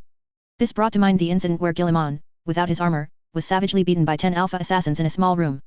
What you say is very reasonable. We understand the Primarch's power, so we are merely the first interception force, using our lives to alert our other comrades. The Wolf King was somewhat speechless. These guys were truly brainwashed. Alright, let's get back to the other Primarches first. By the way, do you really always do this? Of course. Several adamantium warriors squatted in front of the door, blocking it with their bodies. This is still rudimentary. Our protection for the true Lord of the Crimson Tide is far more stringent than this. Speaking of this, the adamantium warriors were no longer sleepy. We have a full 4 companies of adamantium warriors rotating guard in the command center. The entire command center is sealed, only the custodes can enter without reporting to us. The perimeter is set with melta cannons, gravity traps. Lemon Russ listened, his mouth twisting into a sneer. This organization's mind was a bit off. Were they protecting the other party? It felt more like guarding a prisoner, constantly preventing the commander from escaping. At this moment, Brother Yifeng had returned to Terra. Now, for the second time, he was tied up like a zongzi, with Kal's scowling face pressed against his, personally helping Brother Yifeng install a device. This time, my life is truly on you. Kal said nothing, just very seriously tightened a few more screws. In front was a Psyker Titan never seen before. Brother Yifeng and these adamantium warriors were perhaps the first unit to see them in thousands of years. Why hasn't your unit arrived yet? Brother Yifeng, your credit is diminishing. About that, you know, does this clone of yours have the authority to know about such things? Primarch matters. If you are referring to the Gene Father, yes, I know. Then you should know that my forces are currently under the Khan's command, but given his personality, he might arrive even earlier, perhaps already in orbit above Terra. Soon, just as Brother Yifeng had finished wiring some circuits, and before more lines could be connected to the Blackstone pylon, the Khan arrived. The People's Light was denied entry into the Sol system, and the Overlord-class battleship, carrying the Primarch and a large number of adamantium warriors, advanced towards Terra. The Khan had lost count of how many times he wanted to punch Brother Yifeng. Your warship is called the Mantis Shrimp? Your main cannon is called the Big Slap? The Khan sat on the Overlord one, getting angrier and angrier the more he thought about it, and his piloting style became increasingly wild. Although there was no combat, the warship was accelerating madly. Guilliman had already prepared the Codex Astartes. The Ecclesiarchy choir strongly protested being ignored by the Primarch. The regent demanded that they absolutely not come out until the Khan entered the imperial palace. The Khan's blade would not be courteous to the Ecclesiarchy, even before he got lost. He had already executed those who held chaotic beliefs. A parade was necessary. For the regent, the Primaris warriors created by Kal were his greatest asset. Showing them off a little wouldn't hurt, would it? He had managed the Imperium well, he had to show his brothers this.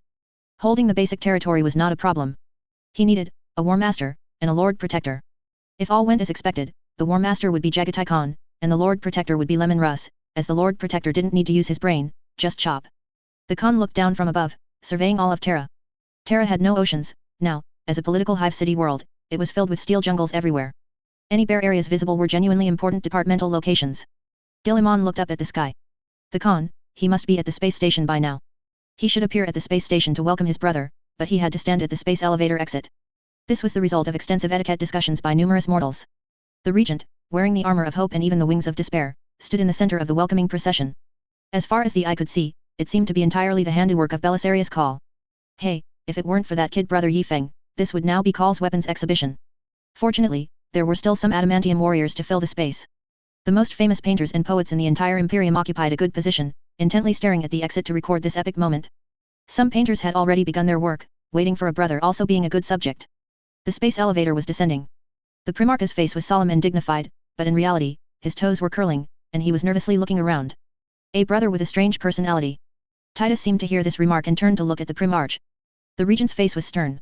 Sensing Titus's gaze, he quietly spoke through the communication channel. Have all the Psyker Department's special consultants been driven away? All have been driven away. I guarantee there are no Eldar on Terra now. It was no joke. The Khan had been fighting Eldar his entire life, and to find Eldar holding high positions on Terra would surely lead to intense conflict with Gilliman, which would extend to a serious split between the two factions, or even among the Space Marines. The elevator stopped, and the lights indicating it was opening gradually illuminated. Gilliman stared intently at the main entrance. It's coming out, my family's great bell? The first thing I saw wasn't Jagatai Khan, but the lost holy bell. Haha, Jagatai Khan's hearty laughter came from behind the holy bell. Look what I've brought back for you, my brother. The wildfire armor flashed out from the side, arriving directly in front of the holy bell at a speed no mortal observer could discern. Jagatai Khan deliberately slowed his steps to allow the surrounding honor guard warriors to react. Gilliman also strode forward, and the two embraced warmly. Are you satisfied with the gift I gave you?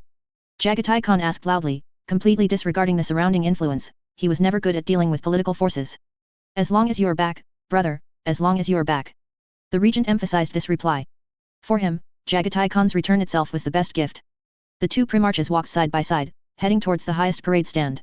This scene would be forever recorded by the Imperium's greatest painters, and in fact, at least half of those artists on the stand were already too excited to hold their brushes. Brother, I have reclaimed the Litany of the Holy Trinity, and it is now docked on Mars. It is my gift to you, that largest warship will become your flagship. Robert, thank you. Jagatai Khan hesitated, the Litany of the Holy Trinity was too slow for him. After deliberating his words, Jagatai Khan subtly expressed this view. Gilliman laughed heartily upon hearing this. Brother, the Imperium needs a War Master, you understand. He must command the Imperium's most powerful warship and lead the entire Imperium's military forces. No one is more suitable than you. It's our turn to attack, brother. The moment he truly saw Jagatai Khan, he truly realized how much he needed a brother by his side. Alfarius was lonely, ever since Omegan's betrayal. He even constantly touched Jagatai Khan with both hands, either grasping his wrist or bumping his muscles. The two walked onto the high parade stand, and the regent tightly held Jagatai Khan's right hand, raising it high, announcing the return of the Lord of the Fifth Legion. Even in the poorest parts of Terra, dozens of disheveled people gathered around an old radio, still proudly puffing out their chests upon hearing these words, joining the cheers of the entire hive city. The parade ceremony began. Large numbers of adamantium warriors descended from another direction, escorted by Ultramarines Thunderhawks, landing in the testing ground around Brother Yifeng. At least 5,000 powerful warriors were ready to join this experiment of calls. This scene also served as the opening of the parade. Fighter jets roared across the sky, with the last ones trailing colored smoke. Advanced equipment was slowly moving towards the parade stand, but none of this concerned Brother Yifeng anymore. We've brought Jagatai Khan back, Master. Except for William, who was still trapped in the command room, Brother Yifeng's familiar old brothers had all returned. Sisyphus stood beside Mephiston, a bit awkwardly. I remember you, you once served in the Emperor's Scythes chapter. Respected Chief Librarian of the Blood Angels, your memory is truly excellent. That is a long story. The two stood side by side, each representing the powerful forces behind them. The Emperor's Scythes chapter is not stationed here. Do we need to summon them as well?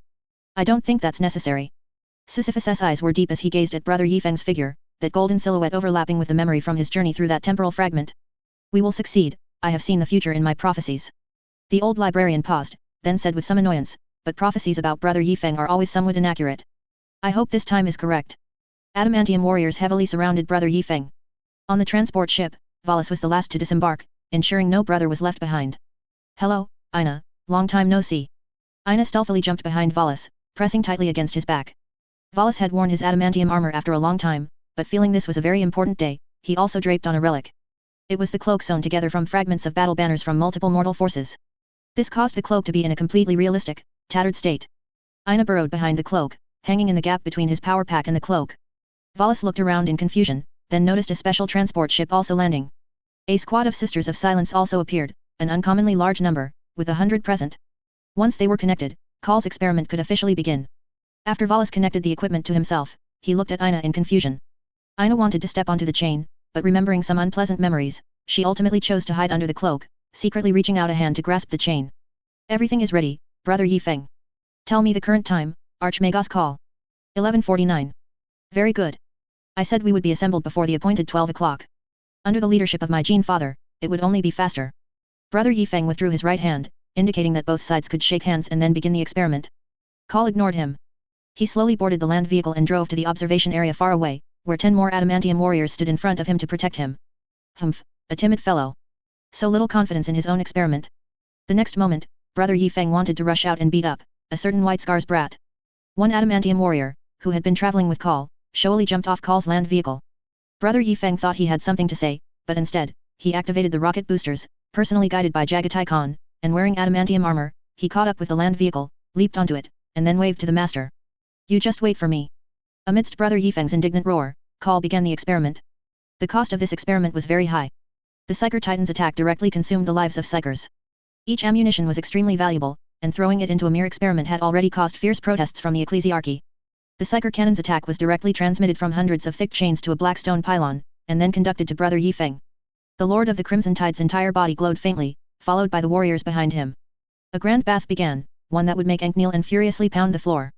The crimson nano coating began to peel off under the violent Psyker impact. Some warriors roared, this Psyker energy contained no thoughts, only pure destruction. Wallace endured the impact without making a sound. Ina seemed a little more relaxed. This time, the intensity wasn't as high as before, due to the inclusion of many black stone pylons. The experiment seems to be nearing a successful conclusion, Archmagos call. Yes. Call secretly pressed a button. The chains connecting the Psyker Titan clearly showed irregular vibrations. Some bolts flew out, hitting the surrounding adamantium warriors, and by the time they landed, they had turned into molten metal, making it difficult to discern their original state. Even more terrifying, the surrounding Adeptus Mechanicus members didn't know where they had come from. All the chains connecting the black stone pylons began to collapse. The Psyker energy was no longer fully absorbed and conducted by the chains. World-destroying Psyker rays surged from the Psyker Titan's doom cannon, engulfing Brother Yifeng. The surrounding iron chains suddenly tensed, and the communication channels went dead. Excessive Psyker energy enveloped all the warriors' tactical helmets, and no one knew what was happening. Call was sprayed in the face by the backblast of a Prometheum rocket. The 10 adamantium warriors standing in front of him completely disregarded his fate, activating their accelerators on the spot and rushing towards the testing ground with all their might. They dove towards the edge of the Bagua formation, grabbing the surrounding chains and joining the experiment, continuously moving forward along the chains. The commander on the Psyker Titan was also a Sisters of Silence. She anxiously ordered the 3 Psyker pilots to stop the attack, but the doom cannon had no stop function, only a change of direction. With Terra all around, who would dare to redirect the cannon? The Psyker battery in the crystal box was gradually disintegrating, but it still had a bit of life left. She could only transmit the information of how long the doom cannon could still fire, but after pressing a few buttons, she suddenly realized that all the connecting chains had broken. 5,000 adamantium warriors and 16 black stone pylons were directly confronting this attack head-on.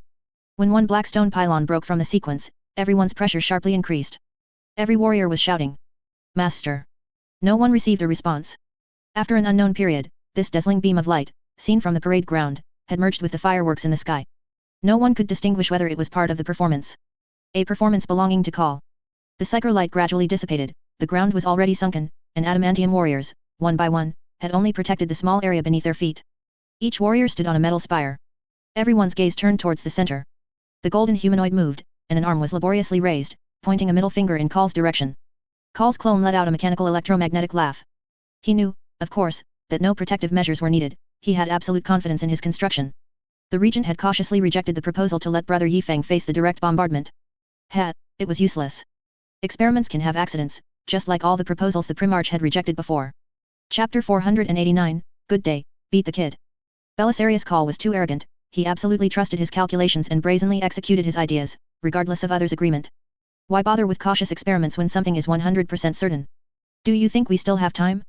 As the golden giant finished its movements, slowly retracting its fingers, everyone finally heard Yifeng's voice in the comms channel. Apothecary, I need a resupply of combat stimulants, and check the condition of my black carapace, there are signs of overload. It wasn't just the apothecary, warriors who felt they could help swarmed over, surrounding the area completely. Yi Feng tore off his combat helmet, his skin clinging to the inner lining, ripping away directly, leaving his face a bloody red mess. It looked terrifying, but for a Primaris warrior, it was merely a minor injury. The extreme fatigue following the effects of the stimulant was assaulting Yi Feng's consciousness. He desperately wanted to sleep, but apothecaries usually used methods he preferred not to experience to rouse him. To avoid any apothecary settling personal scores, he decided to hold on a little longer. Call slowly walked to the edge of the crowd, moving very deliberately, having pushed most of his energy into processing the freshly generated data. He found the front too congested to enter, so with a shake of his robe, his entire avatar flew up, floating over the crowd to Yi Feng's vicinity. Are you all right, brother Yi Feng? The pressure you are about to face is an unknown multiple of what it is now. I'm fine, Call. It would be even better if my skin could be reinforced. Getting angry at Call's avatar seemed pointless, any scolding would have to wait until his true body arrived. I remember you created a more powerful warrior, called the Primaris Alpha, was it? I apologize, brother Yi Feng, you can no longer undergo further modifications. Those can only be created by the chosen. Rather than saying he created powerful Primaris chimeras, it was more accurate to say he was trying to use the gene seed of all Astartes to forge a longer-lived, more loyal Thunder Warrior. Given Call's reverence for the Emperor, it was not impossible that he would dare to attempt to restore the Thunder Warriors. Hey, Archmagos, you said the Officio Assassinorum's Calidus assassin, their skin seems to be like snake scales. Do you think it could be applied to a space marine as well? That would come at a great cost. Haha, the important thing is that someone is willing to pay. Such things, their drawbacks are invaluable. They always say that the custode's equipment is worth a planet, and the cost of creating a custodian is comparable to a wealthy world. Including the Taiping Star region conquered by Lian Lilo, I have tens of thousands of controlled worlds under my command. If it were possible, I'd trade for 20,000 custodians and flatten any enemy. You shouldn't be telling me, I am merely a Archmagos of the Adeptus Mechanicus. After only a few words, a thin film had already appeared on Yi Feng's body, such was the abnormal recovery ability of a Primaris warrior. Ho ho, when will your true self arrive? I hope to speak with him, and also with that Primaris Alpha. This avatar of yours still lacks some memories. Yi Feng didn't know what was missing, he was simply finding an excuse to look down on him and be a bit cheeky. You are more arrogant than I am, Call floated out. No, I am bolder than you. Upon hearing this, Call recited a formalized apology to Yi Feng before floating away into the distance. He went to report back to Guillemon. The custodes monitoring the area withdrew to the Psyker Titans of the Omen Conclave. Like all Titans, the machine spirit would powerfully oppress the three Psyker pilots, which essentially meant a direct shortening of their lifespans. The Sisters of Silence serving as overall commander ordered the Titans to withdraw, as they needed ammunition resupply again. The crystal coffin was empty, the Psyker battery had turned to dust. The Grand Sister of the Sisters of Silence originally wanted to speak with Yi Feng, but seeing him so injured, she had to converse with another warrior. That was originally Valis. However, Ina, with one hand gripping a chain, pulled Valis's cloak onto his back with the other, then turned and held him fast. She would not come out until the other party left, absolutely not. Finally, Kazanov, who was nearby, met with her. It's unknown what was said, but at least it was better than the last meeting with the Battle Sisters. Come in, Archmagos Call. Come, let me introduce you. This is my brother, the Gene-Sire of the 5th Legion, the White Scars, Jagatai Khan. And this is my Archmagos of the Adeptus Mechanicus, the creator of the Primaris Warriors, the restorer of many anti-gravity technologies, an avatar of Archmagos Belisarius Call. The regent warmly invited the Archmagos in. The Archmagos's analysis instruments never stopped, he quickly noticed that the entire room was very messy, with some items significantly misplaced, an error unacceptable in a formal meeting between two Primarches. The Khan's expression was not good, and the regent remained seated and unmoving. According to Call's analysis of the chair Guillemon was sitting on, it was on the verge of collapsing with just a breeze. Guillemon was not so much sitting as he was holding a horse stance in place. This Archmagos has made outstanding contributions to the Imperium. This adamantium armor on me was also made by him, including these wings. Very good, excellent quality, Belisarius Call. You are an outstanding Archmagos. The Imperium is fortunate to have you. Jagatai Khan offered a meaningless compliment, along with a hidden gasp that escaped his throat as he exhaled a turbid breath. Call's gas flow display clearly showed it in his mechanical eye. Regarding Brother Yi Feng's experiment, results are in. Just speak, Archmagos. The Khan is my most trusted person, there's no need to hide anything from him. Hearing about Yi Feng's matter, the two Primarches temporarily quieted down. There were some unexpected incidents in the experiment. Brother Yi Feng and his hypothesis were proven feasible. 100 Sisters of Silences, 5,000 Adamantium Warriors, and 17 Blackstone Pylons were proven capable of directly withstanding the full power attack of a Psyker Titan's annihilation cannon without losses. Call's no losses meant no one was seriously injured. That's truly exciting news, but Archmagos Call, what exactly are these unexpected incidents? I approved 18 Blackstone Pylons. The chain connecting the annihilation cannon and the Blackstone Pylon unexpectedly detached, causing Brother Yi Feng to directly face that wave of psychic impact. According to the contingency calculations, our anti-psyker forces were sufficiently abundant, and Brother Yi Feng successfully completed the experiment. The Khan chuckled, the Archmagos you found is very reliable, Lord Regent. The Khan emphasized the last part of the title. And the response he received was, accidents always exist. An excellent Archmagos considers everything before an accident occurs, wouldn't you agree, War Master of the Imperium? Call felt the atmosphere around him was off and decided it was best to retreat. With all due respect, my lords, from every angle, this plan has great feasibility. Brother Yifeng suggested strengthening the Space Marine skin and proposed contacting the Officio Assassinorum's Calidus Assassin to learn from their skin modifications, hoping to apply their snake scale-like skin to Space Marines. I understand. I will contact the Officio Assassinorum. Then, if my lords have no further business, I shall withdraw to process the data. Specific analytical conclusions should be available in approximately 31 tera-hours. Go. When the conference room door closed again, the Khan's sneering voice lingered in the regent's ears. What do you say? Should I peel off your skin and put it on my son's? You're best at snake-scale skin. All for the Emperor, right? Alfarius gave a bitter smile and waved his hand, standing up, his feet leaving the distant ground, where a large pit lay. Just now, the Primarch was not just sitting in the void, but was also holding a horse stance on one leg. The Khan was relentless, raising his fist, still wanting to fight. The Archmagos's adamantium armor is of good quality, isn't it? I wonder how much combat intensity it can withstand. Circumstances dictate, Khan. I was the only one who could return in time. Before Alfarius could finish speaking, he took another punch. Khan, there's no time. If the adamantium armor is damaged now, it can't be repaired in time. What does it matter? You can just wear your old adamantium armor. Guess what I found on the People's Light? A beautiful set of snake-scale adamantium armor. As spoils from the previous capture of the Nightfall and Omegagon, and the battle with the false Omegan, the pale spear truly belonging to Primarch Omegan and the scales of Circea adamantium armor were lying in the reliquary. The Khan was furious. Initially, the discovery on the People's Light had made him happy, believing this force had achieved excellent results. But when he met the Regent, this collection of complete Primarch weapons and armor took on a different meaning, as if Alfarius was asserting the People's Light's sovereignty. Brother, those were genuine spoils of war. They found them when they captured the Omegagon. It was over, it couldn't be explained clearly. The two Primarchs' friendly exchange even continued until Yifeng's injuries had almost completely healed. Yifeng sat blankly in place, as if he no longer needed to plan anything, everything was orderly under the Primarch's leadership. More adamantium warriors gathered towards this area. The Dark Angels were about to enter the Soul System, the Alpha Legion had disappeared, and Imperial Fist's successor chapters and Ultramarines' successor chapters. The total number exceeded 600,000. Although not all responded to the muster, 50,000 extremely excellent adamantium warriors could still be selected from them. Adding our 30,000 veterans and another 20,000 warriors from other chapters, a total of 100,000 adamantium warriors were prepared to enter the death zone.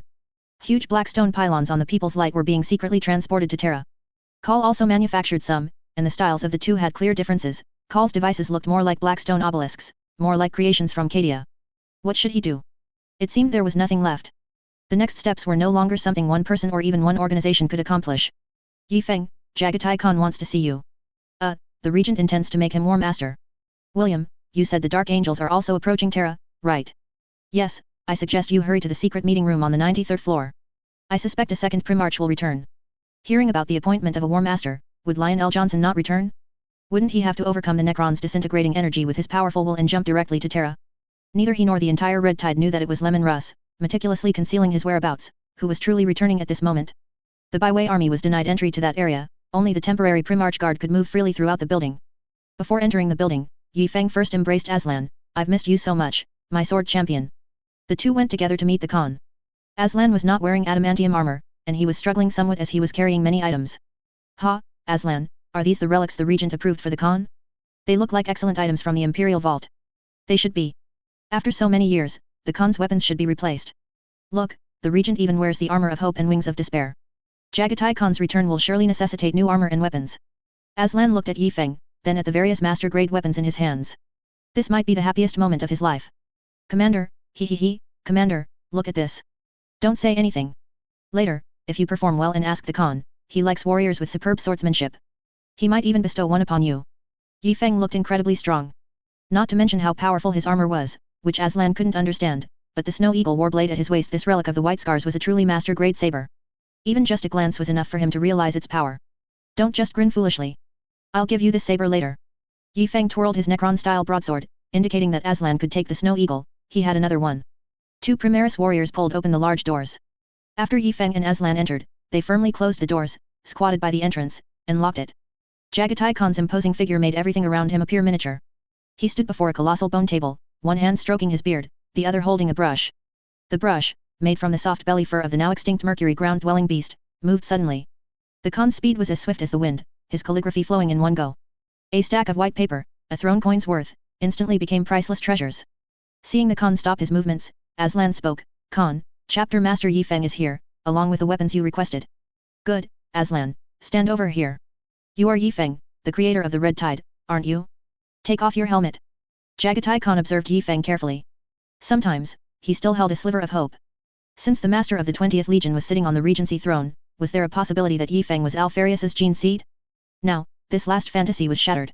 The Lord of the White Scars was certain that this was his gene seed, and the ceremonial scars also presented no issues. Chagatai glanced at Aslan, and that majestic gaze made Aslan stand still, not daring to move. In all his years of service, this was the first time he felt so small.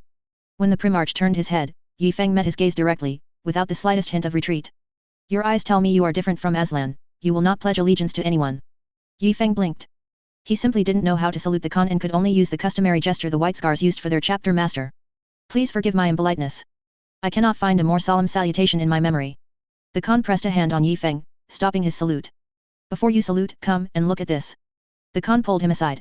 The cursive script, which had been sharp and incisive moments ago, now, as the ink spread slightly on the paper, had its sharpness contained. The 4 large characters looked strong and vigorous, evoking the feeling of an old general greeting the spring breeze, an old saber once again formidable. What a white horse's shadow, the Khan sighed. He read it wrong. It said eagle soaring through the sky. Jagatai Khan silently took Yi Feng's helmet and personally placed it on him. This action startled Yi Feng, who immediately tried to salute. Put on your helmet, draw your sword, and salute after it's over. Yi Feng thought it was some kind of swordsmanship etiquette and drew Key of Helic. The moment his hand touched the key's hilt, the Khan moved, so fast that Yi Feng couldn't see him at all. He took half a step back, and a large hand swept past Aslan's face, precisely drawing a weapon from his embrace. Aslan felt his chest lighten. Alas, his power hammer was gone. In an instant, Yi Feng felt only a howling gale, and his entire body lost its balance. The offensive seemed to come from all directions. Khan, if I have committed any disrespectful acts, please forgive. Before Yi Feng could finish speaking, a hammer handle struck his adamantium helmet, right on his brow, and a violent impact made him bite his tongue. He grimaced in pain, unable to utter a complete word for a moment. I told you white horse's shadow, you're plundering horses, aren't you? Plunder, plunder again. Have you forgotten the precepts? The great hammer whistled as it swung. Aslan didn't know what to say.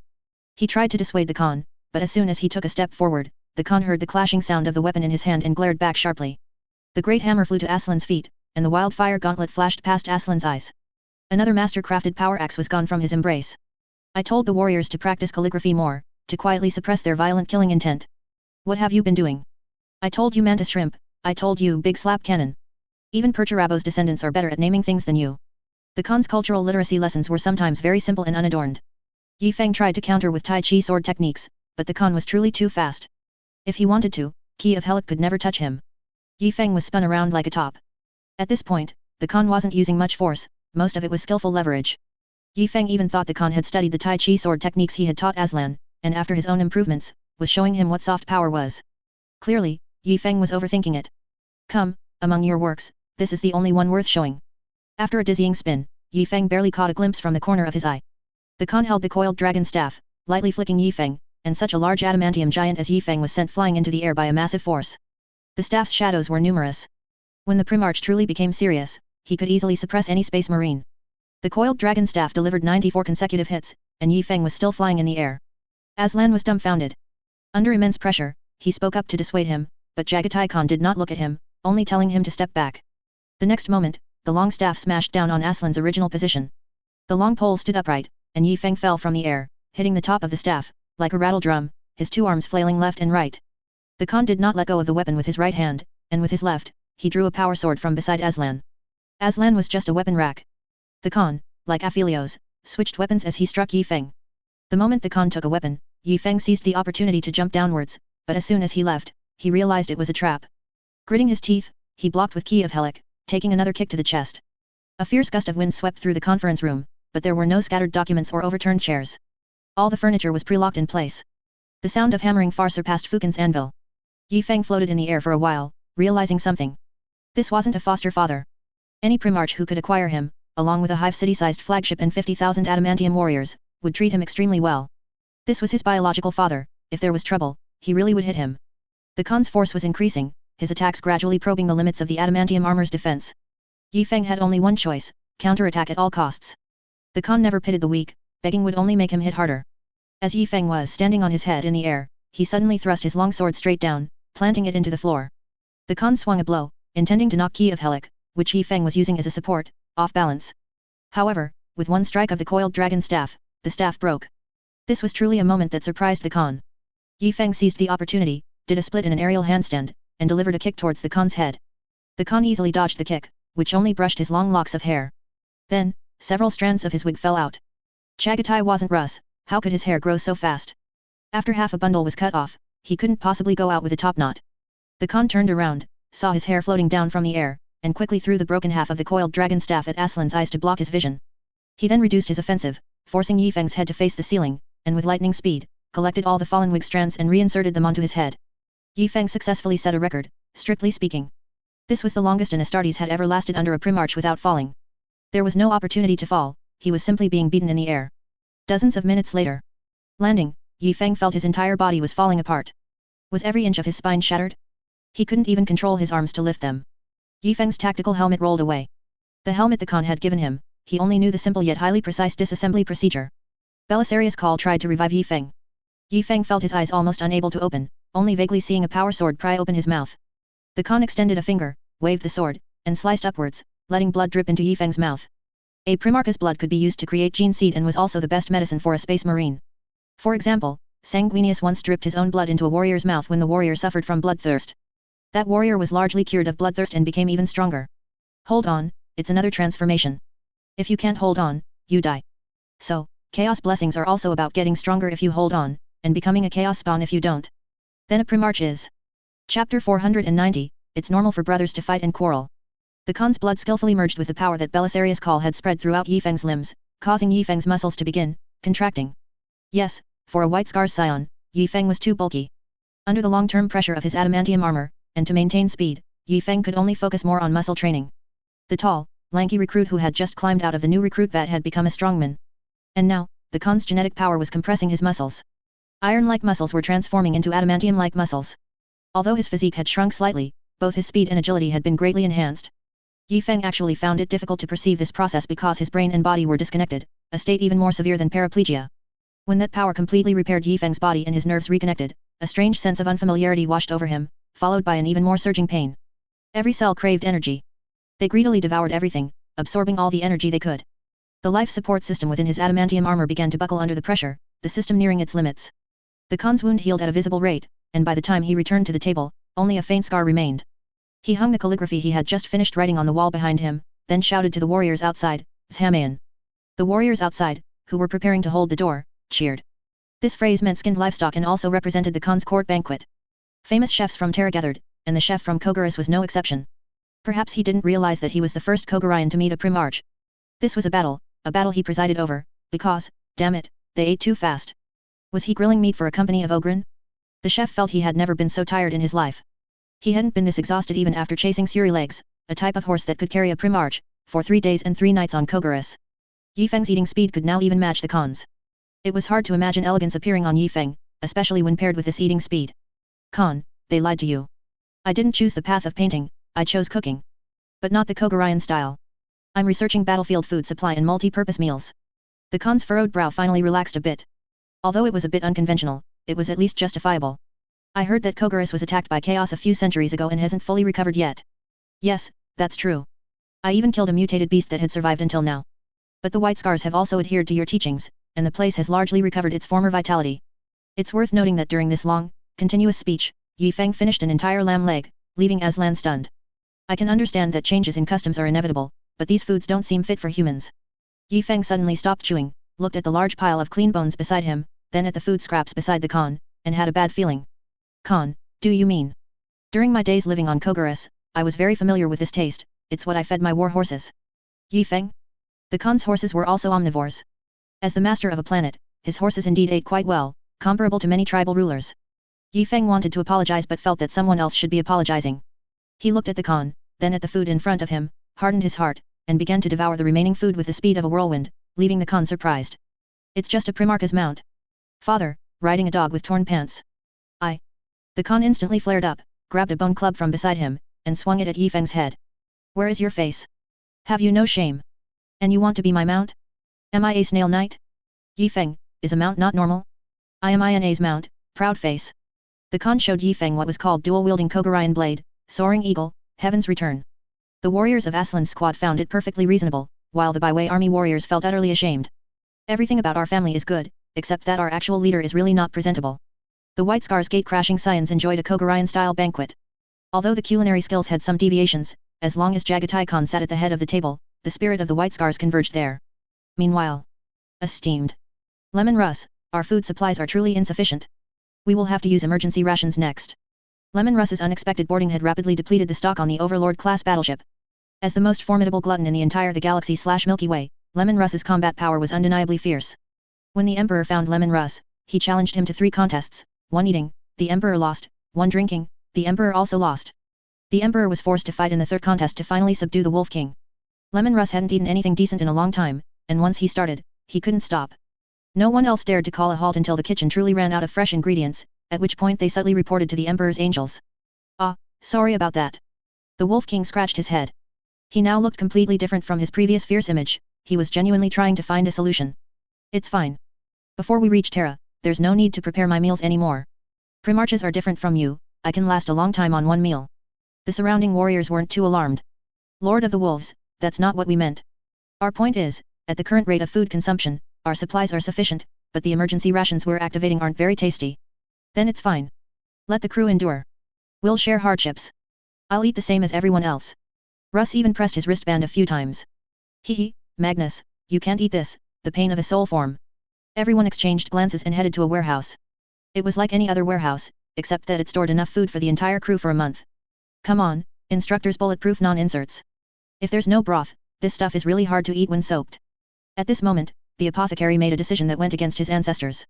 Bring me my medical alcohol. Soak it for the Wolf King. The non made by Feng was quite reliable. Soaked in alcohol, its volume increased 15-fold, but it consumed a lot of alcohol. Tech Marine. Stop hiding it. You don't know if the Omnissiah will hit you, but he can really kill you. The Tech Marine rubbed a stasis bomb, gritted his teeth, and gave in. 10,000 tons of alcohol weren't as valuable as 1 stasis bomb. The entire battleship began to scrounge for alcohol.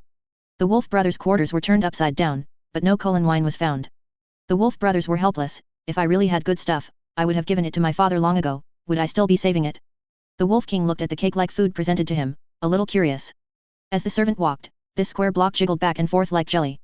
Beside it was an original dry, shriveled naan, which could be used as a cake knife. The smell of alcohol filled his nostrils. The Wolf King grabbed it and took a bite. Hey, oh. This is really good. The person who invented this must be a genius. The Khan tried very hard to find a word to praise Feng, to ease the current awkward situation. The broken bones indicated that the previous fight was extremely fierce. Although Feng was covered in bumps, he showed no resentment towards the Khan, nor any dissatisfaction. He held half a broken bone in his mouth, bit down hard, and a section of the bone snapped off, crunching loudly in Feng's mouth. Father, what are you looking at? Do you want one too? It was hard to imagine the Khan's expression now. My horses wouldn't even eat this stuff. Show respect. Alright, Jagatai Khan, would you like a royal Kogurian rock goat bone stick? I've already opened it for you with my head. Tell me honestly, is the White Scars chapter also like this? No, they are normal. They come and go like the wind, Astartes whose backs you only see riding motorcycles amidst the sound of war hymns. Then that's fine. Feng put down a bone club and clasped his hands together. Several veterans around him narrowed their pupils. Aslan even pounced directly, covering Feng's mouth with one hand. Familiar veterans knew that when he started rubbing his hands, he was about to propose some outrageous deals. Feng's plan to ask father how much blood he can produce in a day was thwarted before it even began. Instead, the Khan made a request first. I need a weapon that matches my speed. My old weapons can no longer keep up with me. As a Primarch who emerged from the Dark Library, the Khan's understanding of the warp surpassed all other Primarchs, even Korux. He could unleash his warp essence at any time. At the same time, he also realized that he might be the Primarch with the weakest warp essence. During the Great Crusade, his essence was very powerful, but now it had weakened considerably. Even so, he was much stronger than he had been back then, much stronger than when he dueled Mortarion on Terra. You should have seen all my collections here, Lion L. Johnson's sword, the Pale Spear, but I think the most suitable one should be the Holy Sword given to Chapter Master Matthew Rio of the Lamenters chapter by Saint Celestine. No, it's not. Feng followed the Khan's gaze, slowly moving downwards, finally focusing on his waist. Father, this is a Necron's key of Helic. It's not a sword. It can be used as a sword. Robbery Adeptus Arbits, aren't you going to do anything in broad daylight? Someone is forcibly stealing. Hello? Is this the Inquisition? How many years do you get for Primarch robbery? What? If I don't honestly give it to the Primarch, I'll be executed for treason? Then order a Kentucky family bucket and deliver it to the regent's house. Beep beep beep. Khan and Yifeng's eyes met. Yifeng knew that it was impossible to go against Khan now, so he could only. Then. Khan, why did you have Aslan bring those weapons over? To try them out. Didn't we just try them? I'm not satisfied with any of them. Then, can that artificer power sword be left behind? Khan agreed very happily. Trading it for Key of Helic was a huge profit. It was just a special artificer power sword, expensive, but not impossible to make. He threw the power sword to Yifeng, then caught Key of Helic and examined it carefully, trying to find relevant information in the distant legends recorded in the dark library. He already had some clues. Clang. Khan heard the crisp sound of a sword being drawn.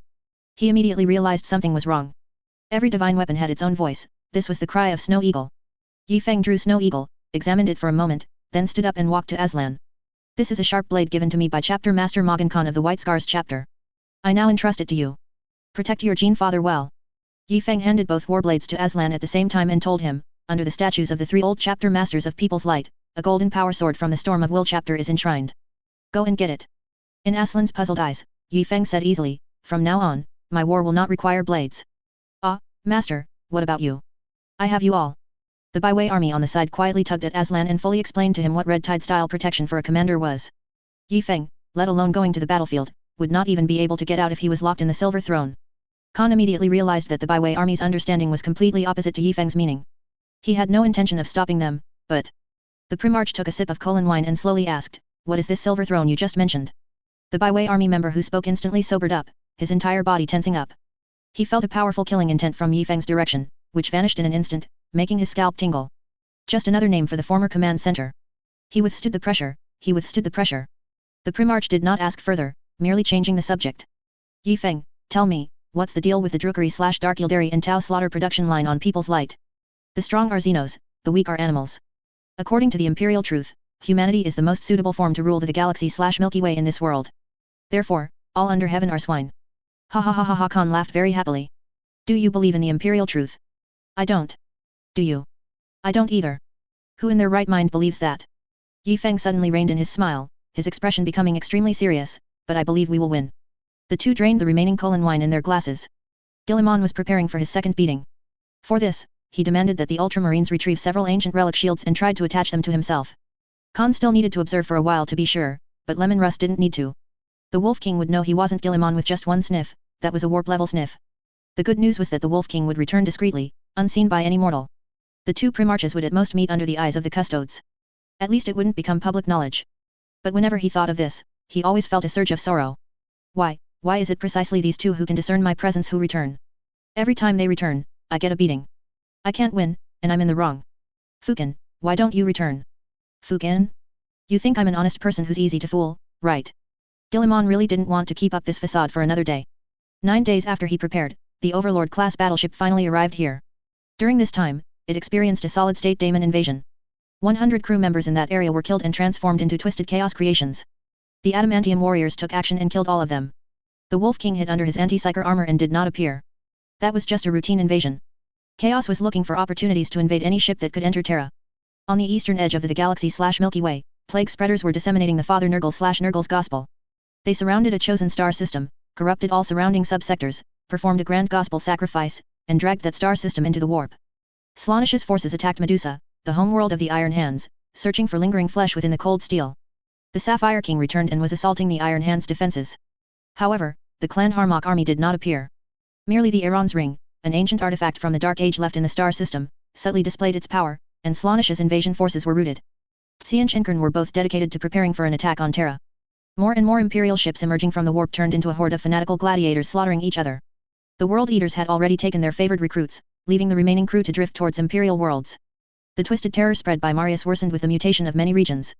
The most famous was the Ghoul star system, where the wandering species were no longer simply powerful Xenos. Vashtor was rushing production. The Forge was working overtime non-stop. The Forge Lord sent invitations to all Chaos forces willing to attack the Imperium. A bounty on the Red Tide was even posted on a giant scale, visible to any daemon coming to trade. The powerful demons who crammed themselves into machinery to become daemon engines, upon leaving the Dark Mechanicum territory, immediately saw traces of the Red Tide. Dark clouds gathered in the Sol system. The light emitted by the cold sun contended with the true chill.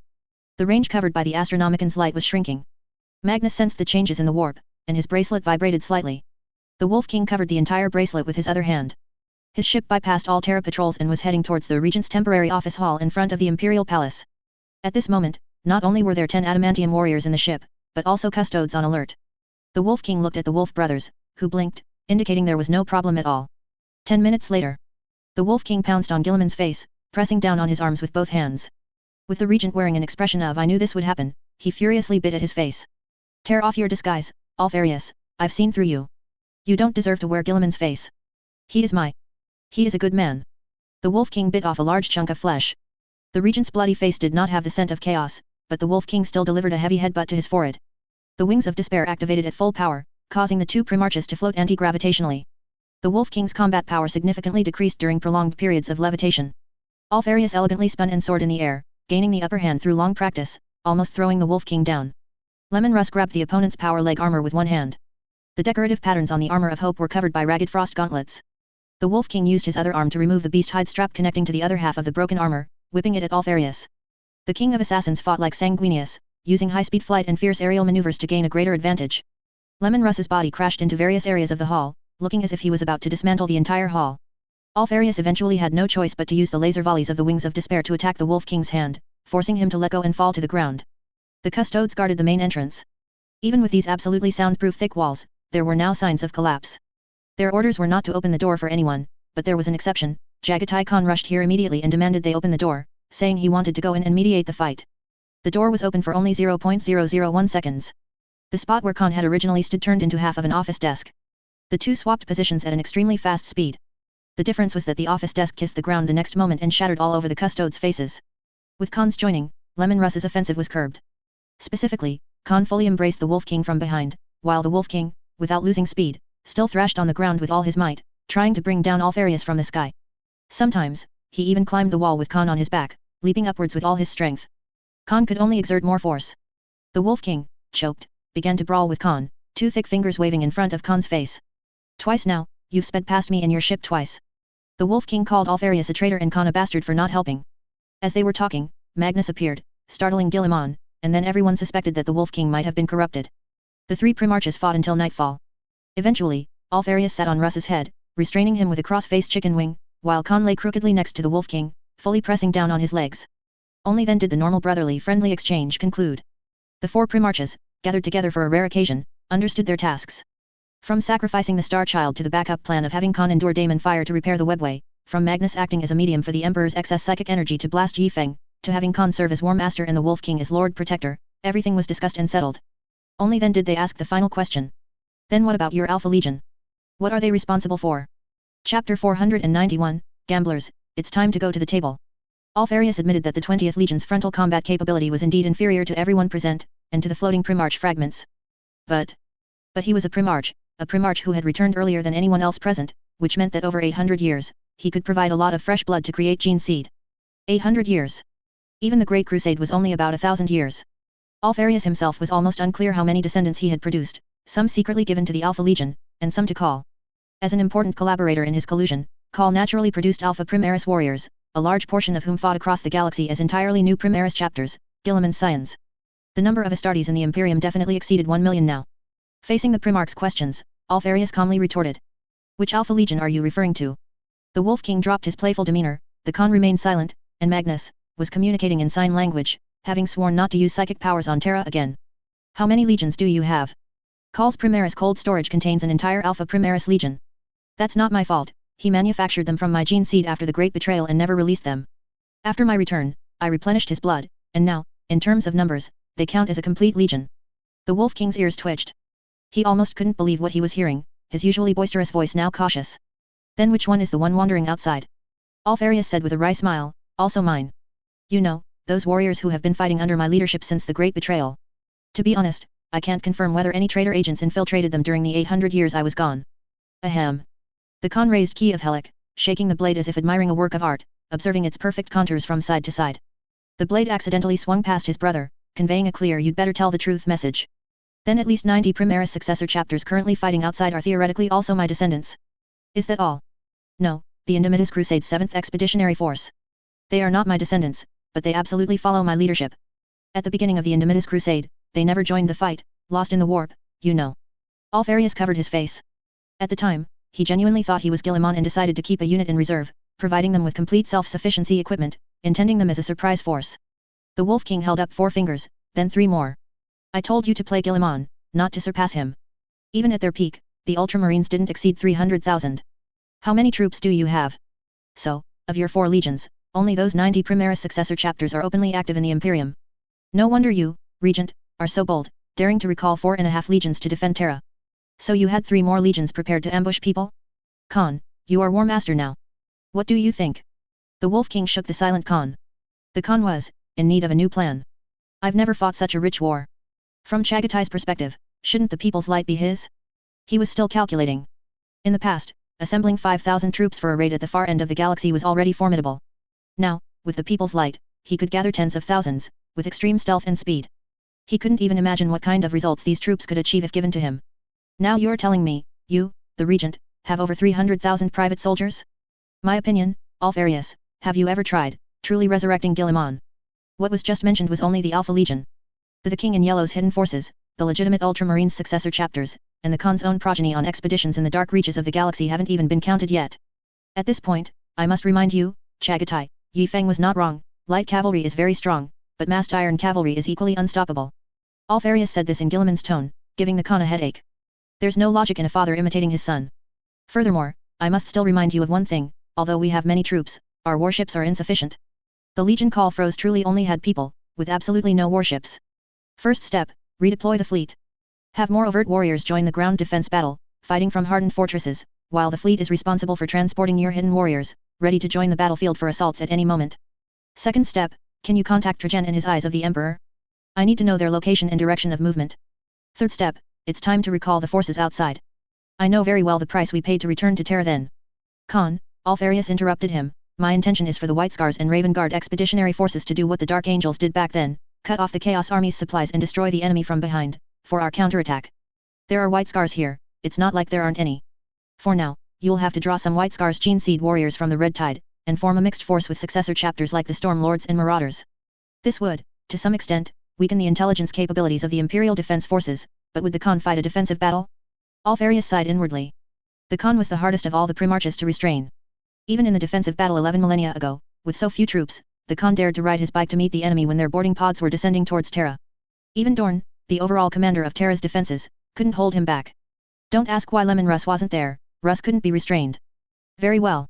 The wild horses of Kogaris will trample every fallen world. Let's talk about the fourth step, Terra is entering an emergency state. Recruit volunteers and militias, and consolidate defenses. I'm already doing that. Did you think the previous open recruitment of recruits by various chapters on Terra was simply to replenish their numbers? No. What was important were those who failed and were still alive. They were becoming the new generation of low-level senior commanders. Although the generation involved in the Red Tide was very young, only 16, the Regent's triumphant return was already more than 20 years ago. The previous rounds of warriors had long since grown up and could assist the temporarily conscripted militias in quickly forming usable combat units. The Wolf King looked at his brother before him with great seriousness. He seemed to have never truly known him. I now suspect you are Robot impersonating Alfarius. And Alfarius stated with great certainty, indeed, you must be Russ. Use all forces, brother, or rather, use all biomass. This will be a battle unprecedented in history. Now, the curtain rises. This was the first time in the Khan's memory that the Imperium, in a position of advantage, proactively declared war. It wasn't some mission to protect the Emperor's sacred domain, but rather a raised middle finger, hooked, towards the entities of the warp. Come at me. A shocking astropathic message spread from Terra at an unimaginable speed. Chagatai Khan, Gene Sire of the White Scars, Lord of the 5th Legion, is appointed Imperial War Master. Lemon Russ, Gene Sire of the Space Wolves, Lord of the 6th Legion, is appointed Lord Protector. This subtly revealed something, the report mentioned Legion rather than chapter. There are 8 primary warplanes from the segmentum solar to Terra. Order. Dark Angels guard the first lane, leader, Chapter Master Azrael, as always. Salamanders guard the second lane, leader, Chapter Master Hyber, the Fire Dragon turns its head. Imperial Fists guard the third lane, leader, Venerable Dreadnought, Iron Fist Harangar, Unyielding Iron Wall. Blood Angels guard the fourth lane, leader, Chapter Master Dante, the Golden Angel. Ultramarines guard the fifth lane, leader, Chapter Master Calgar, Most Glorious. Iron Hands guard the sixth lane, leader, the Council of 10 Clans, Iron Endures. Red Tide guards the seventh lane, leader, Chapter Master, William, United. 8th lane, Indomitus Crusade 7th Fleet, leader, Gene Sire, Chagatai Khan, War Master, relatively healthy. Robot Guilliman will lead the hidden forces brought back by the King in Yellow, Constantin, concealed in the webway, for mobile defense, protecting Terra's core regions. After all, Kern doesn't play fair, he could even jump board directly onto Terra's orbit during the 13th Black Crusade. Lord Protector Lemon Russ will lead his mixed forces and the Custodes, stationed on Pharos on Mercury, guarding its existence while also serving as a rapid deployment force for any battlefield. The Alpha Legion is hidden throughout the galaxy, engaged in an unending spy versus spy battle with Omegan's traitorous scions. Before this, they had already cleared out most of the opposing forces for Guilliman. So now, let the war begin. Announce Yifeng's entry into the hall. Yifeng scratched his ear. The herald's voice sounded somewhat discordant, like he was being summoned to the palace to be castrated and made a eunuch. Wouldn't you agree, Victor? Victor was not at all polite, leading the other adamantium warriors away. Yifeng, as usual, ate all the food he could find, then, feeling uneasy, brought a few handmade bulletproof 100 cloth robe panels he had personally baked, placing them over his backside. It was good to have some protection. Although he didn't need weapons, he still carried a large bundle of anti-psychic bolter rounds, rearming himself as if it were his first time on the battlefield. Victor, why enter now? I remember telling the regent that we should act in 889, when chaos should be relatively weak. The Primarch refused. Victor had a look that said, who are you to expect the Primarch to listen to you? Yifeng spread his hands, indicating it was out of his hands. His steps gradually slowed, letting the adamantium warriors pass him one by one. Valis, carrying his power hammer, walked up to Yifeng's side, faced him, and hammered his own chest. Valis, when we get there, just go in and fire a few volleys. Take what's on my back with you before you enter. Master, the Custodes have servitors for loading. Those are for the Custodes, not for you. Listen, your first mission is to protect the chains from being severed by the enemy. This is the most important task. Second is to protect the Custodes and the Sisters of Silence, and finally, save your own lives. Nothing else matters. Yifeng tugged at Valis's war banner sewn cloak, bringing Valis to the front. Relf, the 100 cloth robe isn't very useful right now. Remember, if your comrades in front are all destroyed and you need to counterattack, use the 100 cloth robe as a shield in front. Every bit it blocks helps. As the leader of this Iron Warriors unit, Relf, at Khazanev's suggestion, always stayed with the 100 cloth robe. Now, Yifeng took off his tattered robe, folded it, and placed it in a groove at the waist of his adamantium armor. Sergeant Heracus held his unreachable bone shield and the small boy sealed within it. He seemed a bit lost. The Custodes led him to the other side. Yifeng waved at him, and then he disappeared around the corner. He would not be harmed until all the Custodes were dead. The last one walking was Patton. He was originally supposed to lead the first company as Khazanev's disciple, but he was a normal warrior. Now he walked at the very end of the line, no longer accompanying the Terminatorses.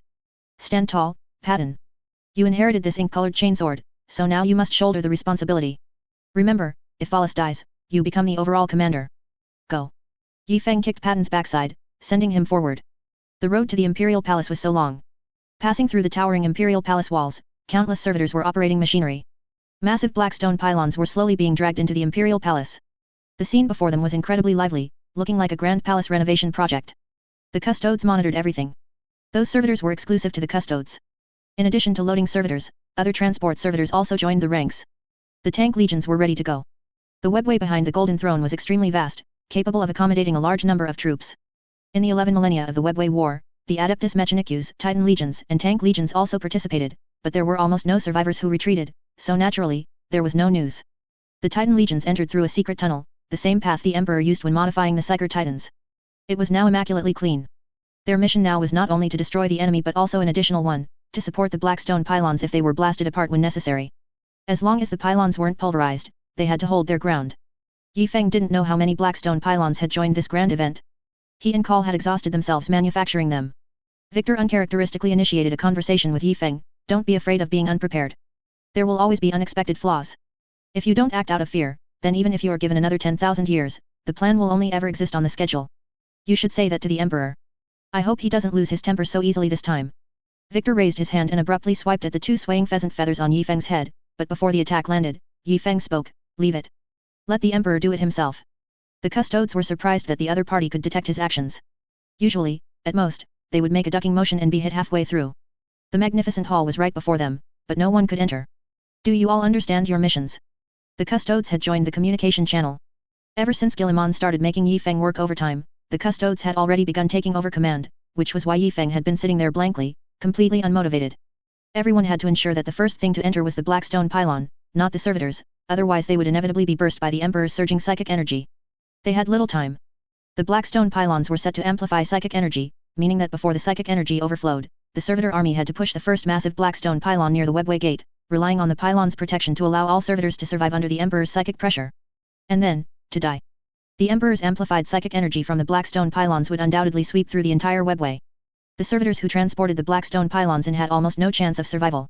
Victor led Yi Feng forward. Ahead was the regent, who would take the lead in opening the innermost gate, followed by Yi Feng. He already had the prefabricated interface installed, on his backside. According to Call's description, he would walk over and see a large hole, then just sit his backside on it. At that point, the Emperor's psychic energy would blast through a gap in your back, and you would just, like farting, transfer into the network below. When they discussed it, Yi Feng cursed, "You fart. You're the one farting. When you have diarrhea, can you trust any fart?" Guillemon stood there, and Yi Feng had no retreat. No inspiring speeches were needed. The morale of all troops was at its peak. For the warriors, if they could feel the Emperor's energy, the angry psychic energy flowing from Yi Feng, it proved that the Emperor was still alive. What reason was there not to fight on? If it was gone, wouldn't the Emperor be alive then? The Primarch quietly awaited that moment and said to Yi Feng, "Remove all your burdens, even the one on your backside." Yi Feng silently pulled out 2 bulletproof flatbreads from behind, looked around, and saw a Grand Sister of the Sisters of Silence over there, not wearing a helmet. Yi Feng grunted and trotted to the Sisters of Silence's formation, raising his hand to offer 2 flatbreads. "Grand Sister? Long battle, if you get hungry, dip it in the bodies of loyalists. It quickly absorbs blood and expands. These 2 can feed a 10-man squad for 1 meal." Under the Sisters of Silence's bewildered gaze, Yi Feng hung a pouch full of flatbreads inside the groin guard of his oath-bound armor. "Anyway, you're a woman, so you don't know what you're guarding." Yi Feng's act of reaching into the sister's groin was met with disdain from all the warriors present. It was hard to imagine the Primarch's expression at that moment. No Primaris warrior spoke to stop him, everyone was looking at the Primarch above. "Are you sure this guy can handle it?" Some Imperial Fists warriors even wanted to temporarily swap him out for their reserve personnel. Guillemon suppressed the unrest around him, waiting for Yi Feng to return to his position. The Grand Sister didn't react because Aina was right behind her. Strictly speaking, Aina was older than all the Sisters of Silence present. Of course, she was also very angry now. "You're not hanging it on my underside?" She turned her head away in a huff, not looking at Yi Feng. With morale momentarily deflated, the Primarch reluctantly gave a speech, bringing morale back to its peak.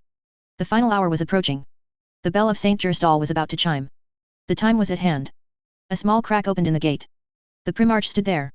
Squads of custodes, carrying crystal coffins, went ahead, entering beneath the golden throne. Constantin Valder and the Primarch fist bumped. All the Star Children found had already entered.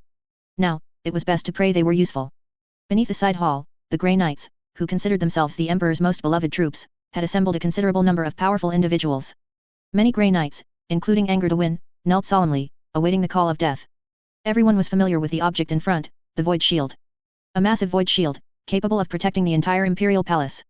The Custodes had modified it, not in the most advanced way, but in the most reliable way. Doubt breeds heresy. Heresy breeds evil. A crippled body can be mended, but a corrupted heart cannot be excised. The Emperor's will is a torch, extinguishing all specters. Doubt breeds heresy. Heresy breeds evil.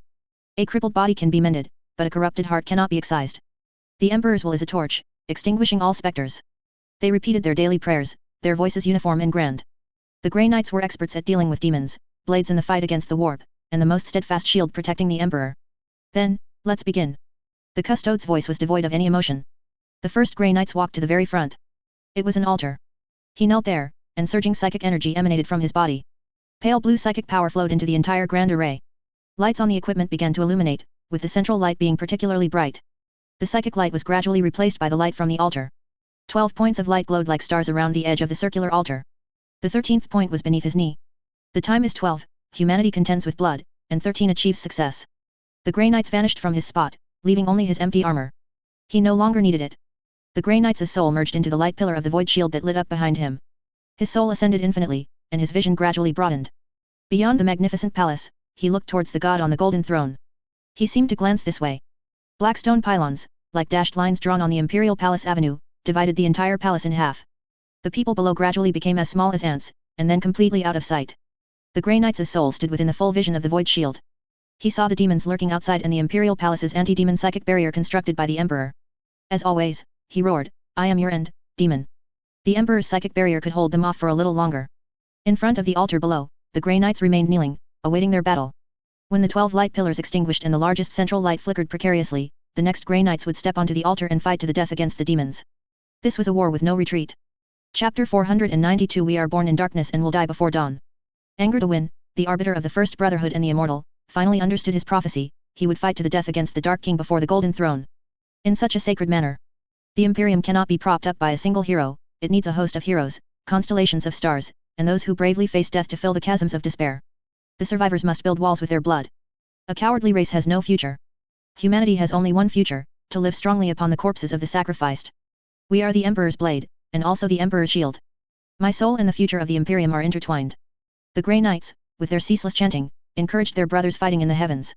He was so close to the Emperor, so glorious. This place became a forbidden zone for demons. The Astronomicon on Mercury lit up, just like the 500 worlds back then, its light overlapping with the Emperor's Astronomicon. The Tyranids once again saw this bright pillar of light, more direct, more luminous, and closer than last time, but to be honest, it wasn't as bright as the Astronomicon. Lemon Russ found a quiet spot to sit. The wristband had already been handed to Constantin Valder, and he was finally alone. Ans was too nervous to make any move. My dear father. I have a dear father now.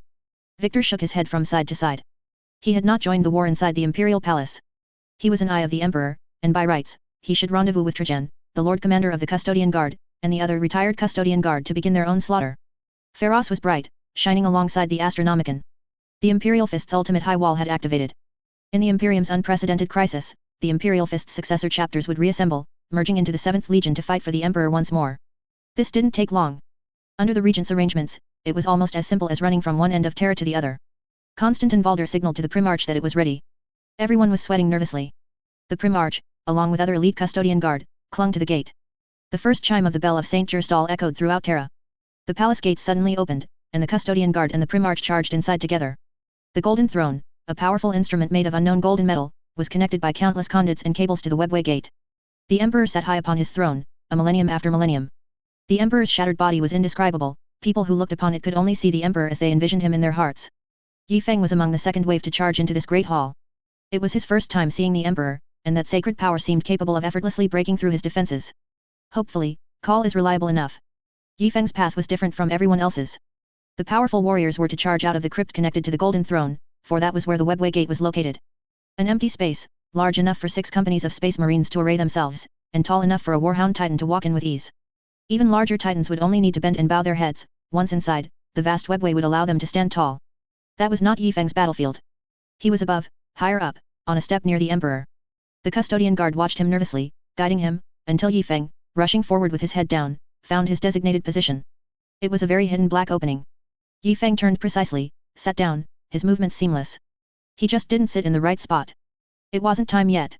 At the same time, the Blackstone Pylon's transport fleet, and hundreds of tech priests began their work, and the enormous, heavy psychic gate was opening.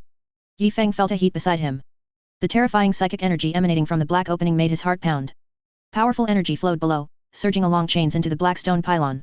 Dots of light made him look back, but the extremely brilliant psychic light made him abandon the idea.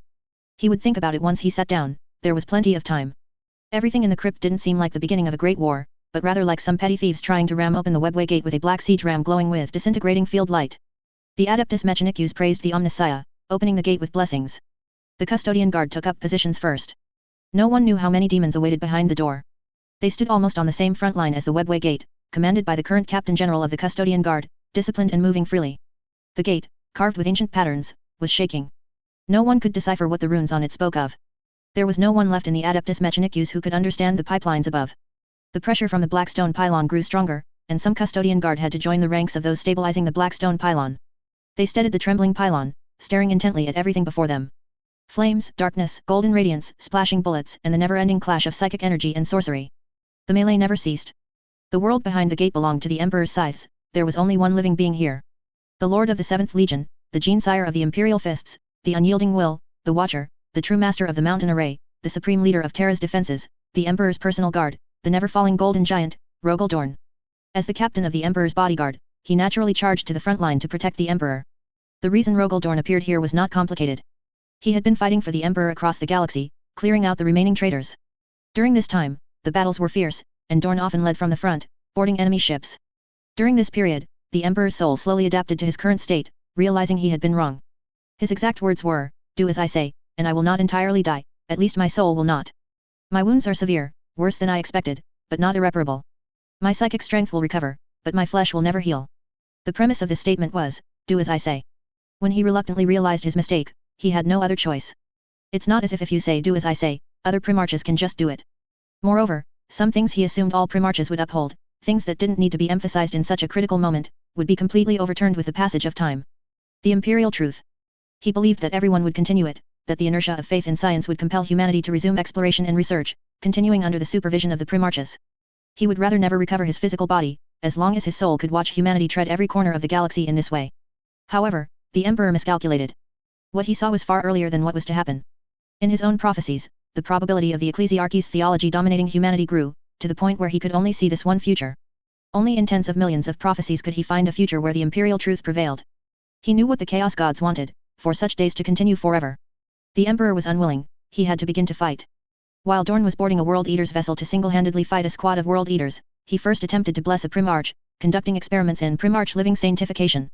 At that time, he made up his mind, he had to fight for the only chance of survival, fight for the one possibility, among millions of transformations into the Dark King, where he could return through his own humanity. To do this, he could only advance by retreating, first approaching the Dark King infinitely, gaining the power to fight the Chaos Gods, and then using his humanity to control himself, shedding that power. Dorn's battle with the World Eaters was not merely an accident, it was Kern's renewed attempt to corrupt Dorn. The previous time, when Dorn and the Emperor together boarded the Vengeful Spirit, Dorn fell into Kern's trap the moment he landed. Kern imprisoned him in an endless sea of sand, accompanied by ruins, and slowed time, making Dorn fight alone for a century. Finally, he even tried to use the corpses of the Imperial Fist's honor guard to break Dorn's psychological defenses. He failed. Dorn's battle with the World Eaters was the second time. Those World Eaters were all sacrifices, and the victor there would be teleported to the Blood God's arena. The Emperor's might intervened in this teleportation, using the opponent's power to transport Dorn into the Webway Gate. The Blood God's counterattack was not weak, and the final result was that one of Dorn's hands did not enter the teleportation psychic energy and remained behind. Below the Golden Throne, Dorn began his career of assisting in guarding the Webway. In this way, the Emperor could spare some extra psychic energy to make his arrangements. He notified Russ in the same way, but Khan just wandered off on his own, so there's nothing to say about that. Dorn had been fighting here for 10,000 years. His body shimmered with the Emperor's power. His adamantium warblade armor self-repaired with the help of the Emperor's might, and so did Dorn. His severed arm had healed as before, and the blade in his hand still gleamed with a cold light, but all of this would vanish with the beginning of the Emperor's revival. Rogel Dorn would continue to fight in the Webway as a normal, ordinary Primarch, without his warp essence unleashed. Standing to Dorn's left was Ferris, the Primarch of the Iron Hands, now an Emperor's Scythe. He stood with many Emperor's Scythes warriors burning with the Emperor's wrath, shattering incoming demons with fierce gunfire and merciless great hammers. All of this was normal. Except for the fellow on Rogel Dorn's right. The Emperor's Scythe, Conrad Kurz. The Gene-sire of the 8th Legion, the Night Lords, a villainous scoundrel, a great unlucky fellow who could only prophesy the bad side of the future, the Night Lord who gradually became insane in his twisted struggle with his own justice. Why not say Lord of the 8th Legion? Because if you asked him, he would happily push out first Captain Savator and then return to the Nightfall's small dark room to hang upside down in self-imposed isolation. Most importantly, he was a traitor. Everyone hoped to believe he was an unrecorded Daemon Primarch fighting against the Emperor's Scythes, but the Emperor's Scythe flames on his body also couldn't be faked. His state was very peculiar. His body appeared grey, but it wasn't the charred armor color of the Emperor's Scythes.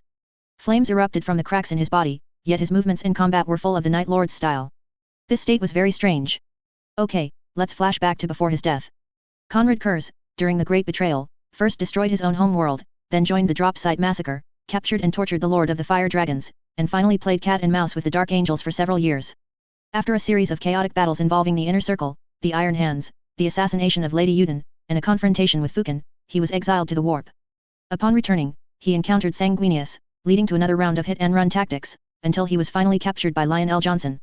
It could be said that he made only two contributions to the Loyalists during the Great Betrayal. First, he annihilated his own home world. Second, during his trial by the Triumvirate of the Second Imperium, he suddenly realized, the prophecy says I will be killed by an assassin sent by the Emperor. Doesn't that mean the Emperor will be alive? The three Primarches, suddenly enlightened, began to devise ways to aid Terra and destroy the Chaos Traitors.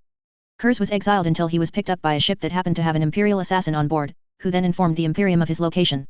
Kurz, bored, awaited his death, using the bodies of mortals to construct an Emperor's statue with which to converse.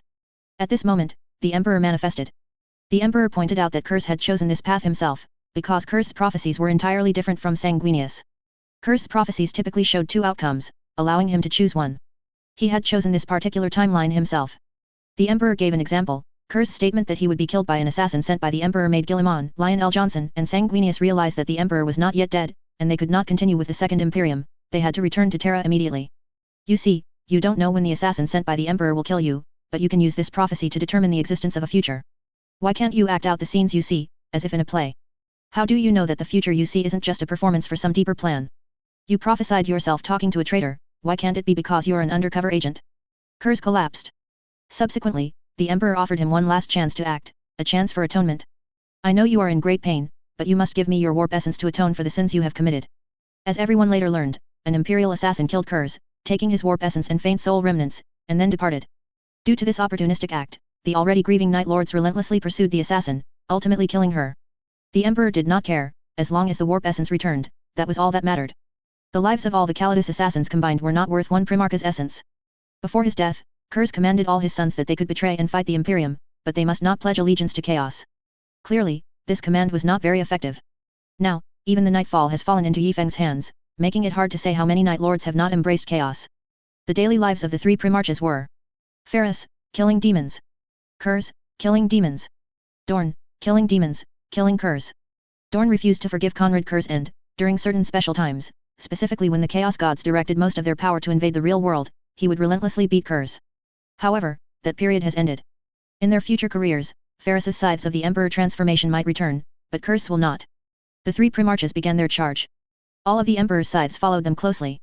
Dorn's heavy figure was like a signal, and all the custodes also began their charge, pushing the black stone pylon with all their might, sending it into the center of the battlefield. Magnus silently endured everything.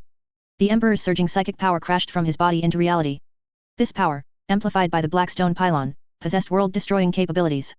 Compared to this power, his attack that blew open the webway back then was nothing, it didn't even come close to touching the Emperor's edge. The Emperor is much stronger now than he was back then. As this power surged in, it intricately enveloped every inch of space within the webway, pushing all the way to the huge breach. Only then did the custodes breathe a sigh of relief, signifying that the first step of the strategy was complete. The Emperor's emissary stopped, but the psychic power did not, it surged out from the webway's breach. The black stone pylon stood within the webway, then the next, and the next. The custodes mustered their courage and formed battle lines. Next, they would fight without the Sisters of Silences, holding out until the Sisters and Adamantium warriors arrived on the battlefield, which would incur considerable casualties. Rogel Dorn stood before them, alongside Konstantin Valder. Just like the battlefield of Terra 10,000 years ago. Outside the webway, a little less than half of the Adamantium warriors, the sons of the Imperial Fists, were now exceptionally excited. Their Primarch had never truly left them, only continued to fight for the Emperor in unknown places. Soon, they would proudly stand shoulder to shoulder with their Primarch. The morale of the entire force was completely transformed, as if the Imperium's strongest iron fist had returned. They watched their Primarch bravely slaying enemies, tightly clenching the warblades in their hands. What came next was not unyielding defense, but a furious offense. The wrath of the 7th Legion would replace the Emperor's scythes, continuing to burn in this webway, which had been a battleground for 10,000 years. As one black stone pylon after another was deployed, the towering spires throughout the webway created suitable positions, ensuring that the Titans entering later could only fight and fall along designated routes. No matter how fierce the battle, it would be difficult for a Titan to crush other friendly forces by its fall. The custode's signal reached Guilliman, and he knew that everything was about to begin. He shouted loudly to Yifeng, "Get in, Yifeng. It's time." Yifeng hesitated. Just one glance at the black opening felt like falling into an abyss, but he gritted his teeth, turned his head, and fixed his gaze on the regent. He simultaneously aligned the connectors on his back and his posterior with multiple channels below, descending from above. Konrad Kurz, in his scythes of the Emperor form, gazed deeply at his brothers. The warriors of the Emperor's scythes were disappearing one by one, including the Primarch of the Iron Hands, but his own form grew increasingly brighter. "Goodbye, my brothers. I must complete the final redemption." The deranged lord of the 8th Legion completely vanished. His warp essence disintegrated, ultimately reverting to a completely unmodified state, a fruit awaiting the Emperor to find a body for him. Konrad Kurz completely disappeared. His will, along with his soul power, drifted, searching for a suitable place, that cold sun would be perfect. He swelled, and the justice of fear gathered its final strength, exploding with a roar. The entire warp was affected by this violent explosion, its force like a raging tide, yet causing no harm.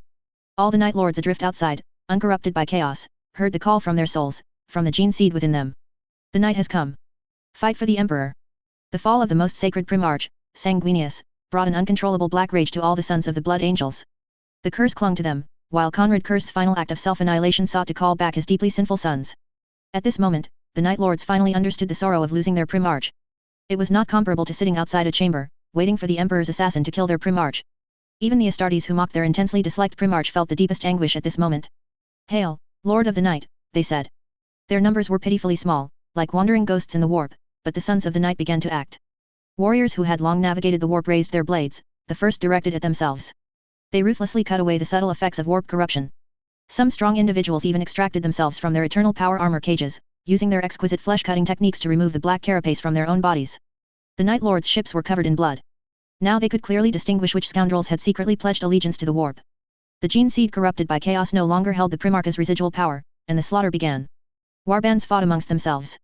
Some mixed gene seed warbands of the Night Lords were astonished to find that every step within their ships felt like a dangerous trap, and the fear of being hunted spread through their hearts. How can this be? Astartes are physiologically immune to fear. Conrad Kerr's final gift to his sons, everything he had fought for the Emperor in the webway for tens of thousands of years, was compressed like a gene virus into the surviving Night Lords. Fighting under the holy light could, to some extent, soothe the mental fragmentation of the Sons of the Night. Facing ordinary mortals and Xenos, they would still kill, flay, and dismember as before, terrifying their enemies in the most horrific ways. But when facing demons and chaos traders, this mutation hidden in their gene seed would surge forth like the Black Rage. Their confusion about the future would completely vanish, dark future prophecies would no longer perplex their librarians, and their mental fragmentation would disappear. The Night Lords needed no blessings, no approval, no advanced weapons, or appeasement. They only needed a clear objective. Fear us. Face us as demons face the Emperor's holy flame. Fear us. Every son of the night knew their sins were unforgivable, that the blood on their hands could fill a hive city, but they chose to obey their Primarch's command. 10,000 years had passed, they had lived long enough. Then let's see where we die. The ships, now adorned with corpses, set sail again. The Sons of the Night, having achieved final victory, removed the bodies of mortals from the ceilings and hooked the bodies of traitors to hang upside down in their place. They were spontaneously gathering. Their numbers were pitifully small, it was doubtful if they could even muster 10,000. Their ships were battered and broken, like a fleet of derelict vessels drifting after a war. "Hail, Lord of the Night," they said. Chapter 493 Seeds of Destruction. Magnus cooperated with Yifeng, briefly enduring, holding it in. The Emperor's body trembled, a warp rift appeared, the stasis field above was being dispelled, and the remaining spatio-temporal stasis particles were being annihilated at an astonishing speed. The Emperor now was like an old unlucky fellow who had been constipated for hundreds of years, suddenly discovered he had an upset stomach, and was experiencing both diarrhea and constipation. While Magnus was holding back with all his might, the Emperor's side was about to explode from the pressure. In Yifeng's brief 0.001 second connection time, the Emperor's side had already accumulated a terrifying amount of faith power, which surged fiercely into Yifeng's body the moment Magnus opened up. In an instant, Yifeng felt as if he was in the holy land of the ecclesiarchy, surrounded by chiming bells and music, with massive Gothic cathedrals rising from the ground, springing up one by one around him in an instant, and thousands of priests, battle sisterses, grey knights kneeling around. It was the most magnificent scene in the Imperium of Man, and Yifeng felt like a hundreds of feet tall statue of the Emperor, with various sacred symbols appearing one after another beside him, various styles of Imperial Aquila emblem, golden, silver, white, purple, the Aquila emblem insignias used differing based on rank and status. The calls made his head swell, continuously chanting a single name, like the whispers of a chaos god, but this time it was the faithful whispering to their god, constantly urging him to become a deity. The surrounding environment constantly shifted, sometimes, the magnificent and noble cathedrals would overlap with ruined walls, and scenes of scantily clad battle sisters kneeling in their boudoirs would overlap with Astra Militarum political commissars chanting "The Emperor protects" on the battlefield. More and more light, like a kaleidoscope, poured into Yifeng's brain. He was like a filter, completely filtering out the faith carried within the psychic energy, and then allowing the warriors behind him to simply bear the pressure of the psychic energy. The power of faith transferred was so terrifying that Yifeng felt the best person to sit here should have been Rogel Dorn himself. Call's equipment was instantly connected. In a flash, the polarity of the black stone pylon was reversed, and the entire webway was filled with anti-psychic energy. The warp webway breach, which had been spewing absolutely destructive power like a fountain, now stopped its discharge. The anti-psychic energy, thick as a physical substance, flowed over the surface of the breach, making it look like an ice cream cone filled with poop, and slightly melting like ice cream. The scattered demons regrouped, almost instinctively wanting to distance themselves from such a place. "Ha ha ha, attack! Attack!" The blood god roared with laughter, ordering the bloodletter army to charge, and greater demons of Qing flapped their wings, flying rapidly and crashing into the webway like meteors. Slaanesh followed closely, using speed to fly into the webway breach. On the matter of breaching the webway, all the chaos gods' wills were aligned. Nurgle and Xianch also joined the battle, and daemon engines created by Vashtor were roaring as they drove towards the black stone pylon forest. The Imperial forces needed to hurry. The Chimera armored vehicles began a suicidal charge. They shouldn't have been in a confrontation of this intensity, but Chimeras had one characteristic: reliable machine spirits. They were armored vehicles that could race through Necron territory. In such a strongly anti-psychic place, only they could maintain high-speed operation. It dragged a large net across the ground, a net made of 100,000 adamantium warriors and soul-binding chains. Pulled by thousands of Chimera armored vehicles, the adamantium warriors began to advance rapidly. Rocket thrusters, quickly modified at the Khan's request, were providing propulsion. Every adamantium warrior was sprinting. The Sisters of Silences used Thunderhawks to fly into the battlefield. They were equipped with hooks, allowing them to decide when to join the chain and when to withdraw for combat flexibility. Their mission now was to rapidly support the Custodes on the front line, holding out until the adamantium legions in heavy armor arrived. The abbess of the Sisters of Silence stood, leaning on her sword, awaiting the moment the Thunderhawk's hatch opened. Aina was still very angry, repeatedly trying to ambush the abbess's groin, but the abbess had not given up her bulletproof groin plate. She rubbed her forehead. Truly, they were taught in the same place. The Thunderhawk swept past one black stone pylon after another, the pilot observed faint glows appearing on those black stones, as the Emperor's power surged into them. Ahead, flames had already consumed everything. The custodes used pre-prepared equipment to blast out a wall of fire, which could temporarily slow the advance of Slaanesh and Nurgle demons, but the Qing demons were the first to rush into the battlefield. The Daemon Prince of Qing, the seed of destruction, was the first to charge into the battlefield. He was the first human to ascend to a Daemon Prince of Qing in the world, a warlord from before the Emperor's unification of Terra, fanatically slaughtering everything he saw. Razing cities was his way of life, and his power had made him one of Qing's 8 most capable greater demons. Aside from daemon wings, jet black gigantic horns, and a bloodthirsty great axe, a massive beard and brass armor were his distinguishing features, with raging flames burning on every inch of his body, including his beard. He roared, charging out of the fire curtain first. The custodes couldn't even tell if it was the flames on his body or the specialized promethium-infused inferno. Bolter rounds rained down on him. Tech priests unceremoniously demanded large quantities of Tau brain fluid from the people's light and modified it into a type that Guardian spears could fire. The flames on the seed of destruction flickered visibly. Every bolter round that passed him brought a wave of discomfort. Someone throws poop at you, even if it doesn't hit, but blood for the blood god, skulls for the skull throne. The seed of destruction charged furiously towards the custodes' line, leaving a path of flames. His speed was incredible, already reaching the level of a Primarch, and definitely not something ordinary custodes could stop. Rogal Dorn's chainsword, Storm's Teeth, had long since vanished. Even the specialized tactical dagger, which for an Astartes was a power sword, he carried when the Emperor teleported him had completely worn out. Now, he was using a weapon brought by the custodes. You once claimed to be a mighty swordsman, Lord of the 7th chapter. Yes, but I never thought I'd use my brother's sword. A custodian tossed the lion sword to Dorn. The tech priest said, "What's yours and mine? We're like family, aren't we?" "I, Chief Tech Officer of the Red Tide." "Enk. What can't be taken, for research?" Rogal Dorn held the lion sword, a blade that had once pierced the Night Lord's body, just like Dorn's iron fist. The moment this ancient sword fell into the Primarch's hand, the machine spirit trembled, and the light of the disjunction field constantly fluctuated, as if narrating the Lion L. Johnson's lingering resentment. "I am Rogal Dorn, Praetorian of the Emperor. Behold my sword, vanquished foe." Dorn had defeated him before, though he couldn't remember which battle it was, but it was certainly within the webway, during a time when the Emperor's power was weak, perhaps 1,000 years ago? Or 2,000 years ago. He wasn't good at that. Khan liked to cut off his enemies' heads, polish them brightly, pile them in the Chuanzhou Palace, and admire them in his leisure time. Rogal Dorn's mind contained more knowledge. He had won so many battles by relying on knowledge. His mind constantly replayed their past confrontations, and information about his enemy surfaced in his thoughts. He couldn't fight like he did back then. The Emperor's blessing had faded. As the greater daemon of Qing strode towards him, dozens of contingency plans had already appeared in Dorn's mind, and he had selected the most suitable one. Blade and infernal staff clashed. The seed of destruction's power was so immense that he wielded the Dark Warlord's staff like a black flash, the swirling gale seemingly carrying his unquenchable rage, carving a curtain of fire in the air. After colliding with the lion sword, the intense sonic boom that erupted almost deafened the surrounding servants. The servants who had transported the black stone pylon here fell down. The custodes had initially thought the Emperor's psychic energy would kill them from the start, but the Emperor hadn't, and some of them had survived until now, only to fall, clutching their ears, at this moment. The fiery sparks from the blade refracted through the silver-white sword into Dorn's eyes, which held only resolve. Dorn struck the enemy with a beautiful sliding uppercut. The greater daemon of Qing's blood gushed from the wound, but it wasn't daemon blood, more like burning gasoline. The seed of destruction's very blood burned fiercely. The blood splattered onto Dorn's golden adamantium armor. The seed of destruction roared, considering this barely a scratch. The blood only fueled his fighting spirit, and the arm holding the great axe bent to a degree completely defying its body structure, then swung with full force at Dorn. The adamantium armor was not corroded by such low-grade fiery attacks. The anti-psychic array of the surrounding black stone pylon perfectly suppressed the blessings of chaos, and the flames did not spread further. Dorn did not choose a conventional counterattack, but instead moved even closer to his opponent, so close that the raging skull-thrown flames could brush his face. The whisper once again lingered in his ear. "Say it, it's very simple, just 2 words, why skulls? I am Rogal Dorn, Praetorian of the Emperor." Dorn's head passed through the raging flames, declaring his will with a headbutt. He knew the seed of destruction's weakness. The Primarch's body crashed into the opponent's. Dorn's head strangely merged into the seed of destruction's beard, followed by his chest, body, the blade he held. The entire Primarch vanished inside the opponent's body. This made Constantin Valder pause for a moment, and he quickly raised his spear of the Emperor to meet the foe.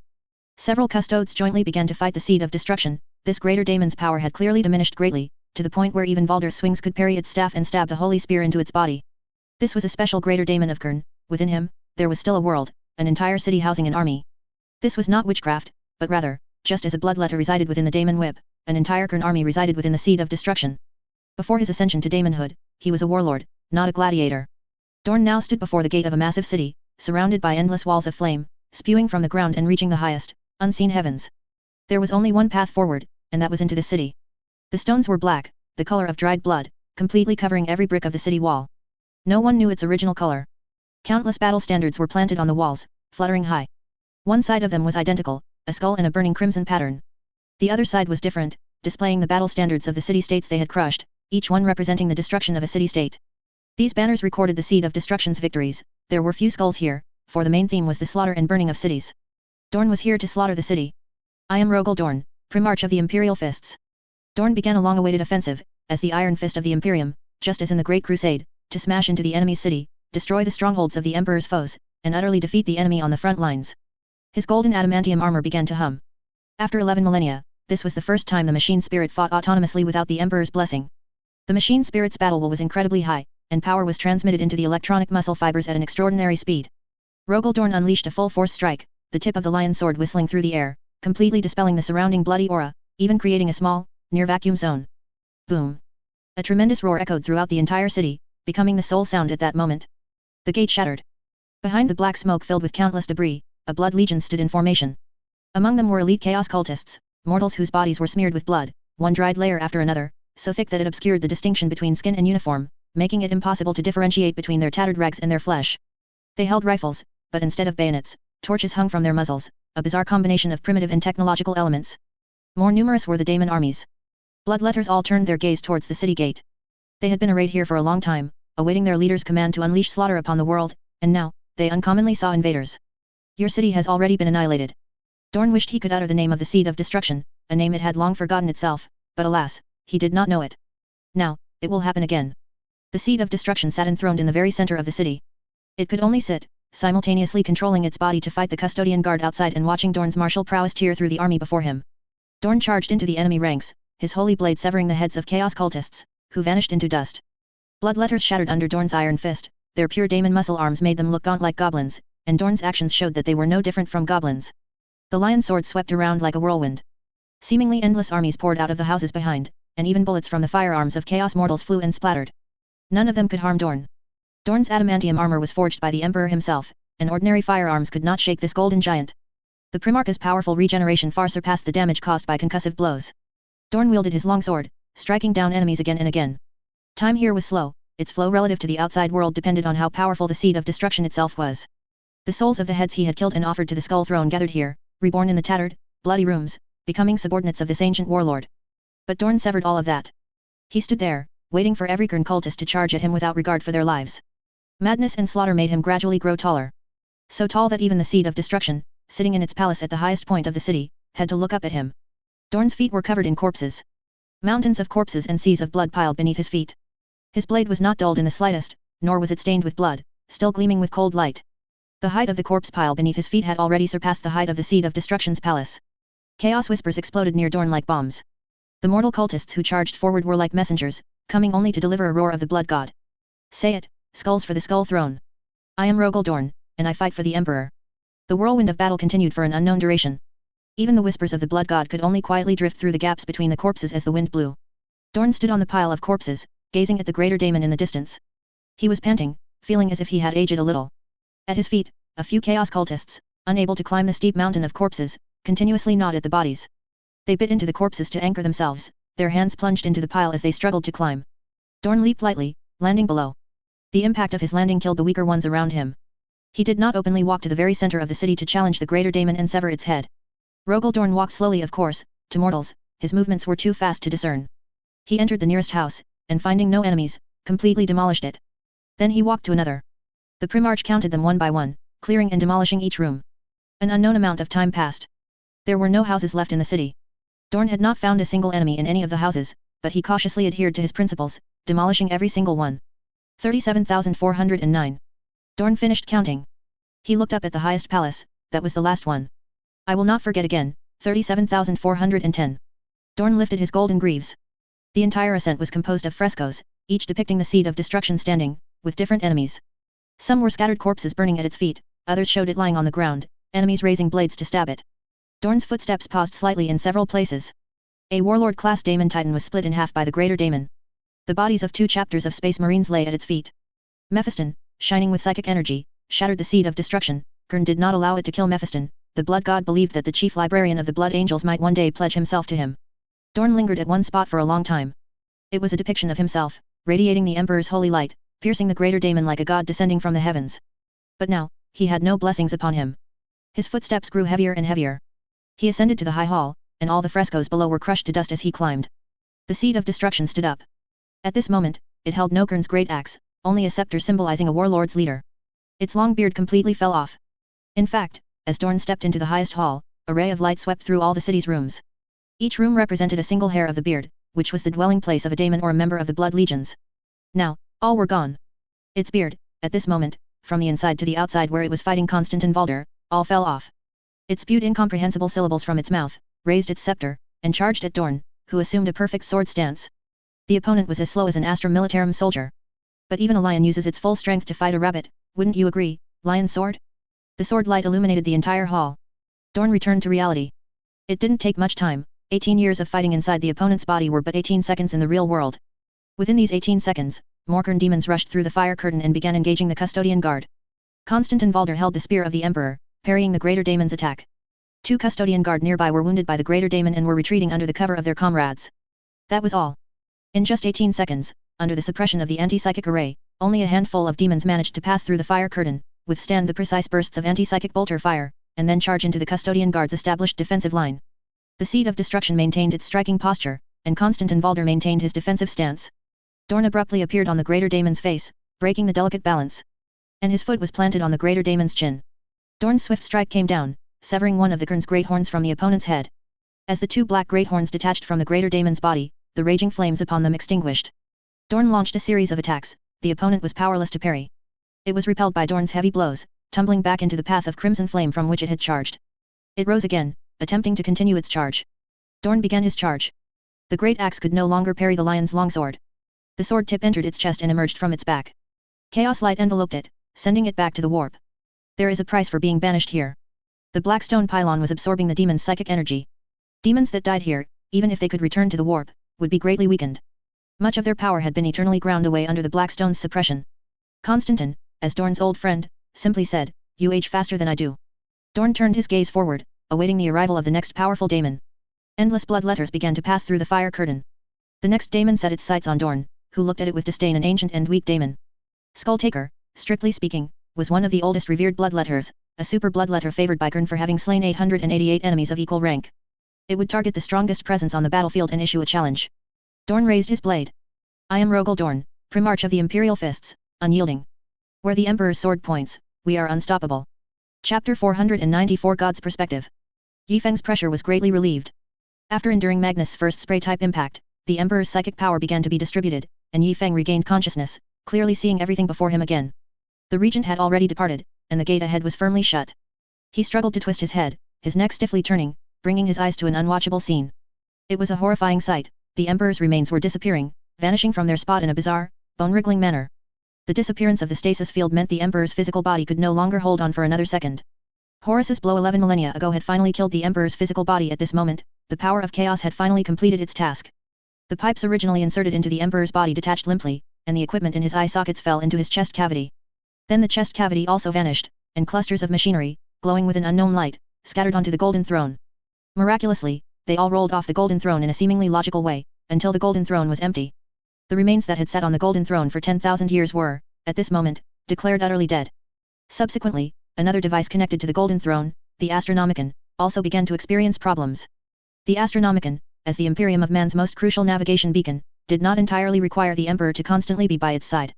It was built in the early Great Crusade, and for a long time afterward, the Emperor did not remain by the Terra Astronomicon but instead traveled on warships, conquering various places. However, by now, in 42K888, a large amount of equipment on the Astronomicon had been damaged. Neither the Adeptus Mechanicus nor the Custodes had been able to repair this intricate instrument, relying only on the great power of the Omnissiah to sustain it. Now, with the Emperor's departure, it had temporarily shut down. Navigators across the galaxy/Milky Way would experience navigation deviations, because at this moment, the dazzling pillar of light in the Sol system was the Pharos of Mercury. Some of the Astronomicon's additional effects vanished, such as protecting the Sol system, making it harder for people near Terra to hear the whispers of demons, astropaths no longer seeing the Emperor's heroic struggle against the dark storm, and the navigator's protection no longer directly connecting to the shining light in the galaxy/Milky Way. Everything was in disarray. The entire Imperium's efficiency underwent a drastic change, returning completely to before the Primarch's return. Any warship would need several extra days to calibrate warp jump deviations. The least affected were the White Scars, the Raven Guard Expeditionary Fleet, and the Adeptus Mechanicus's exploration fleets, as they couldn't see the Astronomicon anyway. But reports from their rear forces still made them aware of this severe problem. Chapter Master Morgan stared at the report. This was an event that absolutely required the expeditionary force to retreat, but he wondered if this was the signal that the adult had mentioned, the one he would understand at a glance? Was the signal this big? Volley, then, the entire fleet changes attack direction. After their final volley, the White Scar's fleet shattered another bizarre Xenos warship. The enemy fleet fled even faster. An Overlord-class battleship could actually catch up, but the entire fleet turned around, seemingly to pursue another group of rooted enemies. The fleet skillfully turned, advancing towards human territory along the previously occupied areas. They didn't know that Jagatai Khan had returned. Their war intuition told them that the Sol system needed them. This enviable war intuition, edged at the genetic level, did not favor another White Scar's big mech. All that remained around Yifeng was the empty golden throne and the opening created by Magnus. The Lord of the Crimson Tide turned his head, catching sight of the previously dazzling, unwatchable opening in his peripheral vision.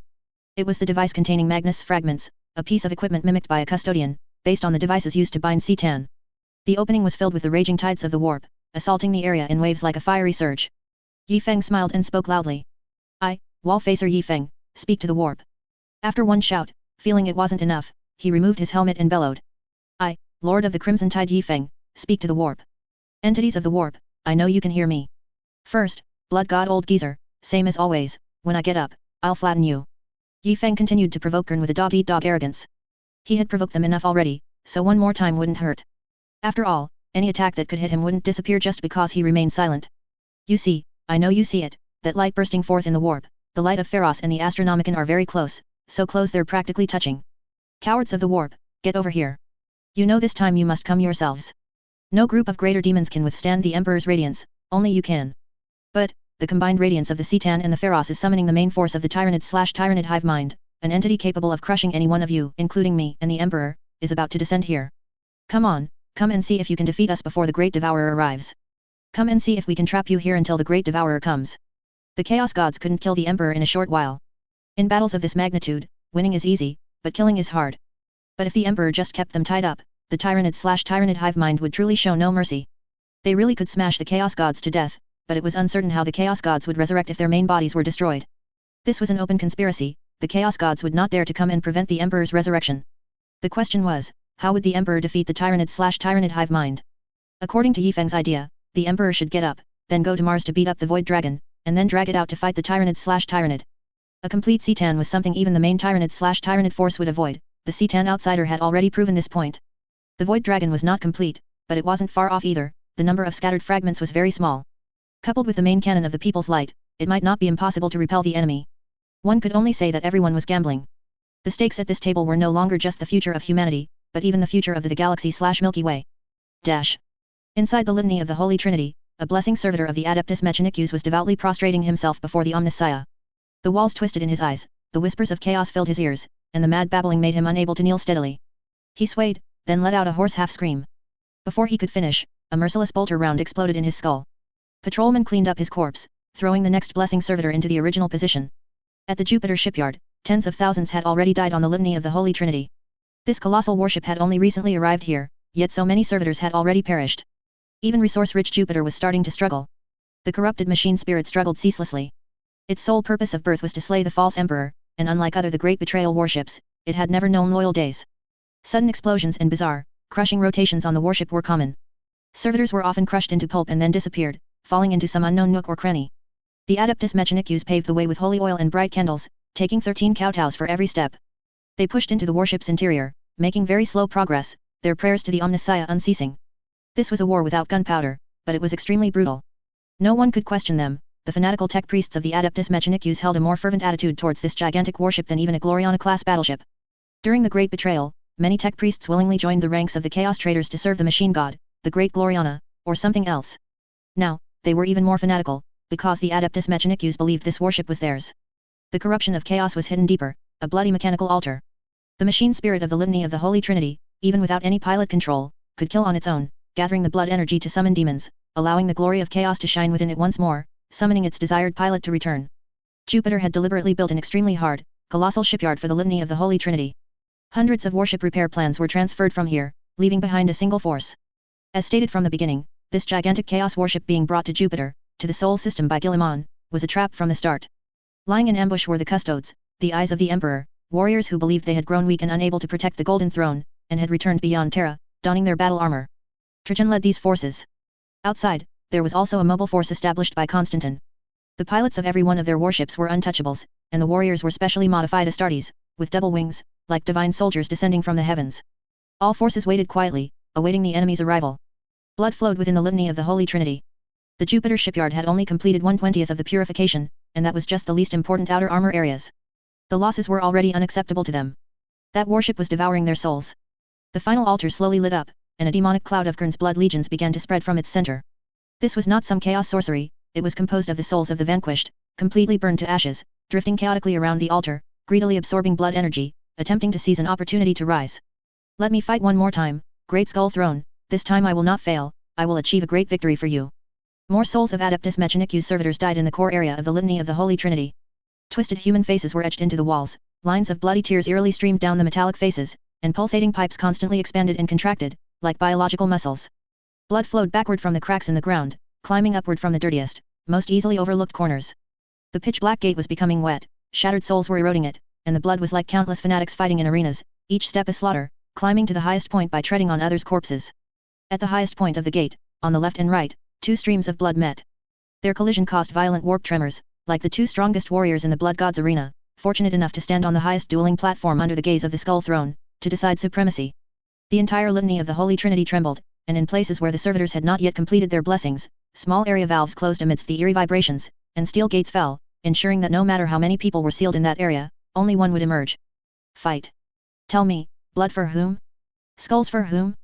A gate of blood tore open a warp rift, and from it surged enemies, Kern's mortal champions, the supreme overlords, unceasing warmongers whose eyes knew only endless battle. Their savage followers brandished weapons, howling as they charged. This was just the first breach. The other 7 portals also gradually opened, their leaders either powerful greater demons or chaos mortal champions. Besides Karn and Angren, who would be responsible for tearing open the Imperium's Eye of Terror defenses from the front and fighting their way into the Sol system, all other blood legions poured forth from here. They weren't even space marines. Kern's objective was clear, if not enough sacrifices could be gathered here, then he would bring his own. Even his own chaos cultists dying here could serve as sacrifices. This was Kern expending his own army to forcefully open a front. The Imperium killing these chaos cultists would only allow him to summon stronger chaos space marines, daemon princes, greater demons. As long as the initial phase of lacking sacrifices was overcome, chaos would grow stronger with every battle. Trajan was prepared, this was war. Phalanx, move closer to Jupiter.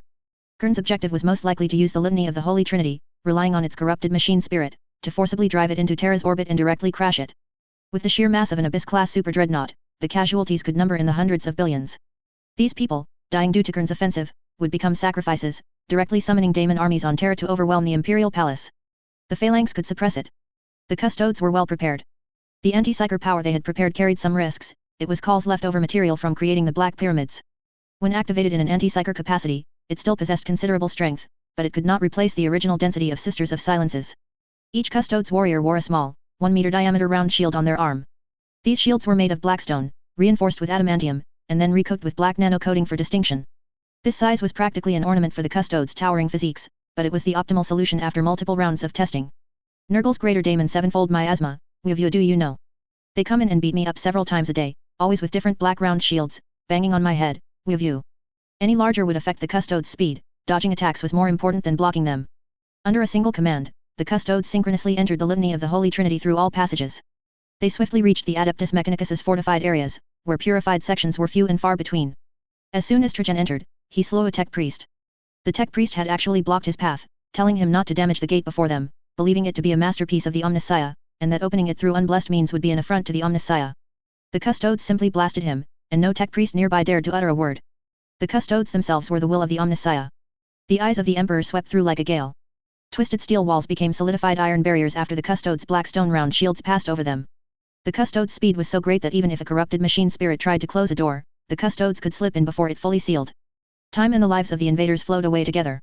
Every moment, the eyes of the Emperor killed more people, and the Blood God summoned more powerful warriors. Chaos Space Marines were already able to enter this battlefield. Hordes of World Eaters proved to be effective troops against the Custodes, with many precedents of them charging and killing Custodes. However, they had never faced hordes of Custodes veterans. Trajan didn't even summon Victor. The combat of the Achilles pattern Terminators was elegant and swift, the most powerful Terminators in the entire Imperium easily slaughtering the roaring monsters. His own martial prowess was unmatched. His footsteps seemed so heavy, as if each stomp could launch him high into the air, yet he made no sound. Not even his ultra-dense Ormite power armor left a footprint. However, his combat was not so quiet. Trajan wielded a relic named the Axe of the Watchman. Its specialized disintegration field combined with a master-crafted bolter named Hawk's Cry, becoming synonymous with invincibility. The helm of the Castellan granted him the ability to ignore the feeble slashes of Chaos Space Marines. Death seemed distant to him. He carried a super weapon from the dark age of technology, the Time Shackle, possessing the ability to control localized time. It could not only slow down the flow of time around himself to help him dodge distant gunfire but also delay wounds and even perform very brief temporal regressions. On his back, he carried a mysterious flask containing the most potent purifying substance, the blood of the Grey Knights, who were currently queuing to die before the Imperial Palace's void shield. In Trajan's contingency plan, the chaos invasion of the Litany of the Holy Trinity would either continue until the Emperor awoke, or some unforeseen event would occur, causing them to activate the alternative plan, using the phalanx to destroy the warship's propulsion. It wasn't even loaded with energy. The Litany of the Holy Trinity's engines were completely disconnected from the hull, and the energy storage had no energy whatsoever. The custodes offered chaos a path, and that path was strewn with thorns. The Emperor was not holding back. Intense faith power began to invade Yi Feng's mind. As the man holding the breach, Yi Feng would bear the brunt of various prayers accompanying the psychic energy. Now, every prayer directed to the Emperor from across the entire galaxy/Milky Way was unceremoniously shoved onto Yi Feng by the Emperor. Yi Feng's perception was becoming strange. What was clearly a magnificent hall before him was now flickering with light, and flames were particularly noticeable. Flames of various colors. He seemed to be simultaneously watching countless brutal battles from different perspectives. No, not just battles, but also many daily routines, day in and day out prayers in peaceful ecclesiarchy holy sites, synchronized prostrations on ecclesiarchy pilgrimage ships, pre-battle prayers of extremely loyal chapters. Hey, those were the Black Templars. Sure enough, they were there. As time passed, no, that wasn't accurate. Yi Feng had no concept of time now. Every world in the entire galaxy/Milky Way had its own planetary orbit. The alternation of day and night couldn't manifest here. 3 moons hung in the sky simultaneously with the great sun, making it impossible to distinguish the passage of time. One could only say that as the war progressed, intense fighting began. He saw Abaddon leading the Black Legion once again burst forth from the Eye of Terror. From his perspective, the Space Wolves' auxiliary forces fighting them flickered in his vision extremely quickly, or rather, died extremely quickly. Under Lemon Russ's teachings, the Space Wolves' reverence for the Allfather was not reverence for a god, it was probably, I think my old man Russ is the most awesome in the world, but the Emperor is even more awesome than him. The chaos before Yi Feng could no longer be described as mere disorder. To concentrate on a single image required immense mental focus, which would completely overwhelm him. One slightly clearer image sustained itself for a bit longer, coming from an Inquisitor collaborating with the Space Wolves' expeditionary force. From his analysis, Abaddon's army was not orderly or well prepared, it seemed like an army hastily assembled. Yi Feng's vision was fragmented because too many images were flashing. He could only try his best to keep his thoughts on relevant images, ignoring all other prayers. This was a very difficult task, and after trying for a long time, Yi Feng almost wanted to give up. However, he quickly changed his mindset. This was something he excelled at. He imagined this place as the forward command center of the people's light. These images were pieces of intelligence being delivered, only in a completely video-based format. This wasn't entirely accurate, as these messages carried a large amount of the prayer's subjective factors. Yi Feng couldn't determine how powerful the attacking enemy truly was from phrases like the power of the great god emperor will surely crush the enemy. But he was used to it, the intelligence received on the people's light was just as chaotic. Lines were being drawn out. Many faint thoughts were just fleeting, but Yi Feng caught them. Many were outdated situations, and Yi Feng had also fully joined this enormous network. Multitasking was almost at its maximum load, yet he still missed an astonishing amount of information images. Points lit up in his brain. Yi Feng tried to simplify them, completely ignoring ordinary prayers, and condensing battle scenes into single points, which then lit up on a vast galactic map. This could become a simplified map of enemy attack routes. And then, it was useless. Yi Feng sat there, more helpless than the Emperor before him. He saw what was happening in the galaxy/Milky Way, but he could do nothing. Perhaps I can speak. This is an advantage the Emperor never had. Yi Feng violently shook his head, trying to dislodge those images from his mind. His blurry vision told him that no one in front of him could hear him speak. There should be custodes, there should be someone watching me. Yi Feng didn't realize he had spoken his thoughts aloud. Chapter 495, First Enemy, the Blood Angels. The next moment, more images flooded Yi Feng's mind. Past, residual images. Yes, if he only transferred real-time memories to me, then the Emperor could only remain as he was. He had to increase his efforts and stuff all his accumulated past memories into me as well. This was a regrettable matter, meaning Yi Feng would be unable to determine when the events he witnessed actually occurred, and his words might be nonsensical. Yi Feng could judge how long it would be until the Emperor returned by the time flashes in the previous images, which was a good thing. Perhaps seeing the regent become a living saint? Or his return meant that all excess power had been channeled to Yi Feng. He began to lose track of what time it actually was. The information he received was chaotic. The star system map in his mind became clearer and clearer, more and more stars were lit up, some even several times. Subsequently, the illusion shattered, as the Primaris Space Marine's brain could not bear such a heavy load, which would destroy his brain. He tried to record the data in a more concise way, but it failed when a large number of images were compressed into a single point, not even entering the star system map mode. Perhaps I should change my approach. It's meaningless to sort out the battle outside, the most important thing I should do is maintain my sense of self. Since he couldn't influence the battle no matter what, his only task now was to survive, to ensure his consciousness survived. This was his unique battle. Yi Feng decided to use two threads of a multi-threaded mind to continuously recite his life story, alternating between them to maintain his self-awareness. I am Yi Feng, recruit number 13 of the Green Templars, a White Scars sub-chapter. My instructor was Flo. After 10 years as a recruit, I officially served in the 3rd combat team of the 4th company. Our ship was the Blessed Forest. The chapter was poor, everyone slept together. 2 lines of thought simultaneously recited his past experiences, reminding and supplementing each other, allowing Yi Feng to temporarily maintain his sanity. Images flowed, a massive offensive was spreading from the Eye of Terror across the entire the galaxy/Milky Way. Abaddon's attack was aided by Chaos Gods/the Four Gods, he had become an extremely powerful chosen of Chaos Gods/the Four Gods. The Black Legion could summon demons of various factions on different battlefields, and countless chaos artifacts from different factions were reaching Abaddon through various coincidental means. Yi Feng's lips twitched. Your father was War Master Horus, now you are the master of the Black Legion. My father was War Master Chagatai, so shouldn't I become the master of a Red Legion? I hope my old man lives a bit longer. The Emperor's memory influx hadn't yet reached the 13th Black Crusade, so the Black Legion's movements he saw were mostly current events. Yi Feng could watch with confidence. The Black Legion surged out of the Eye of Terror and engaged in fierce combat with the Space Wolves Expeditionary Force. Abaddon did not fully assault Imperial fortresses. 42K888 was Winkern was strong, not him. He used a large amount of infiltration forces to secretly penetrate the Imperial defense lines beforehand. Chaos cultists were a persistent problem on the front lines, always backstabbing Imperial worlds at critical moments. The Emperor's disappearance severely exacerbated this situation. When navigators realized that the Sol system's light was still bright, but it was no longer the Emperor's warmth, but a cold, icy glow, many navigators went mad. They refused to guide ships, and no one could confirm the extent of their navigational deviation. As large numbers of navigators went on strike, some Imperial worlds fell into stagnation. Although hardliners forced navigators to pilot ships at gunpoint, most vessels remained idle in their docks. Food on some worlds gradually became scarce, and the severe situation caused by insufficient supplies easily overwhelmed local governments. Cults and rebellions gradually simmered, and the time had come to test the capabilities of each world's actual leaders. Bloody suppression led to an increase in corpse starch rations and made it easier for the Blood God to invade those worlds, that the galaxy/Milky Way was burning. This situation severely hindered the Gene Stealer invasion and also severely hindered the spread of Nurgle's plagues. When deprived of the crucial tool of intersystem ship communication, Nurgle could only attempt to bestow blessings on worlds littered with corpses, and most of those were roamed by Kern followers. In this galaxy-wide catastrophe, the Black Templars' expeditionary force was the least affected. Upon receiving the final wall protocol, they rapidly advanced towards Terra. Unlike the numerous chapters gathering at Terra, they had been on crusade, and returning now would take a long time. When navigators explained the situation to them, the Black Templars' first reaction was, "You are disloyal, chop him." Which navigator couldn't sense the Astronomicon? After several navigators were beheaded, the remaining ones bravely navigated for them, not daring to utter a single word. Navigation indeed showed many deviations, often reaching tens of millions of kilometers in terms of star system angles. The Black Templars gradually discovered that on their way back to Terra, the chances of chaos on their supply planets were increasing. In the first few battles, they bravely helped the local worlds quell rebellions. Because of this, they believed that something major must have happened to the Imperium, and they had no time to waste on these minor matters. The Black Templars' expeditionary force began to rush madly, compressing survival resources. If they couldn't endure, they would rush into worlds engulfed in flames and directly requisition, loot, beginning to return to Terra at all costs. They even ignored requests for aid from around the Eye of Terror. The Space Wolves' expeditionary force had to try and hold back the surging chaos hordes emerging from it alone.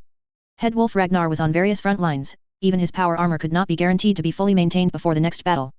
People often saw Space Marines in tattered power armor emerging from drop pods, joining the fight against Chaos Warriors. The Wolves began to spread false news, deceiving defenders with promises of impending reinforcements, making those hunkered deep in fortresses hold out longer and delaying the Black Legion's advance. In reality, they had completely given up on holding the entire front line and could only exert all their effort to buy time. If the Imperial Navy had supported here in time, there would still be a chance to counterattack. This was the consensus of all commanders, and also an impossible truth.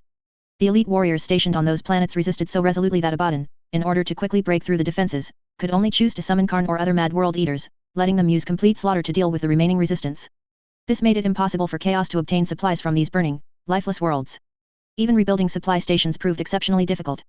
Despite this, the Black Legion still punched a hole in the front line, and swaths of Chaos warship began to pour into the Imperial rear, encircling the Imperial defenders in reverse. Besides Abaddon's main force, there were also large numbers of Chaos warship emerging from areas where the veil of reality was thin, such as the Maelstrom region and most sectors with veil or shroud as suffixes. Gradually, the various forces defending the Sol system began to engage the enemy. The battle first began with the defenders led by the Blood Angels. They discovered a gigantic space hulk, as large as a Ramesses star fort. Rather than a warship, it was more like a stargazy pie. Countless ships were embedded in a disc-shaped mass of steel, prows pointing upwards. Some ramming prows had been severed, and statues of ancient mythical beasts or deities had been cut down and haphazardly reattached to the surface. Upon discovering this colossal vessel, Dante believed that the chaos attack had arrived. As planned, Imperial warship lined up neatly, using their most proficient array bombardment to strike the enemy. The hulk showed no movement, not even void shields. Its shattered armor and dead sections indicated it might be an empty vessel. The auger array also detected nothing. Dante ordered continued bombardment and dispatched a reconnaissance team to infiltrate the rear of the colossal vessel, a place that would be safe from the artillery array for at least a few hours. This was a very challenging plan.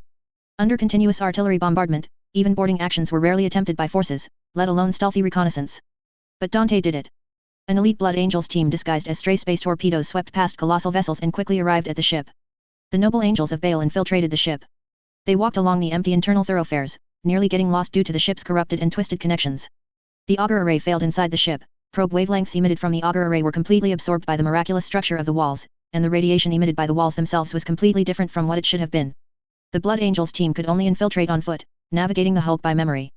They opened a dilapidated warehouse, where sundries were scattered, some floating, some clinging to the grey walls. Tearing open a void shield compartment, it was completely devoid of equipment. Energy conduits were violently shattered, and the energy conduits, large enough for a space marine to crawl through, now contained no flowing substance.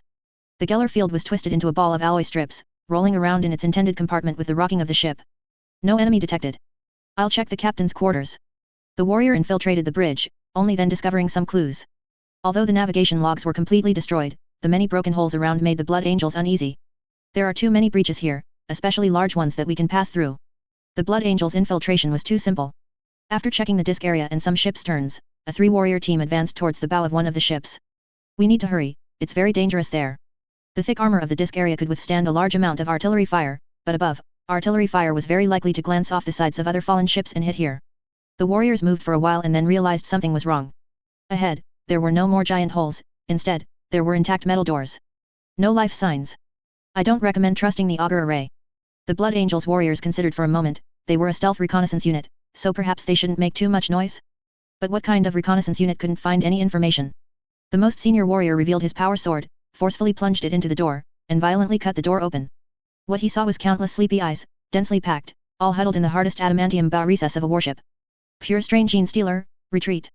The warriors made a judgment in an instant and quickly began to retreat.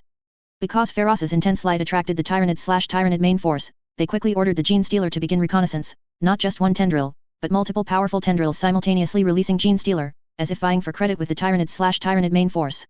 The number of gene stealer on this warship was frighteningly high, as if every warship's bow concealed these creatures. Large numbers of awakened gene stealer surged out. Their running speed was far faster than the Blood Angels' 3-man squad, and they quickly entered their visual range. Don't even think about hiding your tracks anymore.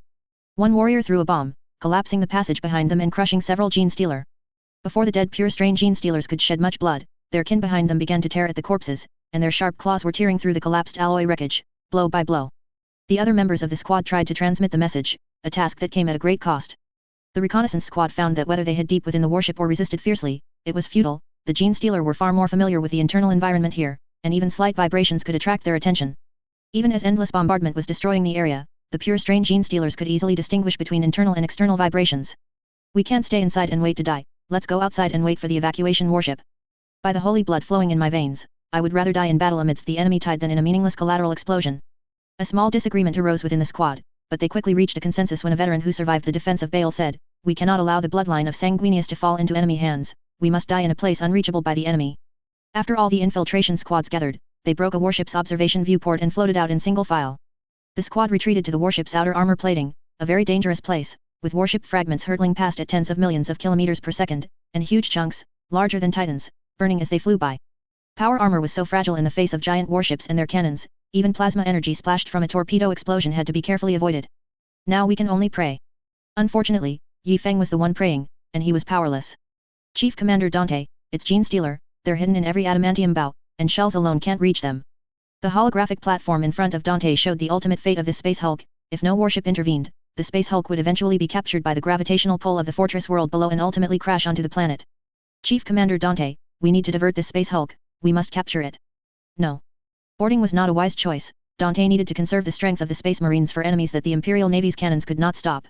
Is the Adeptus Mechanicus advisor present? Is there currently the capability to inflict a devastating blow on this giant warship? If you mean to disable it, yes, but if you mean to remove the threat to the fortress world, then no. Even burning scrap metal, if it crashed into the fortress world, would spell doom for the world below. We must find a way to change its course. The Adeptus Mechanicus advisor calculated for 10 seconds and offered his suggestion. Utilize the powerful engines of the Red Tier and several other battle barges to tow this giant warship away from its original trajectory and into the star of this star system. In the Adeptus Mechanicus's estimation, the combined power of the Blood Angels Gloriana-class battleship and 5 battle barges would be enough to pull this giant warship away. That would require approximately 93 Omicron-class towing chains, and the warship distribution should be. Wait a moment, Dante interrupted him, only the Red Tier will connect to this giant warship. In that case, the towing force would be insufficient. The other warships will connect to the Red Tier. Thus, the Red Tier's spine would connect to the Space Hulk, its belly to the other battle barges, pulling the Gloriana battleship, and towing the giant warship away. She can handle it, this is our home. The Gloriana battleship's resilience was well known. Dante had to reduce the risk, enemies could climb along the chains to their side, so the fewer chains connected to the giant warship, the better. They began their operation. The Adeptus Mechanicus disassembled Omicron-class towing chains from transport ships, twisting them like braids to form 3 extremely thick giant ropes, which were then launched onto the enemy's warship. A megaton nuclear bomb, combined with a treasured Adeptus Mechanicus explosive, blasted open the thick deck. According to the reconnaissance squad's earlier report, that area had 3 adamantium keels intertwined. The launched grappling claws fully embedded themselves, locking onto the adamantium keels. The Gene Stealer shrieked, raising their claws in protest. They tried to cut the massive chains with their claws, but quickly realized it was too slow. Moreover, the cunning Blood Angels had energized the chains with ultramagnetic, ultra-high voltage current. The Gene Stealer that tried to cut them with their claws were electrocuted, crispy and numb, giving their kin who devoured the corpses a real treat. Engines activated, defensive arrays online.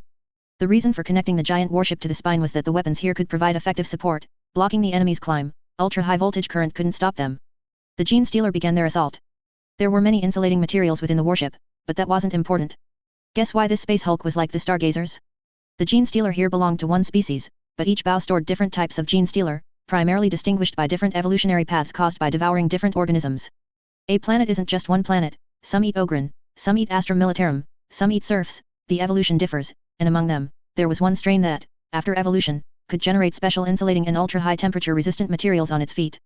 This strain of Gene Stealer, under the command of the Supreme Leader, was quickly devoured by other Gene Stealer to acquire their genes and create countless troops. The Gene Stealer Patriarch howled. He possessed powerful psychic abilities, and with the large number of Gene Stealer here, his teleportation ability was excellent, enough to select a group of elites to board and undo these damned chains. My prophecy foresees an enemy boarding action, Mephiston slowly stated. Bringing you along was truly the right choice. Originally, these powerful librarians were supposed to be defending Terra. During a conversation with the War Master, Mephiston drew his power sword and declared, firstly, I am a Primaris warrior, secondly, I am a Blood Angel, and thirdly, I am a librarian. It was his insistence that granted a group of powerful librarians the right to choose for themselves. It's hard to say that the Khan didn't permit it out of respect for the Archangel. Dante inquired, our void shields are still up, their cost will be heavy. Can you use a counterspell? I can try, the enemy will not succeed, but they will not fail either. The old comrade who had partnered with Mephiston for many years shook his head. After Dante put on his golden mask, he was no longer Dante, he represented the Archangel. For the Emperor. The Blood Angels and their successor chapters began to gather around the Red Tier. Dante believed that Mephiston's power would most likely cause the enemy's teleportation to deviate into space, near the warship, and they might attempt to physically breach the void shield, falling into the range of the point defense cannons, and then invade from the outer armor layer. The Gene Stealer below had already begun to attempt climbing the Omicron-class towing chains. Although their feet were insulated, their claws were not, and they couldn't continue to hack at them. Insulated claws, however, couldn't cut through it. Boarding. Speed was the Gene Stealer advantage, but lances fired almost flush with the chains were causing them heavy casualties. Only pure strain Gene Stealers could hibernate for so long, but pure strain Gene Stealers' ability to use weapons was almost zero. They couldn't use the warship's weapons at all. As time passed, the Gene Stealer, relying on numerical superiority and fearless sacrifice, surged in large numbers close to the chains.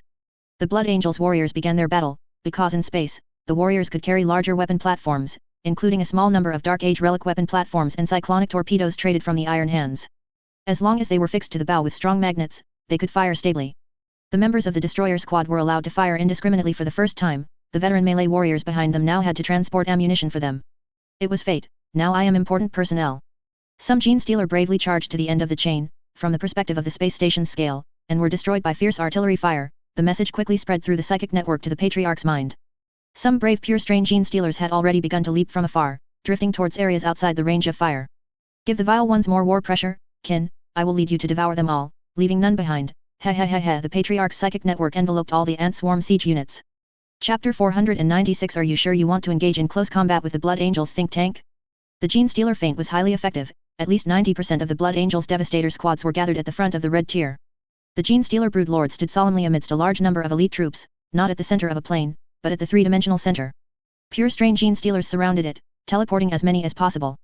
Amidst praises to the god of 1,000 arms, the teleportation began. Mephiston's psyker power erupted in the warp, and two violent forces instantly appeared in the chaotic warp. The Blood Angels Chief Librarian's black-red destructive psyker power surged towards the opponents with an annihilating posture, and the two forces collided. It is unknown how many pure strain Gene Stealers were thrown into the warp. At its most severe, Mephiston's attack aimed directly at the opposing Broodlord, and although his total psyker power was far inferior to the opponent's, his psyker power was incredibly condensed, meaning contact resulted in mutual annihilation, with no entanglement whatsoever. The energy consumption of the Void Shield module had a huge spike at one point, but it quickly subsided, as the teleportation was only for a very brief moment. Dante received news from the battlefield. The enemy had launched a boarding action, but the red tier was unharmed. Only the red tier was safe. The Gene Stealer boarding party was thrown further back. The battle barge, which was diligently dragging behind the red tier, was suddenly boarded by pure strain Gene Stealers led by the Broodlord. Although the losses were heavy, less than half could enter the warship, and only 2 or 3 out of 10 could move freely without being stuck in walls. It still caused devastating damage to the battle barge behind it. Suddenly, the Blood Angels were attacked from both front and rear. Dante did not panic. He ordered the ship's areas not yet breached to immediately self-seal, collapse passages, and block entrances. The attacked battle barge was ordered to immediately move away from the fleet, unchain itself, and take the warship as far away as possible. Far enough to be out of the enemy's boarding range. This was an arduous task. A tech priest ordered a large valve to be opened at risk, and a storm of ion engine heat dissipation would gush out from the breach. Even Gene Stealer could not withstand this intensity of radiation, and of course, servitors could not either. This would almost permanently put the battle barge into acceleration, and he planned to cut off several other power supply lines to force the ion engine to stop, then slowly repair the damage. This behavior was completely unlike something an Adeptus Mechanicus would do. Even the priest's apprentices strongly protested his actions of harming the sacred battle barge. The unusual vibration quickly made the Gene Stealer Broodlord sense danger. He was controlling the crew, just as a normal Gene Stealer corrupts mortals to join a Gene Stealer cult, and he met strong resistance from the auxiliary forces. However, the tech priest's private actions were not communicated to the other crew members, so they naturally could not have known. The priest's personal Skitarii guards were blocking the entrance, largely converted into machines. He was the enemy Gene Stealer most hated to deal with. His gunfire killed many pure strain Gene Stealers until the Broodlord lost its last shred of patience and crushed him with powerful psyker energy. The Blood Angels' forces were struggling to resist the enemy. They could only briefly isolate psyker interference by relying on the very few second-generation adamantium armor suits. These were very rare, as most adamantium armor had been sent to the Webway battlefield, with at most 2 suits remaining in a chapter. The battle proceeded in despair. Plasma and bolter fire flew wildly through the corridors. Biological bolter rounds and Avenger bolter rounds had already been deployed. The Blood Angels were now unable to consider what the correct weapon to attack the enemy should be, as a large number of ranged weapons had been sent to the red tier, so they used whatever they had at hand. This battle barge was falling at an extremely rapid rate, and other chapters nearby immediately dispatched support warships. Several other chapters' motherships entered the battlefield. Some warships equipped with giant hooks capable of dragging enemy ships took over the position of the distressed battle barge. Their methods were varied, and the damage caused to the active red tier also varied. Some giant hooks were deeply embedded in the warship's armor, even affecting internal passages, while others relied purely on super-strong magnetic adhesion, looking like salvage equipment for space hulks. Numerous warships worked together to tow away the space hulk. The Imperial Navy's defensive array stopped firing and began to move and turn. They discovered a second space hulk. Dante's ability was more than sufficient to handle the current battle situation, but he could not allow a battle barge that had belonged to the Blood Angels for 3 millennia to be completely overrun, or even reduced to being shattered by the Imperial Navy in the name of purification. The Angels of Baal refused to remain silent at this moment. Mephiston stopped him and gathered half of the Sanguinary Guard in a Mark the 10th Power Armor Squad. I will go and destroy them, Chapter Master. Dante rarely heard Mephiston address him as Chapter Master so seriously. He was also very fatigued after the Psyker War, but he rallied his spirits and, with the squad, took a fast shuttle towards the attacked warship. After a portion of the warriors departed, the frontline firepower gradually thinned. Deploy the 3rd Regiment of the Solar Auxilia. Coordinate operations. The attacking Solar Auxilia launched their assault under the cover of Imperial fighters. Their precise marksmanship suppressed enemies climbing up from beneath the chains and began to build small advantageous close combat fortifications. Their disciplined training made them adept at using every conceivable aspect to create an advantage. In some areas, they even surpassed the Blood Angels, because the Angels did not need to consider factors like strength.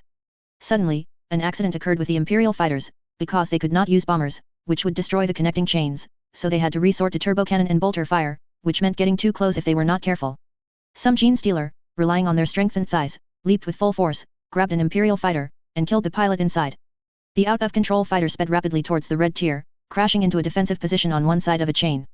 All of this happened too suddenly. the warship's point defense cannons did not even have time to turn, and the rapidly turning Hellfire cannons, due to insufficient firepower, could not inflict effective casualties on the heavily armored Imperial space fighter with anti-infantry rounds, only watching it crash into the side edge of the position.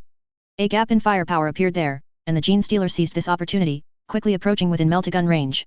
We will bring true death. In an instant, several beams of light lit up on the battlefield, and a Terminator's squad entered the fray. Slight teleportation deviations left some hovering 20 meters in the air, others on severely wounded corpses, but due to the aerial calibration of the teleportation, no warriors were stuck in walls. Fierce firepower immediately annihilated the enemy, weapons requiring a Terminators to wield with both hands, the tongues of fire spewed from the Red Tide's ion storm, instantly repelled hundreds of pure strain Gene Stealers. The plasma density would make a tech priest jump for joy. Commander Dante, we need a long-term fire support platform. Tech Marine. Who is calling me? Love from the Red Tide, a small gift for the Lamenters and Angels of Dawn, a secret weapon gifted to the Blood Angels, flying small train number 9. Imperial aerial weapon platforms are expensive and difficult to use. The effective ones are precious, the resources consumed for each deployment are astronomical, and they can only be used against enemies lacking anti-air capabilities, aiming to destroy them without taking any damage. The ineffective ones are either too fast or have too little ammunition capacity. Flying small train number 9 filled this gap. Its characteristics were that it was cheap enough, had a large ammunition capacity, and flew slowly enough. Its slowness became a great advantage when the Gene Stealer had little anti-air capability. The size limitations of the carriages meant that overly terrifying weapons could not be carried. The anti-air laser cannons on its spine could only win by sheer numbers. Just right, as too strong an attack could not be used against the giant chains.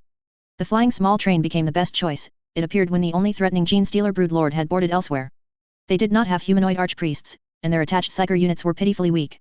The flying small train stretched its form, began firing upside down, and slowly traversed between the 3 massive chains. Most of its carriages were open, and the Blood Angels standing inside also joined the firing line, with ample ammunition nearby.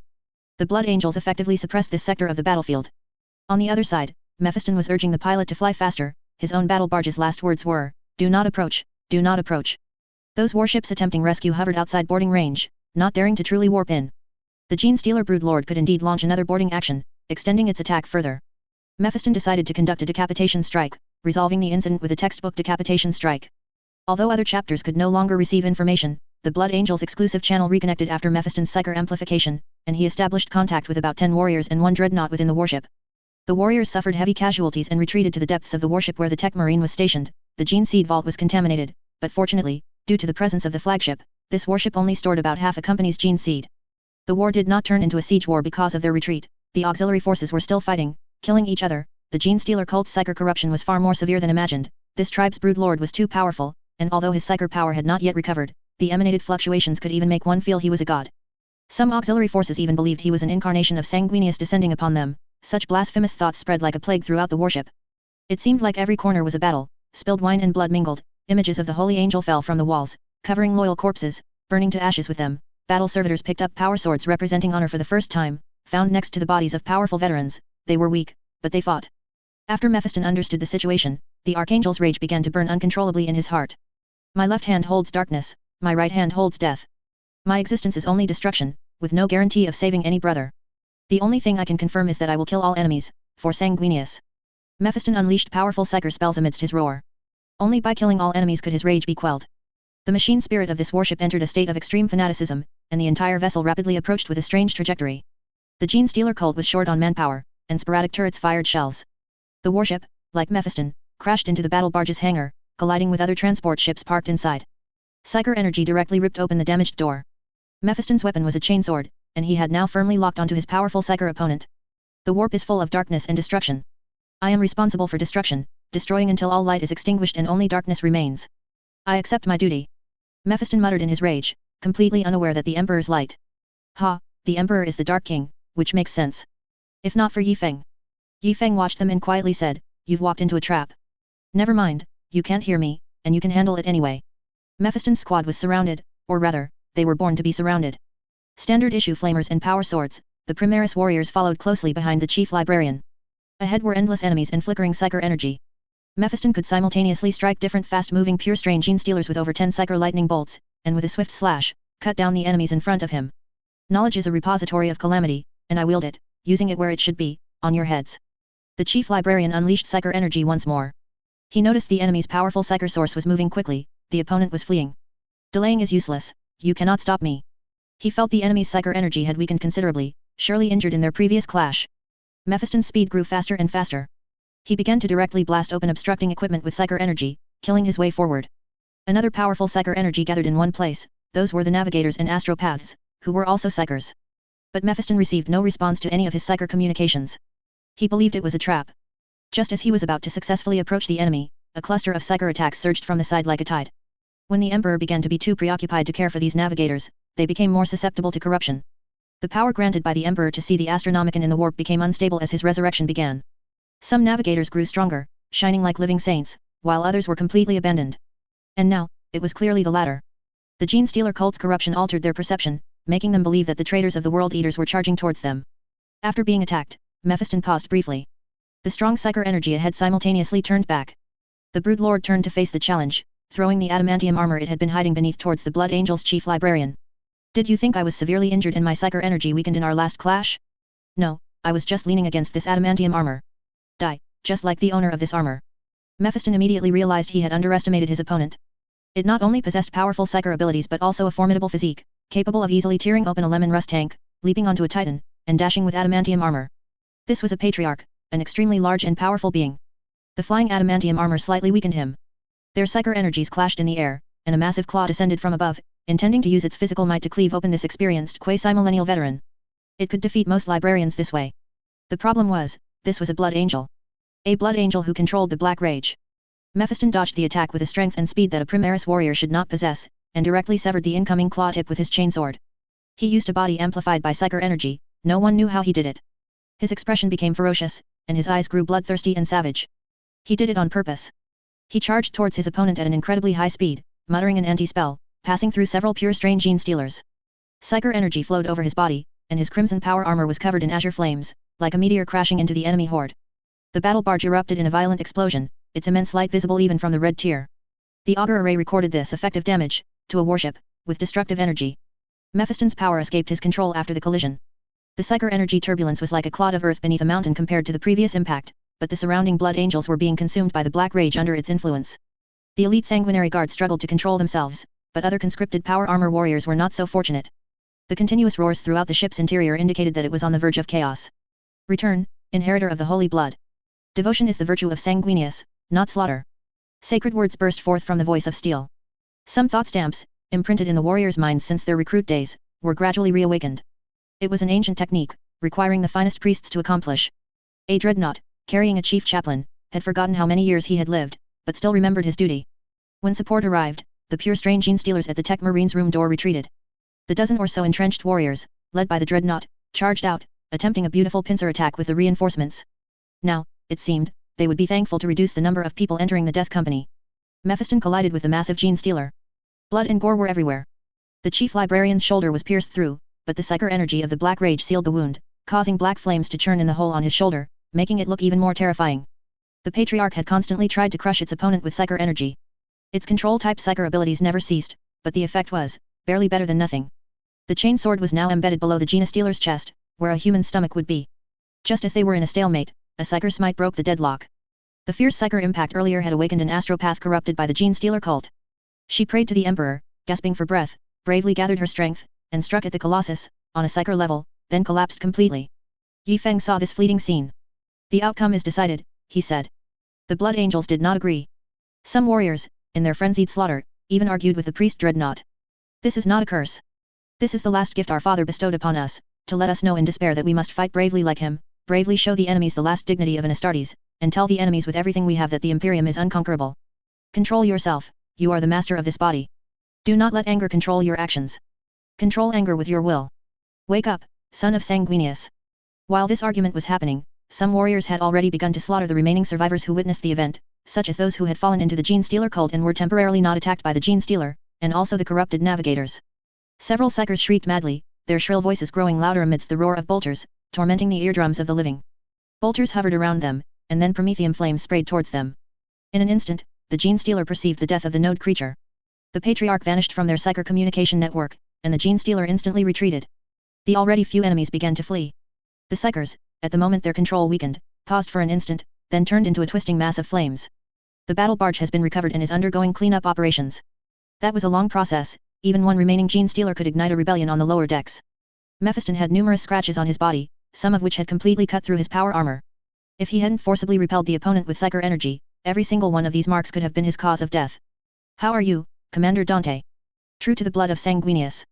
Large beads of sweat emerged from Yi Feng's head, then performed their duty cleansing the Primaris warrior's body. The trembling was becoming increasingly evident. The images assailing his soul were also becoming clearer. Thought 1, I am Yi Feng, the 13th recruit of the Green Templars, a successor chapter of the White Scars. My instructor is Flo. I officially serve in the 3rd Combat Squad of the 4th Company. Our warship is the Sword of Vengeance. The chapter is poor, so everyone sleeps together. Thought 2, no, the flagship was the Blessed Forest. It hadn't been renamed then. Thought 1, Blessed Forest is its current name, changed after its repair. Thought 2, no, it used that name then, was renamed in the final battle, and then changed back after repair. Thought 1, how can you prove you are wrong, and I am not? This was a serious question, involving which was the authentic Yi Feng memory and which had been tampered with. Yi Feng was very fortunate to discover this matter early, and there was no solution. Chapter 497 Ice and Fire. The mutual argument of the two thoughts was forcibly stopped. I am good at strategy games, but this is no longer a strategy game. I am an observer watching a movie, seeing only tragedies. I am a witness to history, and every story deeply pierces Yi Feng's soul. Is this reading a history book? The prayers of those people are like pages from a storybook, billions of storybook pages randomly pulled out and stuffed into Yi Feng's mind, stuffed into this thin little book of only 400 years. This is an opportunity, a chance to find oneself, when countless prayers wash over you, eroding memories with weak anchors, only your most core and steadfast thoughts will emerge. Yi Feng decided to purify his memories. First, while he could still basically recognize himself, he believed he had never prayed, and any prayers he did make, like cursing the Emperor, the great landlord, for not letting him rest and forcing him to work, should probably be deleted. And now, the memories flooding in are all prayers. If they weren't prayers to the Emperor, they wouldn't be coming in. So, even if all non-praying memories are shattered, connecting these fragments in the future will still constitute true memories. The problem arises, how to transmit this idea to the future, so that when the Emperor returns and the power of faith stops flowing in, he can find this idea. How can he find the idea that connecting all non-praying memories constitutes the self? Yi Feng decided to use the oldest method, those same two thoughts, repeating words endlessly, but now with added content in the memories. I am Yi Feng, I have never prayed, I am recruit number 13 of the Green Templars, a White Scars successor chapter, I have never prayed, my instructor is Flo, I officially served in the 3rd Combat Squad of the 4th Company, I have never prayed, our warship is the Sword of Vengeance, I have never prayed. The content isn't important, what matters is that both thoughts are repeating I have never prayed at an extremely high frequency. In the final struggle for memory sovereignty, Yi Feng's memory fragments are chaotic. He might think that the one praying in the cathedral is himself, or the one shouting for the Emperor to grant him strength in battle is himself, but they all share one characteristic, they are unique, they are singular, even praying in the same cathedral, they would not be perfectly identical, some clues would always be found. Therefore, when choosing the ultimate self-memory, every incoming memory fragment will cast a vote for itself, believing that I, the praying faithful, am I, Yi Feng. However, when searching for the self, if two nearly identical thoughts are found, no matter how many fragments rush in and alter him, the highest repetition rate will be I have never prayed. Thus, it's as if in an election, each memory casts one vote for I am the main memory, while these two thoughts cast two votes. The minority yields to the majority. Yi Feng doesn't even need to check if the constantly repeated thoughts are incorrect, he only needs to follow their prompt, begin the complex filtering, and discard all praying memories to retrieve his own memory fragments. It will be very chaotic, mainly because each memory needs to be arranged and combined, but he will basically know that he is the Lord of the Crimson Tide, and by referencing the chapter's history, he can roughly list the sequence of his memories, thereby ensuring no major impact later on. This was the best method he could think of. The Grey Knight's memory erasure technique would be of great help, of course, having the revived Emperor assist would be the simplest method. The prerequisite is that the Emperor actively helps him, rather than expecting a memory-confused idiot to suddenly wake up and pray for the Emperor's help. This battle, unique to Yi Feng, had already constructed the winning formula. As of now, Yi Feng's memories are still swirling in his mind. He could only make the best of a bad situation, finding things to do amidst the forcibly inserted memories, such as monitoring the battle situation in certain locations. Yi Feng focused on observing the perspective from another place, where the flickering speed was too fast for him to clearly see who the enemy was. A colossal fiery red figure, much like every greater daemon of Qing. Then Lemon Russ arrived, making Yi Feng realize that the thing should be called Angren.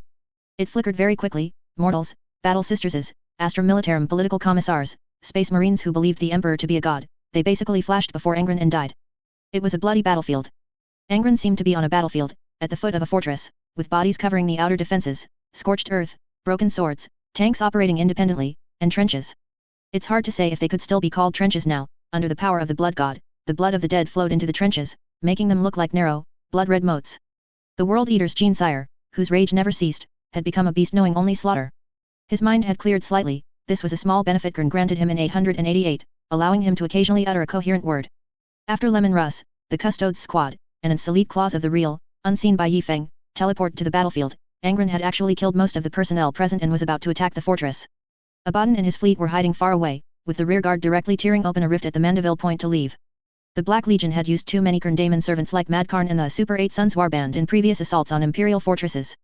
There was no choice. In 888, Karn could fight however he wanted. Abaddon summoning was a courtesy, and if he didn't summon, Karn could still forcefully burst forth. These berserkers brought planet-slaying mass slaughter, ensuring enough skulls were sacrificed to summon Angren.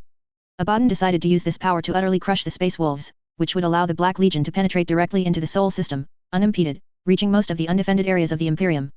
But the Blood God would not allow it. As the largest investor in this Black Crusade, the Blood God demanded Abaddon rush into the Sol system and into Terra as quickly as possible, with no talk of occupying vast Imperial territories and then engaging in a war of attrition with the Imperium. You, Abaddon, can't even handle a Primarch. Do you really think you can contend with the awakened Emperor? Your father, Horus, lost even when he was alive. Of course, the Blood God also provided a large number of Karn Chaos relics, hoping Abaddon would swiftly crush enemies when encountering resistance. So far, so good. Angren walked upon the earth, and the Space Wolves Rune Priest summoned a blizzard to protect the men on Fenris. Chapter Master Ragnar Blackmane personally led his troops to defend here, gripping the massive Dionysian spear. He was solemn, awakening the relic's machine spirit, accepting Fenris's blessing, and donning his best plasma gun, preparing to face Karn, who was rumored to have slaughtered the previous world. What came instead was confuse him, Rune Priest, disrupt his senses. I can't do it. Angren's single target lock-on seemed to be on a psychic level. No matter where you hid, he would charge straight at you to kill. The thick snow accumulated by the blizzard was ignored by the Daemon Primarch. His scorching body was enough to melt all snow that touched him. Flames flickered faintly from his 7 orifices, and a single hot breath caused immense destruction to everything around him. Hold him, for 3 seconds. The Rune Priest concentrated all his spiritual power and communicated with Fenris's planetary will, not even having the strength to reply. How difficult it was to restrain a Primarch. He was not in the weak state of being taken down by a few librarians back then. He was Karn's Daemon Primarch in 888. His power could no longer be measured by simple combat strength. The Rune Priest's psychic efforts could not delay him for any more time. He only delayed him for 1 second, which would allow him to boast for many years to come. Ragnar Blackmane pulled the lever, and the Imperial Majestic, colossal fortress gate slammed into the Daemon Primarch. This was an important fortress world. Even the fortress gate was made from the adamantium keel of a warship that had once been destroyed, heavy and hard. The chapter master of the Space Wolves' eyes widened. He saw Angren carrying the massive adamantium city gate, standing up, and the fortress walls even shook with his roar. Fire! Some Blood Claw squads, newly enlisted warriors, were unable to move when they saw Angren. It was like seeing a greater daemon of Karn, the Blood God's corruption constantly invading their minds. Bolter fire and plasma had a slight effect, just a little. It only made Angren's roar more terrifying. The weak, hearing this immense roar, exploded like balloons, their blood splattering the surrounding walls. For Russ, for the Alfather. The Space Wolves lost their wolf pack. After that roar, treading on the corpses of Fenrisian great wolves, their Meltagun squads charged directly in front of Angren, attempting to send him back to the warp with a single Melta shot. As these warriors charged, Angren straightened his body. The heavy city gate was pushed to its highest point as he straightened, blood for the Blood God, skulls for the Skull Throne. He tore the gate out, distorted marks appearing on the adamantium, the city wall above shattered directly, and the gate was pulled from it, slamming violently into the wolves in front. Loyal warriors bled and died there. Ragnar Blackmane had no choice. He had the Rune Priest take the Terminator's veterans away. The warriors in power armor could only sacrifice themselves here, using their lives to buy time. The Gloriana-class battleship was struggling to break through here. It was entangled by the Black Legion's fleet, but as the enemy moved away from the planet, it found an opportunity and broke through towards this location. Teleport them to the warship, Ragnar said. No need to say more after that. Use Exterminatus here, or at the very least, a large-scale orbital bombardment, a disassembled Exterminatus. He braced the Dionysian spear at his waist. This massive weapon required great effort to wield normally. Ragnar Blackmane no longer spoke, gritting his teeth to exert even more strength. The next moment, he adopted a charging stance, preparing for a long spear charge. For Russ and the Alfather. The muscles in his thighs propelled him forward with full force, plowing a furrow in the alloy floor. But he didn't move. A massive hand gripped the Dionysian spear, and no matter how hard Ragnar Blackmane struggled, he couldn't budge it an inch. The gruff voice of the Wolf King came from behind and above him, even though none of them had seen their gene sire. At this moment, all the Wolf brothers present were certain it was Russ's voice. Let me handle it. Stand back. Ragnar Blackmane was dragged backward and thrown by Lemon Russ. He didn't even have time to disengage his power armor's magnetic locks before his vision began to spin rapidly, and the wind lashed painfully at his rough face. The Dionysian spear and Gorechild, chain axe, clashed. Lemon Russ had to grip his weapon with both hands, while his opponent merely swung with one hand, the other still pinching the adamantium gate. Its fingers dug deeply into the adamantium gate, making the colossal gate, several times taller than him, seem as light as paper in its grasp. The giant gate swung sideways toward the Gene Sire. Lemon Russ used the impact of his opponent's battle axe to retreat, dodging the gate's slam. The Adeptus Custodes bolter rounds flew towards the Gene Sire. Angren neither dodged nor flinched. He was pleased, the blood god was pleased. Guardian spears and gleaming power swords formed a battle line. A squad of adamantium warriors arrayed themselves. An's squad was not large, only a little over 100, as the situation in the webway did not permit 1,000 adamantium warriors to serve as the Wolf King's personal guard. They formed a formation. The Wolf brothers shared a consensus: the adamantium warriors could weaken the enemy, regardless of whether there was a living or dead person inside the power armor. Lemon Russ was unwilling to put his sons in danger, but he was retreating while the adamantium warriors advanced. The frost power armor had been shed. Lemon Russ was now wearing a suit of power armor from the 30K era, personally forged by a Mars Archmagos using treasured materials. It had originally been meant for him. Unfortunately, he had disappeared. This power armor had waited in the depths of Mars for 10,000 years to reunite with its master. Its machine spirit had almost fallen into an unawakeable slumber. Lemon Russ awakened it in this fierce battle. The grey power armor was covered in ice pattern armor, a special forging method, not like Omegan scale armor, but more akin to the patterns of Fenris's towering snow peaks. In combat, it could minimize the impact of blizzards, and excess kinetic energy could be absorbed by the power armor, converting into frost energy that slowly dissipated from it. While ice wave armor autonomously absorbed ambient heat and spread a circle of ice pattern armor did it even better. Because Lemon Russ's own movements could also serve as energy. For instance, if he swung an attack and missed, the ice pattern armor could absorb the force of his recovery. Fenrician totems and wolf head carvings adorned his body, blessing the lord of the space wolves. The Wolf King stopped, leaving a corridor of ice behind him. Angren ignored the adamantium warriors, charging straight through. Warriors he kicked were either dead or gravely wounded, even the tall, bulky adamantium armor only reached the Daemon Primarch's knees. The Wolf King dodged 2 adamantium warriors flying through the air and began to skirmish with his opponent. The Rune Priest, invigorated, used a storm to cover the Gene Sire. He was so excited he couldn't control his psychic power, almost overdoing it and making ice pillars fall from the sky. Ragnar Blackmane struggled to his feet, his vision filled with flashing gold. The golden greaves of the Adeptus Custodes constantly swayed before his eyes.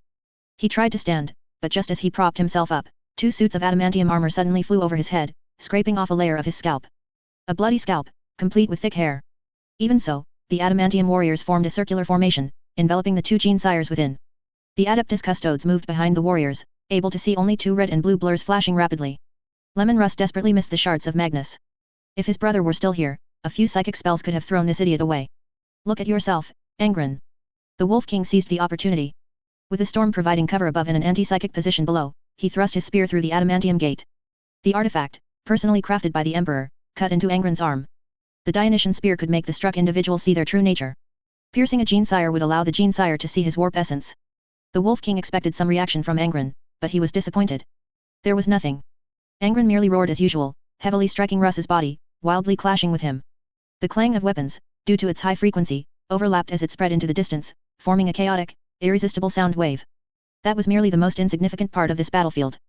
Gurn demons followed the Gene Sire into the battlefield, not delusionally choosing the Wolf King as an opponent, but scattering to find their own adversaries. The gate, now riddled with small holes, was finally abandoned by Angren, who instead took to the air. Lemon Russ watched this in frustration. His opponent had wings after ascending to daemonhood, and he was only now realizing it.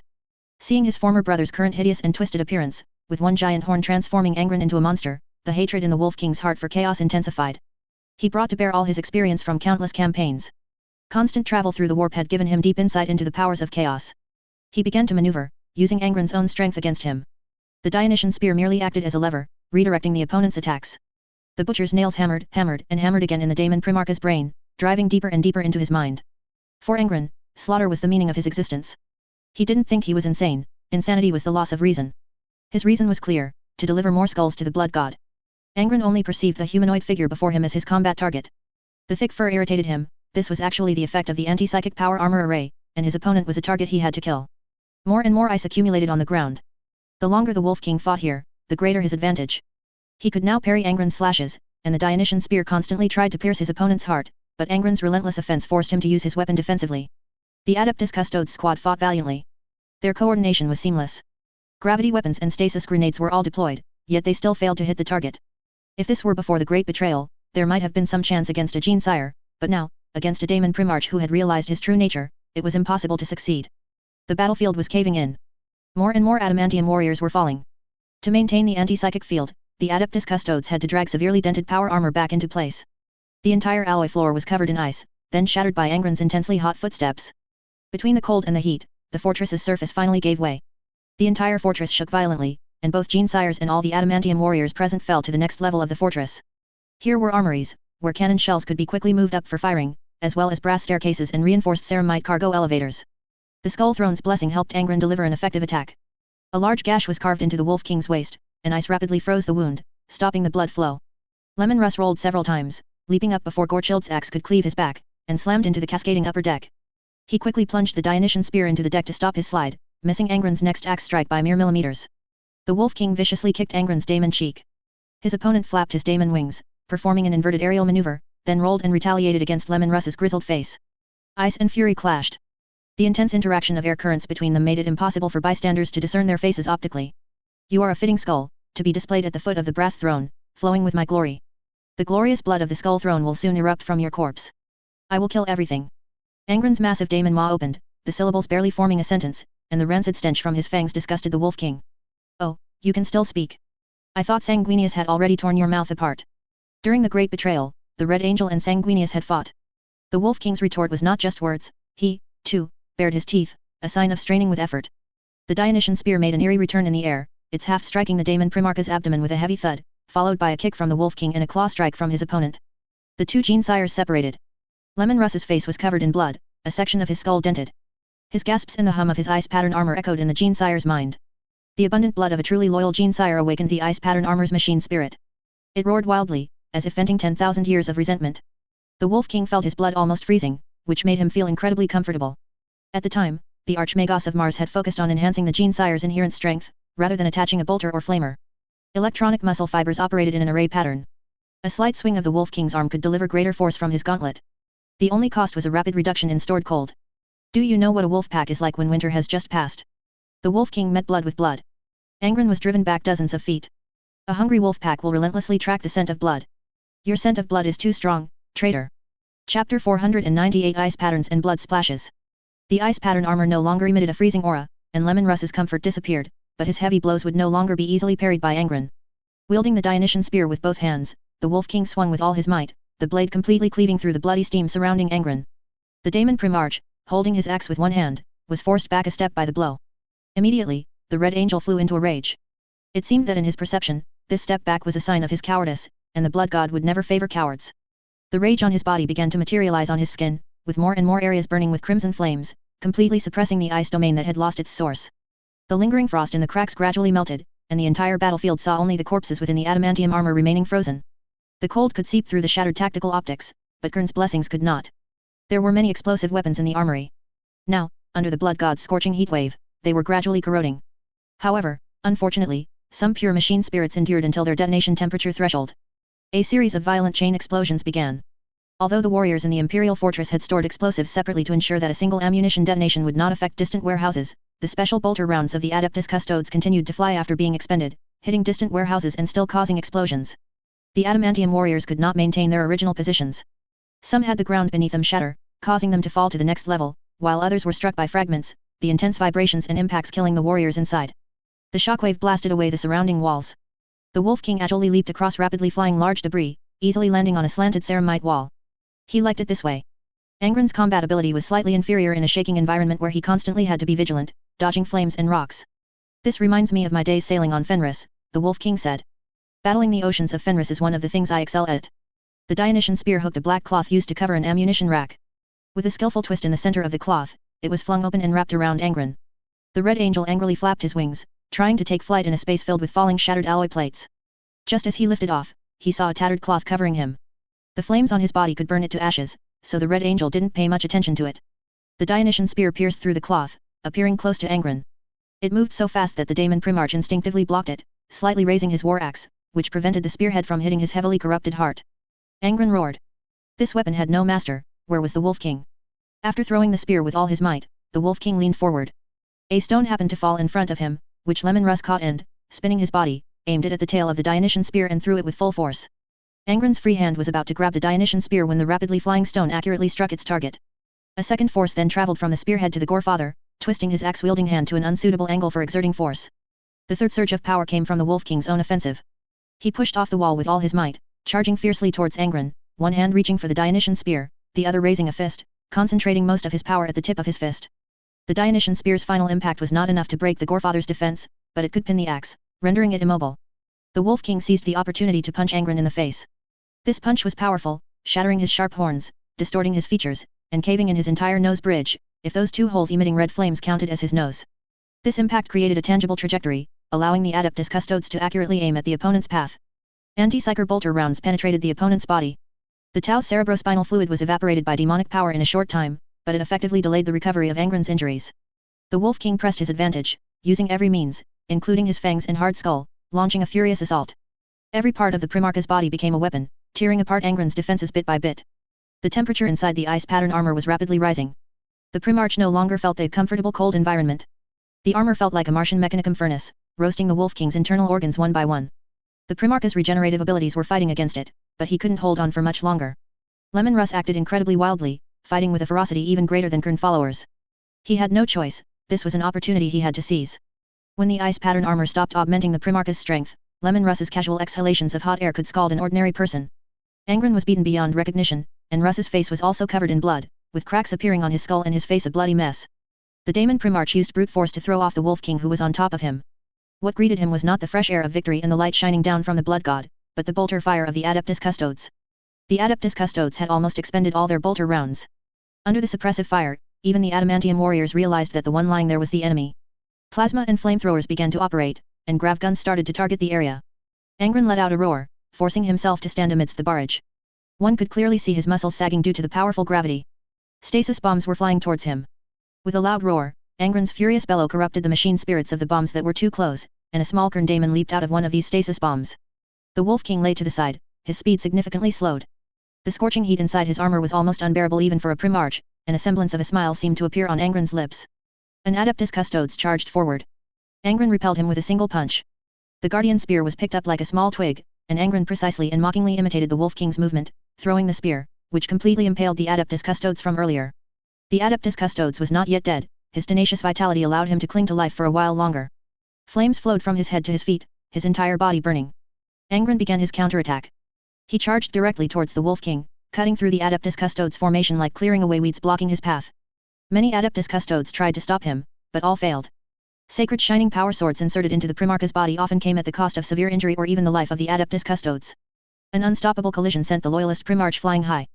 The Red Angel flapped his wings, continuously attacking Lemon Russ in the air, driving him higher and higher. Not only did he rapidly move in the air to dodge most of the shots, Angren was actually completely unaware of this, but he also left the wingless Lemon Russ unable to gain purchase.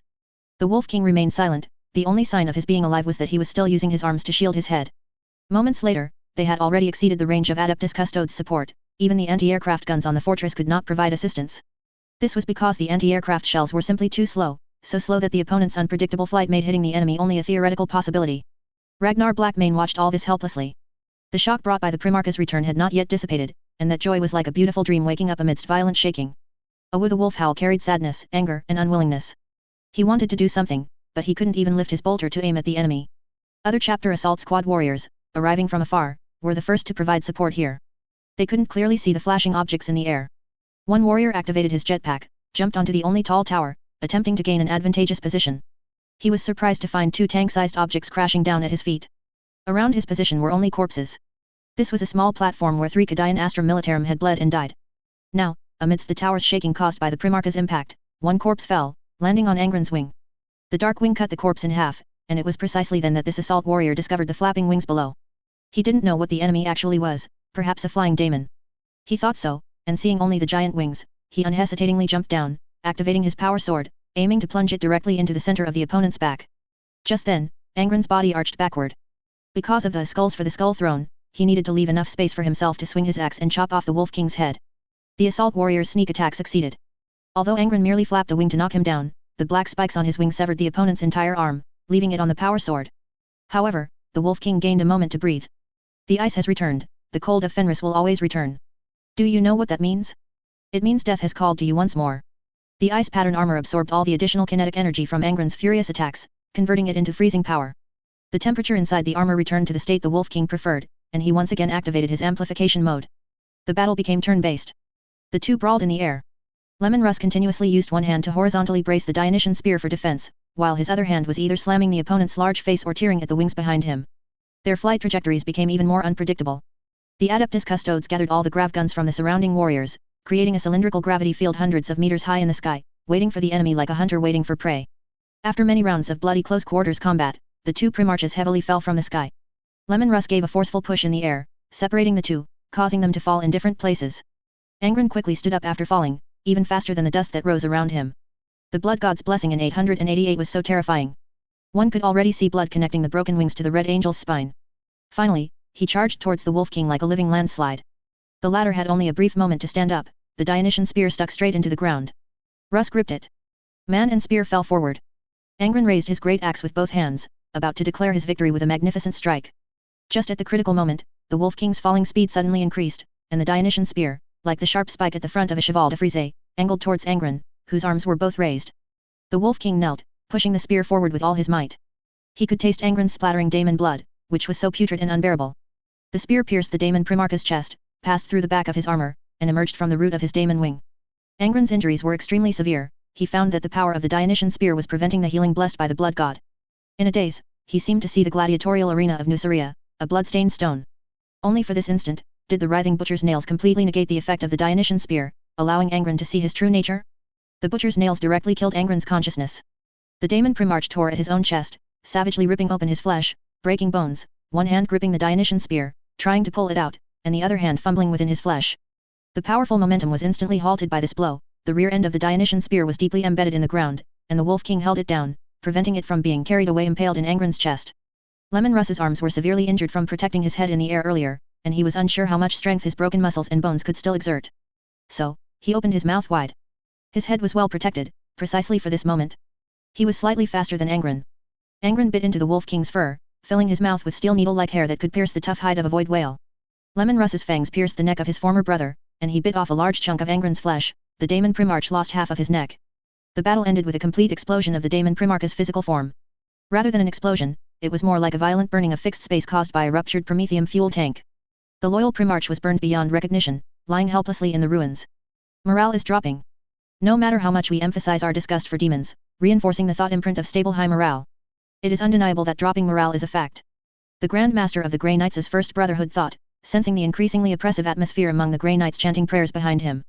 The previous battle brother lasted too short a time, the 12 lights on the altar extinguished too quickly, and although the 13th light lasted relatively long, the Grey Knights could not gamble. They would have a new warrior sacrifice himself when the last light flickered. The anti-daemon power in the center of the void shield could not be interrupted, not for a second. It's my turn next. The Grey Knights conversed telepathically, their physical bodies in the material world continuously chanting prayers. Sometimes, some brothers would actively sing anti-daemon war songs to send off their brothers fighting for ascension. The third light has extinguished. Too fast. At this rate, let alone 10 or 20 years, we won't even last 2 years. The shadow of failure was looming here. Before the battle, every one of them believed their Imperium would achieve victory, and they would support the Emperor's return with their souls and lives. But if you asked them now, their answers would contain hesitation. Every Grey Knight was willing to accept death, but could they truly succeed? A sense of powerlessness against fate was spreading. Let me do it, brothers. I have lived too long, you need a boost, and it's now. Angren voluntarily stepped forward. He left his position, standing tall among the kneeling Grey Knights. Brother, it's not your turn yet. It doesn't matter, we will eventually reunite in the heavens. See you beneath the golden throne. Angren pulled away the Grey Knights preparing to sacrifice himself, which angered that warrior. Do you think I'm not worthy? That Grey Knight was furious, but Angelus Venom pressed down on him with even greater power. The only Astartes immortal displayed his immense psyker power, the power concentrated on him soared to the sky, and a blue-white light illuminated the entire hall. I am more worthy than you, without a doubt. If whoever is stronger gets to sacrifice earlier, then there's no need for us to kneel and chant here, setting up a dueling arena would be more efficient. That warrior's psyker power was completely suppressed, but he still stubbornly shouted his defiance, claiming that battle was not just about psyker power, but also about martial arts. Angren did not argue with that Grey Knights, his seniority was old enough that all his familiar comrades had already passed away. I am alone, determined to fulfill my final mission, and that is all. That Grey Knight stepped aside, allowing the last Astartes immortal to stand before the altar. Time passed minute by minute.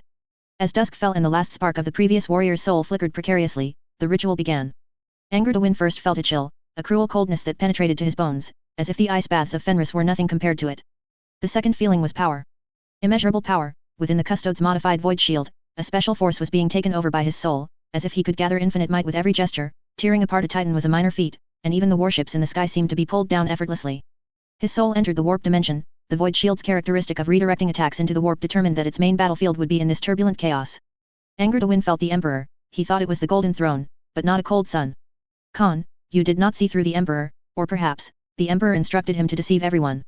It wasn't a round sun, It was a round egg. Terrifying pressure was released from it and was still increasing. This was why the Grey Knight's vigil was getting shorter and shorter. The Emperor's pressure to some extent also affected his performance. A cold killing intent emanated from within. Angered Owen felt that emotion. It was a true god of vengeance, as if a shard of an eggshell could crush any known psyker. He would bet that even the alpha-grade psyker of the Inquisition couldn't withstand it. It was impossible to imagine how fierce the killing intent within the eggshell would be. As the power of this Grey Knight's immortal gradually permeated the edge of the void shield, it also meant that the last vestiges of the previous Grey Knight's soul were about to dissipate. That moment finally arrived. The number of demons ahead of him was beyond his imagination. In his entire life, all the demons he had ever encountered combined were not as magnificent as the army before him. The demons of Xianj furiously bombarded, treating this place as a testing ground for new psyker spell damage. The demons of Qing were the most powerful. They charged forward and hacked, as if engaging in close combat with the Grey Knights. The corruption of Nurgle demons and the erosion of Slaanesh demons slowly consumed the Grey Knight's power. Plagues and hormones condensed into rivers, ascended into clouds, launching attacks in various ways that were difficult to describe with words. Go, brother. Who? Soon, Angelus Venom understood what was happening.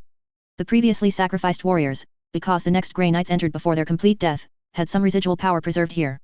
Go, brother, persist as long as you can with all your might. We will stand behind you. We are the end of demons. Angered Owen began his battle, before the Golden Throne, resisting the overwhelming demon onslaught. His first step was to destroy the chaotic forces that had infiltrated the interior. It was an indescribable battle, like two masses of energy annihilating each other. The anti-demon characteristic bestowed upon him by the Emperor flowed with his soul, enveloping the corresponding warp world of the entire palace area. For a moment, Angered Owen felt that the Emperor didn't need this shield at all. As long as he withdrew the anti-demon characteristic bestowed upon the Grey Knights and Navigators, these demons wouldn't even fly before the Holy Emperor but would be killed by the light emanating from his eggshell. A spearhead attack formed by a round of Qing demons made him completely dismiss this blasphemous thought. The enemy also hadn't exerted their full strength. Angered Owen, using his soul as a medium, unleashed colossal power that surged with his soul's roar, forming giant waves, turbulence, and whirlpools in this area, eventually transforming into a pair of solid-looking hands. The hands clasped together, firmly protecting the palace area within their palms. Use knowledge. Use all the anti-demon knowledge you possess. Angelus Venom forced himself to calm down in the fervent battle. He found that every head-on clash with demons would injure his soul, so he had to try to use the power of the special void shield to launch bombardments, which would not incur soul loss. The residual souls of the Grey Knights behind him helped him. The latest anti-demon techniques merged with his consciousness, and the ancient information in his memory, long lost among the Grey Knights, filled in the gaps. I must pass on these memories to the next one, just like you all.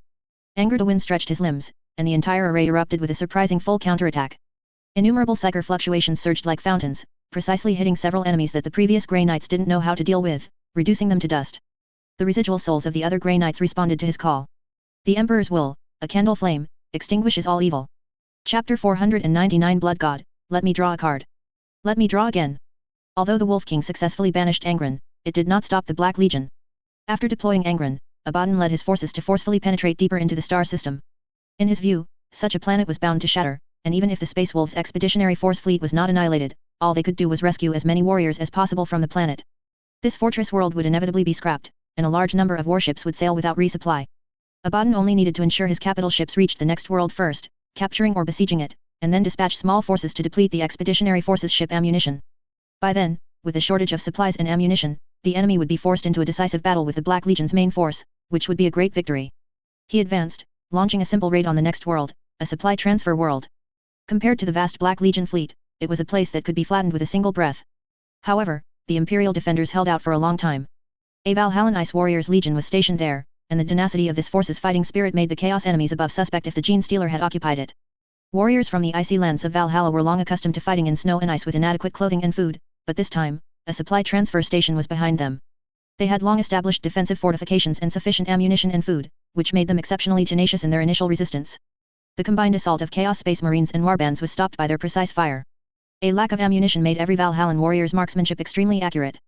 Enemies attempting to sneak past the Void Shield were held back by the defending warriors, who sacrificed their lives to buy time until the political commissar personally led his Ogren bodyguards to arrive and stop them at a bloody cost. The battle forced the Black Legion fleet to continuously bombard the Void Shield. Only after overloading the Void Shield from the outside could they use orbital bombardment to shatter the fortress below.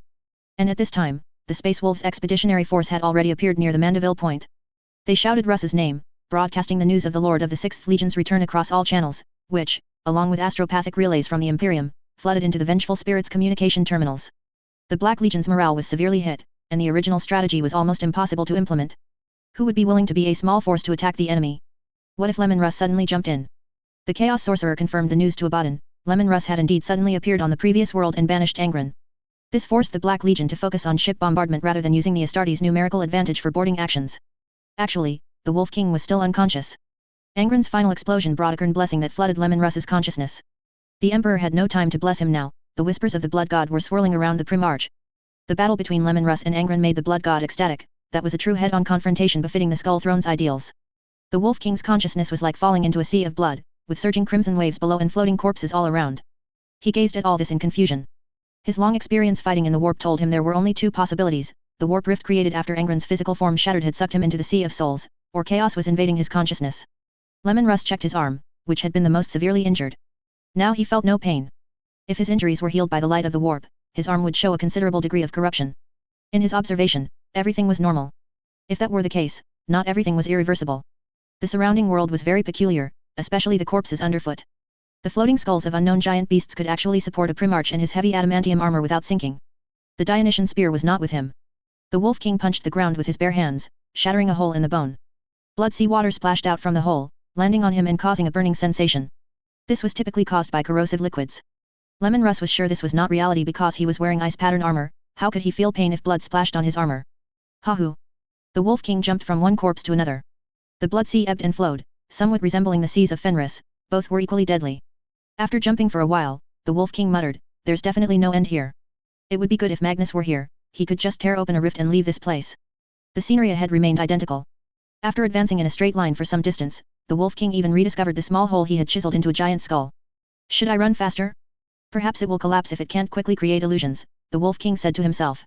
In truth, he was speaking to the unknown master of the illusion, as Lemon Russ had been testing his control over the place, such as making his consciousness fly, run faster, or summon a storm like a rune priest. After he had run quickly for an unknown duration, the scene finally changed slightly. He encountered an enemy. The entities churning up waves in the sea of blood were all extremely powerful. A horned fish appeared 5 miles directly in front of the Wolf King. Its enormous horns initially made the Wolf King think a small island had appeared, topped with black, charred trees. When those trunks tilted down and aimed at Lemon Russ, the Wolf King realized something was wrong. The opponent's goal must be to make him fall into the depths of the blood sea, to be eternally drowned by it. He could not indulge in battle, so the conclusion was, "I'm running."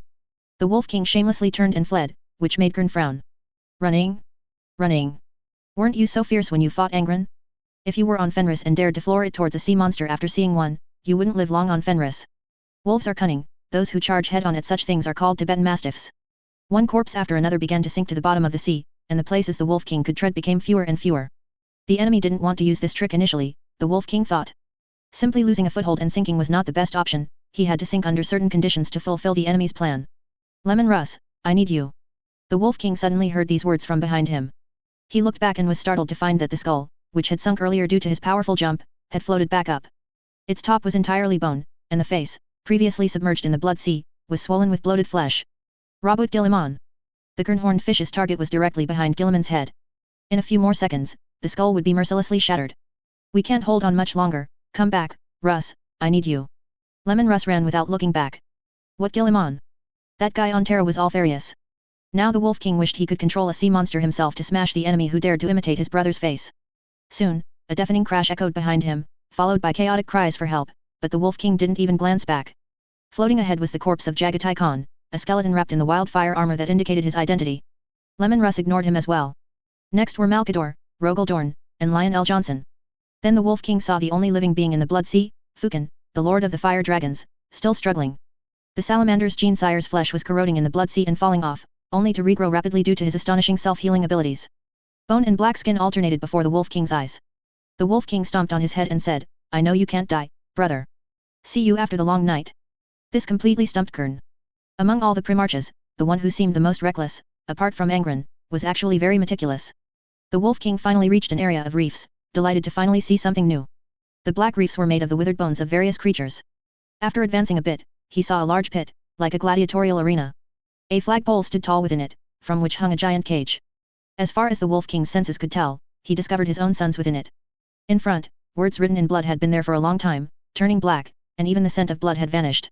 It read, "Logan Grimner, head wolf of the Space Wolves." As the Wolf King stepped into the perimeter of this large pit, the surrounding scenery began to change rapidly. Seats appeared, and the circular arena's periphery became lined with forests of bones. On one side, a towering brass fortress emerged. The skull decorations on the edge rose directly from the ground, like the faces on Lucius's armor. They appeared inanimate but were actually moving. Spectators appeared in the seats, and the cheers and battle cries grew louder. The Blood God's arena was filled with raging beasts. Lemon Russ found that his consciousness was not in the arena, he seemed to be sitting in the special guest section. The cage suspended in the very center was not the prize for the ultimate victor of this chaotic grand duel. Only the victor of the melee below was worthy of a one-on-one duel with Logan Grimner above. Battles flashed by like a revolving lantern. The Wolf King watched his excellent sons, whom he had never met, slay one enemy after another, until he noticed that the melee below no longer took place to choose his opponent. The left gate opened, revealing Angren. The right gate opened, revealing himself. Lemon Russ and Angren fought in the arena below, just as they had confronted each other before, every move and stance identical. Lemon Russ ultimately won a Pyrrhic victory. Then Logan Grimner's cage opened. He leaped out and stood before Lemon Russ, raising his warblade and pointing it at the Primarch. The Wolf King, sitting in the audience, looked at the replica below with a sigh of emotion. Hey, am I really that thin? It must be from fighting for too long without eating or drinking properly. The Allfather himself lost to me back then, I can't let my last remaining strength disappear. Logan Grimner was the first to attack, roaring as he charged towards the Wolf King's clone below. I'm not Mortarian, this is such a boring ritual. The Wolf King sat slumped there, looking bored, like a slonish greater daemon of sloth. Actually, many thoughts had already run through his mind, how exactly was he going to get out? The method wasn't too difficult, the Wolf King himself hadn't done anything. The battle was not over, the Wolf King was just certain that the Blood God was sending him a message, your sons are in my Blood God's arena. If you want to save him, come here. Other messages were forcibly crushed before they could be fully revealed. The Wolf King awoke, the stinging sensation on his face very familiar, it was the feeling of flesh rapidly growing. His vision was completely dark. With a slight movement, the light from outside shone in, refracting against a golden backdrop. The Wolf King found himself lying among the dead, a pile of adamantium warriors, with adamantium armor even cushioning him from below. His ears twitched, and he heard the apothecary next to him discussing some matters of filial piety. The Wolf King should have been the one with the most stable position among all the legions, if the Allfather wasn't present. The apothecary and the custodian guard were discussing whether the power of the adamantium armor seemed insufficient. Should they return directly to the Mortalis node and find a Sisters of Silence to sit on his face? If that still didn't work, they would send him to the depths of the ocean of Fenris's will, or strike his head with an emperor's statue. At least, until he heard the last option, the Wolf King was quite at ease. Don't ask where the custodian guard's suggestion came from, the Red Tide's method of physical loyalty is not something ordinary people can learn. The Wolf King sat up, rubbing the back of his head. Good, they hadn't started yet. His sudden movement startled the custodian guard, who immediately drew his warblade. Put it down, I'm back. What's the situation now? The apothecary immediately fumbled for relevant equipment and healing potions, the Wolf King's current body looked particularly gaunt. How do you feel, Lemon Russ? I don't like your tone, but I'm fine. I had a dream that I was too thin. I haven't had a feast in too long, I'm so hungry I don't even look like a Primarch anymore. The Wolf King said, pulling the apothecary closer. Don't bother. It seems a saying wasn't passed down, injuries are minor, feasts are the cure. Did we win? I can't wait to drink Fenrischen mead. The Wolf King smacked his lips. During the meeting of the three Primarches, he had only had a little Colin wine, supposedly made by that boy named Yifeng, and there were also the Wolf brothers in adamantium armor lying dead here. The Khan looked at Yifeng and increasingly wanted to beat him up, but the Wolf King was different, the more he thought about him, the more he liked him. That boy suited his taste. It was just that Colin wine ultimately wasn't to his liking. He hoped to drink Fenrischen mead with his wolf brothers. The battle is not over. One sentence from the custodian guard made the Wolf King's face fall again. Report the situation, all of it. Apothecary, nutrient potions, as many as possible. The Wolf King stood up. At this moment, the soul of the Space Wolves expeditionary force returned. It's here. The Iron Hand's steel defensive line began to meet the enemy. Initially, it was small groups of Gene Stealer. They had occupied a Chaos warship, causing the Iron Hands to initially prepare for a fight with Chaos warriors. That was drifting over from Dante's side. The Gene Stealer tried to attack all the defensive lines to find weaknesses, but it was undeniable that Dante's side remained the primary direction of attack. Chaos quickly counterattacked. The ships that came later were true Chaos warships, and on some ships, one could even find the corpses of Gene Stealer slain by Chaos warriors. Slaanesch's forces were gathering here. They had not entered through the Eye of Terror but had infiltrated sparsely through other areas, using their speed advantage to quickly traverse the Imperial defensive lines and gather here. The Sapphire King arrived. This Slaanesh greater daemon, born from the Iron Hand's hatred of flesh, had resurfaced. Slaanesh had expended considerable power to reassemble it. It was hidden inside the ship of the Slaanesh warband, the Chemo Singers. On the surface, it looked like a probing attack by thousands of Chaos warriors and hundreds of thousands of Slaanesh cultists against the Iron Hand's defensive sector. The Aurora chapter was actually the first chapter to engage the enemy. As the actual organizers of the Iron Hand's expeditionary force, their leadership commanded even more respect than those cold, mechanical fanatics.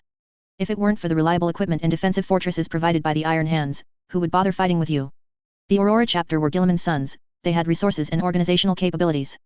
However, the Slaanesh force's offensive initially headed towards the Iron Hand's side, using speed to outmaneuver the Aurora chapter's attack, leaving only a unlucky team of Glory Desire worshippers to grapple with the enemy. The Sapphire King's return this time was full of drama. It was not originally a first-tier resurrected greater daemon, even a certain constantly dancing daemonette had higher priority than him. But when the Iron Hands concealed a Gloriana-class battleship and did not intend to commit it to battle at the outset, Slaanesh became interested. He wanted to find the Gloriana-class battleship, Fist of Iron. That's right, Yi Feng had brought back the Nightfall, the Omegagon, and the Nemesis chapters Locklaw. The Fist of Iron was hidden, preparing to deliver a fatal blow to the traitors from the rear. It would be the reliable main Iron Fist for the returning White Scars and Raven Guard, whose two expeditionary forces combined didn't even have one Gloriana-class warship, when they launched a concentrated general offensive behind enemy lines. Slaanesh decided to find it and claim it for himself in advance. The Sapphire King was resurrected, but he was unable to find this exceptionally well-hidden warship. He needed to sacrifice a large number of Iron Hands gene seed to the warp, not to Slaanesh, to obtain information, so they had no choice but to attack here. Slaanesh's fleet lacked the numbers to directly overcome the defenses here. They cruised rapidly, searching for weaknesses. The Iron Hands warriors felt discomfort in their cold logic, stemming from the Sapphire King's essence. More and more warriors, under such circumstances, requested surgery for further mechanization, cutting away more flesh to equip more weapons. The apothecary was working at full capacity, but the number of people waiting in line showed no signs of decreasing. I feel the weakness of humanity. In this impending battle, I will not allow its existence.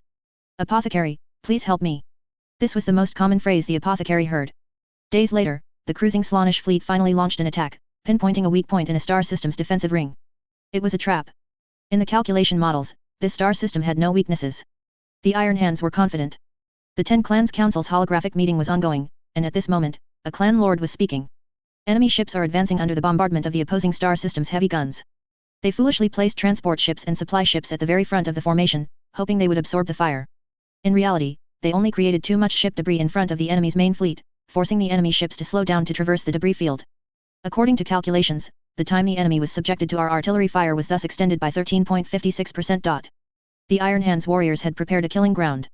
The enemy would mistakenly believe it was the location of a void shield module and attempt to board there, but in fact, the center of that area was empty, containing only countless traps, gun emplacements, and Iron Hands warriors with ample firepower. Clan Boggs, do you and the Bronze Claws chapter need support for your station? No, our probability of destroying the enemy is 100%. The battle began. The Slaanesh fleet paid a heavy price to enter the attack zone. Their ships sprayed pink mist, colliding violently with the void shield, making it impossible for the close-in weapon system's auger array and fire control to find targets. Then, boarding pods and boarding torpedoes began to launch. Sound cannot propagate in a vacuum. The Chemo Singers warband only shared their revelry with their surroundings when they breached the interior of the flattened fortress. Each of their instruments was inlaid with sapphires. As the flutes played melodiously and guitar strings vibrated, the power within the sapphires rippled out, hidden within the psychic fluctuations. A trap? The Astartes guarding the trap are the weakness. Howls echoed through the communication channels. I feel cowardice. Get out. Get out of my body. Operate according to logic. I command you. I effing command you, you damned garbage thought array, operate over here, now. No, iron, where am I? Why is it so cold around here? I'm surrounded by iron. Someone save me. The indelible seed had been planted in the hearts of all Iron Hands the moment Ferrus Manus died, and now it was completely ignited by the Sapphire King. A Bronze Claws warrior hidden behind a wall raised his power sword, aimed it at himself, and wildly cut his own body. Reinforced ceramite and life support equipment were severed into pieces, re-exposing the remaining flesh to an environment filled with metallic toxins. The Slaanesh warband played their instruments in a frenzy. Wilder. Those warriors sprayed the colored smoke used in rave parties onto the cold walls they passed, emitting a strong hormonal scent. Listen to our song. Woohoo! Chapter 500 Flesh and Steel. The situation of Clan Boggs of the Iron Hands was acceptable, but the Brazen Claws were in a very bad state. The Brazen Claws chapter was generally equipped with close combat power swords. Some frenzied warriors accidentally wounded comrades in their wild swings, or struck a fatal weapon about to be fired, causing a chain reaction. What? You ask where the warriors of other gene seed were? The Iron Hands were notoriously exclusive. Those warriors from non-Iron Hands successor chapters were fighting alongside the Aurora chapter. Even the Brazen Claws had to sign a confidentiality agreement regarding the mechanical technology displayed in battle to cooperate with them. Chaos reigned all around. The Chemos players advanced triumphantly, and amidst their stirring music, the surrounding traps either detonated prematurely or were corrupted, turning into fleshy orbs, incubating demons. The battlefield was segmented, with Slaaneshi demons occupying large areas of ruins.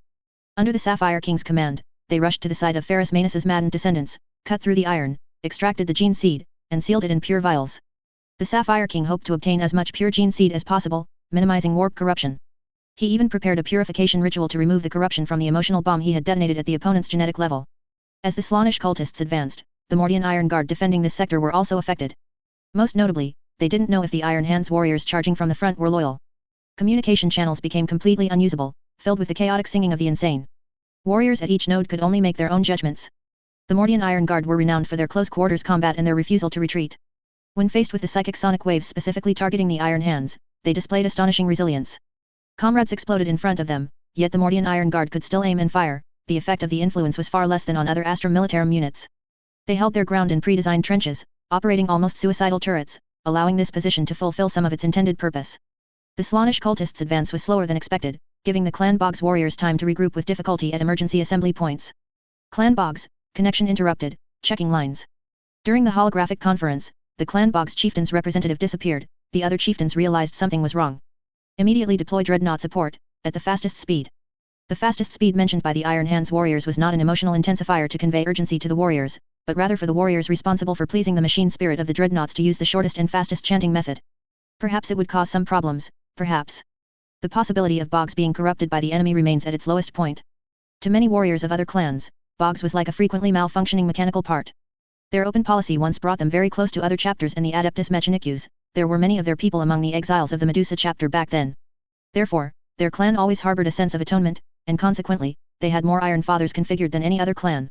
Also, because of their openness, the number of Primaris warriors had always been the highest, and now almost all of them were Primaris warriors. They believed that Primaris warriors belonged to Archmagos Call and were also part of the Adeptus Mechanicus, so they happily accepted them. The light of the Omnissiah shines upon iron. Iron envelopes us, we fight for the Omnissiah. The Iron Father resisted the Sapphire King's corrupting assault, using devout sermons to awaken the loyalty edged in their gene seed.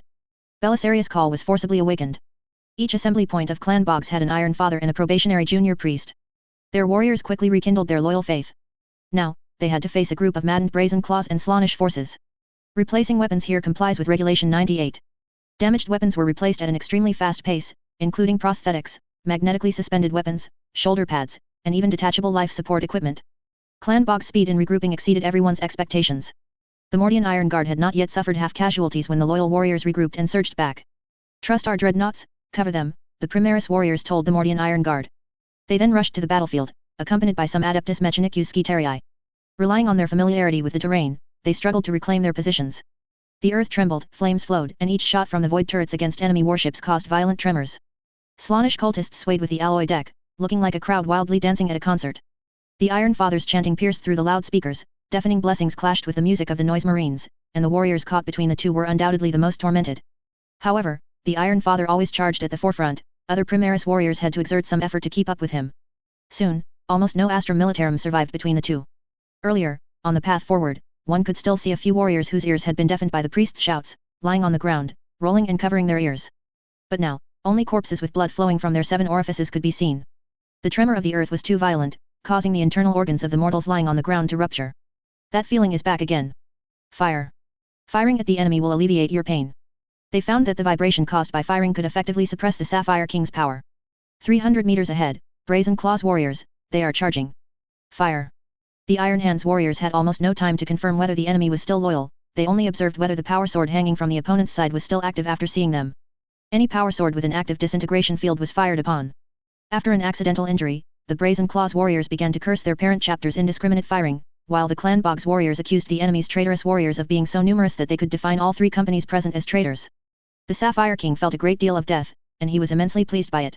More and more Slaaneshi demons appeared among the Chemos players, and the Sapphire King was like a traveling monarch, seated in a mobile palace. The structure of the palace was incredibly bizarre. It was hard to say whether the base consisted of mechanized chaos cultists or corrupted metal creations. They writhed, carrying the massive palace as they moved. An elite Terminator's squad sang around the perimeter of the palace, and the fervent performance of the assembled military band formed a psychic bubble that enveloped the massive edifice.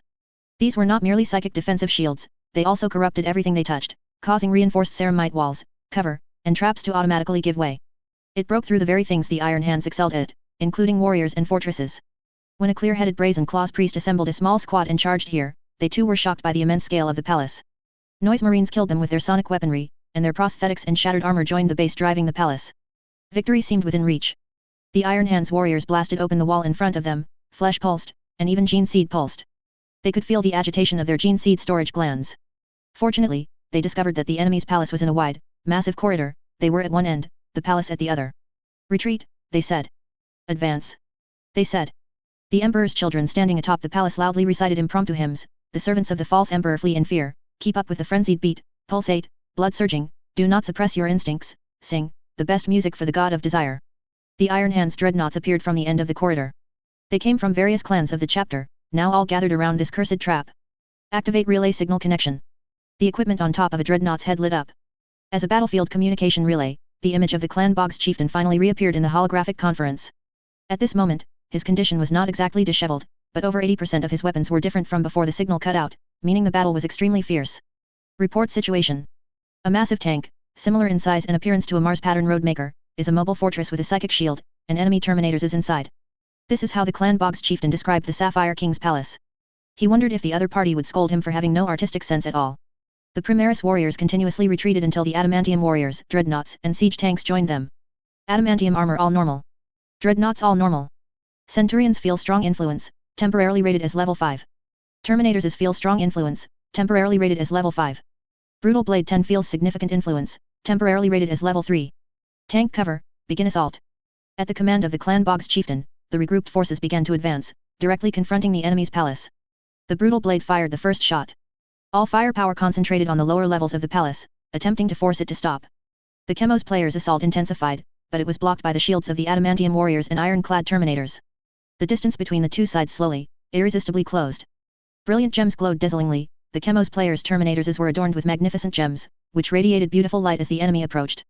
The gems bestowed by the Sapphire King were mixed among them, the Iron Hands warriors not only couldn't distinguish them, but they didn't even realize there was an issue with the gems on the enemy's instruments.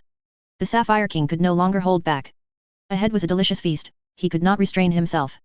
He stood up, and the alluring pheromone scent uncontrollably spread as he rose, filling the respirators of every Chaos Terminators with its aroma. The decadent music around it ceased with its footsteps, and as the Great Daemon raised his giant claw and gently pulled aside the luxurious curtains, the light of the battlefield shone in. Melta, Bolter, Mars pattern artillery, Medusa's cold plasma. The light streamed into the palace, refracting off the opulent mirrors and jewels, especially the Sapphire King. It twisted its body, covered in glittering jewels and sparkling gems, with various pendants, necklaces, and bracelets hanging from its soft form. It elegantly grasped the hilt of the Brutal Blade. The feast began. Slaaneshi demons poured out of the palace, removing the foul things from the edges of the grand meal. The first wall, formed by anti-psyker adamantium armor, fiercely engaged the Daemon horde. The Sapphire King leaped high, soaring out of the palace like a hawk surveying its prey from above.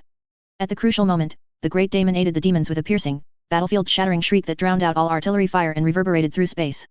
Even the adamantium warriors inside their adamantium armor were affected, their movements momentarily delayed.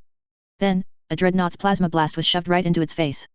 The crossfire from 3 other dreadnoughts poured onto the Great Daemon. You're particularly effective against the sons of Ferrus Manus, but what does that have to do with my dreadnought? There's no one inside that dreadnought anyway. As for the machine spirit not being corrupted in a short time, well, that's just incredibly amazing.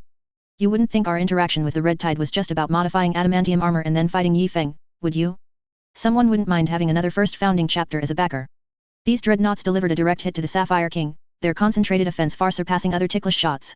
Clan Boggs chieftain calmly commanded the battle formation. Although many recruits in the rear collapsed from the shriek, the veterans, positioned near the front line adamantium armor, were mostly able to move and fire, albeit with reduced accuracy. Warriors who served 870 years ago, all fall back and protect the Brutal Blade. Some Slaaneshi demons had already slipped through pipes or flown over the fire net, launching attacks on important tanks. Daemonettes were the fastest Slaaneshi demons, carrying Chaos cultists or lightly armored Chaos warriors, typically armed with power lances or fear spears, diving down at targets below. The fighting in the rear was no longer within the chieftain's observation, he focused on strategizing against the Great Daemon before him, drawing information from the chapter's ancient history. Made by emotion, broken by emotion. The Daemon's voice echoed across the battlefield, I will grant you what you have sought for 10,000 years, abandon your weak flesh and embrace true steel. The Iron Hand's response was not only rather emperor-like but also rather Kern-like. Adamantium warriors charged, their initial movements slow, like a casual step forward, but as time passed, their momentum grew faster and more unstoppable. Our hatred has transcended frail flesh and simple machinery. Death and survival blur before us. The only certainty is that the Omnissiah is watching us. Every bolter round we fire, every shell we launch, brings us closer to the day of the Primarch's return. For the glory of steel. The Iron Father loudly responded to the enemy, his power sword tearing apart the charging Slaaneshi demons. They are tall, they are agile, and we will tear them to shreds. The Sapphire King leaped into the Iron Hand's battle formation. The anti-psyker power made him uncomfortable, his movements stiff, but his attacks still easily cleaved through ceramite. The Brutal Blade danced through steel, and the scent of gasoline mixed with gunpowder permeated the air. The steel deep within their bodies jammed under the corrupting sound, gears shaking uncontrollably. The very steel that sustained the Primaris warriors was now killing them. The Great Daemon's body was exceptionally agile, moving like a swimming dragon across the battlefield, leaving a trail of corpses in its wake. After killing a circle of warriors, it found that the front line had not collapsed. The front rank, composed of dreadnoughts, adamantium warriors, and centurions, continued to banish demons and cut down any chaos warriors who dared to advance, with surprising efficiency. It turned and leaped, executing a beautiful backflip to land atop a dreadnought, its brutal blade cutting a large gash in the top. The Sapphire King curiously peered inside. There was a mysterious metal box in the driver's seat. Happy? Surprised? Love from the Red Tide, how about a stasis bomb? The explosion of this dreadnought enveloped the surroundings in fragments of temporal stasis. The demons frantically charged the front line, attempting to aid the Great Daemon, but the adamantium warriors bore the pressure with their bodies. Even with several Slaaneshi hounds biting various parts of their bodies, the adamantium armor continued to function, arms outstretched, smashing the corrupted beasts attached to them forward. The mortars in the rear landed on the palace, the concert was nearing its end. The brutal blade's cannon aimed at the immobilized Sapphire King. This time was short, but the loyal pilot seized the opportunity. Fire! In the name of the Omnissiah! A shot fired, striking the Great Daemon directly. On the daemon's chest, there was no smoke, devastating power pierced its body, leaving a huge, conspicuous void. Everyone knew this was the most crucial opportunity. You! The Great Daemon erupted with a powerful sonic shock, like a final death shriek, its potent psychic wave affecting all machinery. Dozens of warriors charged towards it, enduring the pain of their internal systems shutting down, which increased exponentially as they neared the daemon. They all fell to the ground. Even the chieftain could only throw his power sword with all his might, watching helplessly as it embedded itself in the Great Daemon's thigh, his own body unable to move at all. Move! He roared furiously in his mind. Suddenly, a figure surged past all the veterans. The warriors, unable to control their bodies, their movements twisted and deformed, became mere decorations on his path forward. They looked up, wanting to see which warrior was so courageous. He was just a recruit who had just completed the ritual of severing his hands. Cold logic told him that his orders were to protect the brutal blade. He said, "I am not your slave," then discarded his helmet, the combined unit of all tactical observation instruments and communication equipment. Orders could no longer reach his ears. Disobeying orders on the battlefield was a capital offense. The warrior ran at top speed, his flesh twisting, two steel mechanical arms detaching from his body, nerve connections exposed. He kept running, surpassing the Iron Father, surpassing the chieftain. The power sword, representing the highest authority of the clan, was embedded between the Sapphire King's ornate jeweled leg chains, its glittering brilliance almost blinding the warrior. His brain remembered the path forward. The power of Belisarius' call flowed through his body, but remember, it is the blood of Ferrus Manus that courses through your veins. Let flesh triumph over steel, please, just this once. He bit down on the power sword's hilt, his muscle movements more precise than machinery, and hammered the jewels hanging on the daemon's body. He vibrated the sword, forcing the blade from the daemon's control. The Sapphire King struggled to rise, this blasphemous recruit stepping on its body. Charge! Charge towards its damned head. Each of his steps sank deeply into the Great Daemon's soft body, as difficult as moving through mud. Covering fire. The rear driver of the adamantium armor, two drivers, controlled the weapons on the armor's back, firing. Even if corrupted into a fleshy mass, they would smash the daemon until it couldn't get up. The recruit could no longer feel his thigh. Then, a sensation of weightlessness came. His brain melted by the daemon at that moment, but his round head was stuck on the power sword's hilt. You are already dead. The feeling of weightlessness was not due to the warrior's death, but because he had stepped into the large chest cavity blasted open by the brutal blade, losing his footing. He fell straight down, using his body as a bridge across the opening, precisely plunging the blade into its neck. The Sapphire King's body began to crumble from that moment, and the surrounding demons also vanished with howls. The pain disappeared, though some veterans did not survive the damage caused by their life support systems shutting down. The Chemos players suddenly realized they were the only Slaaneshi forces remaining. The sorcerers received orders to bring back the gene seed they had just acquired. Although the Sapphire King was banished and few bodies of Clan Bog's warriors were recovered, the Brazen Claws chapter had provided them with enough gene seed. Retreat. The performance became chaotic, high notes unsustainable, and a more powerful performance began. The symphony of artillery fire took over the show, the Iron Hand's counterattack had begun. While Clan Boggs fought a difficult battle, Clan Morag had gathered enough information. Clan Morag was known as the Primarch's Fist. They would conduct extensive data collection and analysis before battle, ultimately launching strikes that would be extremely lethal and highly efficient, so much so that the Council of 10 Clans chose to overlook their practice of collecting, looting, spoils. Clan Morag launched a full-scale assault, with countless units committed to the battlefield within minutes. The Slaaneshi fleet was simultaneously subjected to a full-scale strike. Except for a small fleet of 6 warships attempting to rendezvous with the Chaos Warriors who had broken into the flat fortress, the other fleets were precisely cut off, surrounded, and destroyed. A perfect direct hit is worth 100 reckless assaults. Clan Morag's Combat Doctrine. Chapter 501, Making Wedding Dresses for Others. That recruit's valiant sacrifice was deemed an act of insubordination, and his heroic deeds would not be recorded in the Iron Hand's Hall of Honor. Cold logic led Clan Boggs to make only a few brief entries about him, and those were negative evaluations meant as a warning.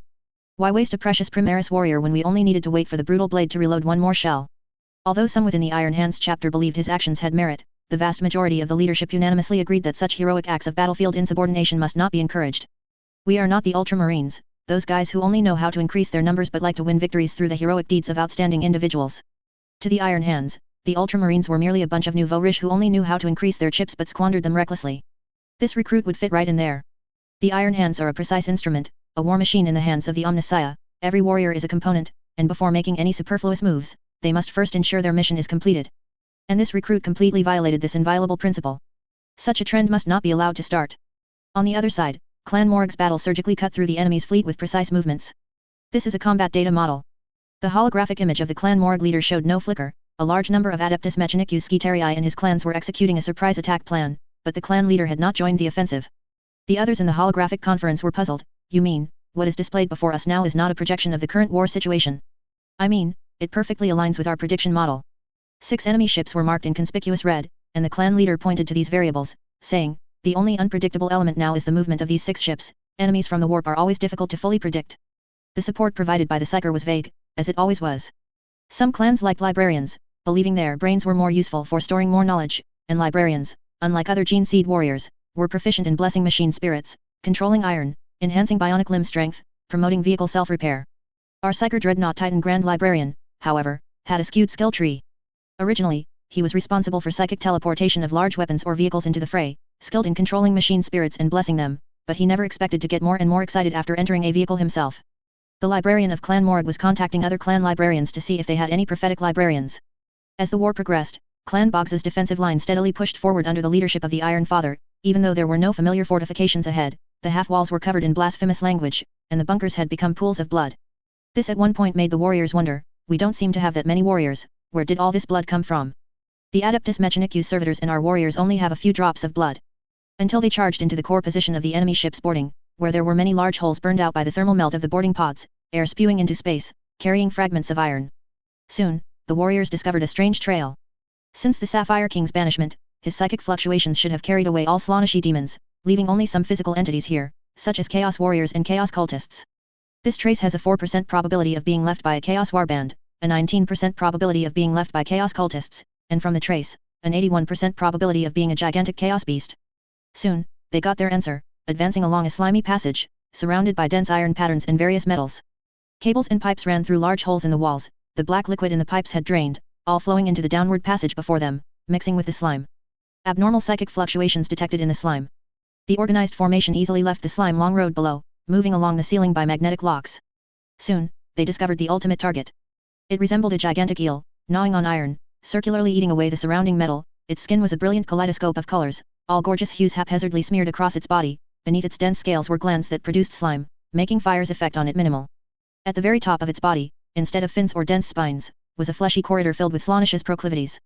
An exquisite carving of flesh, where Chaos Cultists had dug out the meat from its spine, purely carving out individual positions large enough to accommodate these madmen. On the side, only one end of a large scale connected to the flesh, covering their heads after they shrank into their seats. This was a fleshy roller coaster that had no idea where it was going. How did the Iron Hands warriors discover such a secret design? Because those Slaanesh cultists simply refused to stay in the boring little fleshy compartments. They couldn't stand it for a moment.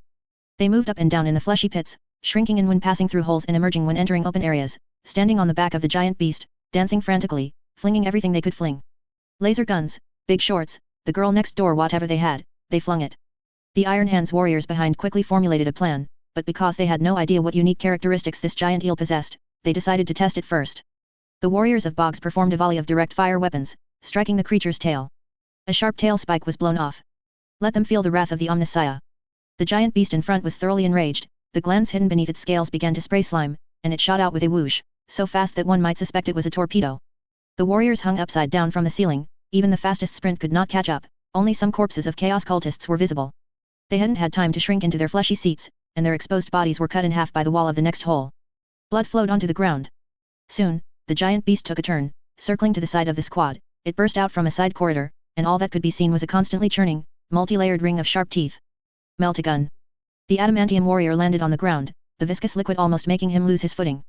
One main weapon misfired because of this, but it didn't matter. Adamantium warriors simply had many weapons. Melt-a-gun and plasma surged into the opponent's gaping maw, and then, the adamantium armor was swallowed whole, and the colossal body of the giant beast passed directly through the center of the Boggs squad. The Iron Hands were not disheartened by this. They had no such thing. The Chaos Giant Beast was completely out of control. The loyal warriors did not know that Slaanish's method of controlling this giant beast was to stuff a chaos sorcerer near its brain. That fellow had cut off his own legs and, using blasphemous flesh technology, permanently connected himself to the Chaos Giant Beast. This also meant he couldn't escape, allowing the adamantium armor to be lodged so close to him. He felt his body breaking down. Flamethrowers are ineffective, melt-a-gun effect unknown, target is blocking signals. The Iron Father timely drew his power sword, and as the opponent passed him, he plunged the sword into its body. With the help of the decomposition field, the blade easily cut through the scales, but unfortunately, the prosthetic limb holding the sword could not withstand such terrifying power. Not only did it completely break, but it also pulled out tubes from the Iron Father's body, looking extremely horrifying. Calling Brutal Blade number 10, we need support. Calculate how to set up a trap. With the enemy gone, this batch of warriors remained in place, making no firing movements, and the Chaos Giant Beast did not approach, until a Slaanish cultist crawled out of a pipe, and a warrior fired a shot. Only then did a rumbling sound resume. The probability that the opponent has a thought imprint implanted that reacts specifically to gunshots is 65%. Rebuttal, it can only be said to be similar. The Brutal Blade was advancing towards them, and the Primaris squad dodged the giant beast's frantic charge. From a fleeting glimpse, they saw that many of the beast's teeth were already broken, and it was almost using ramming to rapidly advance. Fall back to the target area. They didn't need to fully rendezvous with the Brutal Blade, they only needed to find the range of the turret's attack. There's a broken hole connecting to space ahead. If the gunner can accurately fire a shell through that hole, we can reduce our travel time by 93%. He must do it. This data was so tempting that the commander of the Bog squad decided to try. The warriors arrived at the target area with terrifying efficiency, and similarly, the tank arrived at the predetermined position without a second to spare. Fire. A volley of fire blasted the passage burned open by the boarding pod, making the hole even larger. The seismic detector showed the Chaos Giant Eel approaching, from the edge of another battlefield. The squad was all dispersed around, minimizing the impact of artillery fire on them as much as possible. Watching the seismic detector, how far away is the opponent? 10 seconds, 9 seconds, 3 seconds, hey. When the warriors' countdown reached its final moments, everything stopped. It should be right behind the wall. The Iron Father raised his bolter and fired a shot, but the opponent still showed no movement. Thump. The sound of a powerful impact against the wall.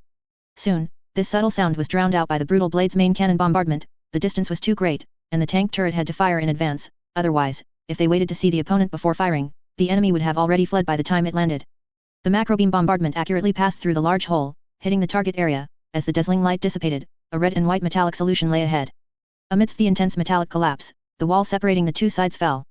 The giant eel lay on the ground, its teeth all shattered into fragments, a large gash cut into its belly, covered in bloodstains. The adamantium warrior was swallowed, and the chaos beast's teeth only ground down the weapon's outer casing. The adamantium core and the power sword's broad blade were not crushed. The adamantium warrior was indeed dead. He hadn't had time to close his adamantium eyelids when a spike pierced his skull, going through the pilot's brain. The problem was, there were two pilots inside the adamantium armor. The other warrior, completely sealed off and relying solely on combat sensor readings, temporarily took control of the entire armor.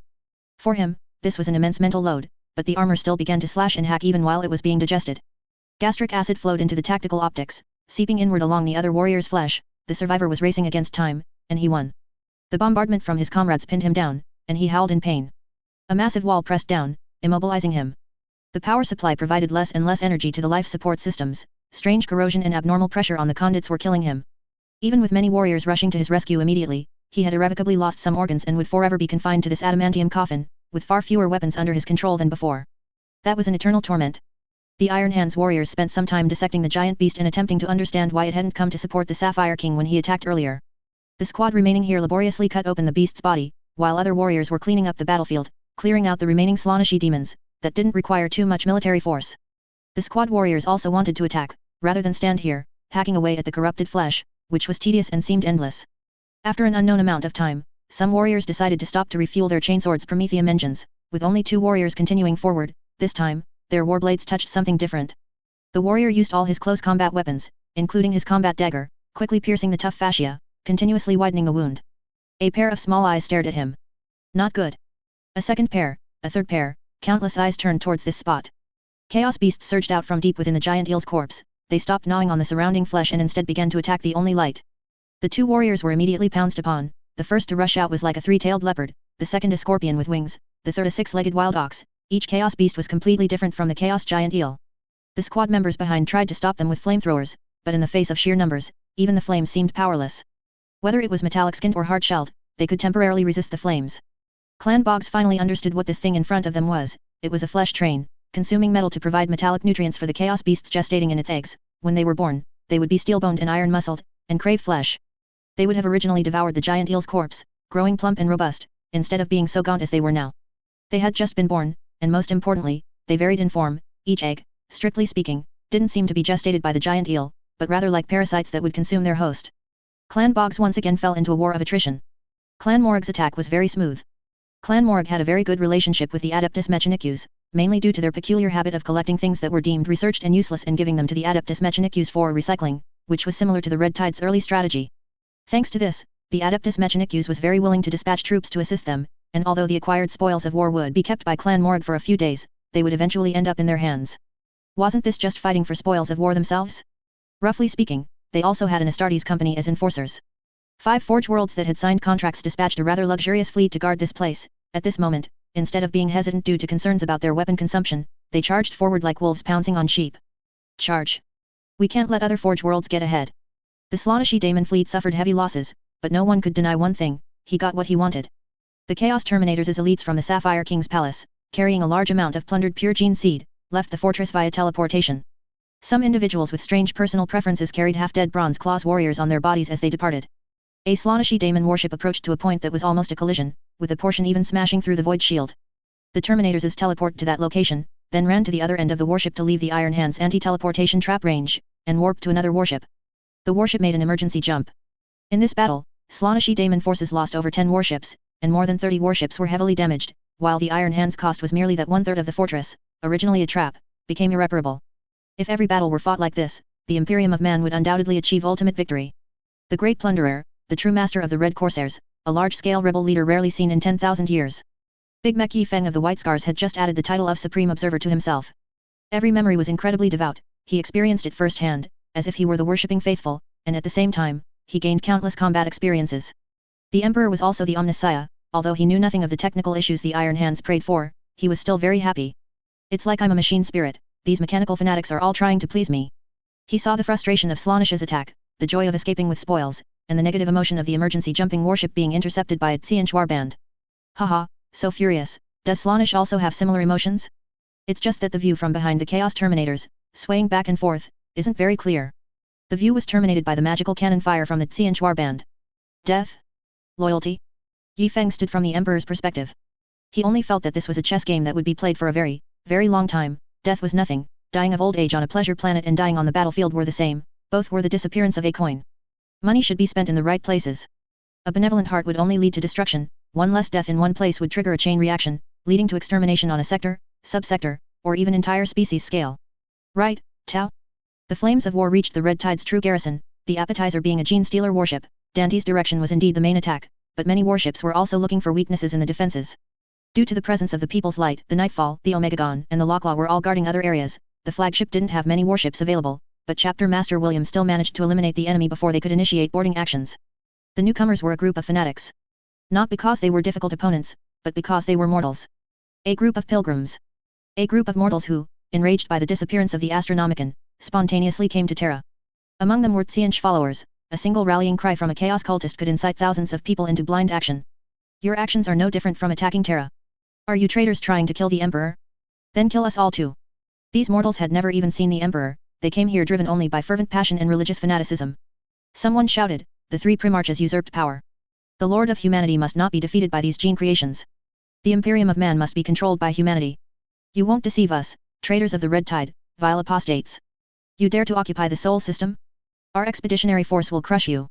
Some even organized the masses to attack the cockpit, intending to ram their pilgrim warship directly into them. Chapter Master William had a massive headache. Chapter Master William, according to the strategy set by the Master, attacking the ecclesiarchy and destroying concentrated areas of faith in the Emperor is one of the basic combat objectives. Pilgrim warships should also be targets. I request a sortie. I have to admit, in our chapter, shouting delay for the Master brings a slightly better morale boost than gain time for the Emperor, but killing believers and killing incited masses are different. My suggestion is to go with Yi Feng's educational short videos. Kazanov, for once, didn't suggest attacking. He hoped to infiltrate those hundreds of hours of videos into the Pilgrim Warship's control center using a mechanical virus. Mortals don't need to know that much. Just as a White Scars squad received the mission and successfully completed the virus implantation, the Tsianch forces began getting beaten. The Red Tide is my target, Kern declared. The Blood Angels surged out of the Mandeville Point before the hidden Tsianch followers could act, not only attacking our positions but also launching boarding actions against the Pilgrim warships. The battle instantly became chaotic, William's reconnaissance forces had no idea which warp route the enemy had come from. Didn't intelligence say the Black Legion was blocked beyond the 9th defense line of the Eye of Terror? Where did a force of this scale appear from? Don't tell me they rode the warp currents, that's a bit of current mixed in with a ship stream. William was extremely dissatisfied with his intelligence system. After 30,000 veterans left, even with a few corps members leading the recruits, unexpected situations still occurred frequently. Chapter 502 Go straight for the People's Light. The Red Tide faced a shortage of adamantium armor for the first time. After most of them were sent into the webway, the majority of the warriors were still wearing their Mark X power armor from their recruit days. Although they could skillfully wield it, their lack of combat experience limited their fighting power. Several older models of adamantium armor from storage were brought out. The number of elite veterans was too scarce, so much so that we had to use reserve forces. And that was the first company. 2/3 of the Terminator's squads were dispersed among various companies, forming units consisting of 1 adamantium warrior as captain, 1 Terminators as vice captain, and 3 to 8 power armor warriors. The combat experience of the Terminator's warriors could assist the recruits, and these were the chapter's last veterans. These warriors, who had failed the Primaris transformation, would be surpassed by recruits not long after being assigned to squads, provided the recruits lived long enough to see that day. Chapter Master William, are we still following the original war strategy? The original strategy was to fight land battles, especially tunnel warfare. Qing demons preferred close quarters combat and narrow passages, where adamantium warriors had a greater advantage than berserkers. Boarding actions were a secondary option. Even if adamantium warriors could withstand the destruction wrought by the blood gods, madmen, mortals, and warships would suffer severe damage. Long-range bombardment had a very low priority, as Qing forces had high resistance to artillery fire. William decided to fire while retreating, waiting for the enemy to enter their advantageous artillery coverage zone. This was not only their defensive area but also where the Imperial Navy fleet was originally stationed. William had only deployed the fleet on the more peripheral defensive lines of the star system. They were now retreating under alternating cover and had notified Imperial Navy warships to prepare for crossfire. However, the Imperial Navy did not see it that way. The Imperial forces originally defending this node were already angry, having defended it well only to suddenly have a Supreme Commander parachuted in, and from a unit that acted as agents in enemy territory. Do they look down on us? Do they think we can't hold it by ourselves? Because the Red Tide had not initiated a large-scale mobilization of the Psyker War drum level this time, or rather, the time was not yet right, not many mortal troops arrived. It was simply the sudden appearance of a fortress, complete with dry dock capabilities, floating near an Imperial fortress world. The fortress world below, the space station, the space dry dock, and the Imperial Navy warships within were all entirely Imperial forces, commanded by the war governor. This felt like a three-way free-for-all, completely unlike fighting an enemy, but rather like two factions joining forces to fight a third. The Imperial Navy did not at all believe the Red Tide could be relied upon in a space naval battle. Rely on what? That giant floating fortress of yours, closer to the star than a fortress world? William completely ignored the product of these intricate political relationships. The fortress he built was further back. Utilizing the natural characteristics of the star system was paramount. Being the gateway to the Sol system meant it had experienced many super battles in the past. In those glorious years, this fortress world was merely a subsidiary defensive node. The planet closer to the star was the primary defensive planet, and this star system had sufficient strategic depth. All of this changed completely under Perturabo's offensive. That fortress world exploded, a situation facilitated by the Dark Mechanicum. The ring system near the star system was filled with rapidly flying debris. These planetary fragments were circling the star at high speed and plummeting towards it. On an astronomical scale, 10,000 years is a very short time. Those fragments are currently only in a state of rapid flight very close to the star. That was the main battlefield. The People's Light forced its way through that asteroid belt, occupying a scorching domain close to the star. It would be incredibly difficult for the enemy to launch an attack. If they chose to ignore us and charged into the next star system, having a Hive City-class warship emerge from behind them would be a devastating blow. The great cannons began their sacred bombardment with praises to the Omnissiah. The Imperial Navy fleet adopted its signature bombardment formation, a tested artillery square that possessed undeniable offensive power. Even with the Blood God's protection, the Qing fleet's frontline warships suffered heavy damage. The Qing warships were still accelerating, the fleet submerging the Pilgrim ships. The blood cannons also began to exert their power, and blood spheres even larger than Nova cannon shells, trailing long blood-red exhaust plumes, could be seen hurtling towards the Imperial Navy. The shells flew very slowly, rather than macro cannons, they were more like space mortars. However, there was an advantage. The time of their explosion would not be too far off from when the Qing Vanguard fleet crashed into the Imperial Navy's front lines. While the loyal warships were still reeling from the explosion, the Qing warships could close in. The Imperial Navy's auger array detected these spherical objects, but due to the influence of chaos, they appeared on the detector screens more like the enemy's ship count had suddenly doubled. What? How is this possible? Compared to the Commodore's astonished cry, the Imperial Navy fleet commander appeared very composed. Report the position of the Red Tide fleet. They are still in their original position, forming a bombardment array, advancing at an extremely slow speed. The fleet commander, despite being busy, took a moment to comment on the Red River, a by-the-book approach. In other words, as rigid as an ogren. As the complaint escaped his lips, the fleet commander's mind was rapidly devising countermeasures. Proceed with Plan B6. The Imperial Navy fleet split in two. A portion of the long-range attack warships began to slowly maneuver and retreat, trying to present their broadsides to the enemy, pulling further away from the Red Tide's fleet to create a more effective firing arc. Shorter-range warships, led by 2 Mars-class battleships, were scattered between the 2 large fleets, leaving gaps for artillery deployed on satellites, asteroids, and orbital bases to fill in the firepower. Even so, the World Eater's army continued to accelerate, their counterattack fierce and brutal, causing many warships' void shields to blare alarms. Due to the Imperial warship's retreat, the blood mortar shells reached their maximum range and exploded with a roar. The blood mist generated in midair was overflowing with chaos power. That part of space seemed to connect with the warp, and any warship auger array daring to probe that area began to report errors, spew corrupted code, and become incomprehensible. The Imperial Navy was temporarily blinded.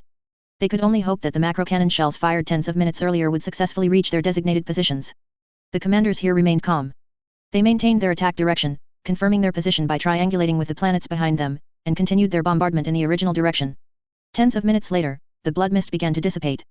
A warp incursion without sacrifices is like rootless duckweed. The Imperial Navy was surprised to find that the enemy had not charged towards them at all. They had all rushed en masse towards the Red Tide's fleet.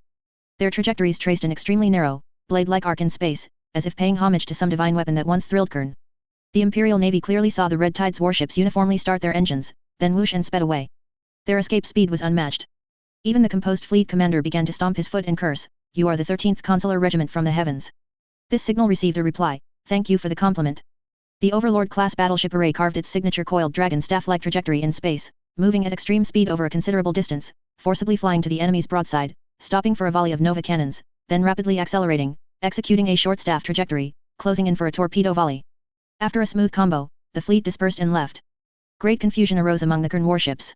Some warships target-locked the Overlord-class battleships, while others locked onto the People's Light, resulting in multiple diversions. Qing frowned. He had a great time fighting in the webway, everyone face to face, emphasizing only advance and death, never retreat. But naval warfare, it felt like the style of that little thing, Korux. The main tactic was to fire a shot and run. Qing demons began their actions. They painstakingly locked onto the crew in hyper-acceleration mode. Essentially, the solid field was still a Geller field bubble, and the probability of daemon invasion was as high as warp travel. After one impact, at least 5 warships temporarily lost their acceleration capability due to this incident and began cruising at regular speed. The recruits spent more time clearing the enemy, which led to one warship being surrounded by enemy fleets. The Imperial Navy, taking advantage of the enemy's confusion, quickly adjusted its combat strategy.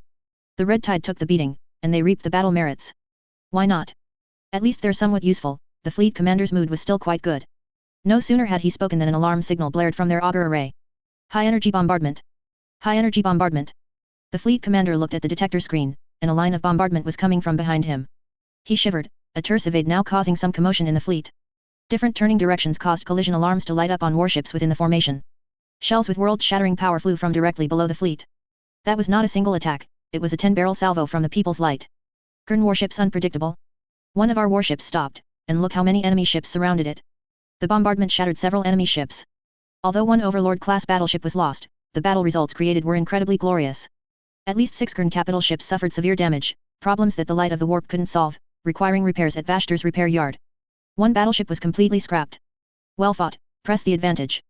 The Imperial Navy's morale soared, and they were about to advance when they saw the Red Tide's warships all rush towards the depths of the star system. Cowards. The Commodore couldn't remember how many times he had pounded the table. Just the loss of one warship, and they're too scared to engage. No, a cowardly retreat wouldn't be so orderly. The only certainty is that they abandoned us and are pursuing their own strategy. Don't count on them, prepare to fight alone. Chapter Master William wanted the enemy to attack the fortress world, but Qing didn't agree. To hell with his fortress, face me head on. The main fleet charged towards the People's Light. Our flagship had to initiate the plan early. The main fleet released from the shipyard began to maneuver around the star, while the flagship activated its void shields, passed through the asteroid belt, and waited in battle formation extremely close to the star. According to the current stellar radiation intensity, our void shields can last about 2.5 years. More accurately, it's the supplies in our warehouse. Gritting teeth. Another group of Qing fleets was attracted by the newly launched fleet from the shipyard and left the main force. Kazanev's objective was clear. Reclaim the Bloodchild battleaxe. Amidst the bloody aura, corrupted deck plates peeled off one by one, revealing the hull of the Conqueror Gloriana-class battleship. Kazanev was a madman with a brain. If he were treated like other world eaters, as mere beasts who only knew how to charge, it would only lead to death. These deck plates had blocked several torpedoes for the Conqueror. Now, it bared its fangs. You can't break our defenses, you wretches. Let Perturabo come. Where are your ship grapples? Come and hook me. I remember you, you've never beaten us once, losers. Cut off your own heads. The flagship's audio was a chaotic mess, with every speaker being a veteran who had slain several world eaters. The blood skull cannons roared to life, as did the flagship's main macro cannons. Chapter Master William was considering another question: did the enemy have the guts to try another sky-burning, sea-boiling attack? Nurgle had done it, which didn't mean Kern wouldn't. The main macro cannons served as a strategic deterrent, ensuring that neither side would overturn the table in a conventional contest. Chapter Master William shouted, "Who is the master of this star system?" "We are." "Who are the destroyers, the plunderers, the angels of death?" "We are." "Their blood mist is the mark of losers, our crimson is the blood shed by our ancestors. Today, let us tell them that we are the only crimson in this world. Open fire." When the enemy fleet was shattered by asteroids and needed Kern's blessings to pass through, Chapter Master William completed his pre-battle mobilization. As the first Kern warship left the asteroid sea and faced the intense stellar radiation, lances merged with the sunlight, piercing its command island. Only one path was safe, within the shadow of the people's light. "Tremble in our shadow, and welcome your death." The lance array specifically targeted enemy ships attempting to enter the stellar radiation zone to attack the other side of the octagonal warship. The Conqueror would directly face the 10-barreled macro cannons and countless secondary macro cannons arrayed on this side. "You've been playing guerrilla warfare for too long, you've forgotten that this is inherently a fortress. Robbery. Hand over the Gloriana-class battleship." Using superior firepower, they first destroyed the Conqueror's bow void shield. Khazanov and his team, relying on a larger teleportation array, boarded the Conqueror first. "I have 300 vanguards, enough to break 10,000 enemies." A large number of combat librarians and terminators appeared directly on the enemy ship. Boarding failures were inevitable, but at least over 200 still had full combat capabilities. The Black Templars' thunder hammers killed the first enemy, and the bloody war began. A large company of World Eaters, a force of 1,000 men, was stationed here. However, it was certain that our numbers of terminators were not inferior. Crimson Butchers and Red Iron Walls clashed. Swords met, and even in power armor, some World Eaters elites could still overpower Terminators veterans. Without the guidance of the Emperor, Mad Wolf's combat seemed to go astray. After casually killing several mortal crewmen, he began to lose his bearings. Here were only gladiatorial arenas, one after another, endless, like a labyrinth. In cages suspended directly above the arenas, some maskets could be found. "Do you like this? A mortal from the time of the Great Betrayal, haha, is he still immortal now?" A strange voice appeared in Khazanov's ear, as if introducing the collections here. "Skull Collector, a greater daemon with a slight collecting hobby." Khazanov was about to shout, "You who hide your head and show your tail." But as soon as he opened his mouth, he realized that the other party hadn't hidden himself, he was merely adorned entirely with skulls, sitting on the edge of the arena. Khazanov had mistakenly thought it was a pile of skulls and hadn't realized it was a greater daemon. Such skull piles were ubiquitous around them. The war cries of both sides came from all directions, fighting was everywhere, and those sounds transformed into the cheers of an audience in the ears of the dueling parties. Khazanov began to run around the opponent. It looked like a pile of moving skulls. Was that really its form? When the greater daemon took a long whip, a belt, from its waist, Mad Wolf Yifeng saw that there were black ropes between each skull, and the entire whip was made of perfectly round skulls. Rare collectibles, round skulls were one way to determine the genetic purity of humans. The two began their duel in the Blood God's arena. Win or lose, it would please the Skull Throne. "You are Khazanov, I know you." The librarian was very nervous, his psychic powers couldn't reach any comrades. It was as if, once he stepped into this arena, he was completely cut off from the outside. Khazanov replied with a roar. The weapon in Traitor Khazanov's hand was in an unknowable state, like a primitive, uncrafted raw material, a warp substance. The Crimson Forest nurtured it as a reward for those who traversed the entire forest. "With enemy blood, forge the blade of vengeance." The librarian seemed to hear this sentence, or so it seemed. The next moment, a blood-red halo collided with the Black Templar's thunder hammer, and both erupted in intense light. The librarian was surprised by Khazanov's speed and strength, but there was no time for him to think. The chaos intrusion made him unable to hear the surrounding sounds clearly, instead, the sounds of his own body rumbled in his mind. The surging blood in his veins roared, saying, "Blood for the Blood God." His heavy gasps were like a storm, saying, "Skulls for the Skull Throne." He instinctively shrugged his shoulders. Khazanov's iron fist was deflected by the raised shoulder guard, preventing the punch from hitting the librarian's temple directly. Even so, the veteran was severely wounded, the fluid flowing from one eye was no longer blue-white psychic energy, but dark red blood. Thunder purges sin. He endured the pain and unleashed a powerful blow, causing Khazanov's body to stiffen momentarily. The librarian swung his heavy hammer at the opponent's mottled chest plate. Khazanov's speed had already surpassed the limits a space marine could achieve, the librarian was fighting entirely by relying on his precognitive abilities. The lightning generated by the impact was as dense as the librarian's injuries. Revenge, revenge. The sense of humiliation Yifeng brought him burned his reason. Under Kern's deliberate guidance, his resentment towards the false emperor gradually receded. Blood. War always attracts guests, especially guests of such grand scale. Po Jia had a dream, Gork and Mork's huge faces, one on the left and one on the right, their might so powerful that he felt everything around him distort. Po Jia's thick neck was completely immobile, he couldn't turn left to look at Gork or right to look at Mork. In his forward vision, there was only a burning land, a bloody land, a happy land. Time to fight. "Oh, I think it's time." Po Jia awoke from his sleep. The meat boys were still working hard, they had plundered an abhuman home world.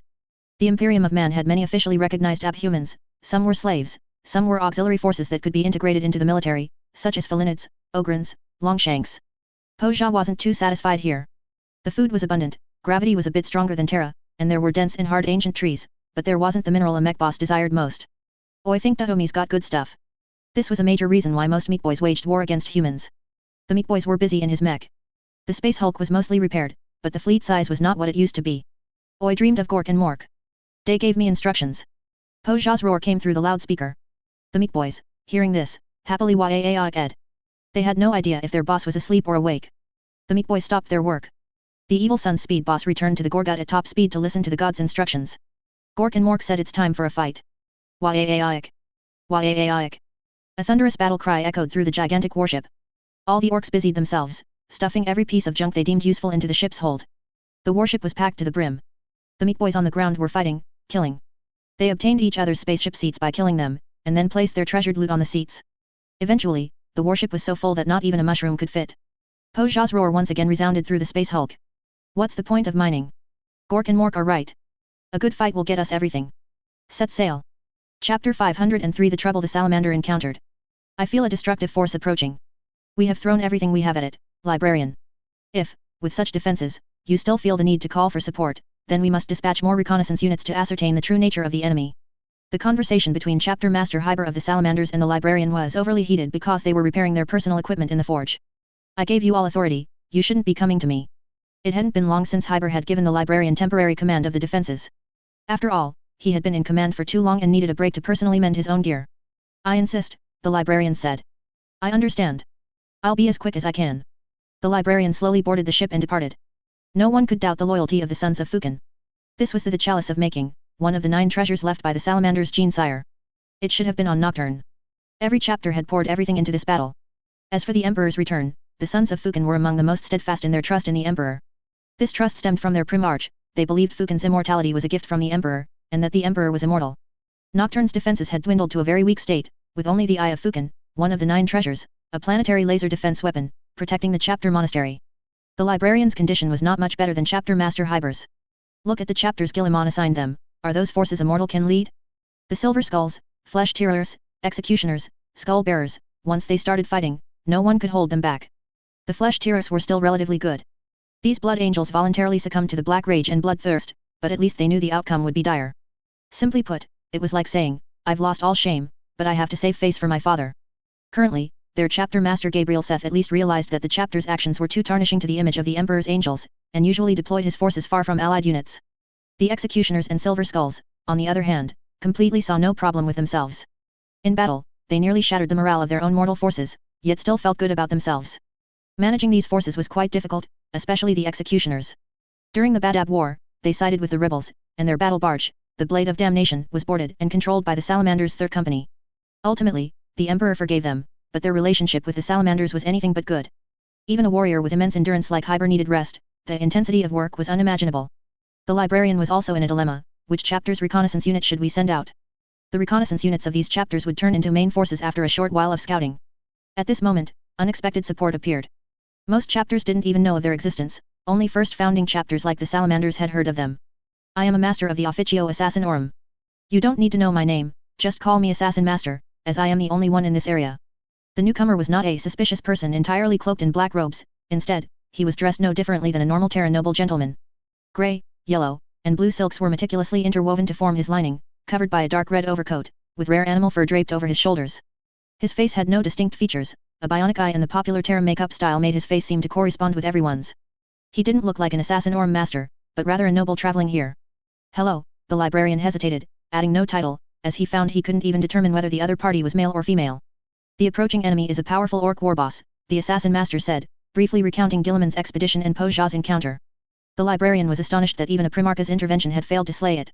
Our assassins launched an assassination attempt, which failed. All equipment was left behind. They periodically emit a unique tracking signal used by the Officio Assassinorum. We detected it, and it is approaching us. From where did you detect the signal? Regrettably, from here, the assassin master's voice also lacked distinct characteristics, as if everyone's voice was somewhat similar to his. We have been here from the beginning. The librarian was too weary to complain. Unifying the strength of the Astartes alone had exhausted him. As for other imperial factions, he could only say that they had gathered purely due to the salamander's good reputation. We do not usually interfere with your operations. I am here to inform you of the enemy's impending arrival and that we have a plan to assassinate the orc war boss. I hope it does not interfere with your assault operations. The salamander's librarian spoke with the assassin or master for a while. He knew that not a single word from this fellow's mouth could be trusted. He strongly suspected that the so-called plan discussed with him was merely to use them as bait to attract the enemy's attention, and that the assassins would not act according to what he said. Nevertheless, they agreed and began preparing their own slaying operation. Support has been called, the assassin master said. I am not questioning whether our operation will succeed, but the enemy's numbers will not decrease with the death of the war boss. With all due respect, with the forces currently stationed here, we don't even have enough ships to pursue the fleeing orcs.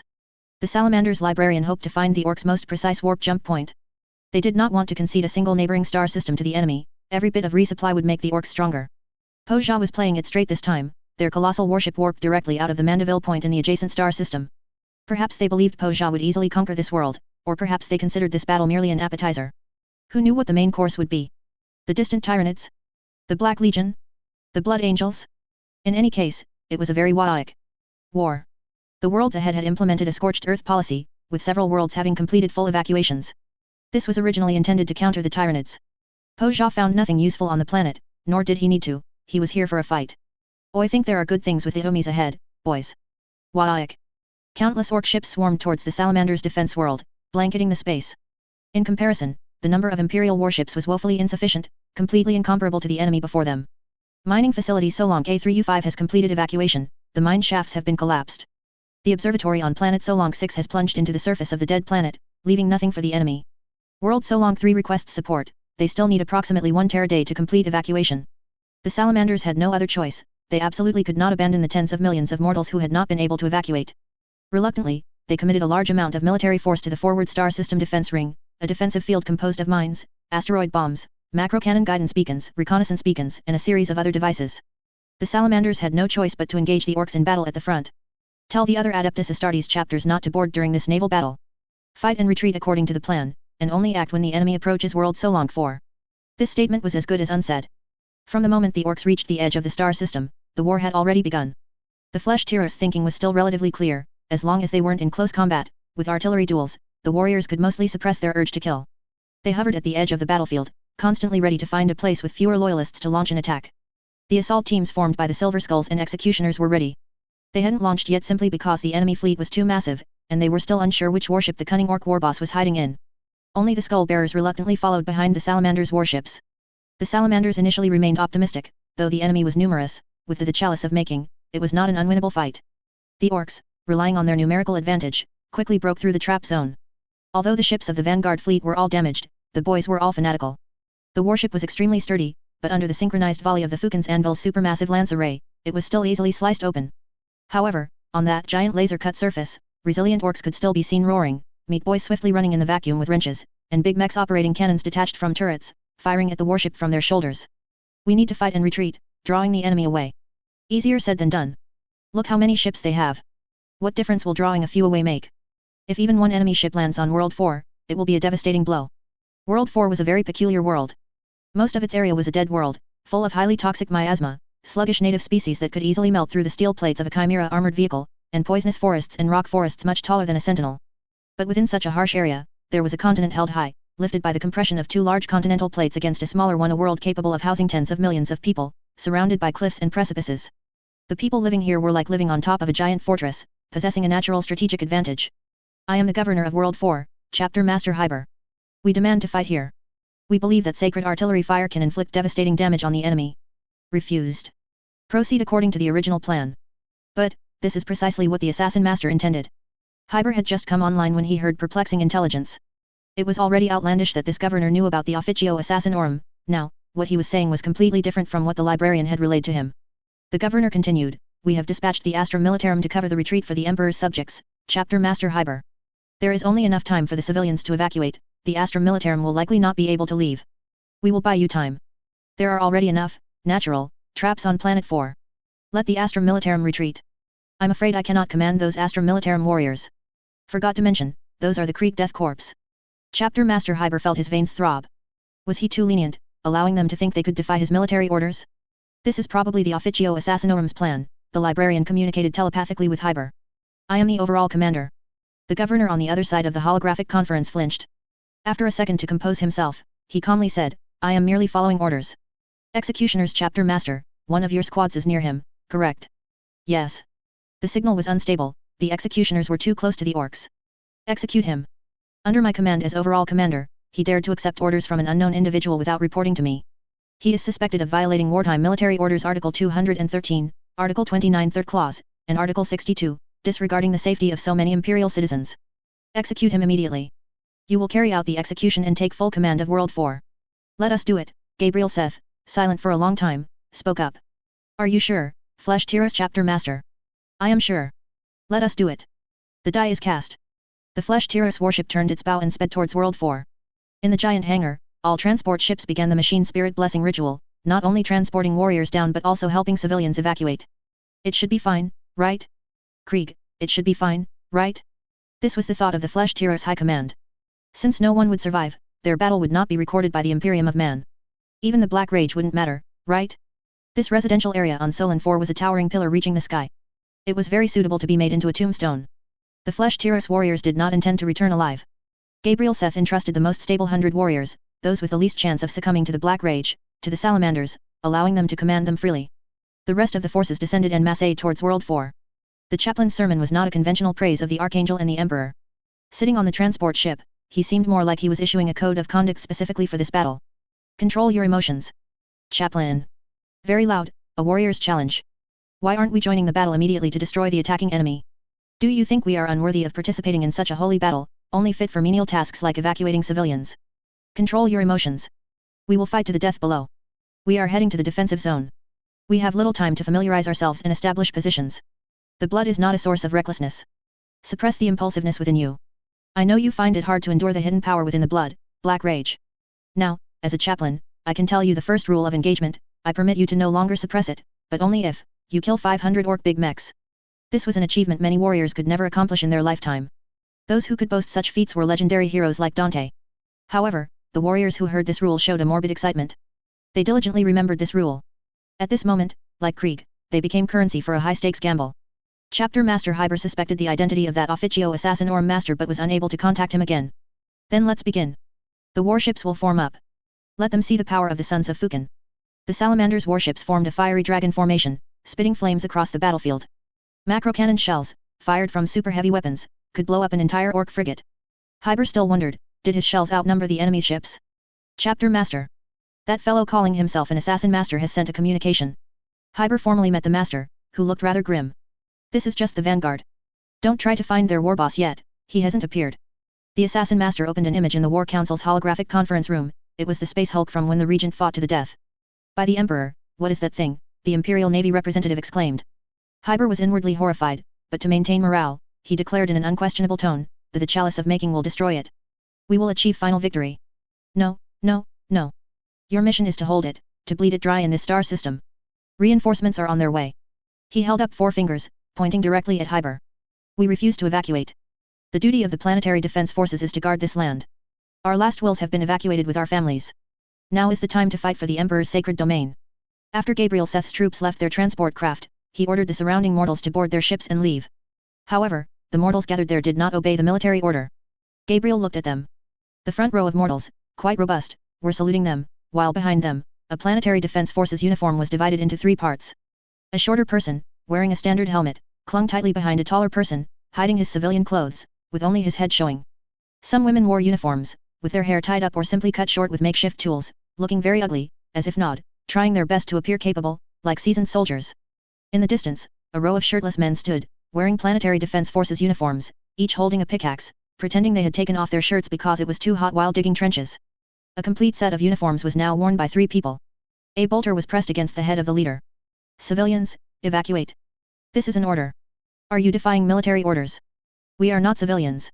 The people behind suddenly spoke up. We are the planetary defense forces. This is my service certificate. Many people raised their service certificates. Some were obviously forged, some had official seals not in red ink, which had run out. Gabriel could smell blood from them. Amidst the clamor, one voice was particularly shrill. Excuse me, I'm not. A woman carrying her child pushed hard to the front. Although plainly dressed, she was very robust and easily pushed aside the skinny people who called themselves soldiers. Get out of the way. I'm not like you people who don't know what life is about. She struggled to the front row, saluted Gabriel and presented her midhive professional certificate, proving she was a citizen of the Imperium. Get on the ship. Gabriel said. As the lady left, she looked back at the crowd with a scornful gaze. The wretches of the lower hive live in misery their entire lives, death is a release for them. But I am different. A good life should not end like this. Gabriel was very displeased with the chaotic situation in front of him. Who is the commander? Make them stand properly. Form a line, create a passage. Over the next 10 minutes, people boarded the vessels one after another. Some portly merchants dragged their huge suitcases and cried at the hatch after being refused entry. Elite civil servants who couldn't evacuate in time ran forward. This wasn't their fault, they were responsible for maintaining evacuation order and voluntarily evacuated last. They had done well enough, they also needed to evacuate. An lower hive street urchin gritted his teeth and stepped forward, begging to board. Gabriel allowed it, and the scornful taunts from inside the transport ship were quickly drowned out by the whine of a power sword activating. The transport ship slowly ascended, leaving this land. The troops before him were weak, poorly equipped, scrawny, and lacked military training, but they deeply loved this land. Gabriel spoke. His words, usually stern and gloomy, were now so passionate. Brothers, you have just earned this respected title. I am willing to call you brothers. This is recognition that those fleeing cowards will never receive. We will stand on this land and water the soil we love with our blood. The roar was like a mountain collapsing in a tsunami, the army before him shouting in dialects, low Gothic, simple exclamations. The sound wave was high, and battle intent filled the sky. The orcs want to take away this land you depend on, to take away the Emperor's sacred domain. What should we do? This time, the response was unified. All languages expressed the same meaning, kill them all. Mere battle intent is not enough. Your shouts cannot kill the enemy. Now, follow the instructions of the auxiliary army. I want you to quickly become a combat-ready army. Gabriel left. Too much time had been wasted on these mortals. The Flesh Tirer's assessment of the local terrain and buildings was being displayed on his helmet via a holographic map. The rudimentary form of a defensive position was already taking shape in his mind. He needed to find the Krieg troops. The salamanders and orcs were clashing. This moment had finally arrived. The orc boarding pods were denser than raindrops. Orc big mechs ran on the decks of battle barges, wearing only thin masks over their crude armor. Oi think oi can run here. They entered through every possible breach. An orc big mech squeezed into the muzzle of a macro cannon. With a loud bang, the cannon backfired. This macro cannon array instantly turned into a burning mass of shrapnel plates, and the orcs clearly saw the cracks they could squeeze through. Hyber was forced to retreat with the command fleet to World 4, causing more orc warships to crash there rather than continue boarding them. Chapter 504, The Speeding Thief Isaac. They are coming. Most of what fell from the sky were fragments of orc warships, from which the strong big mechs could crawl out, carrying their dismembered boys, for a good, hearty fight. Hyber was very clever, the fleet seized the moment when the enemy ships arrived in orbit above the planet. A portion of the fleet, in conjunction with the planet's anti-aircraft cannons, formed a net of fire, destroying a large number of enemy ships. Gabriel stood on the edge of the cliff, watching the fireballs plummeting from the sky. The powerful shockwaves from their impacts on the surface temporarily dispersed the poisonous miasma around the crash sites. The shockwaves, carrying trees and poisonous beasts, slammed into the base of the sturdy cliff. The nearly global storm shattered into pieces against this continental mass. The structure of Solon 4 is a miracle. The rate at which this continent is eroded by wind cannot keep up with its rate of uplift, at least not in the last few 100 million years. The elevation difference here is about 1,500 meters. If you came a few 100 million years later, it might be 3,000 meters. Only one Flesh Tirer's librarian stood beside him, more Krieg warriors were around. The entrenching tools were swung swiftly, and the fortifications were built with extreme precision. This was the cliff's edge, and they had left about 200 meters of perfectly flat area for shooting and shelling enemies who had just climbed up. That was the second line of defense. The first, naturally, was to shoot at enemies climbing up from below while standing on the cliff's edge. The wind is strong. At this wind speed, orcs wouldn't need aircraft, gliders might be enough for them to fly up here. Unlikely. The technology of this orc horde was too advanced, building an advanced aircraft would be easy for them. Thunderhawk units have already been dispatched to suppress the orc landing zones with firepower. The effect is not good, there are too many landing points. Once the orcs rush through the hundreds of meters of ground flattened by the shockwave and enter the forest, it will be very difficult for us to find them. Even more critically, this orc horde included almost all clans. Among the Bad Moon clan, some weaker individuals succumbed to the miasma, their bodies rotting, with even spores unable to survive. However, the Snakebite clan was very pleased with the miasma, even attempting to cultivate poisonous mushrooms within it. Survival of the fittest. The orcs began to adapt to this land with extremely rapid reproduction rates. Nothing to worry about, Gabriel. The ultimate outcome here is an exterminatus. Perhaps, those Terminators would have a chance to directly teleport to the warship that would deploy the exterminatus. A commotion broke out in the forest below, and Gabriel's mind received some Thunderhawk communications. We've found some temporary orc settlements. Wait a bit longer, until more of them gather. The void shield was shaking, orc boarding pods had already fallen into the urban clusters. Anti-aircraft heavy cannons would smash overly large fragments, but there was nothing they could do about small fragments. Gabriel made a bold decision. He had fought orcs before, and the Blood Axe's commandos had left a deep impression on him. These orcs could restrain their nature, not making a single wag until they had infiltrated important facilities. The city was no longer safe. Krieg commander, set up artillery positions. The Krieg political commissars were not Kriegers themselves, they were appointed by the Departamento Munitorum. At this moment, a political commissar rushed over. Received, sir. Where shall we establish the artillery positions? Right here, right under my feet. But, sir, this area is specifically reserved for the firing net. I know. That's for later. Now, bring up the artillery. The Krieg artillery was one of the best artillery units in the Astrum Militarum. The elevation difference between here and below was as high as 1,500 meters. The flight distance of the shells would far exceed the so-called range. Calculating solely from a two-dimensional map would lead to significant losses. I will give you the coordinates, warriors. I trust you to deliver the shells where they need to go. This statement came from Gabriel's trust in Krieg, but, the resentment in the rear positions noticeably intensified. If it weren't for the fact that these soldiers had some self-awareness and knew that jumping from here would be certain death, they would probably have launched a combined infantry and artillery assault on the orcs directly. Political Commissar. Here. Tell the other Krieg warriors that I promised them a valuable death, an opportunity for atonement. Us too, super quietly, dot. The political commissar only heard the first part of the sentence and hurriedly ran into the field communications room in the trench. On the other side. The orc commandos were lurking in the empty city, everyone inside had evacuated. The boss said we gotta find their command post and artillery positions and smash 'em. Oi think that tall pillar up there is their command post, so we're gonna go blow up the artillery positions. The boys brought by Poja always prioritize explosions. Blow their big gun barrels to the sky. These commandos stealthily slipped through the empty buildings, crouching low and lurking in the shadows of steel. They climbed onto the rooftops of many tall buildings, trying to find artillery emplacements deployed on the tops of flat-roofed buildings. The towering spires of the hive city behind them and the countless anti-aircraft cannons emerging from above filled them with longing, but the orc war boss's orders were etched in their minds. Where did the Humies hide the big guns? Boom. They heard the huge sound of a volley of artillery shells, audible even several kilometers away. But they couldn't hear the violent explosions of the shells landing. The Humies are shelling distant targets. The commandos gritted their combat knives, secured the bombs in their backpacks, and quickly advanced towards the booming artillery. After running for a while, the boys in the front raised their hands, and all the orcs behind them stopped moving, displaying excellent discipline, unlike the boisterous orcs. What was ahead of them was more like orcs. The orc drop pods that landed here contained all clans. A group of Evil Sun's boys landed in the empty city, overjoyed. They cobbled together a vehicle from office scraps and were racing through the city's blockade lines. They rammed through a blockade line, and the planetary defense forces guarding this intersection opened fire. Anti-material snipers on the side of a tall building were also shooting. Go take out the snipers? No, don't alert them, sneak around. These commandos displayed astonishing combat prowess, gradually approaching the artillery positions. That's an artillery position, with gun locking points and shell racks. The problem is, where are the big guns? The commandos stared blankly at the artillery position in front of them. Further ahead, there were no more fortifications, they were outside the city, and ahead were the enemy's infantry positions. The commando squad leader pressed one orc's head, forcing it to the ground, as a supply convoy drove past them on the main road. Let's go raid the infantry command post up ahead. I think we can do it at night. The commandos were grimy, their faces smeared with paint-like markings, making them look like scrawny vagrants scavenging in the lower hive. At night, they successfully jumped under a supply vehicle, clinging to the underside to reach the warehouse district. They didn't get off until the surrounding soldiers had finished loading and unloading supplies and driven the vehicle to a temporary parking lot, waiting for morning to refill the empty shell casings and other canned waste into the large trucks. The boys moved stealthily along the walls, heading towards the brightest area. Gradually, they saw fewer small Humies wearing gas masks. After a few more steps, all they could see were tall warriors in heavily guarded armed areas. Following the orc mindset of bigger is better, the commando squad determined that this must be the enemy's command post, with the elite guards outside. Further ahead, infiltration was no longer an option. A few boys quietly left, carrying bombs and fuel, preparing to cause a chaotic explosion in the military camp outside. The assault boys ambushed in the remaining shadows. The explosions began, and a group of boys launched a charge. Within seconds of the explosions starting, they waved their arms, and under the cover of night, they looked like mortals rushing to report news. The auxiliary troops hesitated for a moment, not opening fire, merely raising their weapons. This led to them being violently impacted.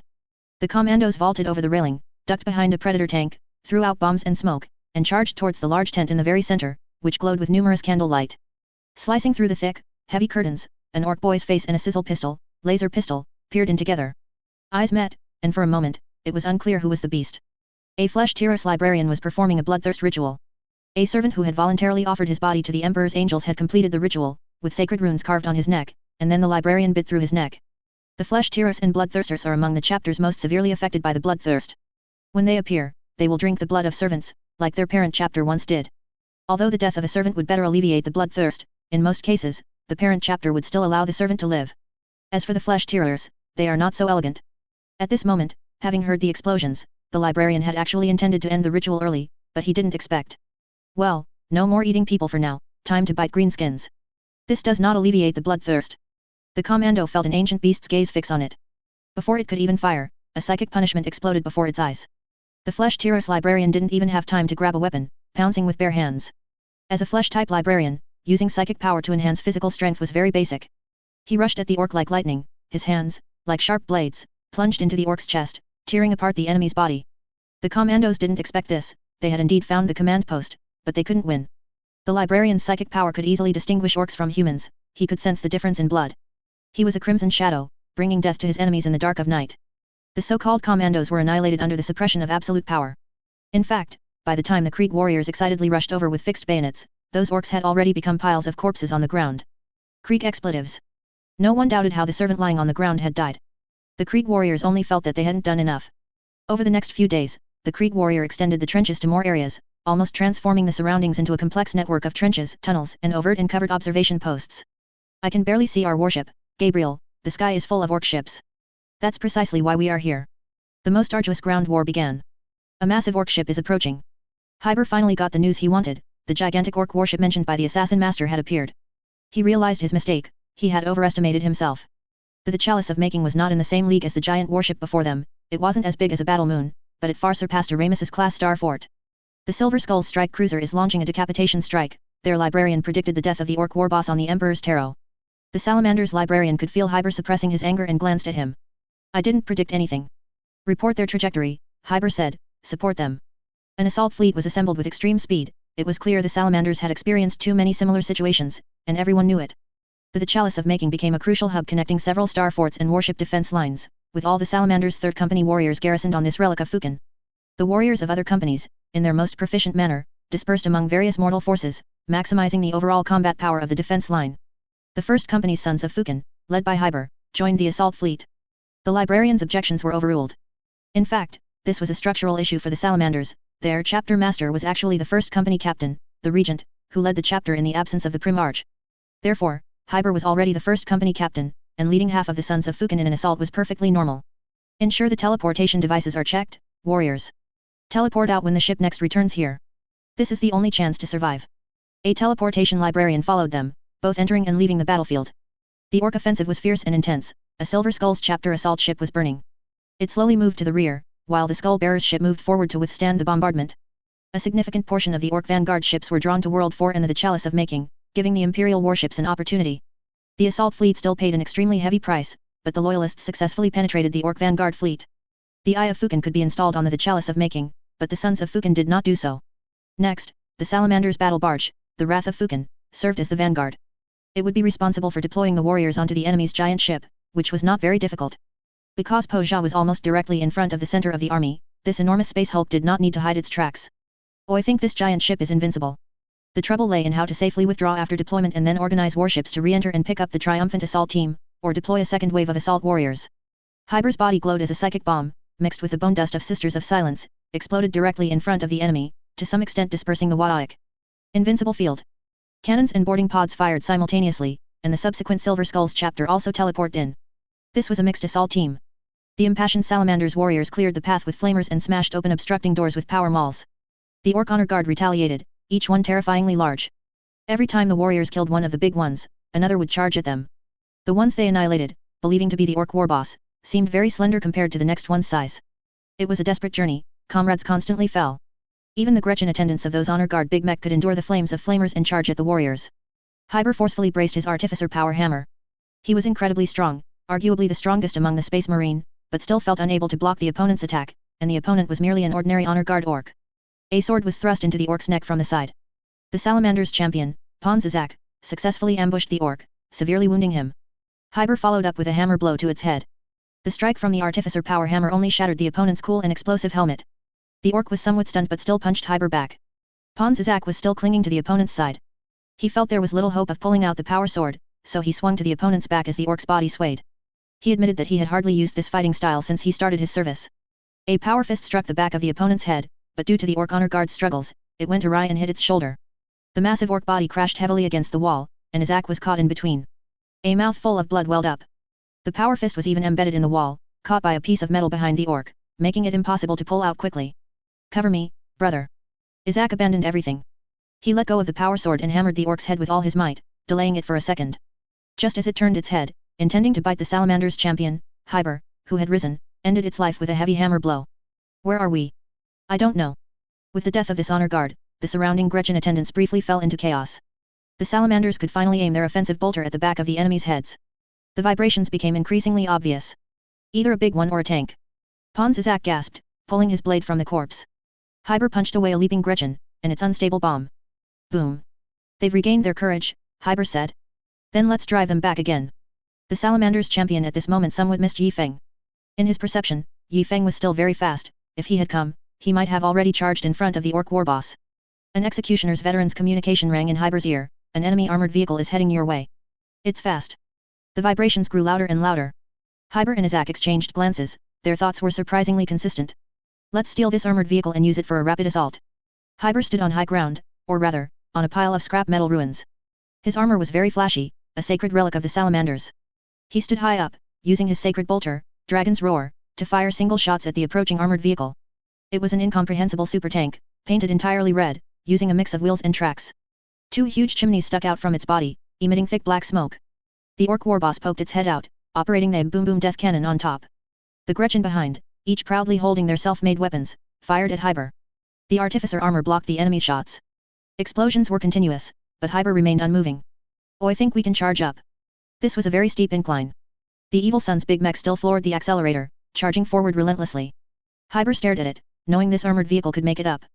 The black smoke from the chimneys grew thicker, and flames shot out from the iron pipes at the back, initially thought to be exhaust pipes. The flame engine accelerated, boosting the armored vehicle's speed even further. Oi, I'm gonna ram you. The Gretchen behind shouted a very loud "Waiaik," incredibly happy. A sense of dread made it shiver. The Gretchen felt there was a big problem behind it. It turned its head in confusion. Behind was thick black smoke. No, a bald black head emerged from the black smoke. Pons Isaac descended from the sky, kicking away the Gretchen. The orc meat boy looked up, and a giant warblade was slashing down towards its big head. The warboss, quick as lightning, whooshed back into the armored vehicle, pulled a lever, and attempted to throw Isaac off the roof with a sharp turn. This prevented the speeding armored vehicle from hitting Hyber and almost presented its side to him. Hyber smashed the door on his side of the vehicle, flying with one hammer blow. Isaac didn't even look, thrusting his sword into the interior of the armored vehicle. The meat boy's bionic arm, gripping the steering wheel, was severed by the warblade falling from above. The big mech hadn't expected the sharp turn to throw half of his body outside. A salamander's honor guard suddenly appeared, grabbing and pulling him out. Hyber grabbed the last railing of the armored vehicle.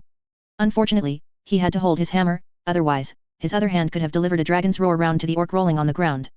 Pons Isaac beautifully sliced open the armored vehicle's upper deck and jumped into the cockpit. The Gretchen behind were terrified, squealing and yelling, as if trying to pry a shell from the cannon's breech, raising the shell with both hands to hit the salamander's champion's head. It yelled happily at this very Waiaik idea. Isaac ended its fantasy with a single cut. At this moment, the salamander's champion was completely blackened by the black smoke, able to stealth in place if he fell into shadow. Orc vehicles are neither difficult nor simple. Among a jumble of chaotic levers and buttons of all sizes, Isaac could only confirm that the thickest lever was the accelerator. Turning entirely by manually leaning. Hyber, the chapter master, and Isaac, behind, used their body weight to lean the vehicle so that only one side's tires and tracks were on the ground, performing a bicycle lean-style turn. This action was so Waiaik that many orcs along the way thought the driver was a fantastic evil sun's orc. Chapter 505 for Fukin. Swoosh, convertible armored vehicle speeding. An orc, oh, I think I saw a can. Another orc, oh, I only saw a green blob and some blackish stuff. The pain boy must have made something new, right? Two large, green figures sped into the space hulk in their armored vehicle. After passing several checkpoints, an orc finally sensed something was amiss. In the passage ahead, an extremely large orc blocked their path. Its armor was incredibly thick, composed of massive rivets and endless iron plates, layered one over another, made impossibly hard by the power of Think. Hyber didn't even realize it was an orc at first. If it hadn't roared, the armored vehicle would have crashed directly into it. The speeding convertible armored vehicle made a sharp turn and fishtailed, sending a dark mass flying high. Isaac used the centrifugal force to leap up, his arms tensed, his long sword positioned behind him, and his power fist descended like thunder, the sonic boom echoing like rolling thunder across the sky. The power fist hammered against layers of steel plates. Although the outer metal was easily punched through like cake, the internal composite structure still withstood the blow. Isaac then bent his arm, blocking one of the orc's arms, and swung his sword at the other. The pile of steel below stirred. The power fist's attack hadn't even penetrated the armor. The orc raised its massive hand, a gigantic bionic arm made only of steel plates and rivets. Only when it opened its hand could the sons of Fukin confirm it wasn't a coiled belt. The power sword clashed with a metallic clang, its blade vibrating. It was held firmly by a hand. The disintegration field was not off, but mysterious Wadaic energy flowed through the armor, preventing the power sword from advancing even an inch. The massive orc began to move. Its clumsy imitation of Pozha had resulted in too much armor piled onto its body. The Blood Axe clan's big mech had only learned half the lesson, the evil son's precise techniques had not opened its mind, merely relying on brute strength to propel the armor. Seeing that he couldn't pull out his warblade, Isaac kicked off the armor with one foot, freeing his power fist. Chapter Master Hyber, who was nearby, had initially wanted to use the armored vehicle's turret, but perhaps being too far from the mech boss who created it, he completely failed to understand how to operate the constantly sparking, dilapidated screen in front of him. He could only pull a shell from the ammunition compartment and threw it forward.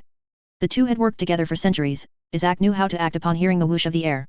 The orc's shell bounced off the side of Isaac's armor, fortunately without exploding. That shell landed precisely in the crater Isaac's power fist had made earlier. Then, the power fist delivered a second blow, sealing the hole and hammering down hard. The incomprehensible orc's roar drowned out the explosion, and Isaac drove his power fist deeper with all his might. The composite steel structure violently shook. Isaac was pinned by a bionic arm and slammed against the wall with a clank, the berserk orc using all its strength to smash through a wall. Hyber now jumped down from the armored vehicle. His reaction was indeed a little slower than warriors of other chapters, but his strength was not fake. His master-crafted power hammer struck the opponent's body again and again. The orc's armor was like an anvil in a forge, the continuous high-intensity hammering dislodged sturdy rivets, and layers of armor plates fell to the ground like snowflakes. Forged in fire, tempered in the anvil. The orc's wails attracted a large number of orc forces, and the salamander's battle cry also guided the assault team. A mixed force of executioners and silver skulls charged towards them, colliding with a unit of green-skinned bodyguards that were attempting to flank Hyber. The battle became incredibly chaotic. Isaac realized that even with their combined efforts, they couldn't quickly deal with this big one. The frenzied big mech GUV charged like a tank. Isaac barely managed to roll behind him. His physical condition was not good, he felt like he was falling apart. Quick, think if there's any terrain we can use, Isaac tried to stay as rational as possible. He disengaged from the opponent's body and began to circle, looking for opportunities to slice off the opponent's war gear piece by piece, trying to wear down an area of weak armor, and then find an opportunity for a killing blow. The armor seemed endless, he cut through one layer only to find another. The orc charged at him.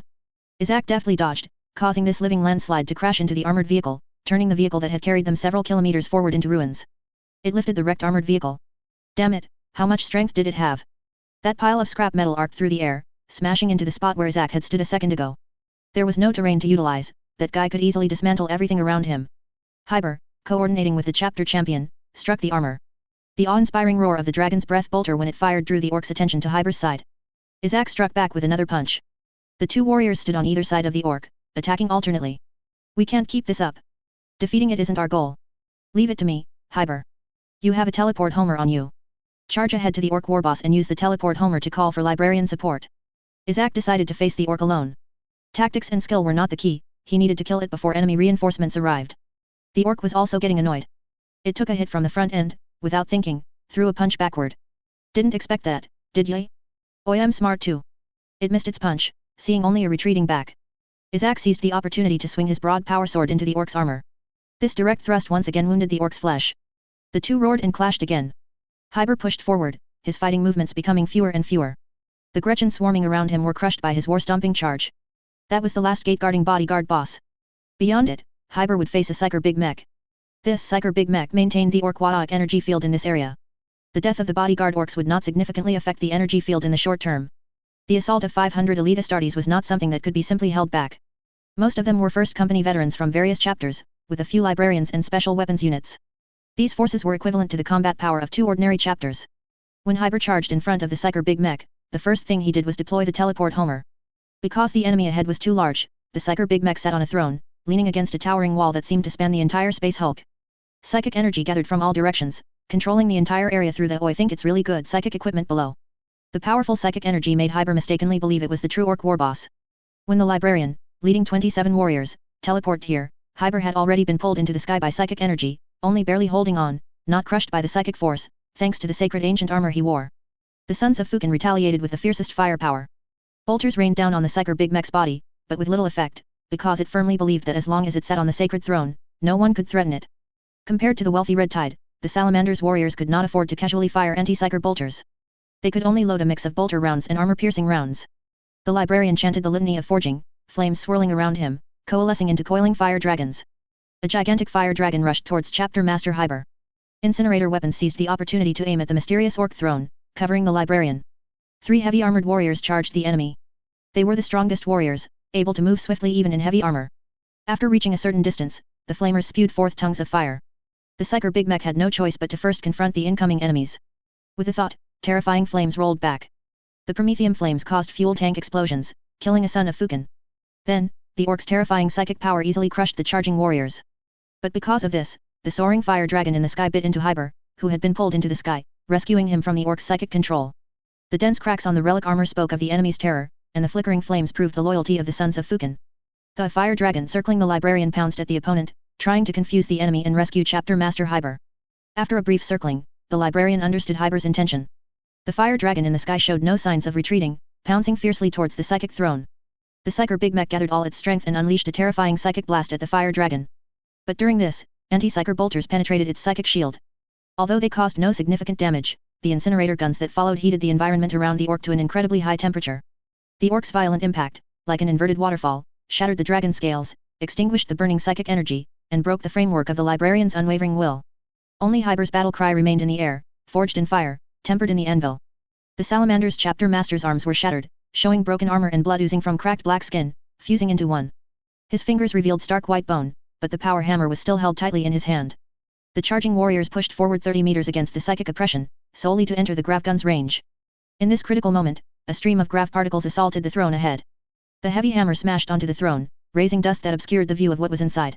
A massive Yaic reverberated, causing the heads of all the heavy-armored Primaris warriors to explode, their bodies and war gear fusing into one. The pressure from the warp instantly killed them. Only a few Terminators withstood the impact, thanks to their superior helmets. As the dust settled, the librarian was the first to stand up. He saw Hyber lying there, and the shattered throne. Hyber's injuries were severe. The salamander's unique rapid recovery ability and the Belisarius call stimulated his body to grow new flesh at a visible rate. The oppressive feeling had not vanished. The librarian vigilantly looked around. There was no enemy corpse on the broken throne. No, that couldn't be called a throne, it was just a cage. Chains rattled, and the Psyker Big Mech floated in the sky, for no particular reason other than it thought it looked cool. Poja had the same problem as the Adeptus Mechanicus, treating his subordinates too much like wetware. As soon as the Psyker Big Mech broke free, its rebellious spirit inevitably swelled. It controlled the Waa'ak energy field of most orcs on this side, leading it to have the illusion that it could challenge Poja. The Emperor hasn't held court for decades, and you control 50,000 of the 100,000 Imperial Palace Guards. Beside you is the Emperor's sleeping quarters, a great enemy has arrived, and the people's hearts are restless. Now is the time for me to raise my arm and recreate orc glory. The opportune moment and favorable conditions are now in my hands. I've been Poja's slave for 100 years, I think it's its turn to be locked on an iron bench now. The power brought by the roaring orcs, fighting fanatically with the Astartes, continuously gathered into its body. This was the enemy's main attack point, which meant the war frenzy helped it become the strongest Psyker Big Mech among all the surrounding ones. I'm gonna challenge you. The wall trembled, and a buzzing sound came from behind the smooth, towering, perfect wall behind the throne. The librarian fell to the ground, calling to his brothers not to get up. Some Terminators hadn't fallen, some had already lost consciousness, and some with severe injuries could no longer control their bodies. Far away on Planet 4, the Flesh-Tyros librarian, holding his ground, felt a terrifying power. He looked blankly at the star system. The Fukin's wrath was riddled with cannon holes and boarding orcs. An ancient venerable dreadnought poured ammunition into the enemy, its power fist smashing into a Big Mech's chest, throwing it to the ground with the sound of tearing flesh. His movements paused for a moment. At the last defensive node of the lost Silver Skull's strike cruiser, the last unyielding warrior fell. His hand, reaching for the detonation button, stiffened for a moment, ultimately failing to make all the orcs in the airlock die with him. The orcs' opponents felt a horrifying palpitation in an instant, as if their hearts were gripped tightly by a giant claw. Meanwhile, the greenskins felt a majestic heavenly power descend. They all turned in unison at that moment to look towards Poja's location, even if they were currently fighting an opponent, not caring if a Space Marine's blade took their head in the opportune moment. It was like witnessing the arrival of Gork and Mork. The librarian couldn't see what was happening. He prayed incessantly, to the Emperor and Fukin. That was not a power he could contend with, there should not be such a mighty power in the world. So, despair-inducing. After the heavenly might, the world was silent. The ears of the surviving warriors were deafened, unable to hear any sound. Their Lyman's ear shattered, Laraman's organ inactive, and ganglia twitching uncontrollably. The body of the Psyker Big Mech fell from the sky. Poja spared his life, letting him continue to serve it. This terrifying psychic attack pierced through the space hulk, shining brightly like the Astronomicon once did in the warp. The orc morale surged. Simultaneously, the speed, strength, and recovery abilities of all orcs were comprehensively enhanced. Poja's Waa'ak energy field enveloped the entire star system. Hyber awoke. Lying in front of him was the Psyker Big Mech. Hyber didn't immediately realize he was still alive. He thought this charred head and body, connected by only a few finger-thick skin strands, must surely be dead. His gaze involuntarily shifted to the other side. Po Zha's attack had blasted out from the very center, piercing through all its mech armor, allowing Hyber to directly see Po Zha's close-fitting mech. This orc warboss stared at him indifferently. Yi Feng also looked at it indifferently. The salamander's librarian's perspective made Yi Feng very uncomfortable. Lying on the ground, straining his neck to look up, Po Zha's physique was so towering. Chapter Master Hyber's skeletal hands still clutched his power hammer, he had not lost his courage. For Fukin! He roared, raising his heavy steps and charging forward under Po Zha's psychic pressure. For Fukin! The librarian also roared, scrambling to his feet and charging with the chapter's sacred chainsword. He was in much better condition than Hyber, and his charging speed was also much faster. Flames erupted from the librarian's body, flickering precariously under Po Zha's psychic pressure, yet burning stubbornly. He drew closer and closer to Hyber's back, and Po Zha's body gradually filled the librarian's vision, occupied by the warrior running in front. Hyber's towering figure eventually vanished along with the librarian's vision. I've been here a long time, judging by my bones, a very long time indeed. I think I died? I should be dead. So where is this place? Burning earth, endless roaring. Just endure it, it will all pass. How long have I endured? I can't remember. What are they howling about? A cage. The two giant guards in front of me watch me forever. No, they're dragging the cage I'm in, moving around. No, is this part of them? Confusion. I also want to roar, to suppress that group of noisy howlers, they are too annoying. What should I roar? Annoyed, I want to pick something up. My body is too hollow. Is there anything around that can fill my skull, chest cavity, and pelvis? It seems there isn't. All around are sticky, disgusting substances, defiling my body. So be it. How long have I been here? Didn't I just think about this question? Oh. I'm moving so fast. You can't fool me, you two giant shameless prison guards. The surroundings are changing. I recognize them, those are spheres, those are straight lines. I am moving, I can say that with certainty.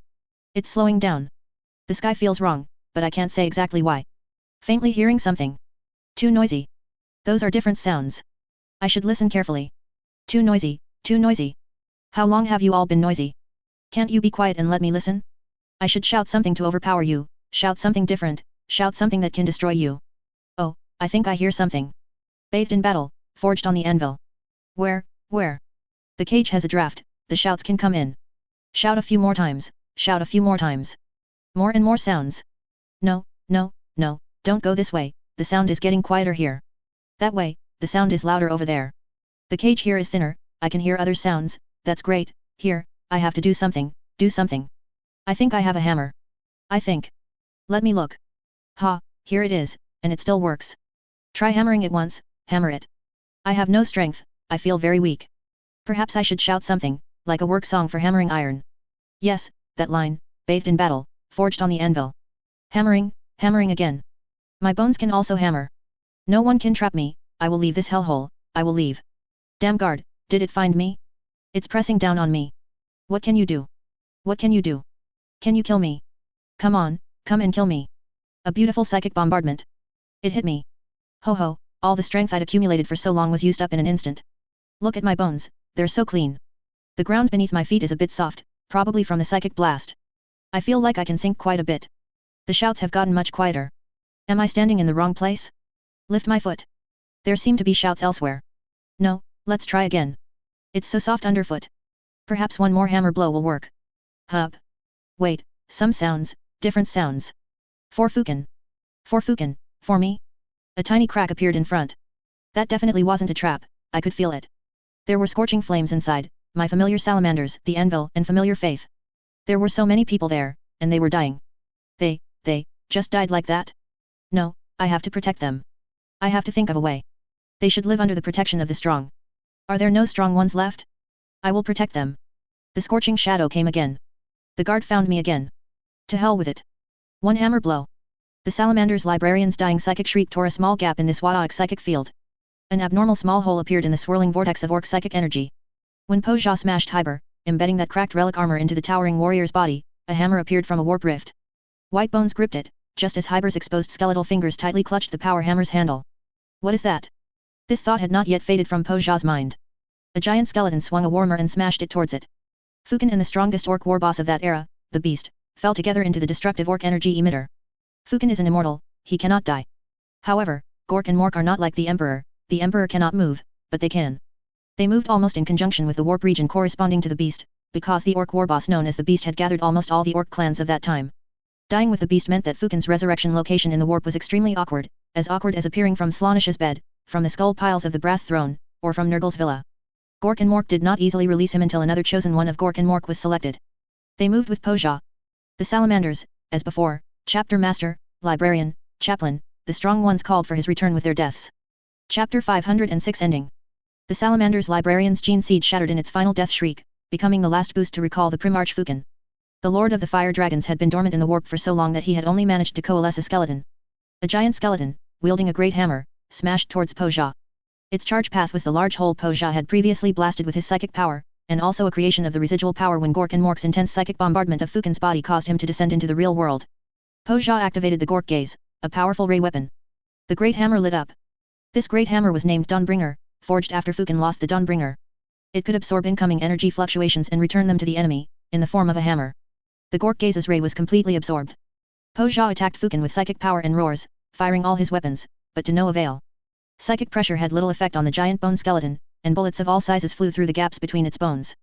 Fukin charged at Poja's mech in an incredibly fast speed, shattering one of its mech suits with a single heavy hammer blow. The full power of the Gork gaze was returned to the orc armor, and the powerful fluctuations caused a massive explosion. Both sides were blown away. Fukin was very weak, he was blown all the way by the explosion to near the Psyker Big Mech's battlefield. As for Poja, due to the violent explosion, all the pipes connecting the mech to external devices were severed. Although it only retreated a few meters before hitting the inner wall of the next layer of mech, the result was fatal. It lost direct control over the Space Hulk. It could only operate the ship by shouting at its boys, like a normal warboss. Poja was furious, extremely furious. His masterpiece had been destroyed by such a weakling. Fukin quickly got back up. Some flesh finally appeared on his body. In just a few minutes, he would be restored to his original appearance. Dawnbringer landed on the ground. It was a very heavy hammer, even an Astartes in Terminator armor could not lift it. He slowly advanced, and the ground beneath him vibrated. It was then that Fukin realized that what was below was not the ground, but an orc. Perhaps I should restore my eyes first, Fukin thought, but unfortunately, physical repair was not under his control. The Psyker Big Mech was awakened. It had just opened its eyes and was still a bit dazed, its eyelids felt so heavy, its left eye wouldn't open. Suddenly, its eyelid loosened, and it easily opened its left eye, seeing a hammer slowly rising, then rapidly descending. Boom! Fukin bathed in enemy blood, and some internal organs appeared on his body. He did not continue to fight, but temporarily hid. He only needed a few minutes, just a few minutes to recover his body. The loyalty and bravery of the Salamander's warrior exceeded his expectations. Poja furiously called the orcs to come here and encircle the bone frame, but it was still not the greenskins who first emerged from the passage. A one-armed Salamander's warrior limped out of the passage and entered this chamber. Ponzizak had lost his power fist and his entire left arm. His left thigh bone was fractured, and he could only continue to move with the electronic muscle fibers of his armor. Combat stims were almost used up, with their effects estimated to last about 3 more minutes. But he had killed that elite giant beast. As he advanced, he saw more and more corpses, which was normal, he had experienced it many times, until he passed the body of the Psyker Big Mech and saw Hyber fallen ahead. Poja was furiously driving the mech, peeling off layers of armor that had become ineffective. Isaac believed that the chapter master had done it, Hyber had severely wounded it, but failed to kill it. The enemy ahead was terrifyingly large, like a titan beast. Isaac charged forward. Regardless, this was the closest he had ever been to killing this orc warboss. Come to me. A strange summons pierced Isaac's mind, and a tremor originating from his gene seed made his muscles involuntarily tremble. Father is calling me. Isaac not only did not stop, but charged at the enemy with all his might. Imagine if Dante heard Sanguinius and the Emperor calling him, what would he think? This is the final battle, and he will return his soul to the Golden Throne. Isaac thought the same. The injury to his thigh worsened, and the pain blockers had worn off. An unbearable agony, incomprehensible to ordinary men, assaulted him, yet his movements showed no deformation. He gripped his holy blade tightly, determined to plunge it into the enemy's chest with his life. Poja discovered the attacker. This time, it broke free from all connections, furiously severing the last connecting rod to the Space Hulk, and then, in a frenzied manner, activated the surrounding psychic devices. Poja's mind wasn't working well, the Calidus assassin's phase sword was still stuck in its vital spot. A frantic psychic storm erupted around, consuming everything. The larger mech, the hidden self-destruct bombs and escape devices, the Gretchen Boy Elite Big Mech, the Astartes warrior still bravely advancing, everything evaporated under the bombardment of the lightning storm. Ponzizak felt a huge force pulling him. The deck beneath his feet turned to dust. He saw Poja's figure moving further and further away from him. Hyber's body, which he had surpassed, was now back in front of him. Lightning streaking through the air incinerated the holy relic armor, then the remains of the librarian, the skeletons of heavily armored warriors. He was pulled backward, and no matter how he struggled, it was useless. He was pulled back into the passage before the psychic storm reached him.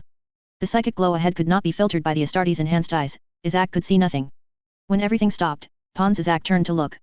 If he had both hands, he could have spun around and struck with a knife when the other party pulled him, but he only had one arm and could only prepare to strike.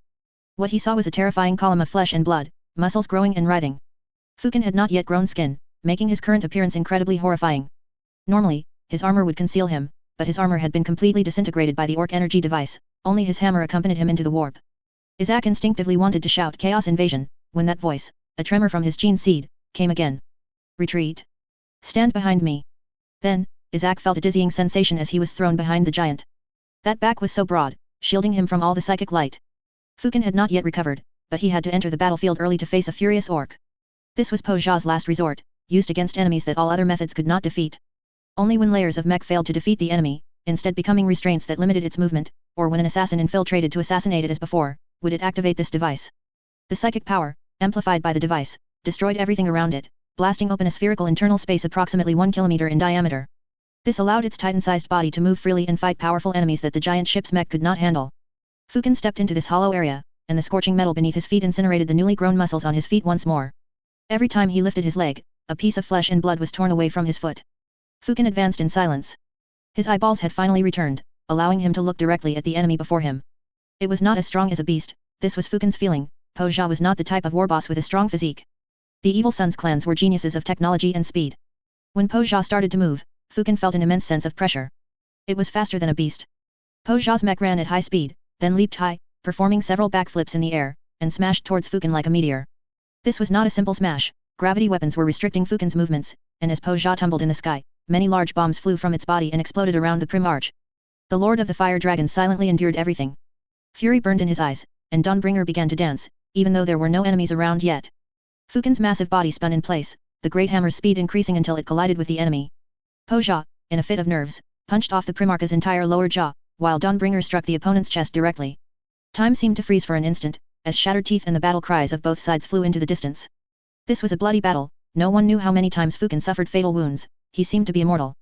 Again and again, he reverted to a skeleton, the hammer never leaving his hands. Po Jia realized that as long as the opponent had abundant flesh and blood, and his body returned to its full form, he could contend with him. Its anger was receding, under the war frenzy, the orc's joy was returning. Fighting was the happiest thing in the world. Waik.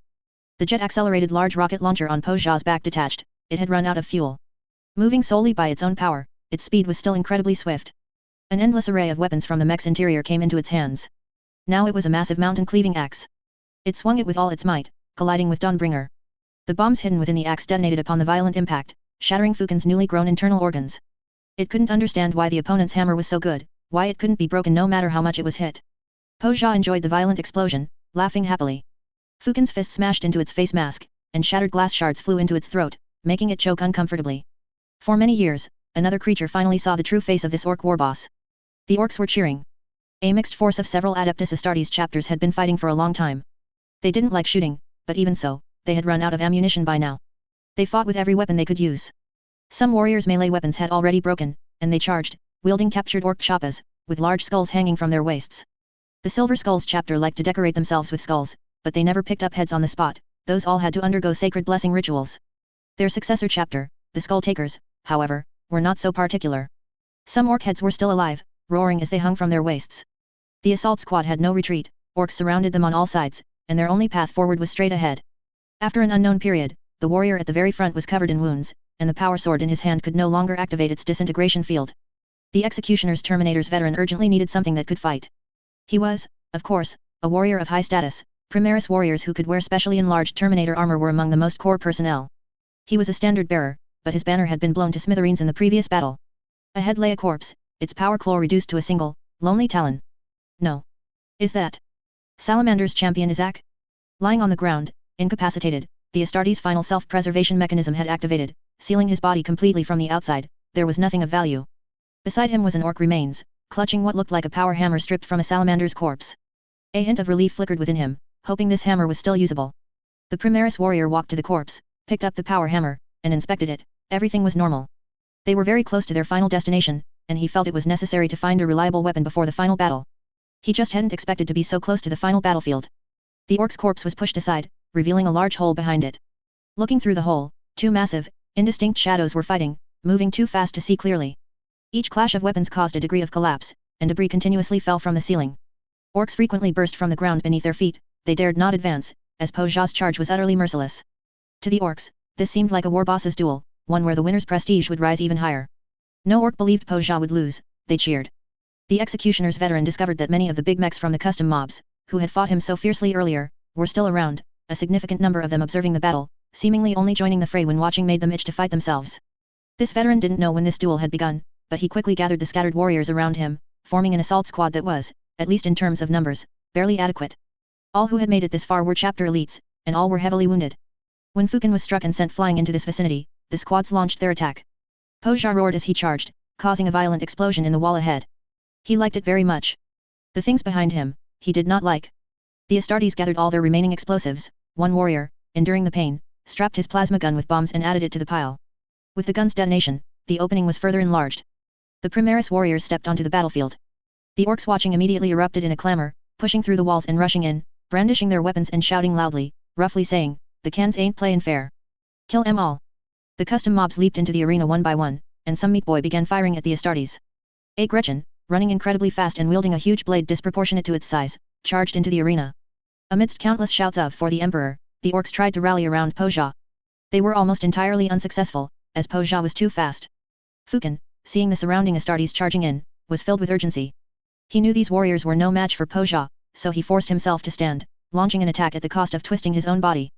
With a final surge of power from his broken knee joint, the heavy hammer finally briefly knocked Poja down. The Astartes also clearly saw what was fighting their opponent, a supersized salamander's warrior. Who knew? They all looked dark and grimy.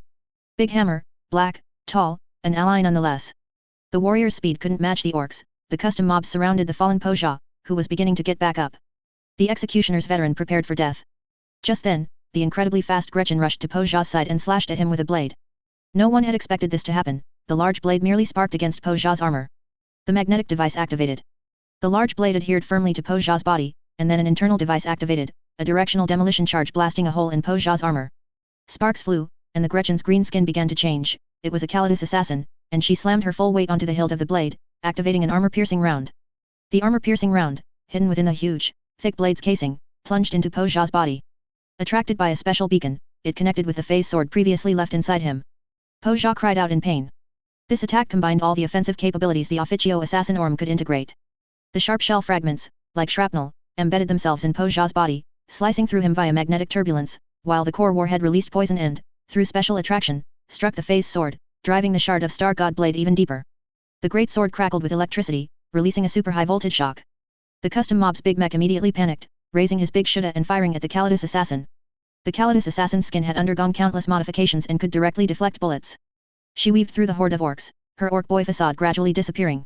Though the executioners in the distance didn't know what was happening, they knew it was their own side acting, and they roared, charging forward. And the assassin was escaping. The lives of these Astartes, sacrificed for the death of an orc warboss, would cause the complete collapse of the massive orc army gathered here, making it a valuable trade. The salamander's Primarch instinctively felt something was wrong, but he charged forward without hesitation. Signal marker activated, signal flare has made contact with phase sword, locking onto enemy target. The Emperor protects. In the Imperial fleet, an unassuming Inquisition black ship, though it appeared ordinary, was not, in fact, carrying an Inquisitor. An assassin master sat high above, as an Alpha Plus Psyker gazed into the distance. No one can guarantee this facility will function correctly, except you. Now, begin. The Officio assassin Orm attempted to use the power of a shard of Star God. Over 11 millennia, the Death Watch had delivered several weapons containing shards of Star God. These precious and powerful weapons had not gathered dust in a warehouse. Risk, humanity's adventurous spirit, was being employed in this manner. Energy focusing was complete. The terrifying energy caused the Imperial ship's auger arrays around the black ship to blare alarms, believing the black ship was about to detonate. A laser shot from the black ship's massive, Nova cannon-like cannon barrel, annihilating everything in its path, including an Imperial bomber and a flying torpedo. The world-destroying energy beam accurately struck the space hulk. The shard of Star God's physics-defying energy destroyed all obstructing Oithink constructions, falling like a sword of divine judgment. This Alpha Plus Super Psyker was not here to be fuel, he was responsible for suppressing the shard of Star God. Powerful psychic energy surrounded him, forcing it to follow the energy pathways set by the Necron's device. Direct hit confirmed. Observing shard of Star God escape phenomenon A. Everyone's chests tightened, only relaxing upon hearing the last word. Perhaps the codeword sequence should be changed, it was too terrifying. Shard of Star God escape phenomenon A referred to the phase sword remaining within Poja's body. A small fragment of the shard of Star God, confined within it, had broken free and escaped, indicating a direct hit. Was Po Jia dead? The Calidus assassin looked back, she had barely escaped the attack's range. He should be dead, she thought. She couldn't imagine what kind of being could survive an attack of that magnitude. Po Jia was alive, Fukin was alive, and the Executioner's Terminator's veteran was also alive, protected by the Primarch. Of an assault of 11 Astartes, only 3 died at the hands of the Greenskins, the other 7 perished in that horrific attack. Here, at the edge of the explosion, the Executioner's veteran was a bit dazed. Above him was a charred corpse, covering his body. Less than 3 meters to his side was a deep hole that pierced the entire space hulk. Whether you looked up or down, you could see the fierce and magnificent space battle outside, and curious green heads peeking out. Ahead was a floating island. Po Jia's body was exposed, he was finally naked and bloody, like Fukin. The only good news was that the thing that had been constantly churning his spine and head within his body was gone. The Executioner's veteran visually estimated the distance between them, then leaped from the edge, attempting to float through space towards Po Jia. The space hulk's gravity system was severely damaged, but there was still a faint gravitational pull. The Executioner's veteran felt himself descending, realizing he might not reach the front. So, he desperately twisted his body and flung the scavenged power hammer, hoping the hammer could deliver the final blow. Just as he despairingly prepared to meet his death, a deep voice came from behind him, "I will tell Dorn of your heroic deeds." I seem to have broken my word once already. I promise, not this time. The charred corpse stirred. He leaped high, stomped on the back of the floating Executioner's veteran, flew a distance forward, and then stomped on the power hammer the veteran had thrown. The distance was sufficient. The Lord of the Fire Dragons gathered his strength. "Our fury will end you." Fukin, in a fighting stance Ferris would have described as terrifying, lunged at Po Jia, and with one hammer blow, the legendary life of this orc warboss drew to a close. The Lord of the Fire Dragons gathered his strength. "Our fury will end you." Fukin, in a fighting stance Ferris would have described as terrifying, lunged at Po Jia, and with one hammer blow, the legendary life of this orc warboss drew to a close. Chapter 507, Ah! Am I the boss again? The Skull Boss? Po Jia is gone? It's fate. The heavens do not forsake me. With Po Jia's death, the orc fleet naturally began to split up by warship, except for the fleet around the Skull Boss. During the last greatest Wadaik for galactic supremacy, the Skull Boss, who had been subjugated by Po Jia, suddenly regained his freedom. His powerful psychic energy gathered a considerable number of clans, so much so that Gork and Mork's chosen one position could only fall upon his head at this moment. At this moment, the first thing he thought of was revenge.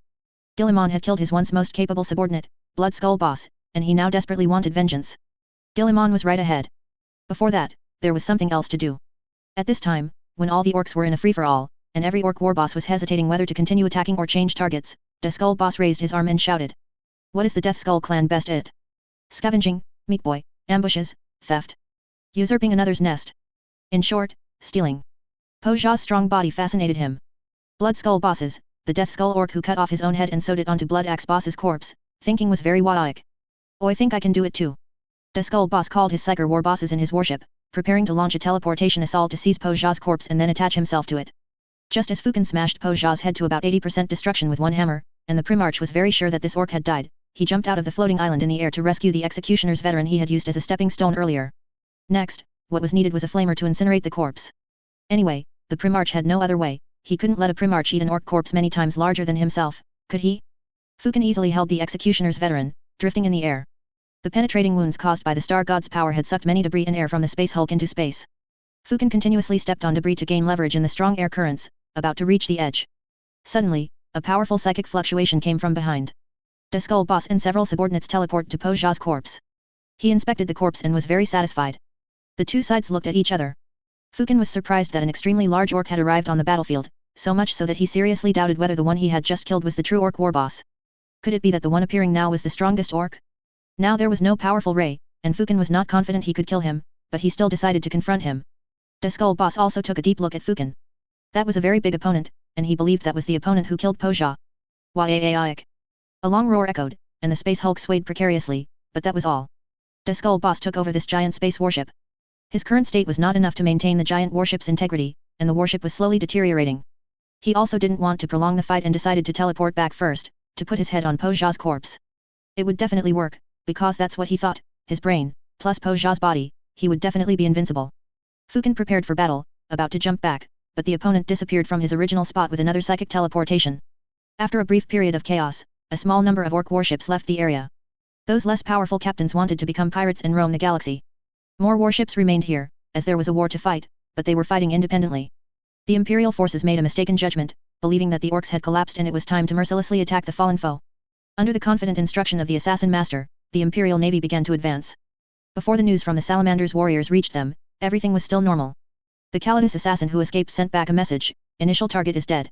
A giant orc warboss has been discovered, slightly smaller in size than the initial target, who used teleportation to take away the initial target's corpse. This transmission experienced some twists and turns on the chaotic battlefield before it was relayed back. By this time, the navy had successfully routed the orc vanguard fleet, and they began to flee. Master, it seems that was just a large warboss of the knobs, not the true mastermind behind the scenes. The assassin master was still uneasy. The space hulk ahead was shedding its outer steel plates layer by layer, like a snake shedding its skin. Everything was as estimated. Send the assassins to pursue the orc scene. There was still one more chance. Every Calidus assassin was equipped with a phase sword. The previous assassin's leftover targeting had pinpointed one star god bombardment, and the one still active could pinpoint one more. After the Imperial Navy spent tens of minutes fully accelerating and charging into close quarters combat with the orc fleet, destroying a large number of enemy warships, but an hour later, everything felt wrong. The orc warships regained order. Earth-shattering orc war cries once again echoed among the enemy fleets. The space hulk stopped collapsing, and Gretchen flew out in their rickety scavenging ships, constantly reattaching the previously shed steel plates to the giant warship. The Imperial Navy suffered a devastating blow. Facing orcs that outnumbered them and whose fighting will had returned, they were in an extremely dangerous situation. It's a trap. This phrase was everywhere in the comms channels. Who exactly gave the order? The assassin master remained calm in the face of danger, swiftly executed a scapegoat, and spread the word that it was all an orc conspiracy, and that chaos cultists had invaded the comms channels to make them advance. Tsianch cultists. The Imperial Navy's annihilation of the orc vanguard fleet actually reduced the number of orcs, allowing the slightly weaker Deskul boss to gain dominance over the orcs. The Pain boss slowly withdrew. The two bodies before him were his favorite masterpieces. Deskul boss stood up, feeling like something had been added to his head, an obsession with explosions and speed. That was fine. Evil Sons and Death Skull were both mech boss clans, and their fusion was the highest. Speed and stealth, combined, made for very Wadaak-like speed freaks. Alright, lads, now I'm the boss. A corpse beside him was slower to react than Deskul boss's body. It was the most loyal knobs of the knobs, his head transplanted onto Deskul boss's original body. As for the knob's corpse, it was of no great use and was dismantled and reassembled for different disabled orcs. Keep advancing, eat the humies. Lord, look at the sky, the orcs are retreating. The people fighting on World 4 involuntarily looked up. They had suffered increasingly heavy losses, and every orc warship crashing onto the world caused massive impact craters with powerful shockwaves. Artillery fire was blown away, yet the mortals' morale was high. Victory in space was almost equivalent to victory in this war. The broadcast spread the news across the entire planet within minutes. Everyone ran to high ground, to the hive city spires higher than the smoke of war. The Imperial Navy was advancing. They sang a passionate song, titled "The Imperial Navy is Advancing." The frontline war situation began to reverse. The clever orcs had originally piled up a 1,000-meter high ramp with broken, fallen warships, allowing the orcs to charge onto the Imperial city's defensive plates. Advanced tanks and orc aircraft-launched armored assaults had turned the frontline positions into a steel wasteland. But now, the orcs suddenly lost their courage. Some armored vehicles even fell apart on their own, and shells detonated prematurely. The orcs were fleeing in disarray, and the Krieg's charge rapidly advanced the front line. Among the mortal army, there was only one flesh Tyros librarian. It was hard to say what his mental state truly was. As a librarian of the flesh and blood psychic system, he controlled his own blood to expand and dissipate, forming a giant, blurry phantom of sanguinius in the air. That was the imperial battle standard. He himself became incredibly valiant, leaping into enemy groups as if into an uninhabited land. The fervor of battle had begun to play, his flesh and blood power expanded several times over. He cleaved open a dreadnought with one sword and punched through a Killican, providing immense encouragement to the mortals' morale. The Krieg Death Corps were charging. They dragged orc boys from the wreckage of armored vehicles and stabbed them, sprayed melta fire at orc war bosses, and used accumulated shells, saved for a prolonged war, to tear apart the enemy's support lines. Through a large number of deaths, the Krieg rapidly pushed the front line back to its starting position, distantly seeing the towering mountain of corpses. Flesh Tyros Chapter Master Gabriel Seth roared from atop the pile of orc corpses. He was extremely far from the mortals, and only the charging Krieg warriors of the Krieg Death Corps could see his figure, a steadfast reef in the green tide. The surrounding Flesh Tyros warriors were Death Company warriors, painted in dark colors. They displayed the Archangel's final glory. The retreating orcs in fear, the tank infantry coordinated shells striking from the sky, the roaring Flesh Tyros on the corpse pile, and the charging Krieg warriors formed an epic war painting. After the enemy was driven down the ramp, everything changed. The Imperial warships charging in the sky began to suffer heavy casualties. More and more Imperial warships crashed down onto the world below, each representing the lives of tens of thousands, even hundreds of thousands, of Imperial soldiers. The orcs spread their seemingly crude wings and took flight amidst the violent shockwaves caused by the warships impacting the ground, gliding to attack human cities. Daka bombers dropped powerful bombs. They rode tanks falling from the sky. Adding gliders to tanks was an extremely foolish choice, but under the mech bosses I think, they successfully supported the frontline orcs. The Astra Militarum suffered heavy casualties, leaving behind the planetary defense forces, those thin people who had only recently received weapons. Their only chance was to fight using their familiarity with the local environment. The hardships of the lower hive filled these mortals with resilience, fighting persistently in such harsh conditions, wandering through the city while engaging in combat. Brothers, can you hear me? Is anyone still on the comms channel? I am. Only a few replies, the rest were the roars of the Black Rage. Evacuation ships will arrive at these locations in half an hour. An exterminatus is about to be deployed. Get there at all costs. For a moment, Gabriel wondered if the Imperial Navy's counterattack was meant to pick them up. However, with his understanding of Imperial politics, he quickly dismissed the idea. Brother Librarian, wake up. Where are the chaplains? The chaplains are dead, all of them, a mortal replied. He had witnessed death, endless death, and the servant army was also exhausted. Issue a red order. Gabriel said. It was an alarm sounded by all means possible, instructing everyone who could be notified to evacuate downwards at all costs. If it was just a cyclonic torpedo strike, then the deepest parts of the hive city might survive. Apart from the surviving Krieg, they heard the alarm and were ecstatic beyond words. The political commissar no longer held them back, the political commissar also charged forward. Now they were a wall of flesh and blood, using their lives to delay the enemy's advance and cover the retreat of their comrades behind them. In a short time, the slopes piled high with orcs were covered with counter-charging troops. This was the first and only time human forces had fought beyond their defensive positions since the war began. Gabriel walked up to the librarian, placed his hands on the librarian's shoulders, and headbutted him to wake him up. Wake up, Exterminatus is being deployed. The Flesh Teros chapter's recovered forces numbered only about 40 men, plus some mortals. The war was not over, and even retreating to an Astartes warship was not safe, the two fleets were entangled. The assassin master reluctantly gave the order to retreat.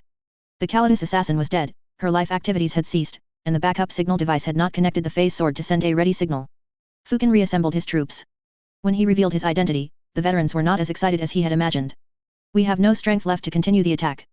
All the Krieg warriors present were severely wounded, and their weapons were damaged. We should have died here, but because of you, the Lord of the Fire Dragon's appearance, we must do our utmost to send you back to the Imperium. Please allow us this honor. Fukin wanted to refuse. Was there a better chance to kill the Orc war boss? Until one Krieg warrior asked a question, how do we confirm that the enemy is still on this warship? Didn't he warp teleport away? The answer to this question was unsolvable, unless you found the enemy, you could never prove it. Fukin said, if the enemy isn't here, then destroy this place. 11 millennia ago, he was the last line of defense for the webway. Now, he still believed that defending the webway was his duty, especially at this time, he had to quickly resolve the trouble here and then proceed to the webway. What should be done? The Chalice of Making answered their question. They pushed forward frantically, using a gigantic boarding warship, a very rare type of landing craft used only when boarding enemy space fortresses. The melted channel was wide enough for tanks to pass through. The Salamanders escorted the Gene Father's former adamantium armor into the space hulk to rendezvous with Fukin. The Primarch accepted the suggestion to change position and rendezvous with the Salamanders first. The two warships were too close, meaning a large number of orcs also boarded the Chalice of Making. Centurions, adamantium warriors, dreadnoughts, and all vehicles in the Chalice of Making's armory were activated.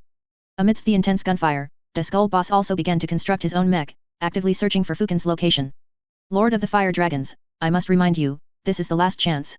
If our fleet turns in a circle, most of the warships will be preserved. In just a little while, a few tens of minutes, if the enemy does not appear, regardless of the outcome of your duel with the Orc war boss, this Imperial fleet will be completely annihilated.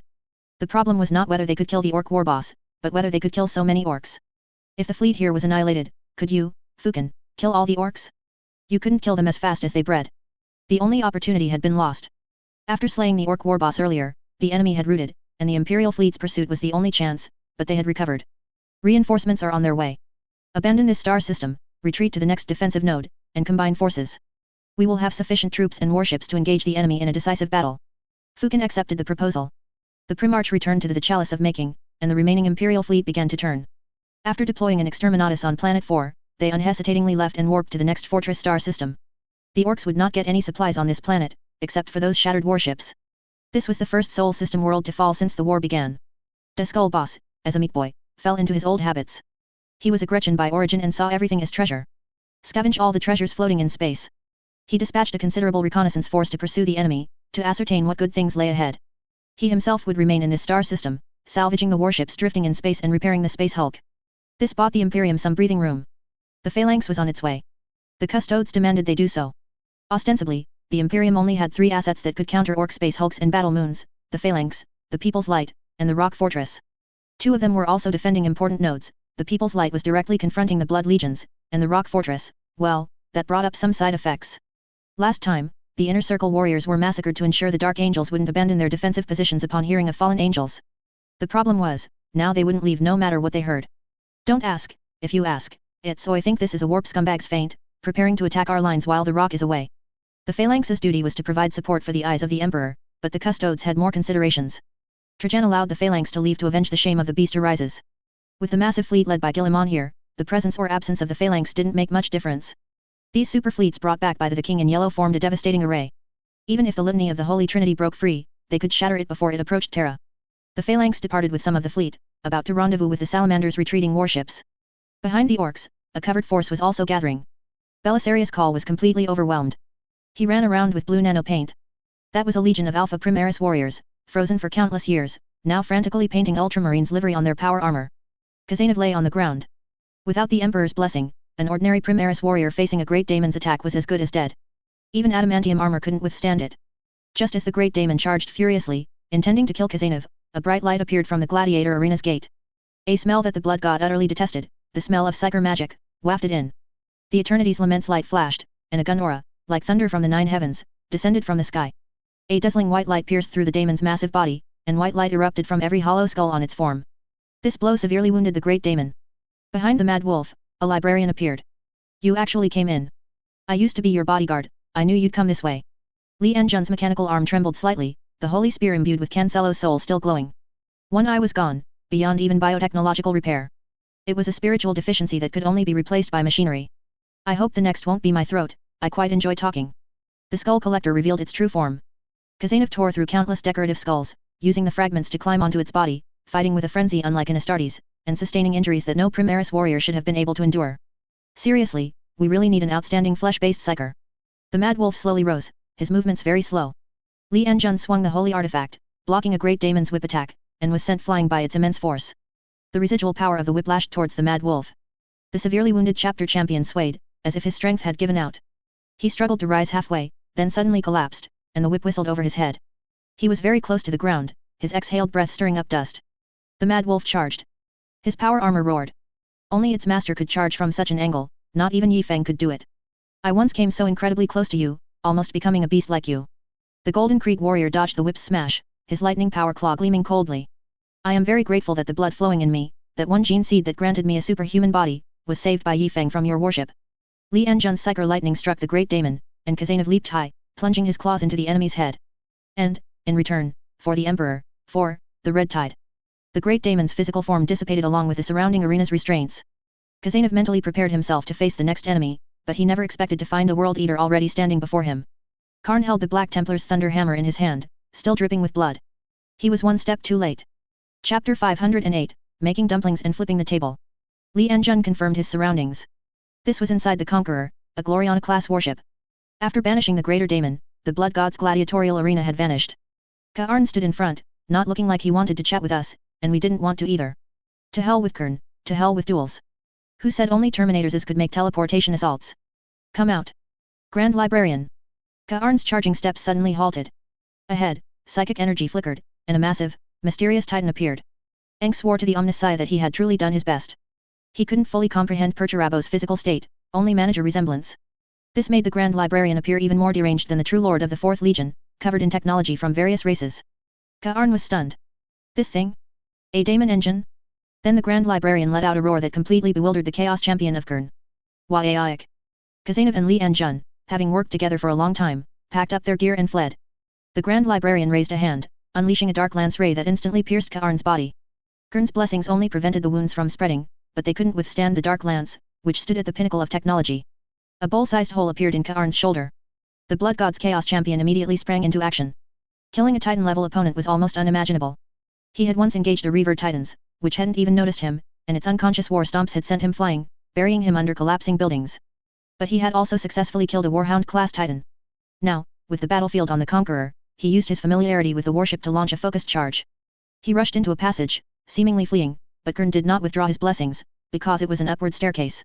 Karn decided to rush to the 4th floor, then jump onto the Grand Librarian's back, and use his holy relic and thunder hammer to tear open the top deck of the steel behemoth and eliminate the pilot inside. At the call of war, 2 Lord of Skull's Daemon engines crashed into the battlefield from left and right. The Bloodthirster viewed this massive war machine as its cage, but it did not affect the surrounding demons' worship of it. Its engine hood was piled high with skulls, and blood vapor spewed from the exhaust pipes behind the blood tanks. Its war cry was like 10,000 galloping horses, with astonishing momentum. These knight-sized Daemon engines weren't as tall as the Grand Librarian. How could a size equal to Perturabo show the Grand Librarian's power? It had to be one size larger. The Grand Librarian blasted the enemy with a volley of dark matter railguns, and the enemy retaliated with blood mist cannons and ripper gatlings. The void shield constantly shook under the barrage. In the long-range weapon exchange, the Grand Librarian had the upper hand. The Drukhari/Dark Yildari's colossal technology could easily annihilate these daemon engines. One Lord of Skulls was riddled with holes. Seeing this, the other charged at the Grand Librarian at full speed, swinging the Kern's great axe in its hand. It was a massive axe adorned with countless corpses, capable of effortlessly cleaving a tank. The soul-shattering screams it unleashed far surpassed the roar of mechanical gears. Any mortal who witnessed a Lord of Skulls in combat would be driven completely insane. So what? Have you ever seen the Grand Librarian's combat stance? He appears in a different form almost every time. The Grand Librarian knelt, then his upper torso and mechanical arms also fell to the ground. His entire body lay prostrate on the Conqueror's deck, like a prisoner being led to the guillotine. Karn, who had run to the 4th floor, yanked open a door. Hey? Where did that Titan go? The Grand Librarian wasn't bowing down to await Karn's great axe. The massive mortar cannon on his back fully revealed its true form. Perturabo once fired a psychic flare, then used teleportation to conduct a long-range boarding action against enemy warships in space. We can't do that. Our technology is too backward. Come, behold the Red Tide's unpretentious art of war. Blow it up. A massive shell was pushed out. Its diameter was so great that even the incessant soul wails from the Lord of Skulls could not corrupt the internal firing mechanism before the shell exploded. Just as the shell's outer casing endured a slight corruption, a violent explosion erupted from within, completely shattering the Lord of Skulls that had previously been downed by long-range firepower. This cannon was extremely difficult to load. It was impossible to create an automatic loading mechanism, requiring the Grand Librarian to load it himself with psychic power. The charging Lord of Skulls dodged the slow-flying shell, thinking of mocking the weakling who would be hit by such an attack. The next moment, a violent explosion from behind him directly knocked him off balance. The blast radius is that large? It could even feel one of its blood tanks exploding behind it, with the blood, its energy source, gushing out. It was precisely because of this explosive shockwave that the Lord of Skulls' forward speed reached an unprecedented level. It raised its Kern's great axe, intending to cleave the kneeling giant in front of it with one blow, and its belly cannon was ready to fire. Firing now would reduce his speed. Once he charged in front of the opponent, only a few meters away, a point-blank shot, and the blood god would surely favor this valiant act of his. Karn above also heard the commotion, clung to the railing, and looked down. It had fallen to the ground, no wonder he couldn't see it. He immediately flipped over, ready to jump down. At this very moment, the Titan's head lit up.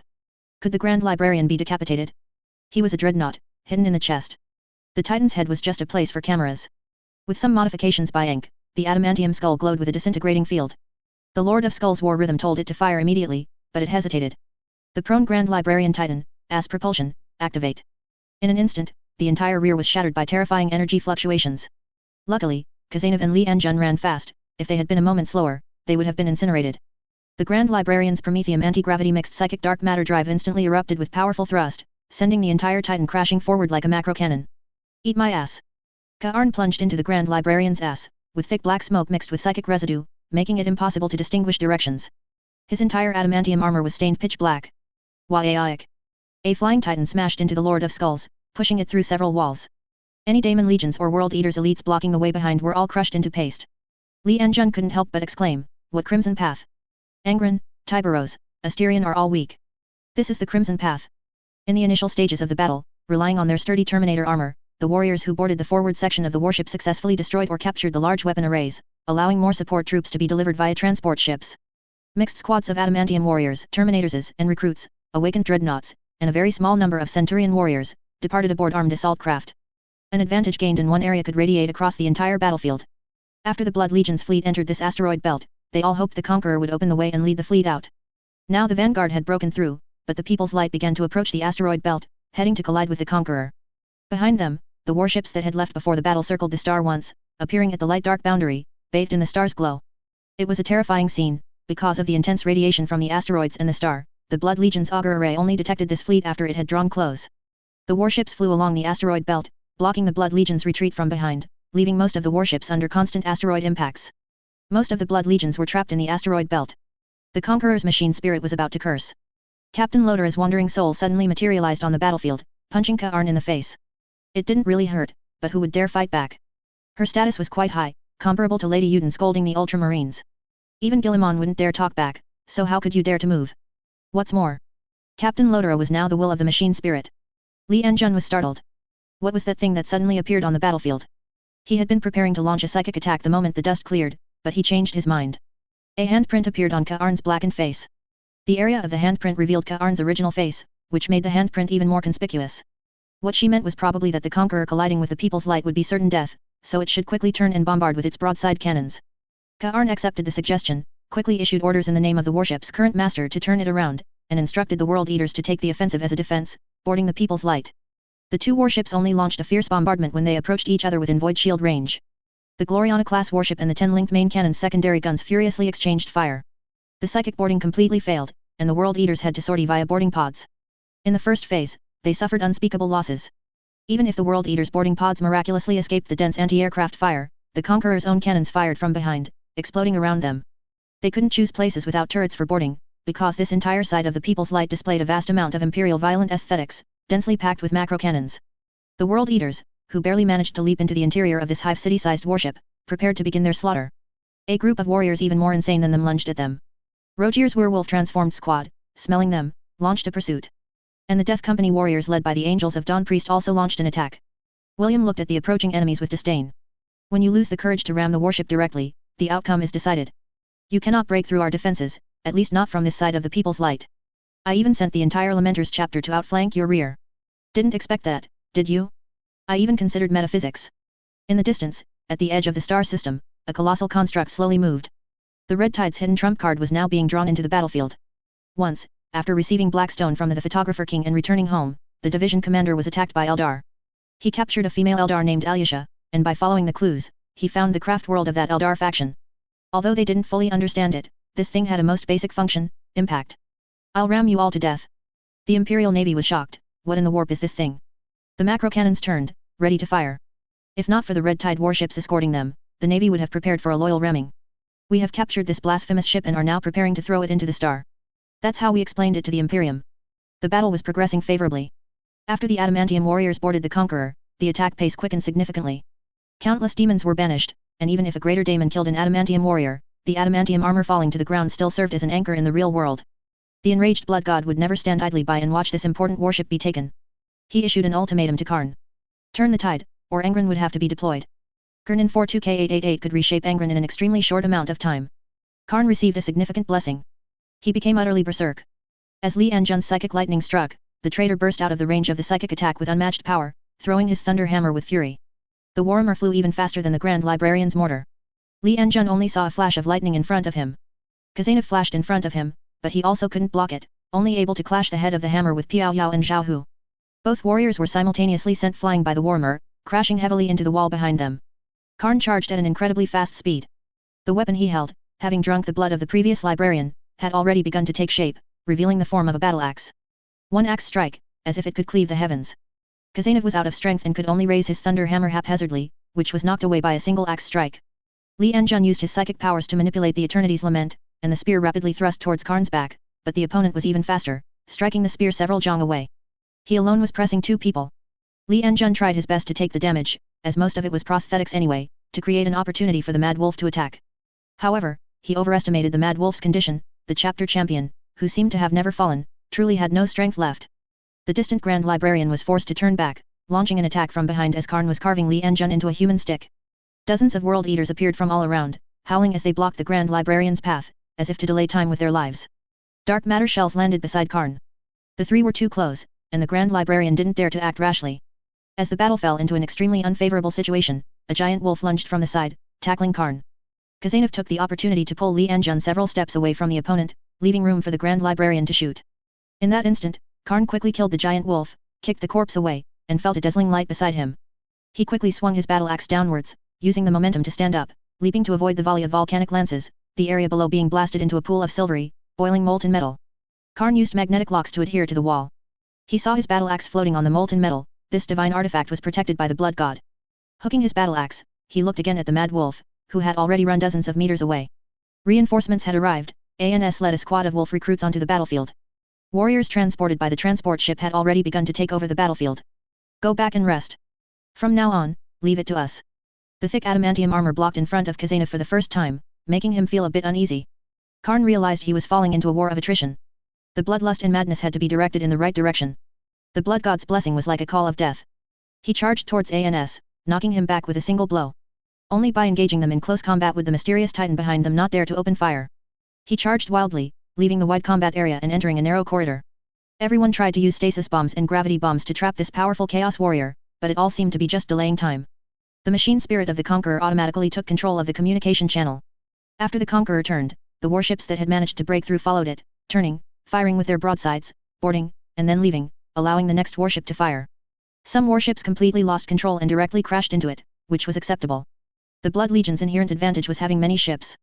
The opponent's surprise attack lost its advantage once it devolved into a meat grinder type battle. The several World Eaters warships that had broken through began to laboriously surround the People's Light. In just the first round of contact, only a few ships of the Vanguard fleet survived, but many more followed.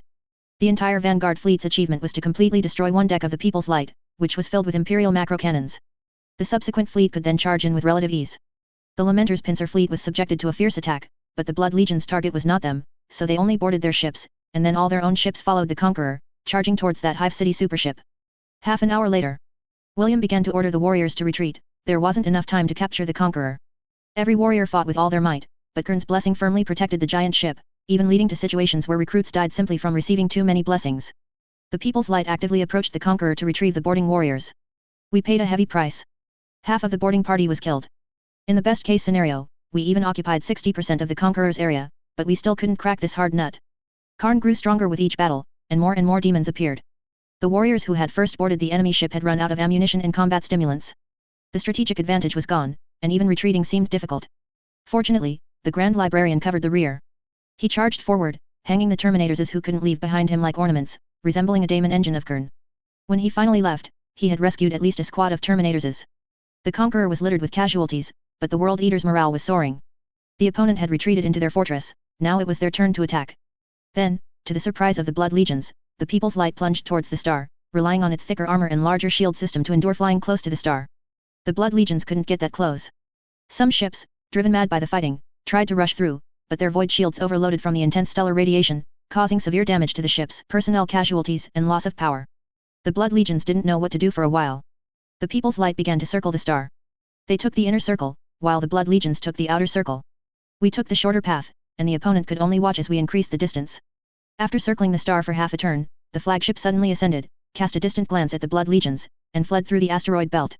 Just as its original purpose, this was an escape ship to preserve the flame of the inner circle. At this point, the Blood Legions realized it was a decoy.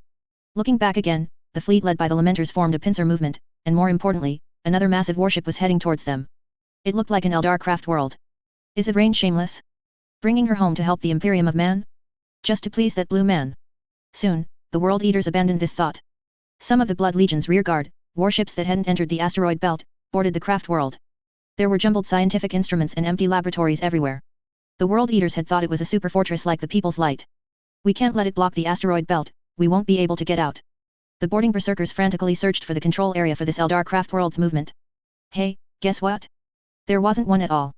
The Lamenters successfully retreated after suffering significant losses. The benefit of being with the People's Light was that in trouble, Annos could consume them to save their lives. The Eldar craft world plunged into the asteroid belt without slowing down, and hundreds of World Eaters boarded it but found nothing. Karn was the first to understand. Retreat quickly. The flagship circled back and called for any operational Imperial Navy ships to hit the enemy while they were down, to quickly open fire and suppress them. Who said we always deceive, mislead, strategically withhold information from Imperial forces? We also have times when we tell the truth. This Eldar craft world was meant to be rammed into the star. The massive craft world plunged into the star, and its planetary fragment energy system shattered under the intense heat and collision with the star, triggering indescribable stellar activity. The entire star's radiation level surged by hundreds of billions of times. On the planets, fiery dragons seemed to reach the heavens, and frantic geological activity completely transformed the surroundings into a death zone. Theoretically, all Blood Legion's warships present would be destroyed.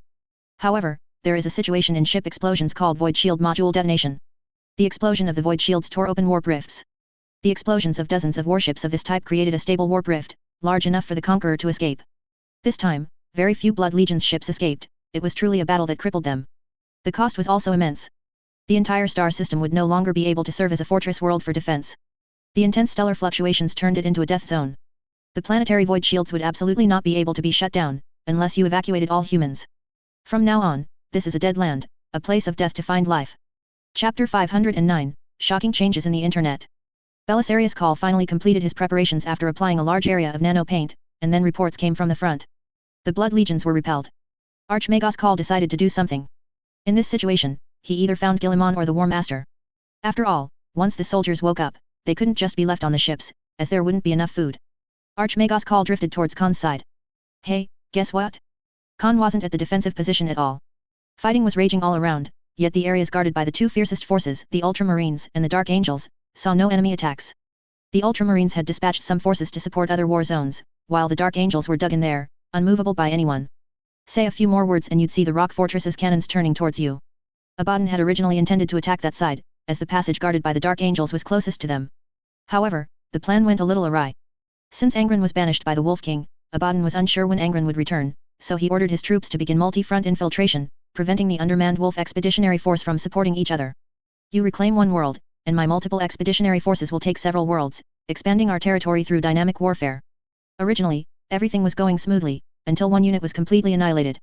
Abaddon sent his capable subordinate, Krixos, to investigate the situation, and the intelligence he sent back was that a group of Night Lords did it. This infuriated the Lord of the Black Legion, the Chaos War Master, the universally acclaimed, ever-victorious Lord Abaddon. This is outrageous.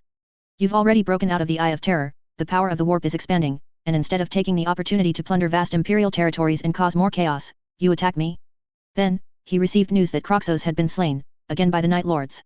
Abaddon felt it necessary to teach the Night Lords a lesson, but Kern was urging him to quickly attack the Sol system. If the false Emperor returned late, the trouble would be immense. Abaddon furiously ordered a unit to feign an attack on the Space Wolves, compressing the remaining Eye of Terror defense forces into a few fortress worlds, preventing them from moving freely, and then ordered several detachments to bypass the Night Lord's sphere of influence and gather before the Segmentum Solar. Not long after setting sail, he learned that another unit had been annihilated. Done by the Indomitus Crusade's 7th Fleet. Asking Jagatai Khan to hold a star system was more unbearable than killing him. After deploying defense nodes, which was basically just informing him there were enemies here, he immediately led his army out. From the beginning, Guilliman felt that Khan's line was the most unstable, and deliberately sent some troops to patrol the route. No major enemies, but constant small skirmishes. Khan bit hard, annihilating a fleet composed of several warbands, striking a heavy blow to the Black Legion before making his escape. He attacked like lightning, was as elusive as the wind, and seemed to be everywhere, like the stars. The Black Legion was forced to merge most of its troops, presenting a clear path of advance. Abaddon still didn't know that the opposing leader was Jagatai Khan himself, but from the fighting style, he could assume the enemy leader was a White Scars warrior. However, today, Abaddon suddenly learned that the Blood Angels would return to cooperate with them and advance together. The Blood Legions appeared from their flank star system, leaving a trail of burning planets. They plundered and raided weapons and personnel at extreme speed, replenishing their forces as quickly as possible. There wasn't enough time to create Astartes, so they corrupted a large number of armies to serve as chaos cultists. The Slaanesh armies did the same. Tsianj made no overt moves, not even having troops, but numerous agitators appeared throughout the Imperium, encouraging brave imperial citizens to save the extinguished Astronomicon and the false emperor, who was usurped by the Primarchs. Amidst such a grand display, Nurgle seemed somewhat weak. Not only were there only a few great unclean ones spreading the gospel, but due to the difficulty of interstar system communication caused by the Astronomicon's extinction, the spread was not extensive. Nurgle, during this chaos grand gathering, was like in hibernation, hiding in his withered wooden villa researching plagues, which greatly distressed the greater demons. The great unclean ones knew the reason. They tried to please their father Nurgle/Nurgle with laughter and new plagues of their own creation, but to no avail. Mort Aryan was imprisoned deep within the garden of Nurgle, and perhaps father Nurgle/Nurgle would only release him when he next made up his mind. The other chaos gods urged him, asking if he was waiting for the false emperor to rise if he didn't act now. Nurgle ignored everyone, burying himself in plague research. Fulgrim was stirring, but Magnus acted even earlier than him. At the webway breach, Magnus bombarded the opening with powerful spells, but under the protection of the Blackstone pylon, the webway sustained no substantial damage. His condition was very poor, even extremely so, because of the soul connection. The loyal Magnus could choose to abandon his hidden state, allowing his soul to resonate, and the false emperor's divine power constantly washed over him, causing a considerable degree of pain to the Daemon Primarch under Tsianj. The Daemon Primarch had hunted his own soul fragments for 11 millennia, and he never expected there would be a time when he needed to actively hide himself. After expending a lot of power to sever the soul connection, he began to descend with the Daemon hordes, entering the webway, where Rogel Dorn was not present. Dorn was not Fukin, he could be injured, fall unconscious, and die. Without the false emperor's blessing, he could not stand there indefinitely. The custodian guard bought him time with their lives, and the Titan legions roared. The attacking Daemon engines were more numerous than their shells. When Magnus landed, the anti-psyker forces quickly suppressed him. This place should have been for Angren. Without a blessing, he was still a madman, and the butcher's nails would let the surrounding custodian guard know what a slaughter was. The Red Primarch thought this, then turned and straddled the back of a Tsianj Daemon engine. He injected power into the Daemon engine, greatly augmenting its psychic shield. After a short battle, it slowly surged forward to the leading position. A Reaver Titan fired several times in succession, its laser destructors even entering a brief cooldown state, yet still failed to breach the enemy's shield. This scene had a huge impact on the Titan's pilot. Since the battle began, There had been no precedent of such a small daemon engine withstanding so many hits. A surge of fury welled up, and at this moment, the pilot's cranial port connector was completely overloaded, and the electronic implants rapidly heated up. The pilot was losing his human will, completely merging with the machine spirit. In the long battle, he perceived the enemy's existence as a provocation to himself. Boom boom. Return to your position, fiery heart. The tech priest immediately realized something was wrong. The warning sounds from the communication system made him disregard blessing the void shield and immediately try to cut off the pilot's control authority. The machine spirit was unwilling to let him do so. It was extremely uncomfortable staying in this black stone pylon area. As soon as the tech priest left his blessing post, the void shield was immediately suppressed by the anti-psyker forces, and multiple daemon spells struck the hard adamantium armor ahead, causing a tremor. The tech priest was knocked into some equipment, suffering fatal dislocations that needed immediate correction. The machine spirit advanced furiously, leaving this uncomfortable quagmire, rushing towards the boundary of psychic and anti-psyker forces. The custodian guard below shouted, "God machines sally forth." They quickly dispersed, and the firing positions fighting from behind Chimera wreckage instantly ceased fire, immediately putting the front line at a disadvantage. Constantin Valder wielded the spear of the Emperor with all his might, covering the retreat of the warriors in front. The endless blood letters gradually broke through the line due to this unexpected event. However, what they would face next was the war stomp of the god machines. Other titans, hold your positions. Adeptus Titanicus, control your support arrays. The war became exceptionally brutal. The Reaver Titan charged past the side of the black stone pylon like mad, its dim void shield gradually brightening as it moved away from the black stone pylon. Watch out for the stomp. The adamantium warriors were forced to move, enduring daemon attacks, but several warriors were still thrown back by the war stomp. Titan-class power lances are rare Reaver Titan weapons. Their tips are encased in a disintegration field with several openings, housing melta and plasma jet nozzles. The power lance is long enough to attack enemies directly below that the power claw cannot reach. It couched its lance, aimed at the daemon engine ahead, and began a charging advance. The pilot screamed madly, determined to slay the enemy who dared provoke the god machine's majesty. Magnus helped this daemon engine to fly. Several long mechanical spikes at its back suddenly connected with psychic energy, forming a bat wing-like membrane. Vigorously flapping its wings, he floated into the air. With a single stomp, the god machines killed dozens of bloodletters, then pointed its power lance at the enemy, firing a melta stream that pierced through the psychic shield.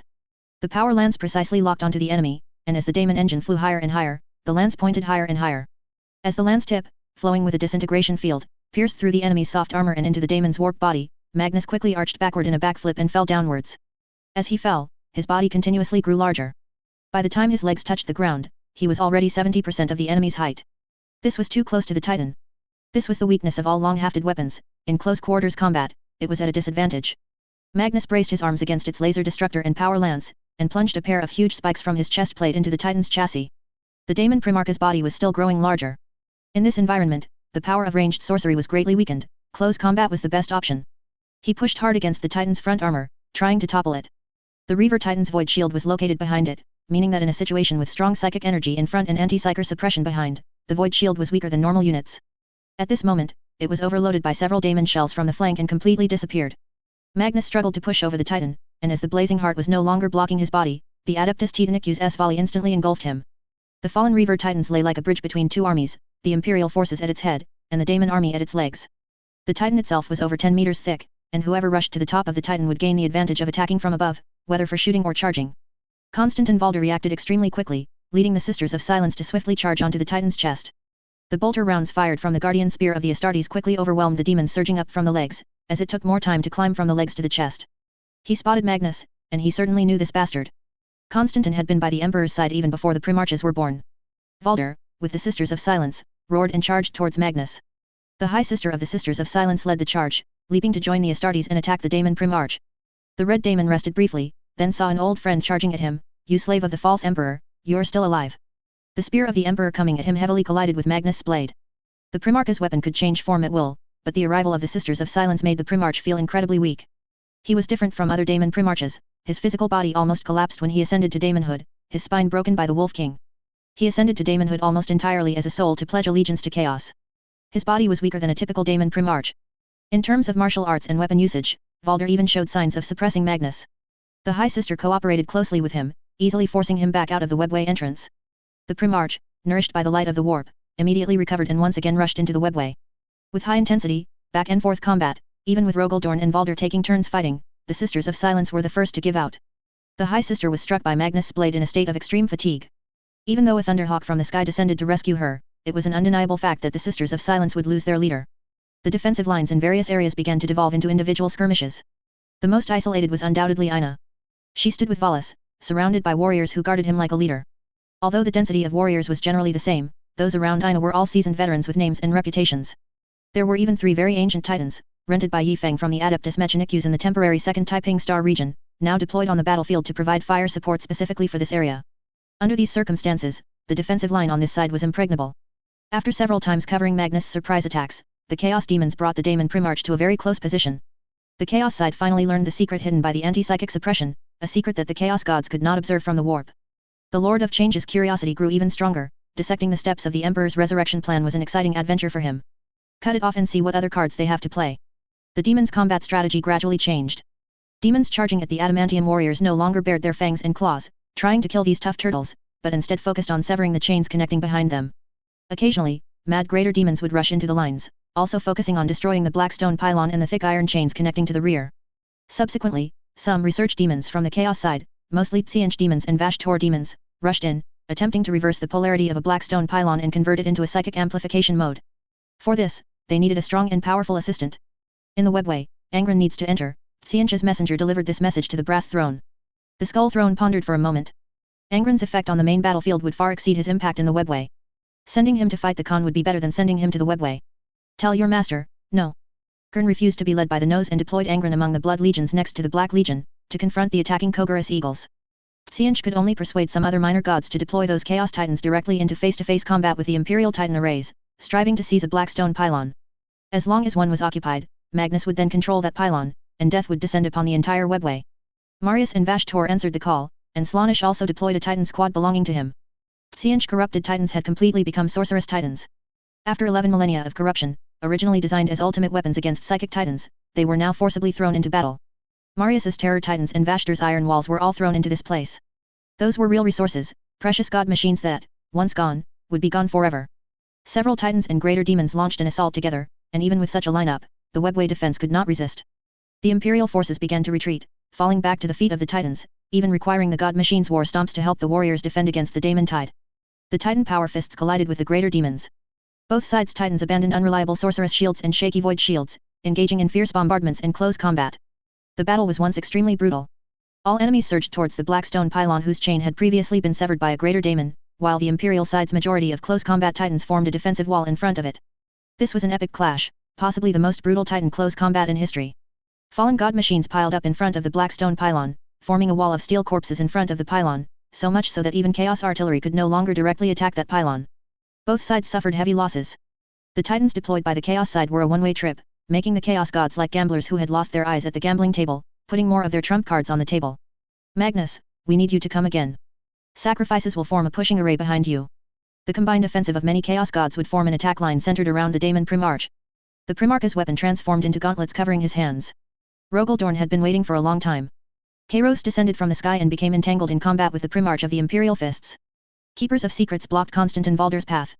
Slaanesh's Titans used their speed to clear a path for the army behind them. The mighty Daemon army was no longer solely an army of bloodletters, it was mixed with too many twisted creations, some of which had never appeared in the long history of the Imperium. Every Daemon carried a sacrifice. Some had tall flagpoles with cages on top, filled with several humanoid creatures with severed limbs. Some were trapped inside Daemon bellies, slimy and writhing. Others were simply hung on their backs, like the quills of hedgehog-like demons, covered in still screaming living beings. They advanced, charging the defensive line formed by the Imperial army. Slaanesh's Titans lunged at the Iron Skull Adeptus Titanicus in front, whipping with long power whips, fully covering Magnus. The demons in the rear formed moving altars. They marched enchanted, and the sacrifices continuously disappeared. Qing chuckled sinisterly. The altar set up by the Lord of Wisdom began to take effect, and a dark storm, resisting the anti-psychic suppression, spread downwards. The storm quickly engulfed the altar itself, condensing all the demons as sacrifices into a psychic mass and injecting it into Magnus' body. The Daemon Primarch, empowered by sorcery, grew incredibly massive, comparable to an Emperor-class Titan. He charged forward. Titan-level weapons struck his body, causing tangible damage. The loyal Titans were held back, and swarms of Night Titans rushed forward like moths to a flame, still unable to stop his advance. Magnus crashed into the pile of Titan corpses, using the massive amount of steel to press towards the black stone pylon. On the incredibly chaotic battlefield, everyone could hear a clear crack sound. The black stone pylon broke. Half of the pylon toppled, falling towards the ground and attempting to knock down the next pylon like dominoes. It stopped at the base of the pylon behind it. Numerous tech priests quickly rushed forward. Without a word, they used the spare chains they brought to connect the two. The remaining half of Magnus' Blackstone, under the demon's actions, gradually transformed, its polarity shifting towards psychic amplification. Qing cultists finally no longer had to restrain themselves. Using this half of the black stone, they began to construct an effective psychic fortress and launch a counterattack. Valder! We need to counterattack! Dorn shouted to the Astartes commander. Organize a unit and retake the position. I'll lead the charge. The 7th Primarch created by the Emperor would never give up. Even Kairos, who toyed with fate, was no match for him. The Red Tide next to him used an entire week's worth of psychic bolter ammunition to help the Primarch quickly banish Kairos. Release the chains and follow me. The Primarch conscripted on the spot. A portion of Red Tide veterans, Ina and Astartes converging from afar formed a temporary assault unit, launching an attack towards Magnus. If we can't retake it, then destroy it completely. Yi Feng felt the pressure intensify. The interconnected, load-sharing arrays were being cut piece by piece, and the Emperor's psychic energy he was bearing became increasingly unbearable. He had endured for a very long time. Time had already reached hundreds of years ago, around the time of Abaddon's 14th Black Crusade, which was also around the timeline Yi Feng arrived in the Warhammer world. The prayers from 2 crusades simultaneously flooded Yi Feng's mind, making it difficult for him to distinguish which events were happening in the present. Chapter 510, Revisiting the Old Place. However, the pace of return was getting slower and slower, and Yi Feng felt that perhaps only 1 in 10 current prayers contained a prayer from the past. Xianzhi's followers used the Astronomican's changes as a pretext, urging ecclesiarchy believers to increase their prayers and aid the Emperor. Mortals didn't understand the difference between the Astronomican and Pharos. Navigators only needed to say they couldn't sense the Emperor to cause panic across an entire planet. Large-scale ecclesiarchy collective rituals took place, holy bells tolled endlessly, and hymns resounded without cease. They proclaimed the difficulties the Emperor faced, requiring more power from believers, more donations, more prayers, and more work for the Emperor. The wealth from these holy worlds ultimately did not flow to Terra, and the ecclesiarchy didn't even use it to arm battle sisters. The suffering of the people deepened. Half of the higher status individuals knelt in the holy halls all night doing nothing but praying for the Emperor, while the other half endured more arduous labor, with countless dying from exhaustion and rebels gathering. Similarly, countless pilgrim warships in the galaxy set sail for Terra. Pious prayers, several times the usual number, surged towards the Golden Throne. Who was protecting the Golden Throne? It was also Chaos. Other Chaos gods and Xenos ruthlessly harvested weakly defended imperial worlds, twisting their minds and breaking their spirits. The prayers of Chaos cultists would not reach the Emperor. Abaddon, on the other hand, was an important catalyst. With every world that submitted to the Chaos War Master, the thoughts flooding into Yi Feng's mind decreased slightly. Thoughts drifted, and people's hearts wavered. Gilliman's speech videos were constantly circulated throughout the Imperium, even showing the presence of custodes. The inauspicious title of War Master, when applied to Jagatai Khan, was not widely accepted by most Imperial military personnel. Even during the Great Crusade, few realized who the Primarch of the 5th chapter was. Their complaints intensified. Anyway, they wouldn't reach Chagatai's ears. He was so fast that even death couldn't catch him. Riots still occurred on Terra. They were confused, angry, and didn't understand why, despite Terra being very safe, the void shield activated by the Imperial Palace was meant to defend against. At this critical moment, an unexpected department stepped forward. The Adeptus Arbit's enforcers maintained order on Terra with absolute loyalty. They upheld the law, judged those with ulterior motives, and, lacking support, ventured deep alone, using their bolters to declare that the Emperor's sacred domain remained under his strong and powerful rule. The psychic light on Yi Feng's body grew stronger. After losing some of the chain-linked warriors, not only did memories madly assault him, but the psychic energy itself began to harm his body. The temperature inside his power broadsword was rising, and the bones of the untouchables couldn't absorb all the psychic energy. The Emperor's power flowed over the surface of the power broadsword, making Yi Feng appear incredibly sacred to outsiders. However, Yi Feng saw some interesting things. Interruptions in prayer memory fragments usually meant enemy weapons falling, artillery shattering the praying individuals, or simply the end of a ritual. But he saw some of his own actions. The war was mad and cruel. Chaos enemies surged towards the Imperial lines like a tide. A soldier, reloading his bolter, prayed to the Emperor. He actually wanted to shout Omnissiah, but subconsciously he still called out to the one he most revered. A crimson artillery shell fell, kicking up a cloud of dust. His vision was completely obscured by dust, he couldn't see anything, but he chose not to raise his hand to block his face, instead snapping the magazine shut as quickly as possible. Hot dirt splattered his face. The mortal warrior fiercely kicked his leg, rolled over, and began to aim at the enemy. The Chaos cultists charging forward seemed to freeze, stopping their advance just outside the cover. He didn't understand why, but it didn't stop him from instinctively raising his hand and firing 2 laser bolts, killing an enemy. 1 second later, he fully realized it was futile. A crimson meteor fell to the ground, smashing the Chaos cultists in front into a bloody pulp. Enemies who narrowly escaped being crushed were also blown away by the violent deceleration jets before the drop pod landed, meeting their deaths in midair. Charge, soldier! This voice came from behind him. A red tide warrior strode over the trench from behind him, his bolter pistol firing without fail, and the warrior in front roared as he charged into the enemy ranks. United, liberate the entire galaxy. From that moment on, his faith gradually began to change. More bizarre situations entered Yi Feng's mind. A warship was boarded. They held out in the complex, narrow pipes of the warship. He was a shipwright. For their insignificant small ship, the Adeptus Mechanicus would only symbolically send one official member, the rest were temporarily recruited auxiliary servants. The battle quickly subsided, and desperate resistance turned into quiet hiding. As days passed, when he was hungry and decided to make a desperate move, the warship was attacked. Pirates did it. Pirates are pirates, he hoped to die at the hands of humans. The pirates shouted loudly, claiming they had come because they received a distress signal, but they were quickly attacked. The two sides fought fiercely, but the pirates won in the end. He was found, captured, tied up securely, but with half a cloth wrapped around him and a rough wooden stick. The pirates carried him, stuffing things into his mouth. They said, wounded people should be carried on a stretcher and given something to eat. He chanted hymns to the emperor. Even after stuffing several things called buns into his mouth, they couldn't shut him up. He thought he was going to die. Was this the legendary life sacrifice? He was carried to a grand hall, not like an altar, with a huge power broadsword placed above. And when all the stretcher bearers stopped, he heard this sentence. Chapter Master William, this is the survivor we mentioned. A group of Night Lords were aimlessly circling something. Yi Feng thought it was some ancient memory until he saw the red tide insignia between the legs of a warrior. That seemed to be something unique to the red tide, which piqued the interest of a group of loyal Night Lords. It was too far away, the warrior providing the perspective was a bit too unsociable. Beside them was a group of newly recruited servants, who, judging by their uniforms, were clearly recruited in the Carcharodon's style. We fight for the Emperor, the Night Lord said. The unfortunate mortal from the red tide seemed to have heard a joke. You fight for the Emperor, I also fight for the Emperor, why are you hitting me? He stood up and demanded that these Astartes execute him. Then the Night Lord appeared, carrying a small child. That's my son. I will die gloriously, and so will he. The mortal glared fiercely at the Night Lord, already prepared for his entire clan to perish.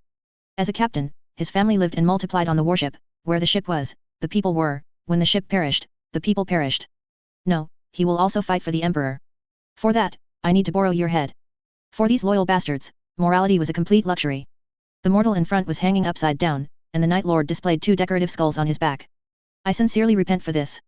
You are very fortunate to hear a voice that has never been heard in 11 millennia, a Night Lord repenting for what is about to happen. We were caught from the ashes, every Astartes you see was like this, caught in the worst, most difficult to survive places of the lower hive, caught by our mentors. There are no good people in our line of work, he said. Not just us, but our mortal fathers, mothers, grandfathers, ancestors, they were all gangsters, prostitutes, smugglers, murderers. When we completely became an Astartes, this is what we looked like. Our parents' heads were cut off, meticulously crafted into decorations that could accompany us in battle, hanging behind us. These two mortal skulls symbolize our complete severance from the past, but today, we once again obey the Primarch's command and fight for the Emperor. We do not intend to abandon this tradition. Please let your skull continue to watch how your offspring will spread deadly fear among the Emperor's enemies. Hate these ancestors of ours, hate themselves, implanting the seeds of betrayal. He himself will bear the sins of 11 millennia, hating the apothecary for the death of his parents, hating himself is just the first step. The most insignificant step. The mortal couldn't understand what the other party meant at all. He shouted, you lunatics. Madmen. And the warrior laughed, his smile incredibly eerie. The stitches at the corners of his mouth stretched taut because his mouth was open too wide, the wounds tore open again, and his pale face was exceptionally hideous. Thank you for the compliment. Yi Feng originally thought this memory should end, but he didn't expect that this neurotic traitor was extremely pious, his prayers never stopping, as if he wanted to make up for all the past arrears in one breath. The scene was almost uninterrupted. His gaze made Yi Feng feel familiar. It was the gaze of an artisan towards a work of art, the gaze of every white scars when displaying their talent, but his actions filled Yi Feng with immense disgust. He meticulously carved two skulls, as devoutly as if performing a ritual, covering the skulls with a nano-protective layer. When you were alive, you were a burden to us. Those fools in Ultramar often interrupted tasks that should have been completed and returned to rescue due to attacks on a warrior's parental family. Medusa is forever ruled by 10 warlord tribes, and even though some of them are corrupt, no one can resist them. He stroked the skulls, as if performing the final step of a ritual. You died, just like that. We are not those proud idiots of the Imperium who sacrifice thousands of chosen ones to death and disability for one warrior. We only sacrifice 2 of you, yes, 1 left, 1 right, 2. The apothecary chooses the child, and you go with them. There will never be mortal noble families arising from the 8th chapter. He held up 2 skulls and hung them on the recruit pod where the chosen's child resided. He would enter and exit it many times in the future, recovering inside after each surgery, then emerging to fight for a period, then surgery, then fight, then surgery, then fight, until death. The last thing Yi Feng heard was, all right, Cestus, we've intercepted their supplies. Now it's time to repay them. Advance to the war zone. Hold this position, William said. This veteran, often overlooked by the priests, was a steadfast follower of the Emperor. Prayer was merely a formality, while inner piety was the core of faith's power. The enemy took the first step, and the twin bolter rapidly opened fire. 8 Terminators of the Sons of Horus showed half of his body. This Gasterland Terminators was an Iron Rider type, his void shield blocked all attacks, and his counterattack was exceptionally fierce, with almost no bolter rounds hitting the half-wall of cover. The warrior in front was lucky, with several rounds ricocheting, but one bolter round penetrated through layers of obstacles, accurately entering Charles's head through a gap in the steel. Charles is down. Retreat. The warriors in front of the cover quickly left, leaving the gun position empty. Several traitors appeared behind the Terminators, advancing with the Gasterland veteran as their shield, mocking the cowardice of the warriors in front. Boom. The sound of the explosion drowned them out. The bomb directly above the passage detonated, and a chaotic mix of debris and wall panels crashed down, temporarily pinning the Terminators. The ruins shook, everyone knew that this amount of weight couldn't hold the enemy down. The Sons of Horus quickly moved to the edge of the gap and pushed up one side of the wall. When you hear the footsteps of the White Scars charging, the enemy is already in your face. Kashevik, wielding a variant of the Fear Spear unique to the Green Templars, charged towards the pinned Terminators, plunging it in the moment the wall was lifted. The Terminator's warrior was killed, and the Sons of Horus immediately fired through the gap in the collapsed wall, as both sides engaged in close quarters combat. During the retreat, Kashevik's power backpack was hit by a shot, causing it to lose power, and William pulled him back. The White Scars once again concealed themselves. The Sons of Horus blew open the passage, cleared the path for their charge, and launched a new round of attacks. They rushed through the passage, and a powerful ion beam instantly pierced the vanguard's waist. As he fell to the other side, his head was exposed and William shot him in the head. Gage and William cooperated well, but the enemy had experienced countless wars and reacted very quickly. The melee on both sides began. Kashevik stood his ground, maintaining his upper body's flexible combat at the cost of not driving his lower body. He died standing. As a corpse covering the rear-rank shooter, Gage's ion sniper rifle penetrated through the gaps in various armors, hitting enemies, and William went up to finish them off. Both sides fought extremely fiercely. After killing 3 rushing enemies, the two retreated to a pre-prepared rear cover, which was more like the wall of the room behind them, with several firing ports drilled into it. A Son of Horus threw a grenade, which bounced off the wall and landed behind the cover. After the explosion, 2 enemies rushed into the cover, one from the left and one from the right. Upon entering, they saw no enemies. Gage killed the enemy on the left with a shot from directly above, while William descended from above, plunging a blade into the enemy's neck. The dense gunfire from the enemy's reinforcements behind them pierced through this captain. Yi Feng didn't know how Gage died, only that no enemy had crossed their defensive line at that time. Revisiting old places, like carving a mark on a moving boat. Advance. The warriors under Jagatai Khan will never stand still. Yi Feng heard familiar words. A few years ago, they would have brought tears to his eyes. The Daika in front of him was very young, his face didn't yet bear certain terrifying scars, his eyes sparkled, and he didn't yet carry the chapter master's sacred relic on his back, nor the trap of pop-out twin blades. Instead, he had a jetpack. We'll talk about this when you become chapter master. Kid, be swift in tactics, and meticulous in strategy. Learn from this. Yi Feng didn't recognize the speaker, it might have been a statue that once stood in the flagship, as he couldn't see the supplicant's face, except for a penitent sister praying to a mirror. They were on a Thunderhawk, not in conventional Thunderhawk seats. Daika's last remark must have been directed at the pilot. They had just been picked up from a war zone, and the blood on their bodies hadn't even been wiped clean. If I cut down the orcs in the next sector, can I become chapter master? No, you have to cut me down. A statue appeared in Yi Feng's mind, the likeness of the previous chapter master. A few seconds later, this memory shattered with Daika's next remark. Why? Is it because your swordsmanship has always been inferior to the chapter master, current? Just one sentence, and one could conclude that you were either a son of Chagatai or a scion of Dorn. The Thunderhawk paused in the air for a moment and did not immediately engage. The distance to the next sector was too short, so the Thunderhawk even retreated a certain distance to ensure it had enough room to accelerate and be at maximum speed upon engaging the enemy. That's about enough, let's go. At a command, the Thunderhawk began to accelerate at full power. The view shook, and Yi Feng finally saw where they were. Thunderhawks could transport not only tactical squads, Terminators and Centurions. It could also transport motorcycles. Approximately 4 motorcycles and several assault squad warriors were ready, with the assault squad warriors seated on the back of the motorcycles. With a piercing shriek, all the weapons of the Thunderhawk gunship spat fire. At a height of several meters above the ground, the Thunderhawk opened its rear ramp without slowing down. The motorcycles dropped backward, ensuring their forward direction matched the Thunderhawks, accelerating their wheels to full power in mid-air. The landing was rough, but the White Scars were like lightning falling from the sky, instantly tearing through the orc defensive line. It wasn't just one Thunderhawk, in his sight, at least 4 Thunderhawks attacked from different directions in this manner, instantly shattering the orc forces.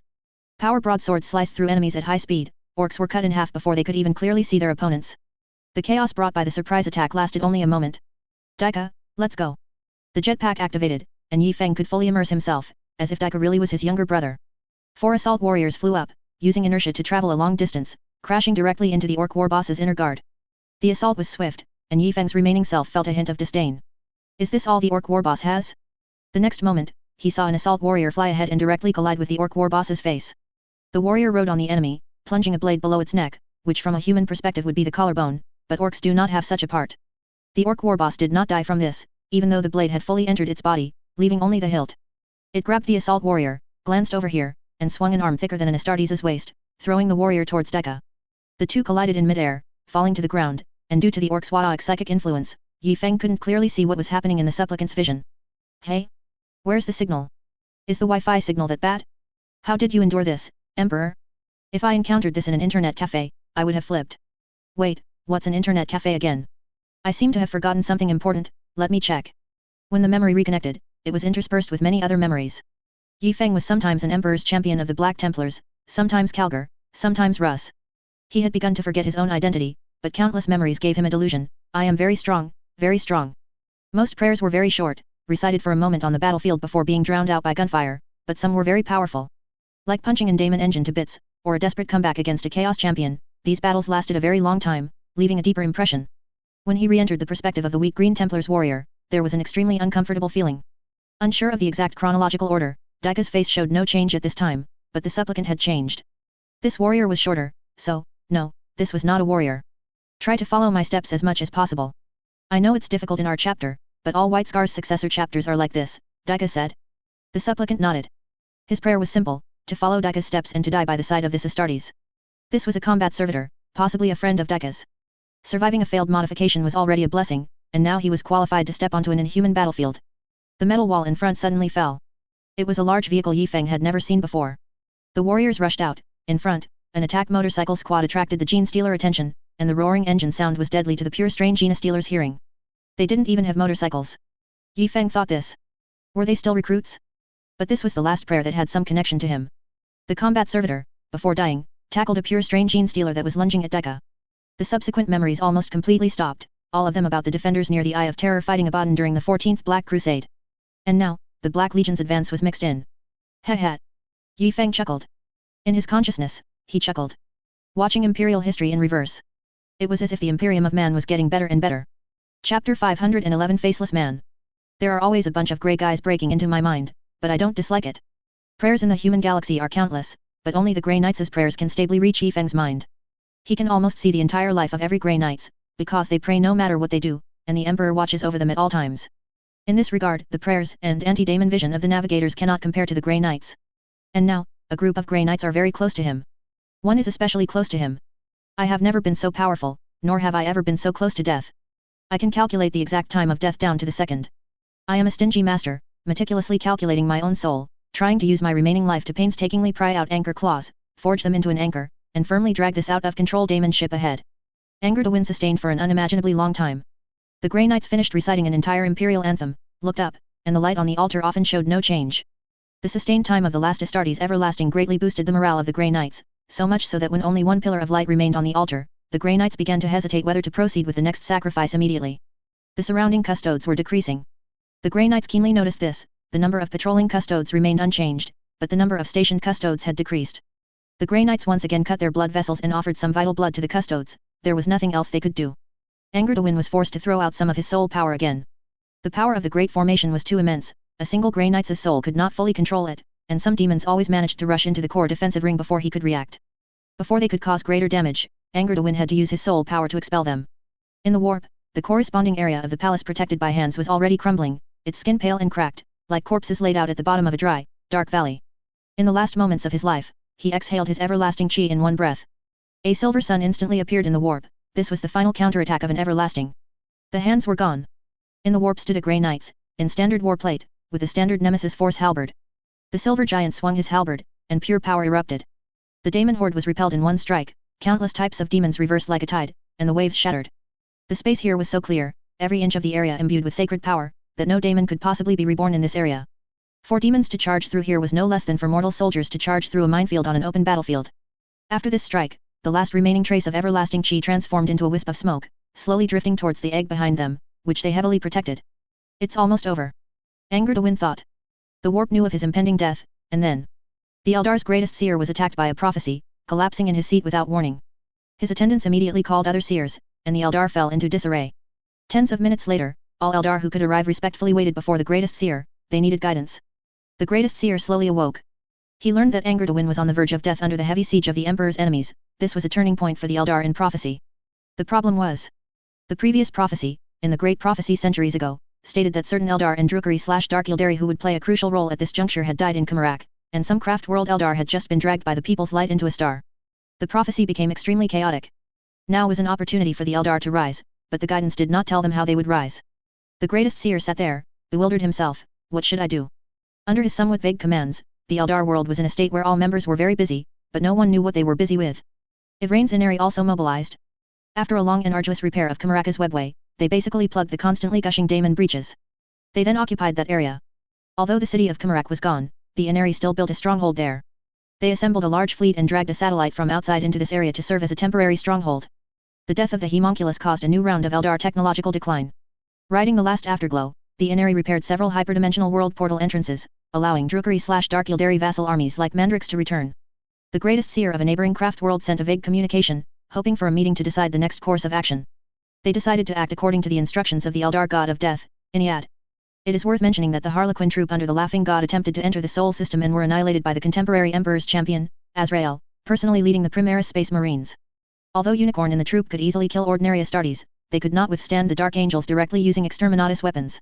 The Dark Angels possessed a powerful sword of chaos, only the pure could wield it without being corrupted by the immense chaos power within. Azrael, in this battle, cast aside everything and drew it, and with the forbidden psychic spells of the Grand Librarian, he killed a unicorn of a troop.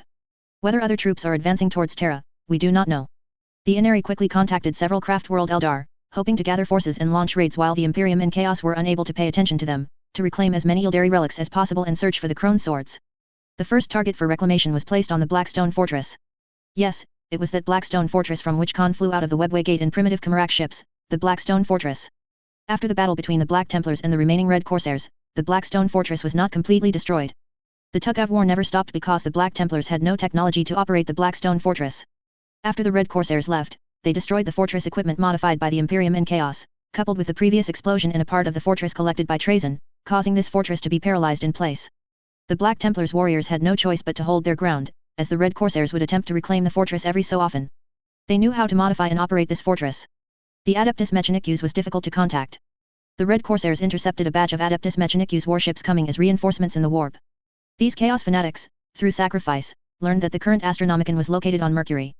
They accurately calculated the navigation errors caused by the subtle distance deviation of this dazzling light column in the warp. They set an ambush and attacked the Adeptus Mechanicus ships. Some Chaos factions knew about this, but most Imperial warships did not. The Inari rushed out from the Webway Gate within the Blackstone Fortress. They originally tried to use their agreement with Guilliman to deceive the monkeys guarding there before the battle began. The Black Templars drew their blades and attacked as soon as they saw them. What? You say the Regent colludes with Xenos? Nonsense. You are the enemy, don't even think about seducing us. The battle initially presented a one-sided situation. The powerful military strength of the Inari quickly reclaimed most of the craft world areas. The Black Templars warriors realized they could no longer defeat the enemy, and they resolved to find a way to destroy the fortress. Like the Red Corsairs, as long as the fortress was inoperable, they would have time to regroup and counterattack. However, they could not distinguish between what was added by Chaos later and what was original equipment of the Blackstone Fortress. After a violent explosion, the Chaos seal was accidentally destroyed directly. The Chaos side was not monolithic, let alone the common situation of failed enchanted warrior enchantments. The insane creations of demons completely occupying Astartes' bodies, which the Red Corsairs had painstakingly sealed, poured out en masse and then fought with the Inari. Afterward, the Adeptus Mechanicus reinforcements and the Red Corsairs' counterattack made the battle extremely chaotic. At such a time, Abaddon still wished the Red Corsairs were present, at least he wouldn't be in a situation where he was being attacked from all sides, as he was now. He clearly occupied vast swathes of territory, but Jagatai Khan's fleet could emerge from various places to strike them down, and each sortie used just the right amount of force, enough to deal with them, and then they would leave with impunity. Chaos urged him, lured him, wanting to drag Abaddon deeper into the darkness. Abaddon refused as always, he wanted to be the leader of humanity, not a servant of chaos. He clearly understood that worlds controlled by traitors and daemon worlds had a fundamental difference. The confrontation between War Master and War Master was an epic battle. Abaddon finally accepted the situation he least wanted to see. His opponent was a Primarch. Just after he killed one of Abaddon's personal chosen. Even so, the Lord of the Black Legion did not feel that the opponent was unbeatable. One who commands hundreds of thousands of Chaos warriors, dealing every moment with rapists, madmen, the sick, even beings who cannot become Space Marines, and manages the Legion in good order at least in Abaddon's view, those daemon Primarches did not do as well as him. In the continuous war, he believed he had seen through Chagatai's thoughts. He did not understand Chagatai, but he understood the white scars. He believed that the reason the opponent did not execute their most good adept, decapitation tactics, leading a powerful fleet to rapidly intersperse near the vengeful spirit to launch a surprise attack and kill him, was because he was pursuing a greater strategic advantage. This corks-leaning style of play was meant to tie him down, awaiting the return of the White Scars Expeditionary Force and the Raven Guard Expeditionary Fleet reinforcements. Abaddon would always ask for the opinions of the Black Legion's high command at such times. The sorcerer, librarian, understood and immediately began to seek guidance from the warp. Slaanesh was angrily unwilling to answer. Xianj gave guidance. Oh, that, the enemy, well, they're taking the initiative to attack, so they'll need a Gloriana-class battleship to contend with the Vengeful Spirit, right? The Gloriana-class battleship they're preparing for the counterattack is the Fist of Iron, hidden in that, this. Xianj, as usual, gave a bunch of riddles. While these true and false prophecies were crammed into the Chaos Sorcerer's mind, Abaddon's forces were still being torn apart by Khan's effective attacks. That was no tattered army, the enemy possessed an entire 7th fleet of the Indomitus Crusade. It was a colossal fleet of over 2,000 warships, large and small, and Abaddon clearly felt that their combat power had not yet been fully unleashed. The rigid Imperial Navy commanders and Khan were not coordinating well. If they waited for the White Scars to return, that would be very soon. The White Scars were always fast. Once those warriors, skilled in rapid assault, took command of the fleet, the Black Legion would face its greatest rout in history. Abaddon had no time for these decryption games. He needed more direct help. The main hall of the Vengeful Spirit had become as terrifying as an abyss after years of chaos corruption, with trophies and chaos relics displayed on both sides, arranged so neatly yet making it impossible to distinguish which were chaos holy artifacts. The Emperor's children before him was named Narvo Quinn, a heavyweight figure who now led the former 3rd Legion's 12th Company. He had once rescued an important creation known as Fabius's daughter, and had also set out when his Primarch was indulging in Slaanesh's power, finding the Primarch's location for the Legion. This Emperor's children possessed influence far exceeding what he considered meager. Abaddon sat on his throne, and it was common for others to kneel below and pledge allegiance to him, but today, he needed to seek the Emperor's children's help. Our enemy is the Fist of Iron, the Gloriana-class battleship of the Iron Hands. We haven't heard from them since the failure of the Great Betrayal. Are you here to mock us, Lord of the Black Legion? I admit the failure of the Emperor's children, we lost the opportunity to locate that Gloriana battleship, but that has nothing to do with you. You neither offered help nor expressed opposition, because we act on the orders of the Lord of Desire, and that has nothing to do with you. Narvo Quinn was tough enough, he could, to some extent, represent Fabius, and Fabius, to some extent, could influence important figures in half the Legion, such as Lucius, Julius Caesaron, captain of the 1st Company, and so on. That was enough. Watch your words, a nearby Chaos Sorcerer interjected, but Abaddon cut him off. No, I didn't make myself clear. I want to cooperate with you to find that warship. It is crucial for both of us. You know, the Fist of Iron can be used to destroy you, and it can also contend with this warship. The Vengeful Spirit vibrated, and the whispers of chaos emanated throughout the warship. The machine spirit did not acknowledge the opponent's right to challenge it, that loser. Narvo Quinn bowed to the Chaos War Master to express his apology for his recklessness. He used to be very savage and impulsive, like a gladiator seeking the ultimate swordsmanship, but after Fabius Bile resurrected him once, he became much more composed. This is an important proposal, but I cannot represent the Lord of Desire. I need sufficient sacrifices and altars. What Narvo Quinn found curious was that Abaddon didn't need to consult him, he could directly contact the Lord of Pleasure. Abaddon stood up and slowly walked to face the other man. The power of Chaos Gods / the 4 gods made the leader of the Sons of Horus far superior to him. I invite you to join the new Council of 4 Kings. The Council of 4 Kings, which existed during the Luna Wolves era, was similar to Perturabo's Wars Myths and the Ultramarines 4 Champions system, all designed to give advice to the Legion Lord and, if necessary, directly make decisions on behalf of the Legion Lord as high-ranking officials. Below 1, above 10,000. And now, the Black Legion's Council of 4 Kings actually referred to Abaddon's 4 chosen, powerful advisors representing Chaos Gods / the 4 gods. The Chaos Lord representing Slaanesh had been killed by Khan. Narvo Quinn remained silent, he still had too many things to do, such as, letting Abaddon come. I'm busy destroying the Homunculus. There are no more Homunculus. Their main forces were destroyed by the Imperium about 200 years ago. The warp is always unpredictable. 200 years was nothing to a Chaos Warrior in the warp, a casual warp surge hitting a ship could pass that much time. Then Eldar sacrifices, soul stones. In their resting places, soul stones that have absorbed the souls of deceased Eldar will please the Lord of Pleasure. He will tell us the answer. How Slaanesh got answers from Xianj was Slaanesh's problem, he only needed to please Slaanesh. Abaddon then dispatched a large number of troops to search for traces of the Eldar craft worlds. And everything the Red Corsairs encountered informed Abaddon's subordinates. Abaddon, in the name of the Black Legion, would help the ascended Huron and the surviving Red Corsairs reclaim the Blackstone fortress he had given them, and once again use that giant vessel to secure the Red Corsairs' temporary allegiance. The deeper reason had become to attack the craft world Eldar, who were cooperating with Idrain, to discover their craft world's location and launch an assault. This series of cyclical problems also drew the Black Legion towards that chaotic battlefield. Jagatai Khan had no choice but to head in that direction. He had returned to the Imperium from there, and now he had to go back. Destroy it. That was the simplest way. The Imperium had succeeded many times in completely destroying captured Blackstone fortresses. Khan, a powerful fleet of traitors is advancing towards our defensive zone. Are we still to follow this enemy force? The Black Legion was almost split in two, the Blood Legions and half of the Black Legion charged towards Terra, while the Slaanesh cultists and the other half turned to attack this side. No one knew which force Abaddon was with. Jagatai Khan confidently ordered his warriors to pursue the prey before them with all their might. Whatever the outcome, this Black Legion force would pay a heavy price. Trust Guilliman, and more importantly, trust Alfarius, that sly old fox. A massive fleet is heading this way. There's enough trouble already, so much that my thought processes are getting tangled. Clear emotional junk code, fleet turn. Did you hear that? Call. Yes, call. The two call clones conversed, one after another, their movements not slow at all. The Alpha Primaris warrior transport, freshly marked with Ultramarines insignia, was already heading towards Khan's defensive zone. Alfarius, who was holding the line for the eyes of the Emperor at the entrance of the Litany of the Holy Trinity shipyard, also received the news. The regent hesitated for a moment. The focus was not the Black Legion, but the Blood Legions. They were on the Black Legion's flank, almost linearly burning, killing, looting, and approaching Terra. Blood God worshippers never hid their intentions, they would flatten all resistance. He trusted Belisarius' call greatly, but that didn't mean the newly created Primaris warriors could contend with Angron. We need to prepare for support. Regent, do you mean you are leaving the Sol system? Should we wait until they reach here before acting? Guilliman couldn't defeat Angron, he knew that. But he was Alfarius, and he would, for the first time, reveal his warped nature to face this formidable enemy. Can you face the regent's death? This question stunned Titus, who was nearby. Half of the Victrix Guard, as the only Ultramarines remaining by the Primarch's side, no one thought they would witness the Primarch's death. Before that, they would surely have died themselves. We will kill the enemy, fighting by your side. Please believe in our bravery. Sometimes, bravery is not enough. Dividing their forces, a powerful fleet brought back by the King in Yellow detached a unit and headed towards Khan's defensive zone, while the regent's warship went in another direction. Towards the Dark Angels. I'm here to see my brother. Alone. Azrael looked at the regent's sudden visit, feeling uneasy. I insist on accompanying you. Do you know who I am? Azrael fell silent.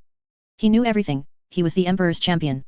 The two walked together into Lionel Johnson's stasis coffin.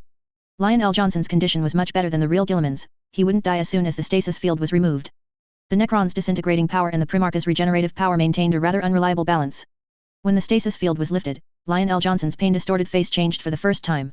Guilliman, have you found a way to eliminate this power? Lionel Johnson tried his best to maintain a calm expression, as if nothing had happened, as if two old friends were drinking tea and chatting. He couldn't lose face in front of Guilliman, but Lionel Johnson trusted Guilliman greatly, believing he must have a solution. I can't defeat Angron, the regent said. He's my defeated foe, Lionel Johnson squeezed out a smile. It was genuinely heartfelt. I need your strength. Then what are you waiting for, Robert? Get rid of this damned energy. Lionel Johnson thought Robert was simply enjoying his torment by not acting immediately. Then, his expression changed from surprise, to astonishment, to anger, and finally settled into a calm as still as water. What are you doing, Alfarius? Alfarius reverted to his original form before him. Borrowing your strength. Alfarius's warped nature, error. Some like to call him the Faceless One, the Authority Thief, the Eternal Impersonator.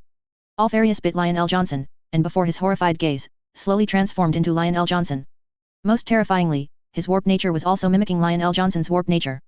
Angron is your defeated foe, you know. Chapter 512, War, heading towards the second stage. The Primarch donned his helmet, and the armor of hope and the wings of despair appeared incomparably sacred. The height difference between Guilliman and Lionel Johnson was not significant, much better than before. Just now, when he transformed from Guilliman back into Alfarius, his feet were floating, unable to touch the bottom of the power boots. Don't worry, brother, I'm certainly not as good as you, but I think it's enough to face Angron. The warp essence of a faceless man could not achieve 100% impersonation. Clearly, this comfort had no effect whatsoever. Lionel Johnson immediately realized the truth, Guilliman had never returned, it was just that, as now, he had been bitten once. We have always understood our duties, our original duties, Alfarius said. The First Legion had always been the executors of extermination missions, the final safeguard after the Imperial and Adeptus Mechanicus turned against each other, a blade meant for destruction. The 6th Legion was the Censure Legion. The 19th Legion was the Assassin, the Raven Guard Primarch could easily blend into the shadows with his subordinates. The 20th Legion, at least this part of Alfarius, was less about disguised assassination and more about maintaining one's inner self while impersonating others. Their mission had always been to immediately transform into another legion the Emperor needed in case of an emergency. For these years, they had merely been disguised as Ultramarines. Because the Emperor needed the Ultramarines Legion. Lionel Johnson asked the final question, so, can you, become those two? If the situation requires it, I can, though it's a bit troublesome. Lionel Johnson looked at Azrael, he had aged considerably, and who knew how many centuries had passed in the outside world. Times had changed drastically.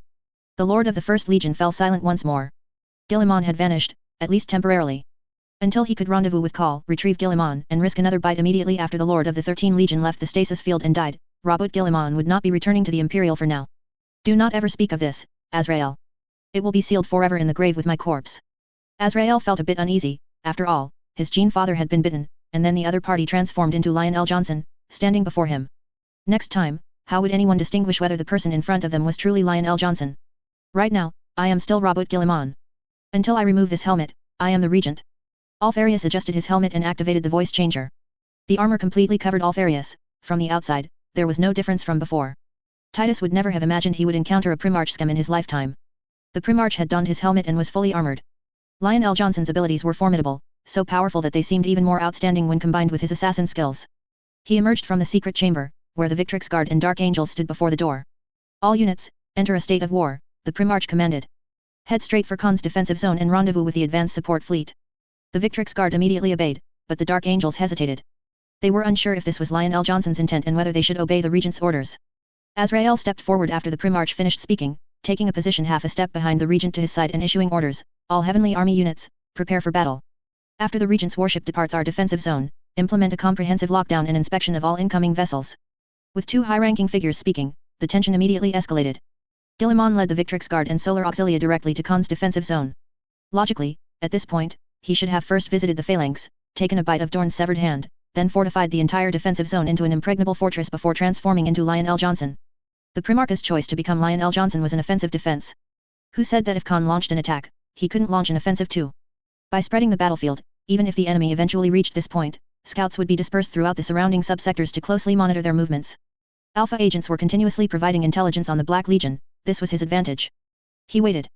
The Blood Legions advanced irresistibly. The Red Tide's defensive zone had become a fleet graveyard.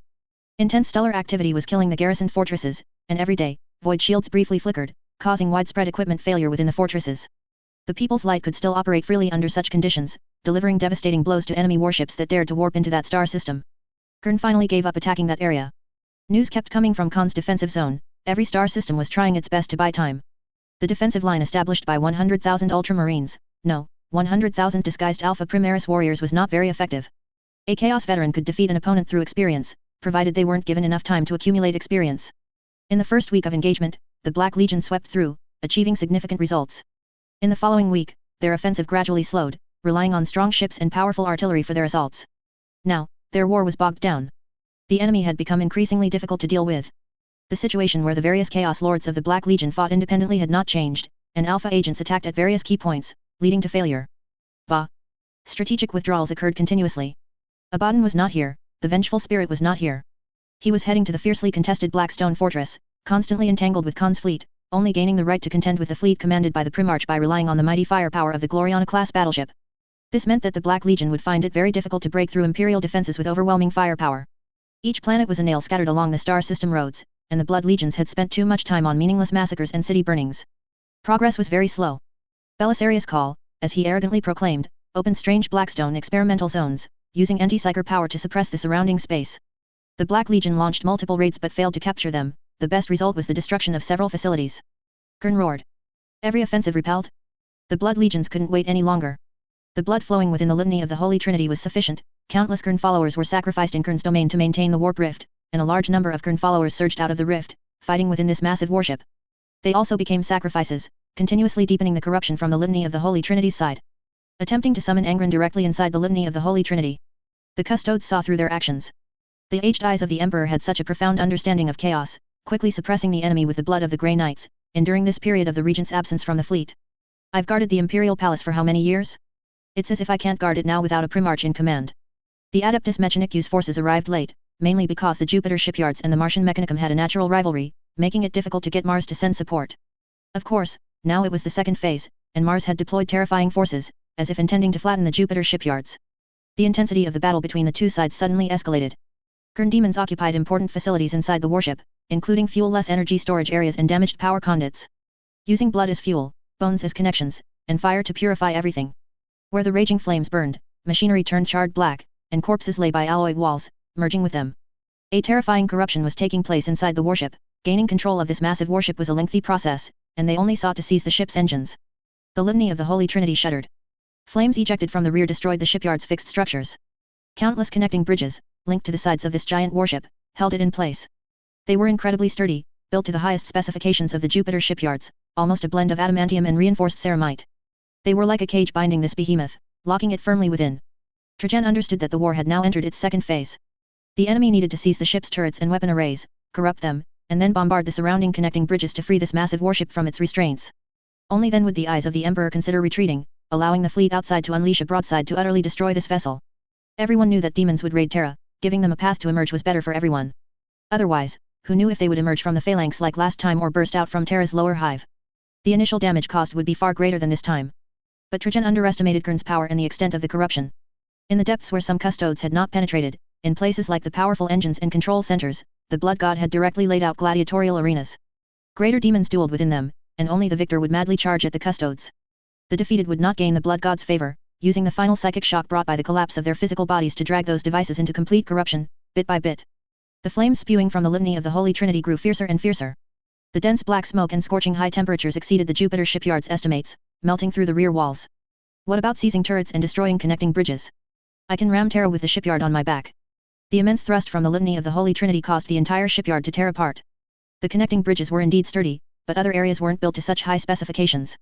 The passage between the adjacent shipbuilding room and this one fractured under the pressure, the rear was dissolved by flames, and the surrounding walls constantly cracked. The litany of the Holy Trinity was like a giant whale in the deep sea. Did some seaweed still think it could entangle it? The ultimate result was being uprooted. Explosions continuously rang out. The Adeptus Mechanicus misjudged the shipyard's strength. As the surroundings were torn apart, the displacement and leakage of cables and gas pipes led to violent explosions, further accelerating the surrounding collapse.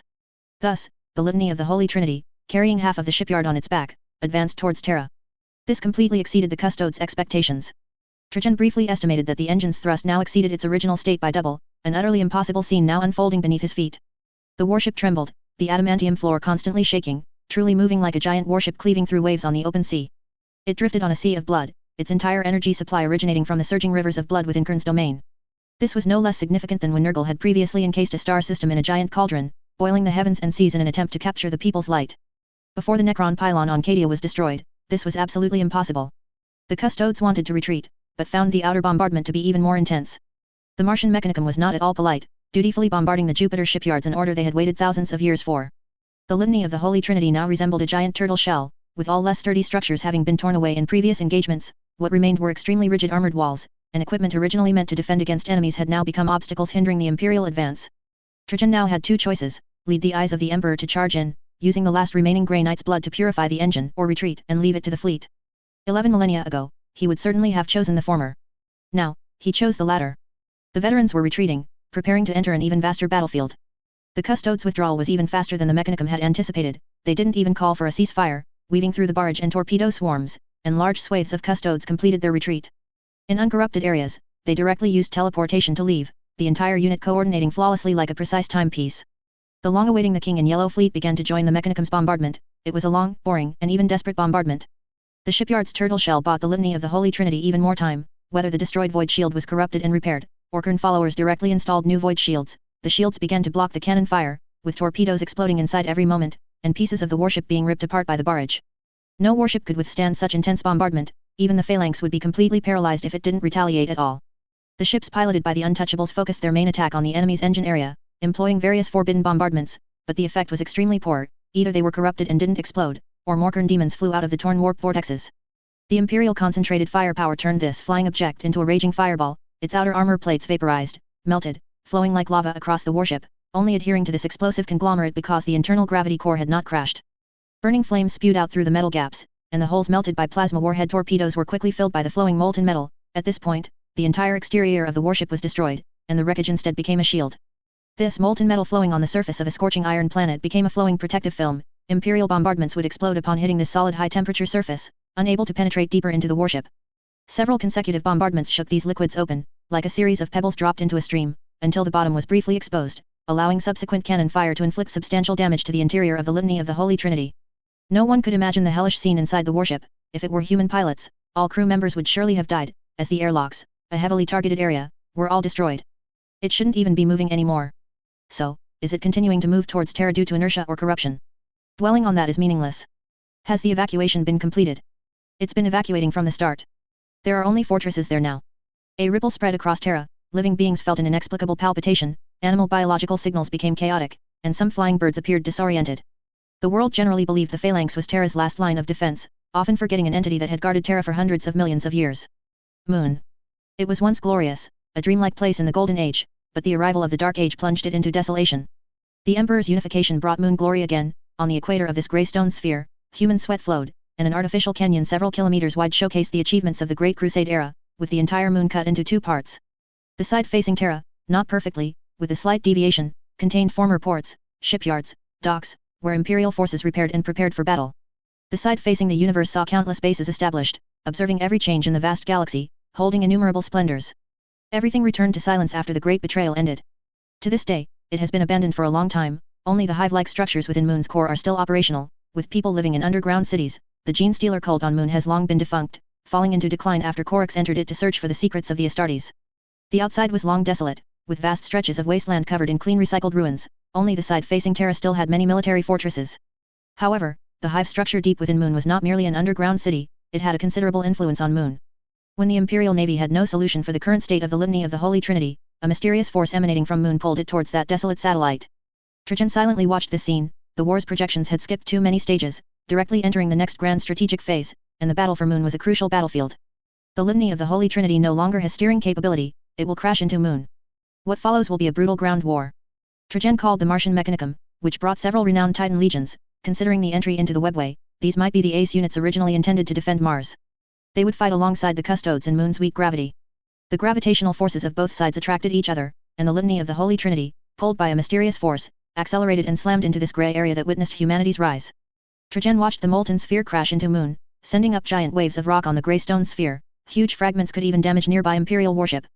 There are too many meteorites in the sky, and Moon's gravity is too weak. They will constantly orbit for a short time, and the Imperial Navy cannot provide more effective support. For a long time, the war on Moon would be fought under a meteor shower. Even a Titan could not withstand a single impact from a large meteorite. Terra would suffer an unprecedented meteorite shower attack. Defensive gun emplacements were activated, and the Imperium issued orders that no one was to look at the sky, and all were to enter shelters. In the sky, Moon became a blooming stone flower. All right, the war continues. Trajan led the re-energized eyes of the Emperor back into battle. The Emperor's relics still protected them, and the artificially carved canyon remained a crucial defensive line. The crash of the Litany of the Holy Trinity on the side facing space, it's unknown how much it will affect Moon's trajectory. That's not something to consider now. A slight deviation on a planetary scale would take tens of thousands of years to reach its conclusion. Imperial forces landed on the side facing Terra while the outer meteorites had not yet begun their descent, and they quickly entered the fortresses. The great earthquake on Moon caused by the enemy warship's impact severely damaged the underground cities. The well-prepared Solar Auxilia quickly launched rescue operations and assisted the Custodes in inspecting Moon's condition. Rock tides have filled parts of the artificial canyon in areas K81, L91, and 08, forming passable bridges connecting the two sides of Moon. The Custodes moved swiftly to occupy those areas and establish positions before the enemy could cross the stone bridges. This war would unfold fully along Moon's equator. The Titan legions did not immediately form ranks. The Martian Mechanicum was still assessing the impact of this collision on Moon's orbit. The fireball below had already deeply embedded itself within Moon, and there should be no living things in the impact crater. Kern's army surged out. There were no mortals, as there was no air on Moon. Almost all were Daemon legions rushing out. The probability of the enemy penetrating Moon is 0. There's no need to worry about underground offensives. This was the Mechanicum's judgment. Moon's diameter exceeds 3,000 kilometers. Even if the Litany of the Holy Trinity is so massive, it's less than 100 kilometers, so it's impossible to penetrate Moon. Molten metal splashed out with the violent impact, severely affecting the auger array signals. The fleet did not retreat, it formed dense arrays, with point defense guns continuously firing at debris, arrayed along the Litany of the Holy Trinity's path, which was the area with the fewest meteorites. Maintain formation. That is an order. The Imperial Navy abandoned easy-to-supply formations and formed squares. A volley would fall upon Moon like divine punishment, as long as there was an order. An order from Trajan. If Angren were deployed on Moon, then the fleet's bombardment would be the only effective attack to destroy him. No matter how many times he comes, as long as he charges out of the Litany of the Holy Trinity, the fleet can firmly pin this Daemon Primarch to Moon. The Pharos Rapid Response Team on Mercury now only has Victor, a single Custodes. To this day, he doesn't know the meaning of his presence here. Duel a Primarch? He can't win. Not dealing with a Primarch? A lesser strength one should have already sent him to the battlefield. Guarding Pharos? With just one Custodes? Now he suddenly received an order from Trajan. He would receive a command signal to teleport to the target area and lead the war. When Trajan sacrifices himself. Chapter 513. Is this a city? If it is, I will take care of it. Victor thought they were crazy. Why couldn't he just join the battlefield and take over when Trajan fell? Why did they make him stay here to teleport reinforcements? If they had at least left a super weapon, like a vastly enhanced version of the Fires of Syrixus in his hand, a weapon of immense power that could only fire one shot before being completely depleted, and told him to prepare to teleport and to deliver a devastating blow to the enemy, he could understand. The problem was, they didn't give him anything like that. All he had was the fires of Sirixus paired with the Bloodchild battle-axe. His battle-axe swings incredibly fast. Who are you looking down on? If you don't believe him, ask the one by the golden throne. Moreover, Trajan's battle wasn't a webway war where psychers could be used. There were plenty of powerful figures in the Imperium. The two super elders from the Inquisition and the Officio Assassinorum, both Alpha plus psychers, hadn't made a move. A certain Lord Custodes from the Departamento Munitorum hadn't joined the battle either. Victor couldn't understand and wandered around the Pharos. The other Custodes were busy as hell. Constantin Valder led his forces, staunchly resisting the Daemon Horde's assault, buying time for Dorn's counterattack. Rogel Dorn's injuries were not fully healed. Each time they recovered slightly, he was forced back into battle. The mottled bloodstains on the adamantium armor, personally forged for him by the Emperor, spoke of the arduousness of this war. After Magnus occupied half of the Blackstone pylon, his psychic powers increased hundreds of times over. The dissipation of anti-psychic forces made him feel refreshed, and the fallen Titan and Night Titan Rex were moved by his immense psychic power. The Daemon Primarch's psychic energy acted like glue, binding these war behemoths with their thick adamantium shells together, forming a wall of ruins. That's truly unsightly, like something an orc would make, Dorn said. Is that considered a city? Nearby, an adamantium warrior gazed into the distance. His vision wasn't as good as a Primarch's, so he could only see a general outline. From an orc's perspective, yes. Dorn naturally looked down on such a crude city wall, but as long as it's a city, that's all that matters. Combat Regulation 1.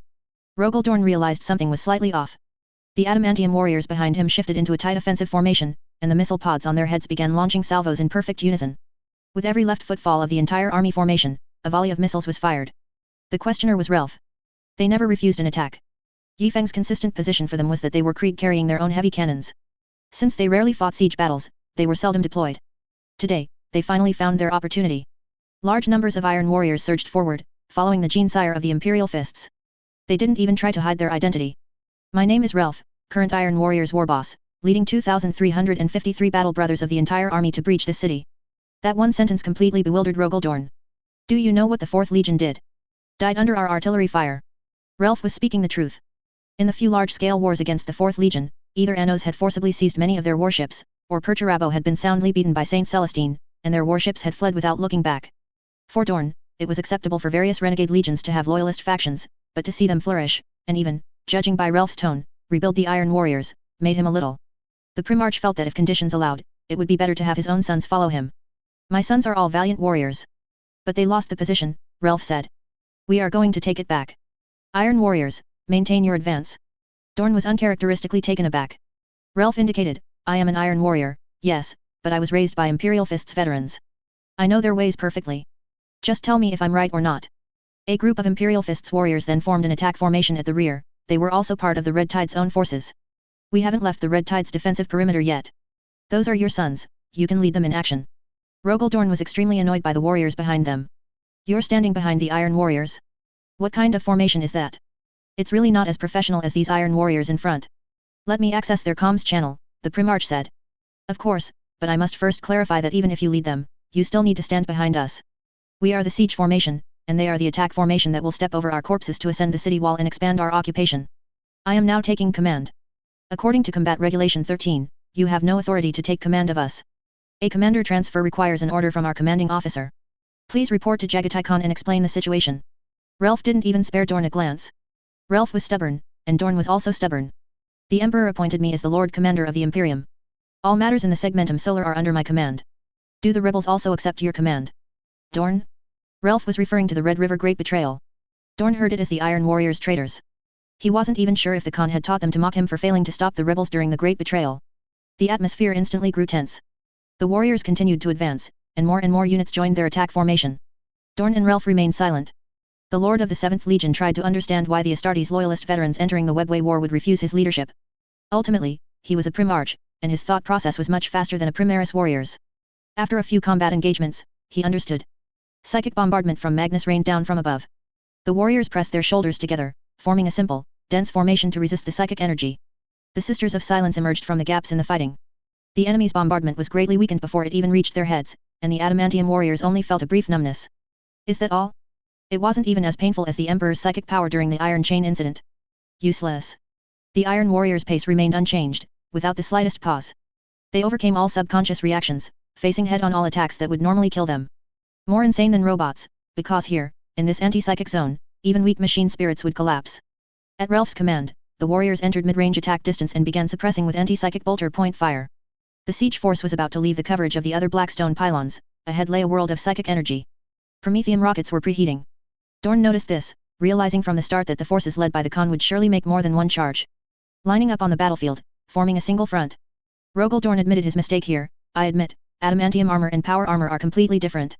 From the perspective of tactics, weapon and armor proficiency, and combat style, you are more suited to be the commander. Dorn realized he had no idea what this unit could do, what tactics they were familiar with, or what kind of attacks they excelled at. He had only used the Iron Warriors, who typically wore power armor for sieges, as a template, and what they were now demonstrating was completely different. He didn't have time to understand every warrior, but Relf did. A Primarch was more suited to be a collaborator than a commander. A shield was passed among the surrounding warriors, finally reaching Dorn. This is our relic. Against sorcery, it is the best protection. As a living saint for so many years, this was the first time Dorn had been equipped with a Sisters of Silence's bone shield. Give the order, Lord Commander of Terra's defenses. Assault the front wall, advance along the body of that Lucius Pattern Warlord class Titan, and tear open a breach for me. Maintain a tight formation, I will do my best to throw Magnus into your midst. Commonly known as the Sisters of Silence circle kick technique. Now, attack. Iron Warriors, advance. Promethium fuel was furiously injected into the rockets. Under a cover of flames, the thrust provided by the rockets allowed them to easily accelerate to the charge speed expected of power armor warriors. Weapons were being shed. Magnus was surprised to find that the previously dense tortoise formation was gone. His prepared powerful psychic bombardment could not inflict widespread casualties against such a dispersed assault. The Iron Warriors' dense, heavy square formation vanished instantly. They spread out in three-man cells, launching an offensive. In an instant, the entire city wall seemed to be under fierce attack. They charged with the help of rockets, firing all their weapons at hand, discarding each one as soon as it was empty. Aside from the missile pods welded to their heads and their sustained fire plasma weapons, the Iron Warriors quickly discarded all other armaments. The firepower in the very center was insufficient because they had to carry the Sisters of Silence during the charge, so they sacrificed some weapons. The Imperial Fist's attack formation in the rear compensated for the long-range firepower. Dorn wondered, did this guy not understand? Concentrate the attack on that breach ahead. Relf's troops spread out like a fan. The demons on the half-blackstone pylon began to fight. Xiange demons injected energy into the blackstone, firing terrifying psychic attacks. Other demons howled and hurled ranged weapons, but with little effect. When dispersed, daemon bombardments were difficult to hit directly. The psychic aftershocks could be completely withstood by town neural fluid. But some attacks truly could not be resisted. The city wall continuously writhed. The titans were reviving. The main bodies of the daemon titans were still embedded within the city wall, but their weapons began to operate, firing titan-level destructive attacks like cannons deployed on a city wall. Hundreds of warriors died in this bombardment. If they had only maintained a dense square formation, a single saturation bombardment would have wiped out all the adamantium warriors. Vashtor, don't say I didn't do anything, this move was sent in response to prayers to me. Tens of seconds later, the Imperial Fist's warriors providing cover from the rear also began to charge. They advanced en masse towards the cluster of Lucius Pattern Warlord class Titan Rex Dorn had indicated, just as Dorn had commanded. Facing the Titan's bombardment, they chose to trust the Iron Warriors who had been beaten up all their lives. Magnus unleashed several consecutive blasts, killing over 100 Iron Warriors adamantium warriors, before noticing the Imperial Fist's clustered assault. Calculating the time it would take for their charge, he realized it was enough for him to release another powerful blast, severing their support troops. The arms of the Titans on the city walls rotated, all turning towards the Imperial Fist's progeny. At this moment, the Iron Warriors' reaction was surprisingly unified. Promethium fuel depleted. Iron Warriors, full speed ahead. Relf roared, remember, the rocket on your back is a great thruster, but first and foremost, it's a rocket. Relf stomped heavily on the Titan's foot, as Dorn had instructed, and leaped with all his might, the giant flying rocket fulfilling its original purpose. The Promethium fuel tank detached, only then could full speed ahead be initiated. The remaining fuel inside the rocket let out a final roar, and thousands of adamantium warriors soared into the air. They attacked in a fan shape, but in the air, they converged towards a single point, returning to a dense formation upon landing. Magnus conjured a psychic gale, blowing them off their original flight path. Some adamantium warriors fell prematurely, causing their rockets to crash and explode ahead, and then raised their power broadswords to engage the daemon hordes. They landed on the debris, beneath the city walls, and on the heads of demons. Each warrior was a nail, scattered across the position to block the demon's path to support Magnus. The adamantium warriors carrying the Sisters of Silences were unaffected. Dozens landed in their predetermined positions, and over 200 more fortunately landed nearby, converging towards them. Before the demons could engage, they were first shattered by the rockets. The adamantium warriors who landed on the position quickly swung their blades to cut down these injured enemies. This wasn't one rocket, this was over 2,000 adamantium warriors flying towards a single point, over 2,000 rockets. Magnus stomped his foot, and the power flowing from the Blackstone surged forth. A layer of psychic membrane rippled over all demons in contact with the Blackstone, shielding them from the bombardment. As for those in other areas, they couldn't be saved, sorry. Relf was the first to land, mainly because Dorn had kicked him. Dorn couldn't fly, he could only leap, using several adamantium warriors as leverage to jump onto the city wall, then kicking Relf, and after nearly receiving an angry 1,000 years of pain from Ina who was clinging to Relf's back, Dorn's next foot landed directly on a rocket. He whistled down, raising his sword mid-air, and struck a heavy blow towards Magnus. The power of sorcery rose, and an indescribable force collided with Dorn, shaking him so violently he almost dropped his blade. Magnus felt an extreme sense of foreboding and quickly retreated. Rogel Dorn's blade was too far forward, his other hand was almost flung behind him. That thing couldn't withstand a single blow. Dorn countered, using the impact of the opponent's psychic energy to spin his body, slamming the Sisters of Silence's bone shield towards Magnus' face. A hit from that thing on the Thousand Suns Primarch's face would be fatal. Dorn leaped very high and very far. Magnus couldn't retreat, or he would be hit squarely by the shield. He could only advance a few steps, letting Dorn land behind him. Before he could steady himself, a thump sounded from ahead, and dust billowed. Relf stood swaying in front of him, and Ina on his back straightened up, pointing her executioner greatsword at Magnus. The Daemon Primarch was caught in a pincer attack. The Iron Warriors' battle formation on the ground was as incongruous as an iceberg floating on a sea of lava. They roared. Unity. Dorn's close combat assault forced Magnus' feet off the black stone pylon. The surrounding Titan weapons stopped rotating, and the follow-up troops seized the opportunity to launch a clustered assault. This was a saturation attack, with only one requirement: retake this position at all costs. Even destroying the black stone was acceptable. The power that Qing demons wielded through the black stone was also disgusting. They used the black stone's amplification to open portals, summoning more Qing demons. However, the webway made it almost impossible to tear open warp rifts. Even the most successful salamanders, during their assault on Kumarak, only managed to transmit a small number of warriors back to their worship using their advanced teleportation equipment. This meant that even with the black stone's amplification, the demons emerging from the portals were much weaker than their true forms. Few Qing demons were truly willing to engage in direct combat with adamantium warriors, so they summoned Kern demons. The upper part of the entire black stone wreckage became a chaotic battlefield. All kinds of demons emerged from it, and various spells and corruptions constantly drained the adamantium warriors' strength. This small section of the black stone was repeatedly contested, with every inch of distance requiring bloodshed to advance. The battle was incredibly difficult. Constantin Valder led the custodes to cut off the enemy's supply lines, only to discover that the enemy could actually cast summoning spells within the webway, rendering their efforts to sever the supply routes meaningless. He quickly dispatched a squad of custodes and Sisters of Silences to support the Primarch, while his own forces slowly retreated. At this moment, Dorn was expending all his strength in a furious assault. He couldn't fly, but he could prevent the flying Magnus from landing. As soon as he approached the black stone, he was met with a fierce counterattack from the stubborn rock. Magnus' psychic bombardment from the sky was blocked by the Sisters of Silence's bone shield, leaving him without a good solution for a time. If you come down, a bunch of Sisters of Silences are waiting to gang up on you. If you don't come down, and the Imperial forces occupy the black stone and reverse its polarity, this round of Daemon attack will be a complete failure. This cost was real, tangible corrupted titans, not something conjured by warp trickery. Under the urging of the various chaos gods, Magnus transformed his weapon into a flexible long whip, lashing it heavily towards Dorn. The whip, under immense force, snapped taut, and the fierce winds howled. The long whip moved from the heavens, and with a single strike, Rogel Dorn forcibly blocked it with his blade, but still suffered a massive shock to his hand, making it difficult to grip the hilt. The long whip, filled with psychic power, did not coil back into the sky, instead, it fell to the ground. Magnus' psychic energy surged along the whip into the black stone. The surrounding Titan city walls reactivated, and Titan-level artillery quickly suppressed the incoming custodes' reinforcements.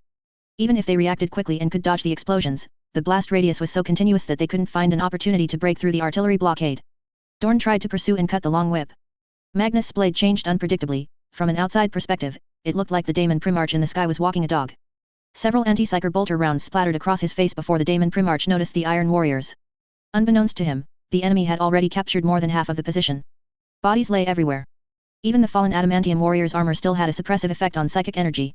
Relf was willing to cover the entire Blackstone section with corpses to take this position. In desperation, Magnus tried to use the long whip to clear away the adamantium corpses, exposing more of the Blackstone ground. This gave Dorn an opportunity. He leaped up, grabbed the long whip, and with a pull, intended to drag Magnus down. The whip's disintegration field and Dorn's gauntlet grated with a sizzling sound, and with a shield's touch, the psychic energy failed. A pure disintegration field alone could not destroy armor personally crafted by the Emperor. Magnus' psychic energy surged, and he chanted blasphemous warp incantations to amplify his flying power, dragging Dorn off the ground. The adamantium warriors behind him saw this and thought, no way. Relf jumped up and grabbed Dorn's leg. The warriors behind him then grabbed Relf. The battle on the periphery was incredibly fierce, yet in the middle, it was like dangling a crab, with the long whip continuously rising, pulling up a string of adamantium warriors. Magnus couldn't let go. This weapon was practically fused with him. He formed hand seals with one hand, continuously unleashing psychic spells downwards. The surrounding flying demons continuously attacked, trying to knock these warriors down. If just one let go, the Daemon Primarch's pressure would be greatly reduced. In this stalemate, Ina climbed up along the string of adamantium warriors. Long whip, hey! Magnus, hey? Once this old lady climbs up, I'll slap you to death. She nimbly darted past the backs of the warriors, her light steps bringing her closer to the enemy, quickly climbing to the very top, where Rogel Dorn was located. Dorn held his shield with one hand, blocking the psychic attacks, and with the other, continuously coiled the long whip, like a weaver, wrapping the thread around a golden rod. By now, his arm was already wrapped with many coils, and he was steadily approaching the opponent. Ina showed no politeness, stomping her foot on Dorn's face. Dorn? Her second foot landed on the shield, and she leaped with force. Her vow armor locked onto the daemon weapon, instantly melting a large hole in it. Her speed was very fast, using all her equipment to absorb the terrifying effects of the disintegration field, with the result that, the machine spirit almost died. The machine spirit of Magnus' blade almost entered eternal slumber, and the disintegration field became intermittent.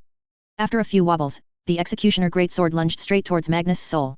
The daemon Primarch roared in fury, this farce must end. Before he could finish speaking, several anti-psyker bolter rounds almost landed in his mouth. Magnus kicked the Sisters of Silence with a powerful, swift, and brutal blow, then raised his weapon. His free hand stopped forming seals and punched towards the opponent's chest, intending to knock her down. In an instant, a brilliant rainbow of light blazed. A beam of light struck from the side, precisely hitting Magnus. Ahead, a massive flying object, enveloped by a mass of demons, crashed towards him. It was a Thunderhawk from the Sisters of Silence, only its machine spirit could withstand the effects of such an environment. The flying demons desperately tried to intercept it. The turbo laser cannon struck successfully. Chapter 514, The Death of an Old Friend, Tears of a Stubborn Stone. After the Thunderhawk finished firing a shot at Magnus, it wobbled and crashed down towards them. The pilot was also a Sisters of Silence, and the demons clinging to the outside of the Thunderhawk were in a very bad state. The daemon Primarch lost his balance after being blasted. Ina was kicked away. She was supposed to take a daemon's punch, which would have at least cost her half her life, but now she only lost her balance and fell downwards. She adjusted her posture in midair, only to see Dorn's sturdy arm extended to one side below, like a tenacious old pine on a cliff, his shield rotating half a circle at his side, pushing upwards. Dorn's intuition told him that if he didn't raise his shield, the girl would surely step on his face again. Ina was steadily caught by the shield, and the Primarch spun the shield like a slingshot, throwing Ina upwards with all his might. The Sisters of Silence flew upwards at a speed far greater than her fall, slamming into Magnus like a cannonball, which would be fatal for the daemon Primarch. In the sky, a shadow grew larger and larger. Magnus used sorcery to enlarge his body 100-fold, grabbing the crashing Thunderhawk. The gunship piloted by the Sisters of Silence was like a scorching hot iron ball, and the demons clinging to it were used as temporary gloves, allowing the Thousand Suns Primarch to briefly grasp it, then throw it heavily into the distance. At the same time, a pain shot through his waist. The Executioner Warblade was fully embedded in the opponent's body, but Magnus had grown too large. Ina felt that even if her blade were twice as long, it wouldn't be able to pierce his kidney. However, due to her close proximity, the daemon Primarch deflated like a punctured ball, constantly shrinking and struggling to maintain his flight magic, plummeting downwards. A series of adamantium warriors were falling below, crashing directly into the war zone. On this incredibly chaotic battlefield, Magnus' blade, transformed into a long whip, swept away demons and Primaris warriors, clearing a large area. The fierce wind howled like malevolent spirits, and the sound of death descended from the heavens. Ina turned her head to look. Magnus' body was shrinking, but psychic energy was frantically being injected into his hand, which was moving away from her, and his giant hand was rapidly slapping towards her waist. It was like swatting a mosquito. She pulled out her blade, trying to fall downwards to dodge the blow, but the Primarch's speed was too great, gravity seemed so powerless before him. The Executioner Warblade rotated its blade, pointing directly at the palm. Magnus' hand had acquired some things, bolters, plasma, tactical knives, and even some spikes pulled from daemon bodies. The Red Tide warriors threw everything upwards, yet still couldn't stop the descent of that palm. Darkness enveloped the 300-year-old lady. She could only rely on herself.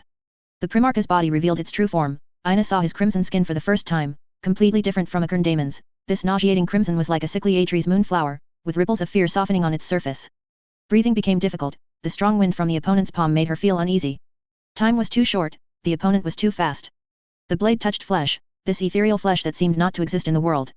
She realized she had made the wrong move. This was not a slap. This was a shockwave. When the palm fell, there was no crisp slapping sound, but a dull echo, like a heavy bronze bell being struck on the ground, with the air constantly vibrating within. Everyone was falling, and as everyone entered a state of weightlessness, Dorn, by pulling a long whip, moved closer to the opponent and struck Magnus. The daemon Primarch had to abandon his attack and instead deal with the assault from his former brother. Ina slipped through his fingers and fell. Dorn was repelled by Magnus' blow. Using the force of the recoil, he seized the opportunity to catch the falling sister. The weakness of the armor of vows was that it was not completely sealed. The surrounding gas was compressed by the daemon Primarch's palm, and the air pressure instantly exceeded its original level by several times, rushing into the armor's cracks. Dorn couldn't see the sister's face, although she lay inside the shield in his hand. In the area of her eyes, only a mixture of flesh and blood could be seen, her body shattered by the high pressure. This was a purely physical attack. The oscillating gas and ultra-high pressure broke her bones. The broken bones pierced her internal organs, her organs ruptured, and the damage to her lungs was particularly severe.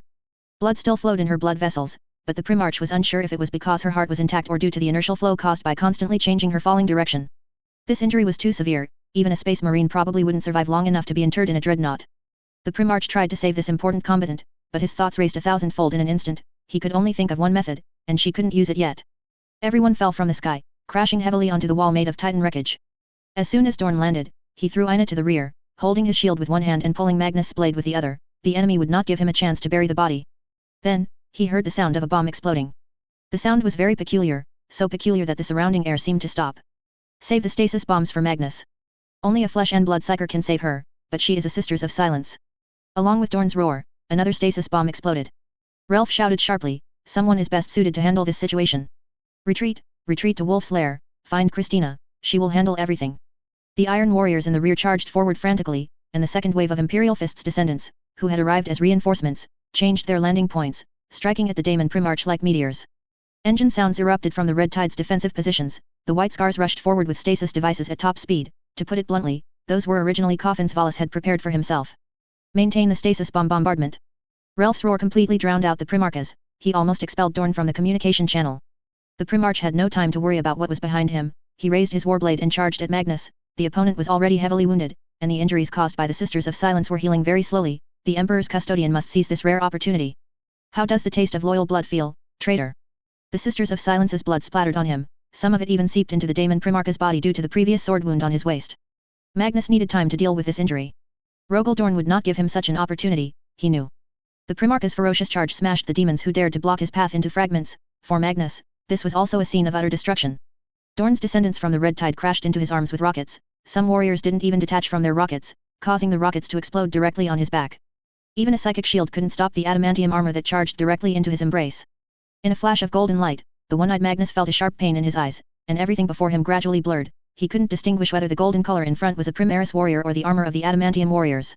A shadow loomed over. Thankfully, he could finally see some other colors. Dorn finally achieved his initial plan, smashing Magnus' face with the Uncontactable's bone shield. The two Primarchs wrestled, with the adamantium warriors gaining the absolute upper hand. The adamantium warriors formed a torrent that instantly pushed away the surrounding Daemon hordes. All the warriors united, their goal completely consistent, quickly carving out a long path for the White Scars to rush forward. Magnus was shattered like crystal, no blood flowed from his body. Each of Dorn's heavy blows left mottled cracks on his body, and the supreme energy erupting from his horned armor was instantly extinguished by the shield. The simultaneous pressure from both inside and outside made the Daemon Primarch extremely uncomfortable. Death was approaching him. He frantically injected energy into the corrupted array beneath his body. The Vashtor sorcery flowing through the Titan corpse walls gained powerful psychic enhancement. Magnus didn't set a target for it, only hoping to make the Titan array disperse, changing the terrain below to make himself and Dorn fall into the wall gaps. Vashtor refused. He finally found his chance. All the Titan weapons, whether aiming at the sky, blocked behind other wreckage, or already damaged, all targeted one objective. The White Scars squad speeding ahead. This volley used all its power, blasting a huge 5-kilometer diameter crater in front, with lightning, flames, gravity anomalies, distorted beams. It was a death zone that annihilated all the charging White Scars squads. The Iron Warriors fell into despair. The stasis bombs were almost exhausted, but there was still no deployable stasis device that could be delivered to the front line. Tech Marine, we'll start the surgery directly. The Tech Marine was silent. Ina's body was already dead. Performing a Christina-style modification on her remaining half-head was the only method he could think of, but it couldn't be done here. Speak up. Are you all mute? Didn't you claim to be the best Tech Marines? The Tech Marines of the Imperial Fists and Iron Warriors were silent. They silently swung their hammers, silently fired, tearing demons into pieces, not daring to look at Relf behind them. All the Tech Marines unhesitatingly handed their stasis bombs to Relf. As the last one exploded, reinforcements still hadn't arrived. There was no roar of thunderhawks in the sky, no speeding White Scars motorcycles below. The machine spirit of the motorcycles simply couldn't withstand the surrounding anti-psychic forces. Coldness assailed Ina. Her eardrums had shattered, her eyeballs burst, her spine broken. She had lost all her senses. The warmth provided by the armor of vows could not reach her. Darkness, cold. The little girl huddled at the entrance of a disabled lower hive pipe. This time, there was no Xiaolan descending from the heavens like a divine soldier. She fell from the crimson river of stars, into the dark abyss. Think of something. You muscle-headed idiots. Relf no longer cared about anything. His blade struck the pile of God Machine's corpses below, trying to dig out some useful fragments. Perhaps they could dig out a Death Adeptus Mechanicus priest responsible for blessing void shields from among the Titans, strip him of his equipment, and put it on Ina. Relf. Wake up. The scent of blood assaulted his tactical helmet again. The stasis had ended, and Relf's body froze in place. The surrounding demons felt a chill, a terror akin to being stared down by thousands of Sigismunds. Siege demons quietly retreated, but Vashtor's weapon shifted, causing the artillery barrage that had been suppressing the Custodes squad to vanish, and their escape route was completely blocked by the Custodes. Another Sisters of Silence squad climbed out of a crashed Thunderhawk. When they managed to open the jammed Thunderhawk hatch, the battlefield around them was clear. Foul-smelling blood flowed to their feet, sizzling and emitting green smoke. There were no more battle cries on the field. The Iron Warriors advanced in silence, clearing an entire circle, leaving it for the two Primarchs to duel. The Red Tide's original positions were violently assaulted by demons. Too many Adamantium warriors had gone to attack the Blackstone pylon, leading to a breakthrough in the original front line. The demons howled as they charged into the positions, but there were no whales or routes as they expected. The line closed. All the warriors, by unspoken agreement, ignored the ammunition limits, and a mad bombardment, which the veterans excelled at, began. The Adamantium warriors no longer hid behind cover or in the gaps of fortifications, they stood in front of all defenses. Defense? Kill them all. I want them to die pressed against my chest, to thoroughly kill the weak demons. I want them to lie on the ground wailing, the strong ones kneeling. I will soak your corpses in tau cerebral fluid. Don't even think about running. The broken, spiked gap in the line transformed into a crimson crescent, and then into a golden blade. Red was the mark of a veteran, gold the symbol of the strong. Come, assault me with your proud sorcery. My cowardice and pity will be completely washed away with the crimson nano paint, and souls cleansed by war will crush you. A panic began to spread among the demons. The Adamantium warriors' rapid assault wasn't terrifying, a power sword slicing through their heads sent them back to the warp in an instant. Their advance was unusually slow. Daemon limbs were severed, weapons disarmed, but the warriors did not leave. They stood on the demons' bodies, waiting for their feeble struggles. Nurglings were squeezed in their hands, screaming incessantly, their green bodies gradually decaying, slowly dissolving into pus. Bloodletters gnawed laboriously at adamantium leg armor, and only daemon voices echoed in this space, but none of them had any effect. Greater demons brought down dozens of warriors. Slaaneshi demons' soft bodies were sliced open by blades, and anti-psyker bolters were shoved into them, pushed in by hand. The Emperor's holy flame no longer burns in the real world, it's our turn. One adamantium warrior after another died here. So many warriors shouldn't have died to take down this greater daemon. Their bodies piled on top of it, and a Sisters of Silence came to finish it off, but was told to stand on its body instead. The anti-psyker power weakened it, leaving it without the strength to even lift a hand to push away the adamantium armor. It wailed. If 10 days of torment could kill it, then they would stand for 10 days. If 100 days, then 100 days. This curved blade advanced only 10 meters in several hours. The demons were retreating. These were a bunch of lunatics who would truly kill them if they faced them. They completely annihilated a group of demons, igniting fear in those who followed. The daemon horde hesitated for a moment, then decisively turned and left. They would rather charge the lines of other chapters, brave the artillery fire of titans, than face these madmen. Until the next wave of unsuspecting demons mustered the courage to charge here again. The Custodes squad's spear tip saw Magnus in the distance.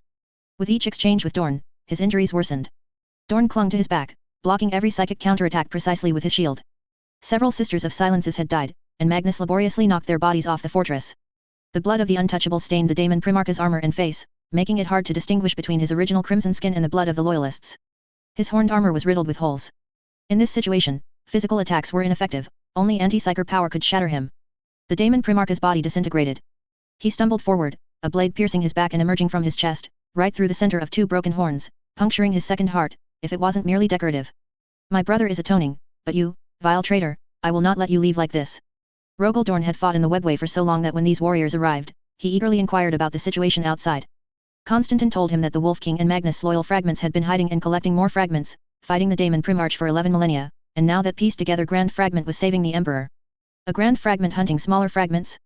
Then can you, vile traitor, be shattered by me? The tables have turned, now it's our turn to hunt you. Rogel Dorn grabbed the opponent with one hand, performing the Wolf King's signature move, and once again broke Magnus' spine. The incapacitated Daemon Primarch looked at the unyielding rock. He straddled him, discarding his blade, holding his shield with both hands. Magnus assumed it was another powerful shield bash, closed his single eye, and braced himself. The expected attack did not come. He heard a crack. A surge of curiosity forced him to open his eye, only to see the golden armor operating at full power, the terrifying strength of the Primarch tearing apart this ancient relic shield. To Magnus' horror, he saw Rogel Dorn forcibly breaking off the reinforced ceramite strengthened, adamantium-etched bones of an untouchable. Crack. Another crisp sound. Rogel Dorn broke off a rib, and the sharp, broken bone suddenly plunged down, embedding itself into the Primarch's body. You are the Daemon. The false emperors. A very crisp sound. A bone shard pierced Magnus' mouth, nailing his tongue to his upper jaw. Magnus used all his strength, attempting to overturn Dorn with his psychic power, but he failed. He wasn't lying on Blackstone, he was lying on the adamantium corpses of iron warriors. I want my brother back.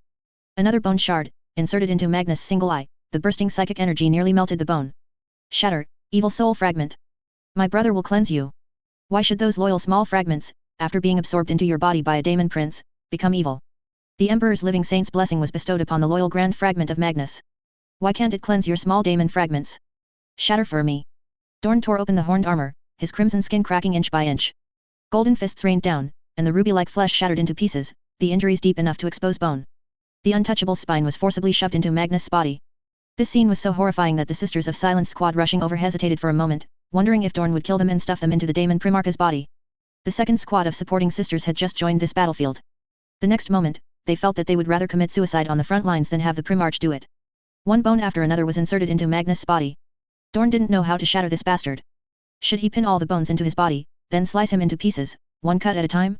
This skeleton had 206 bones. How should the skull be inserted? Magnus trembled in fear. Give me back my brother. He wasn't just talking about Magnus. Dorn roared, he didn't know if he was crying, clear liquid seeped into the opponent's body along the gaps where the bones were driven in. Do Primarches cry? The answer is yes. Does Dorn cry? No one dared to say for sure. The Qing demons went mad, but an adamantium wall formed by 1,000 iron warriors and 1,000 imperial fists blocked their charge. Dozens of greater demons arrived together, making even Constantine feel it was a thorny problem. The adamantium wall yielded not an inch. Dorn was going to tear open Magnus' skull and shove a Sisters of Silence's skull into it. This scene would make even the self-proclaimed barbarian Wolf King gasp. Give me back my brother! He shrieked, as if his voice was hoarse from too long a war. The Adeptus Mechanicus forces quickly bypassed the large hole blasted by the Titan volleys. The opponents seemed to have stopped moving, surely their sorceress power was exhausted. They were the unit responsible for converting the Blackstone's polarity, led by a Call duplicate, and they rapidly charged onto the captured strategic point. When Call's duplicate successfully completed the polarity conversion and reconnected the chain to this Blackstone pylon remnant, he flew onto the Blackstone as if seeking praise, going to congratulate the great Imperial Fist's Genesire for once again reclaiming the position for the Emperor. He saw a horrifying scene. Archmagos. I am here. Can these shattered Blackstone fragments help me forge a coffin? Like that one. Now. Yes, I want to take my brother back. Rogel Dorn sat upon Magnus' corpse. Undeniably, the Daemon Primarch below still seemed to be moving. Beside him, Relf directly used a power weapon to carve a hole in a massive Blackstone fragment, placed Ina's body inside, and carried it on his back. From now on, their mission was to survive to the end and bring the bodies back. Chapter 515, Guilty. Xianj? Forcibly taking a Daemon Primarch? The greater demons of Xianj attacked ferociously, leaping from the sky, from the ground, and from warp teleports. They used every method to rush towards Dorn. The half-section of the Blackstone pylon once again became an isolated lighthouse in the raging ocean, but this time the Titan walls no longer covered the demons. There was no evil psychic energy around, only endless fury. Rogel Dorn leaned on the wreckage of a Sisters of Silence's Thunderhawk. The Thunderhawk gunship's armor protection was extremely strong, even after crashing, there was no obvious external damage. However, the shattered internal equipment and the recently extinguished flames meant the gunship was only valuable as cover. Call quickly finished building the war coffin Dorn had described. Blackstone fragments were everywhere from the intense battle, and he reinforced the coffin with some metal from the Thunderhawk wreckage. He was just unsure if a Daemon Primarch could really be suppressed like this. Magnus' crystalline body was embedded with the skeletons of Sisters of Silences, but it didn't seem enough to completely lock down his movements. The reason he was harmless now was entirely because Dorn was sitting on his body. This was a Daemon Primarch. Think about Guilliman, who was slashed so many times by Fulgrim, with the most crucial blow to his throat, and each wound filled with Slaanish's poison of desire. He was placed in a stasis field and didn't die instantly. What's more, this guy was a Daemon Primarch. With all due respect, Lord of the Phalanx, the anti-psychic power of this Blackstone coffin and the bones you embedded in his body are not enough to suppress him. He still has the ability to break out of the coffin with only severely injured flesh, Call said. Then, Call watched as Rogel Dorn slowly looked towards the Thunderhawk. The Primarch didn't react much to the title Lord of the Phalanx. After so many years, the Adeptus Mechanicus was still the same. Speaking as a Genesire was not as effective as speaking as the Lord of the Phalanx, as they were constantly thinking about obtaining more research resources from the Phalanx region. He again found several Sisters of Silence corpses in the Thunderhawk that had died during the crash and began his work. This kind of flesh and blood activity, which only Fulgrim would applaud, continued until the Daemon Primarch's body seemed like it would shatter with a mere touch. Call couldn't even determine if what he was seeing was truly a corpse. After casually attaching a few temporarily made ceramite frames, Dorn carried Magnus on his back. Dorn missed his brothers. He heard that many of them had returned. But they hadn't come here to reunite with him. He had only glimpsed the regent from afar, that was their only contact. He had to go back and bring Magnus back with him. Rogel Dorn thought about it again and again. A blade was just a physical attack. How could he shatter his soul? He had to ask Lemon Russ in person. Or, he remembered Fukin seemed to have crafted a weapon that could utterly shatter a soul. Xianj was a very strange chaos god. The Daemon Primarches of other chaos gods all obeyed their master's commands. Gurn sent Angren wherever he wanted him to go. Fulgrim was practically Slaanish's secretary, usually residing in Slaanish's palace, even Mortarion obeyed Father Nurgle/Nurgle's command to spread plagues. Only Magnus seemed to have never initiated a war or sacrifice to please Tzeentch. Everything he did was for his own purpose. A shriek made Dorn alert. A flying greater daemon broke through the defenses and landed among the Iron Warriors' array. The custodes hidden within attacked like assassins, but were all repelled. That wasn't Kairos. He had just banished Kairos. Dorn had been fighting here for so long, and he didn't remember this daemon.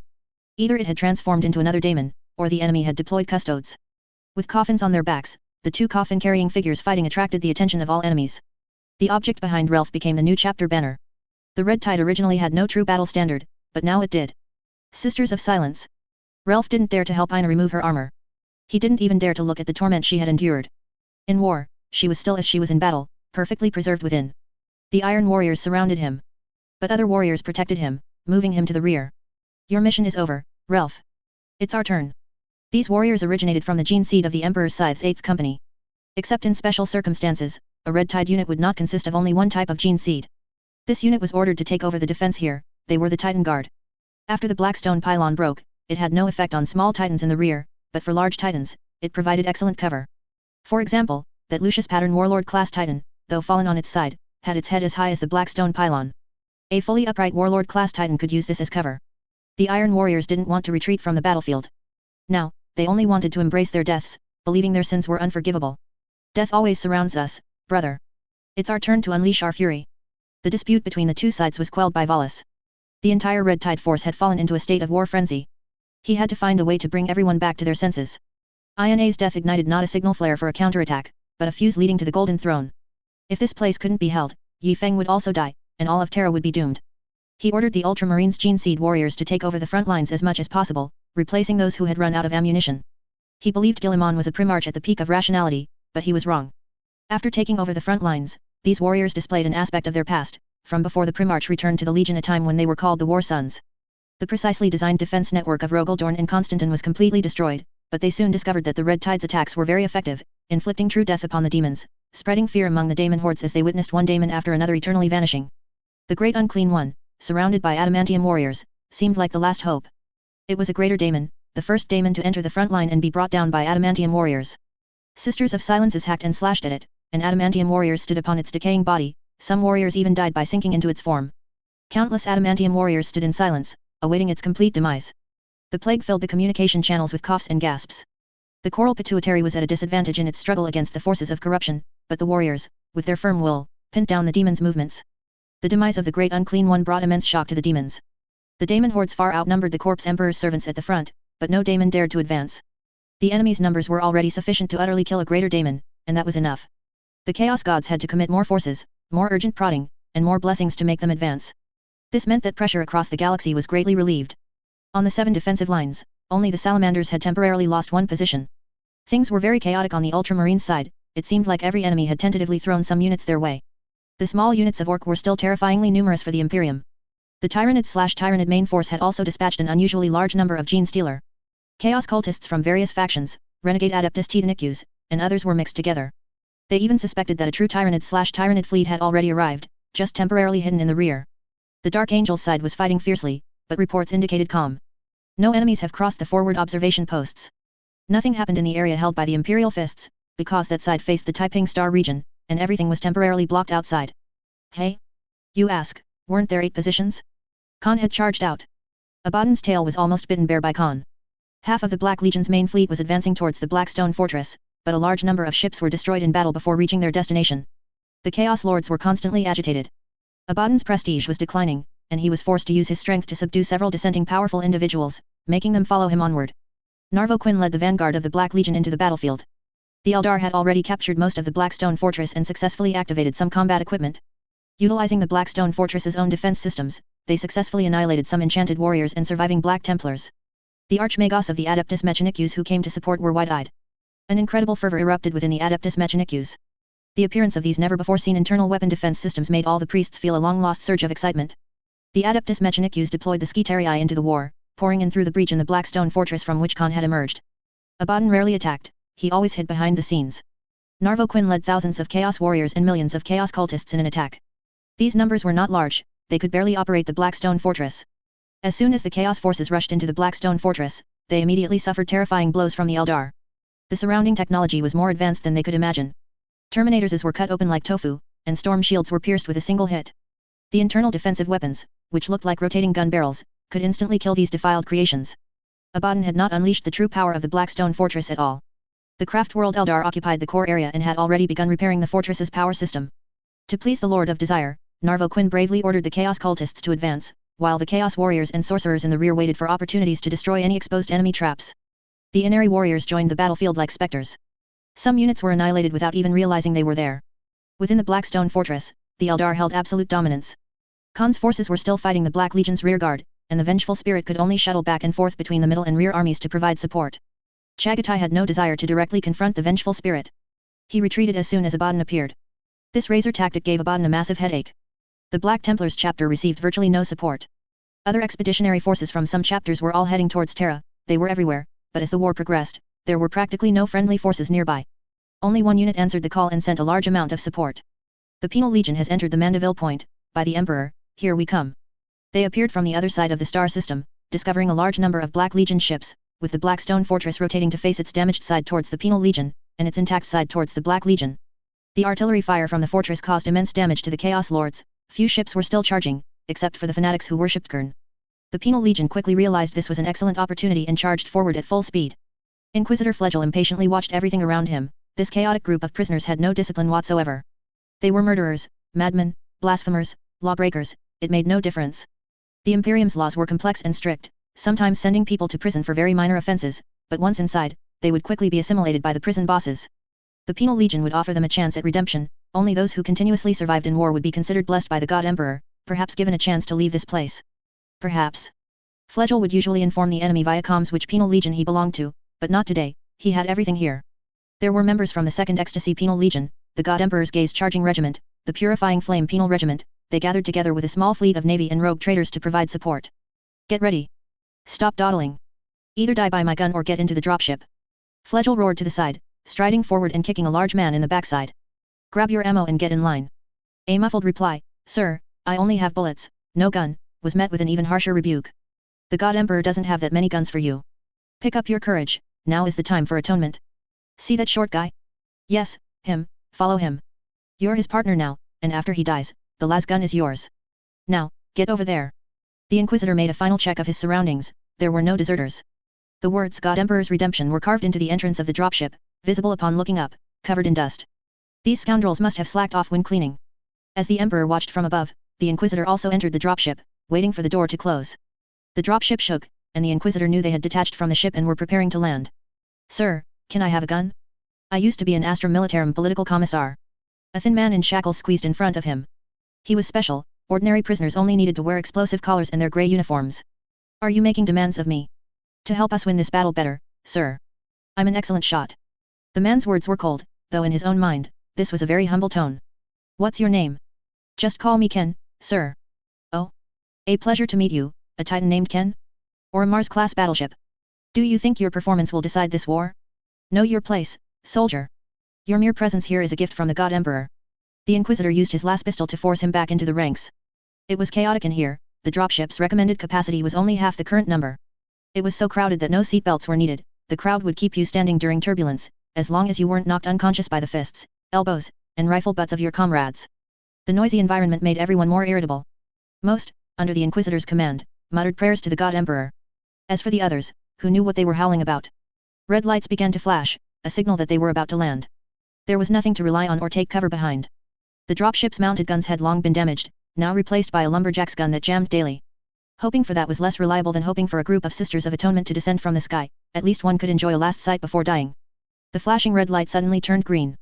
The Inquisitor's attendant quickly pulled a lever. They were preparing to charge without even knowing if there was air ahead. Listen up. Charge as soon as the door opens. Don't worry about anything else, just charge in and kill every enemy you see. The God Emperor will bless you. Now, charge. A few minutes later, the transport bay opened. The wind was strong, that was the first sensation for the Penal Legion members.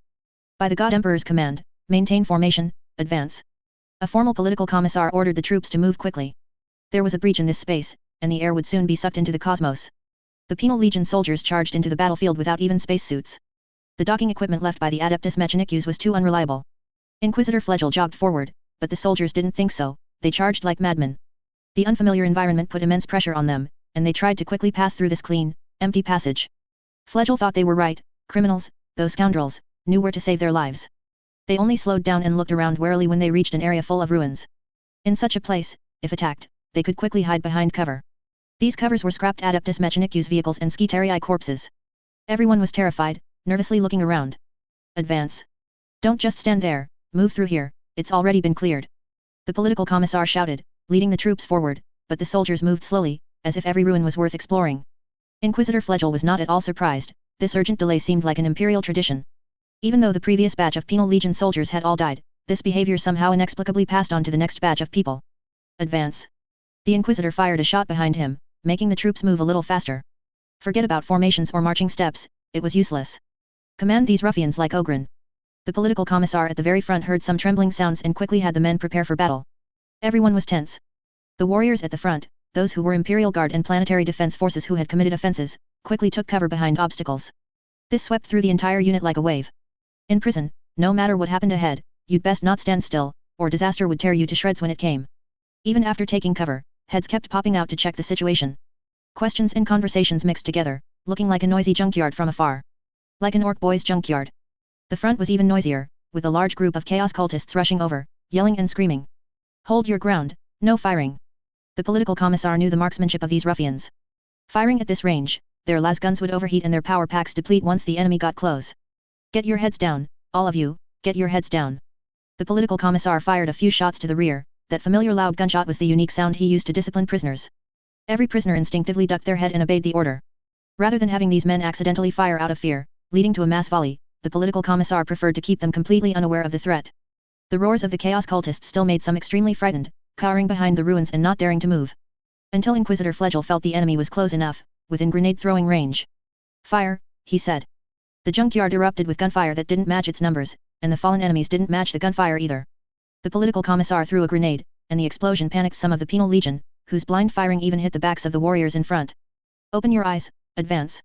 Dozens of cultists nearly routed this 100-strong unit. The Inquisitor alone killed at least 10 chaos cultists. Ken found a las gun in the melee.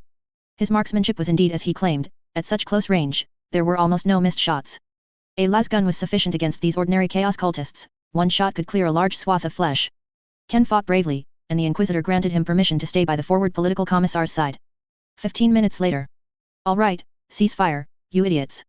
The Inquisitor shot and killed an imbecile who had been hiding behind cover and firing upwards. The las gun round entered his eye socket, cooking his entire brain. The enemy has retreated. The God Emperor watches over you. Everyone, continue to advance. Not long after, sounds of fighting came from ahead. The Inquisitor quickly ordered the troops to rush forward to support, and then, not many of this Penal Legion unit were left.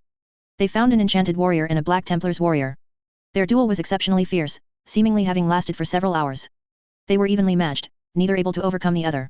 Even a Primaris warrior's stamina would eventually run out. Fortunately, the Penal Legion troops arrived. Unfathomable speed, endless rage, and blood. The vanguard collapsed at the first touch, their flesh and blood flying before they could even clearly see who the enemy was. The soldiers behind set their rifles to full auto, depleting their power packs as quickly as possible, regardless of whether those in front were enemies or comrades. The intense gunfire made it difficult for the possessing daemon to concentrate, and the Black Templar's warrior seized the opportunity, letting out a roar and striking him down on the spot. The gunfire did not cease. Lasgun bolts even struck the Primaris warrior's power armor, continuing until no light could be emitted from the lasguns, no matter how many times the trigger was pulled.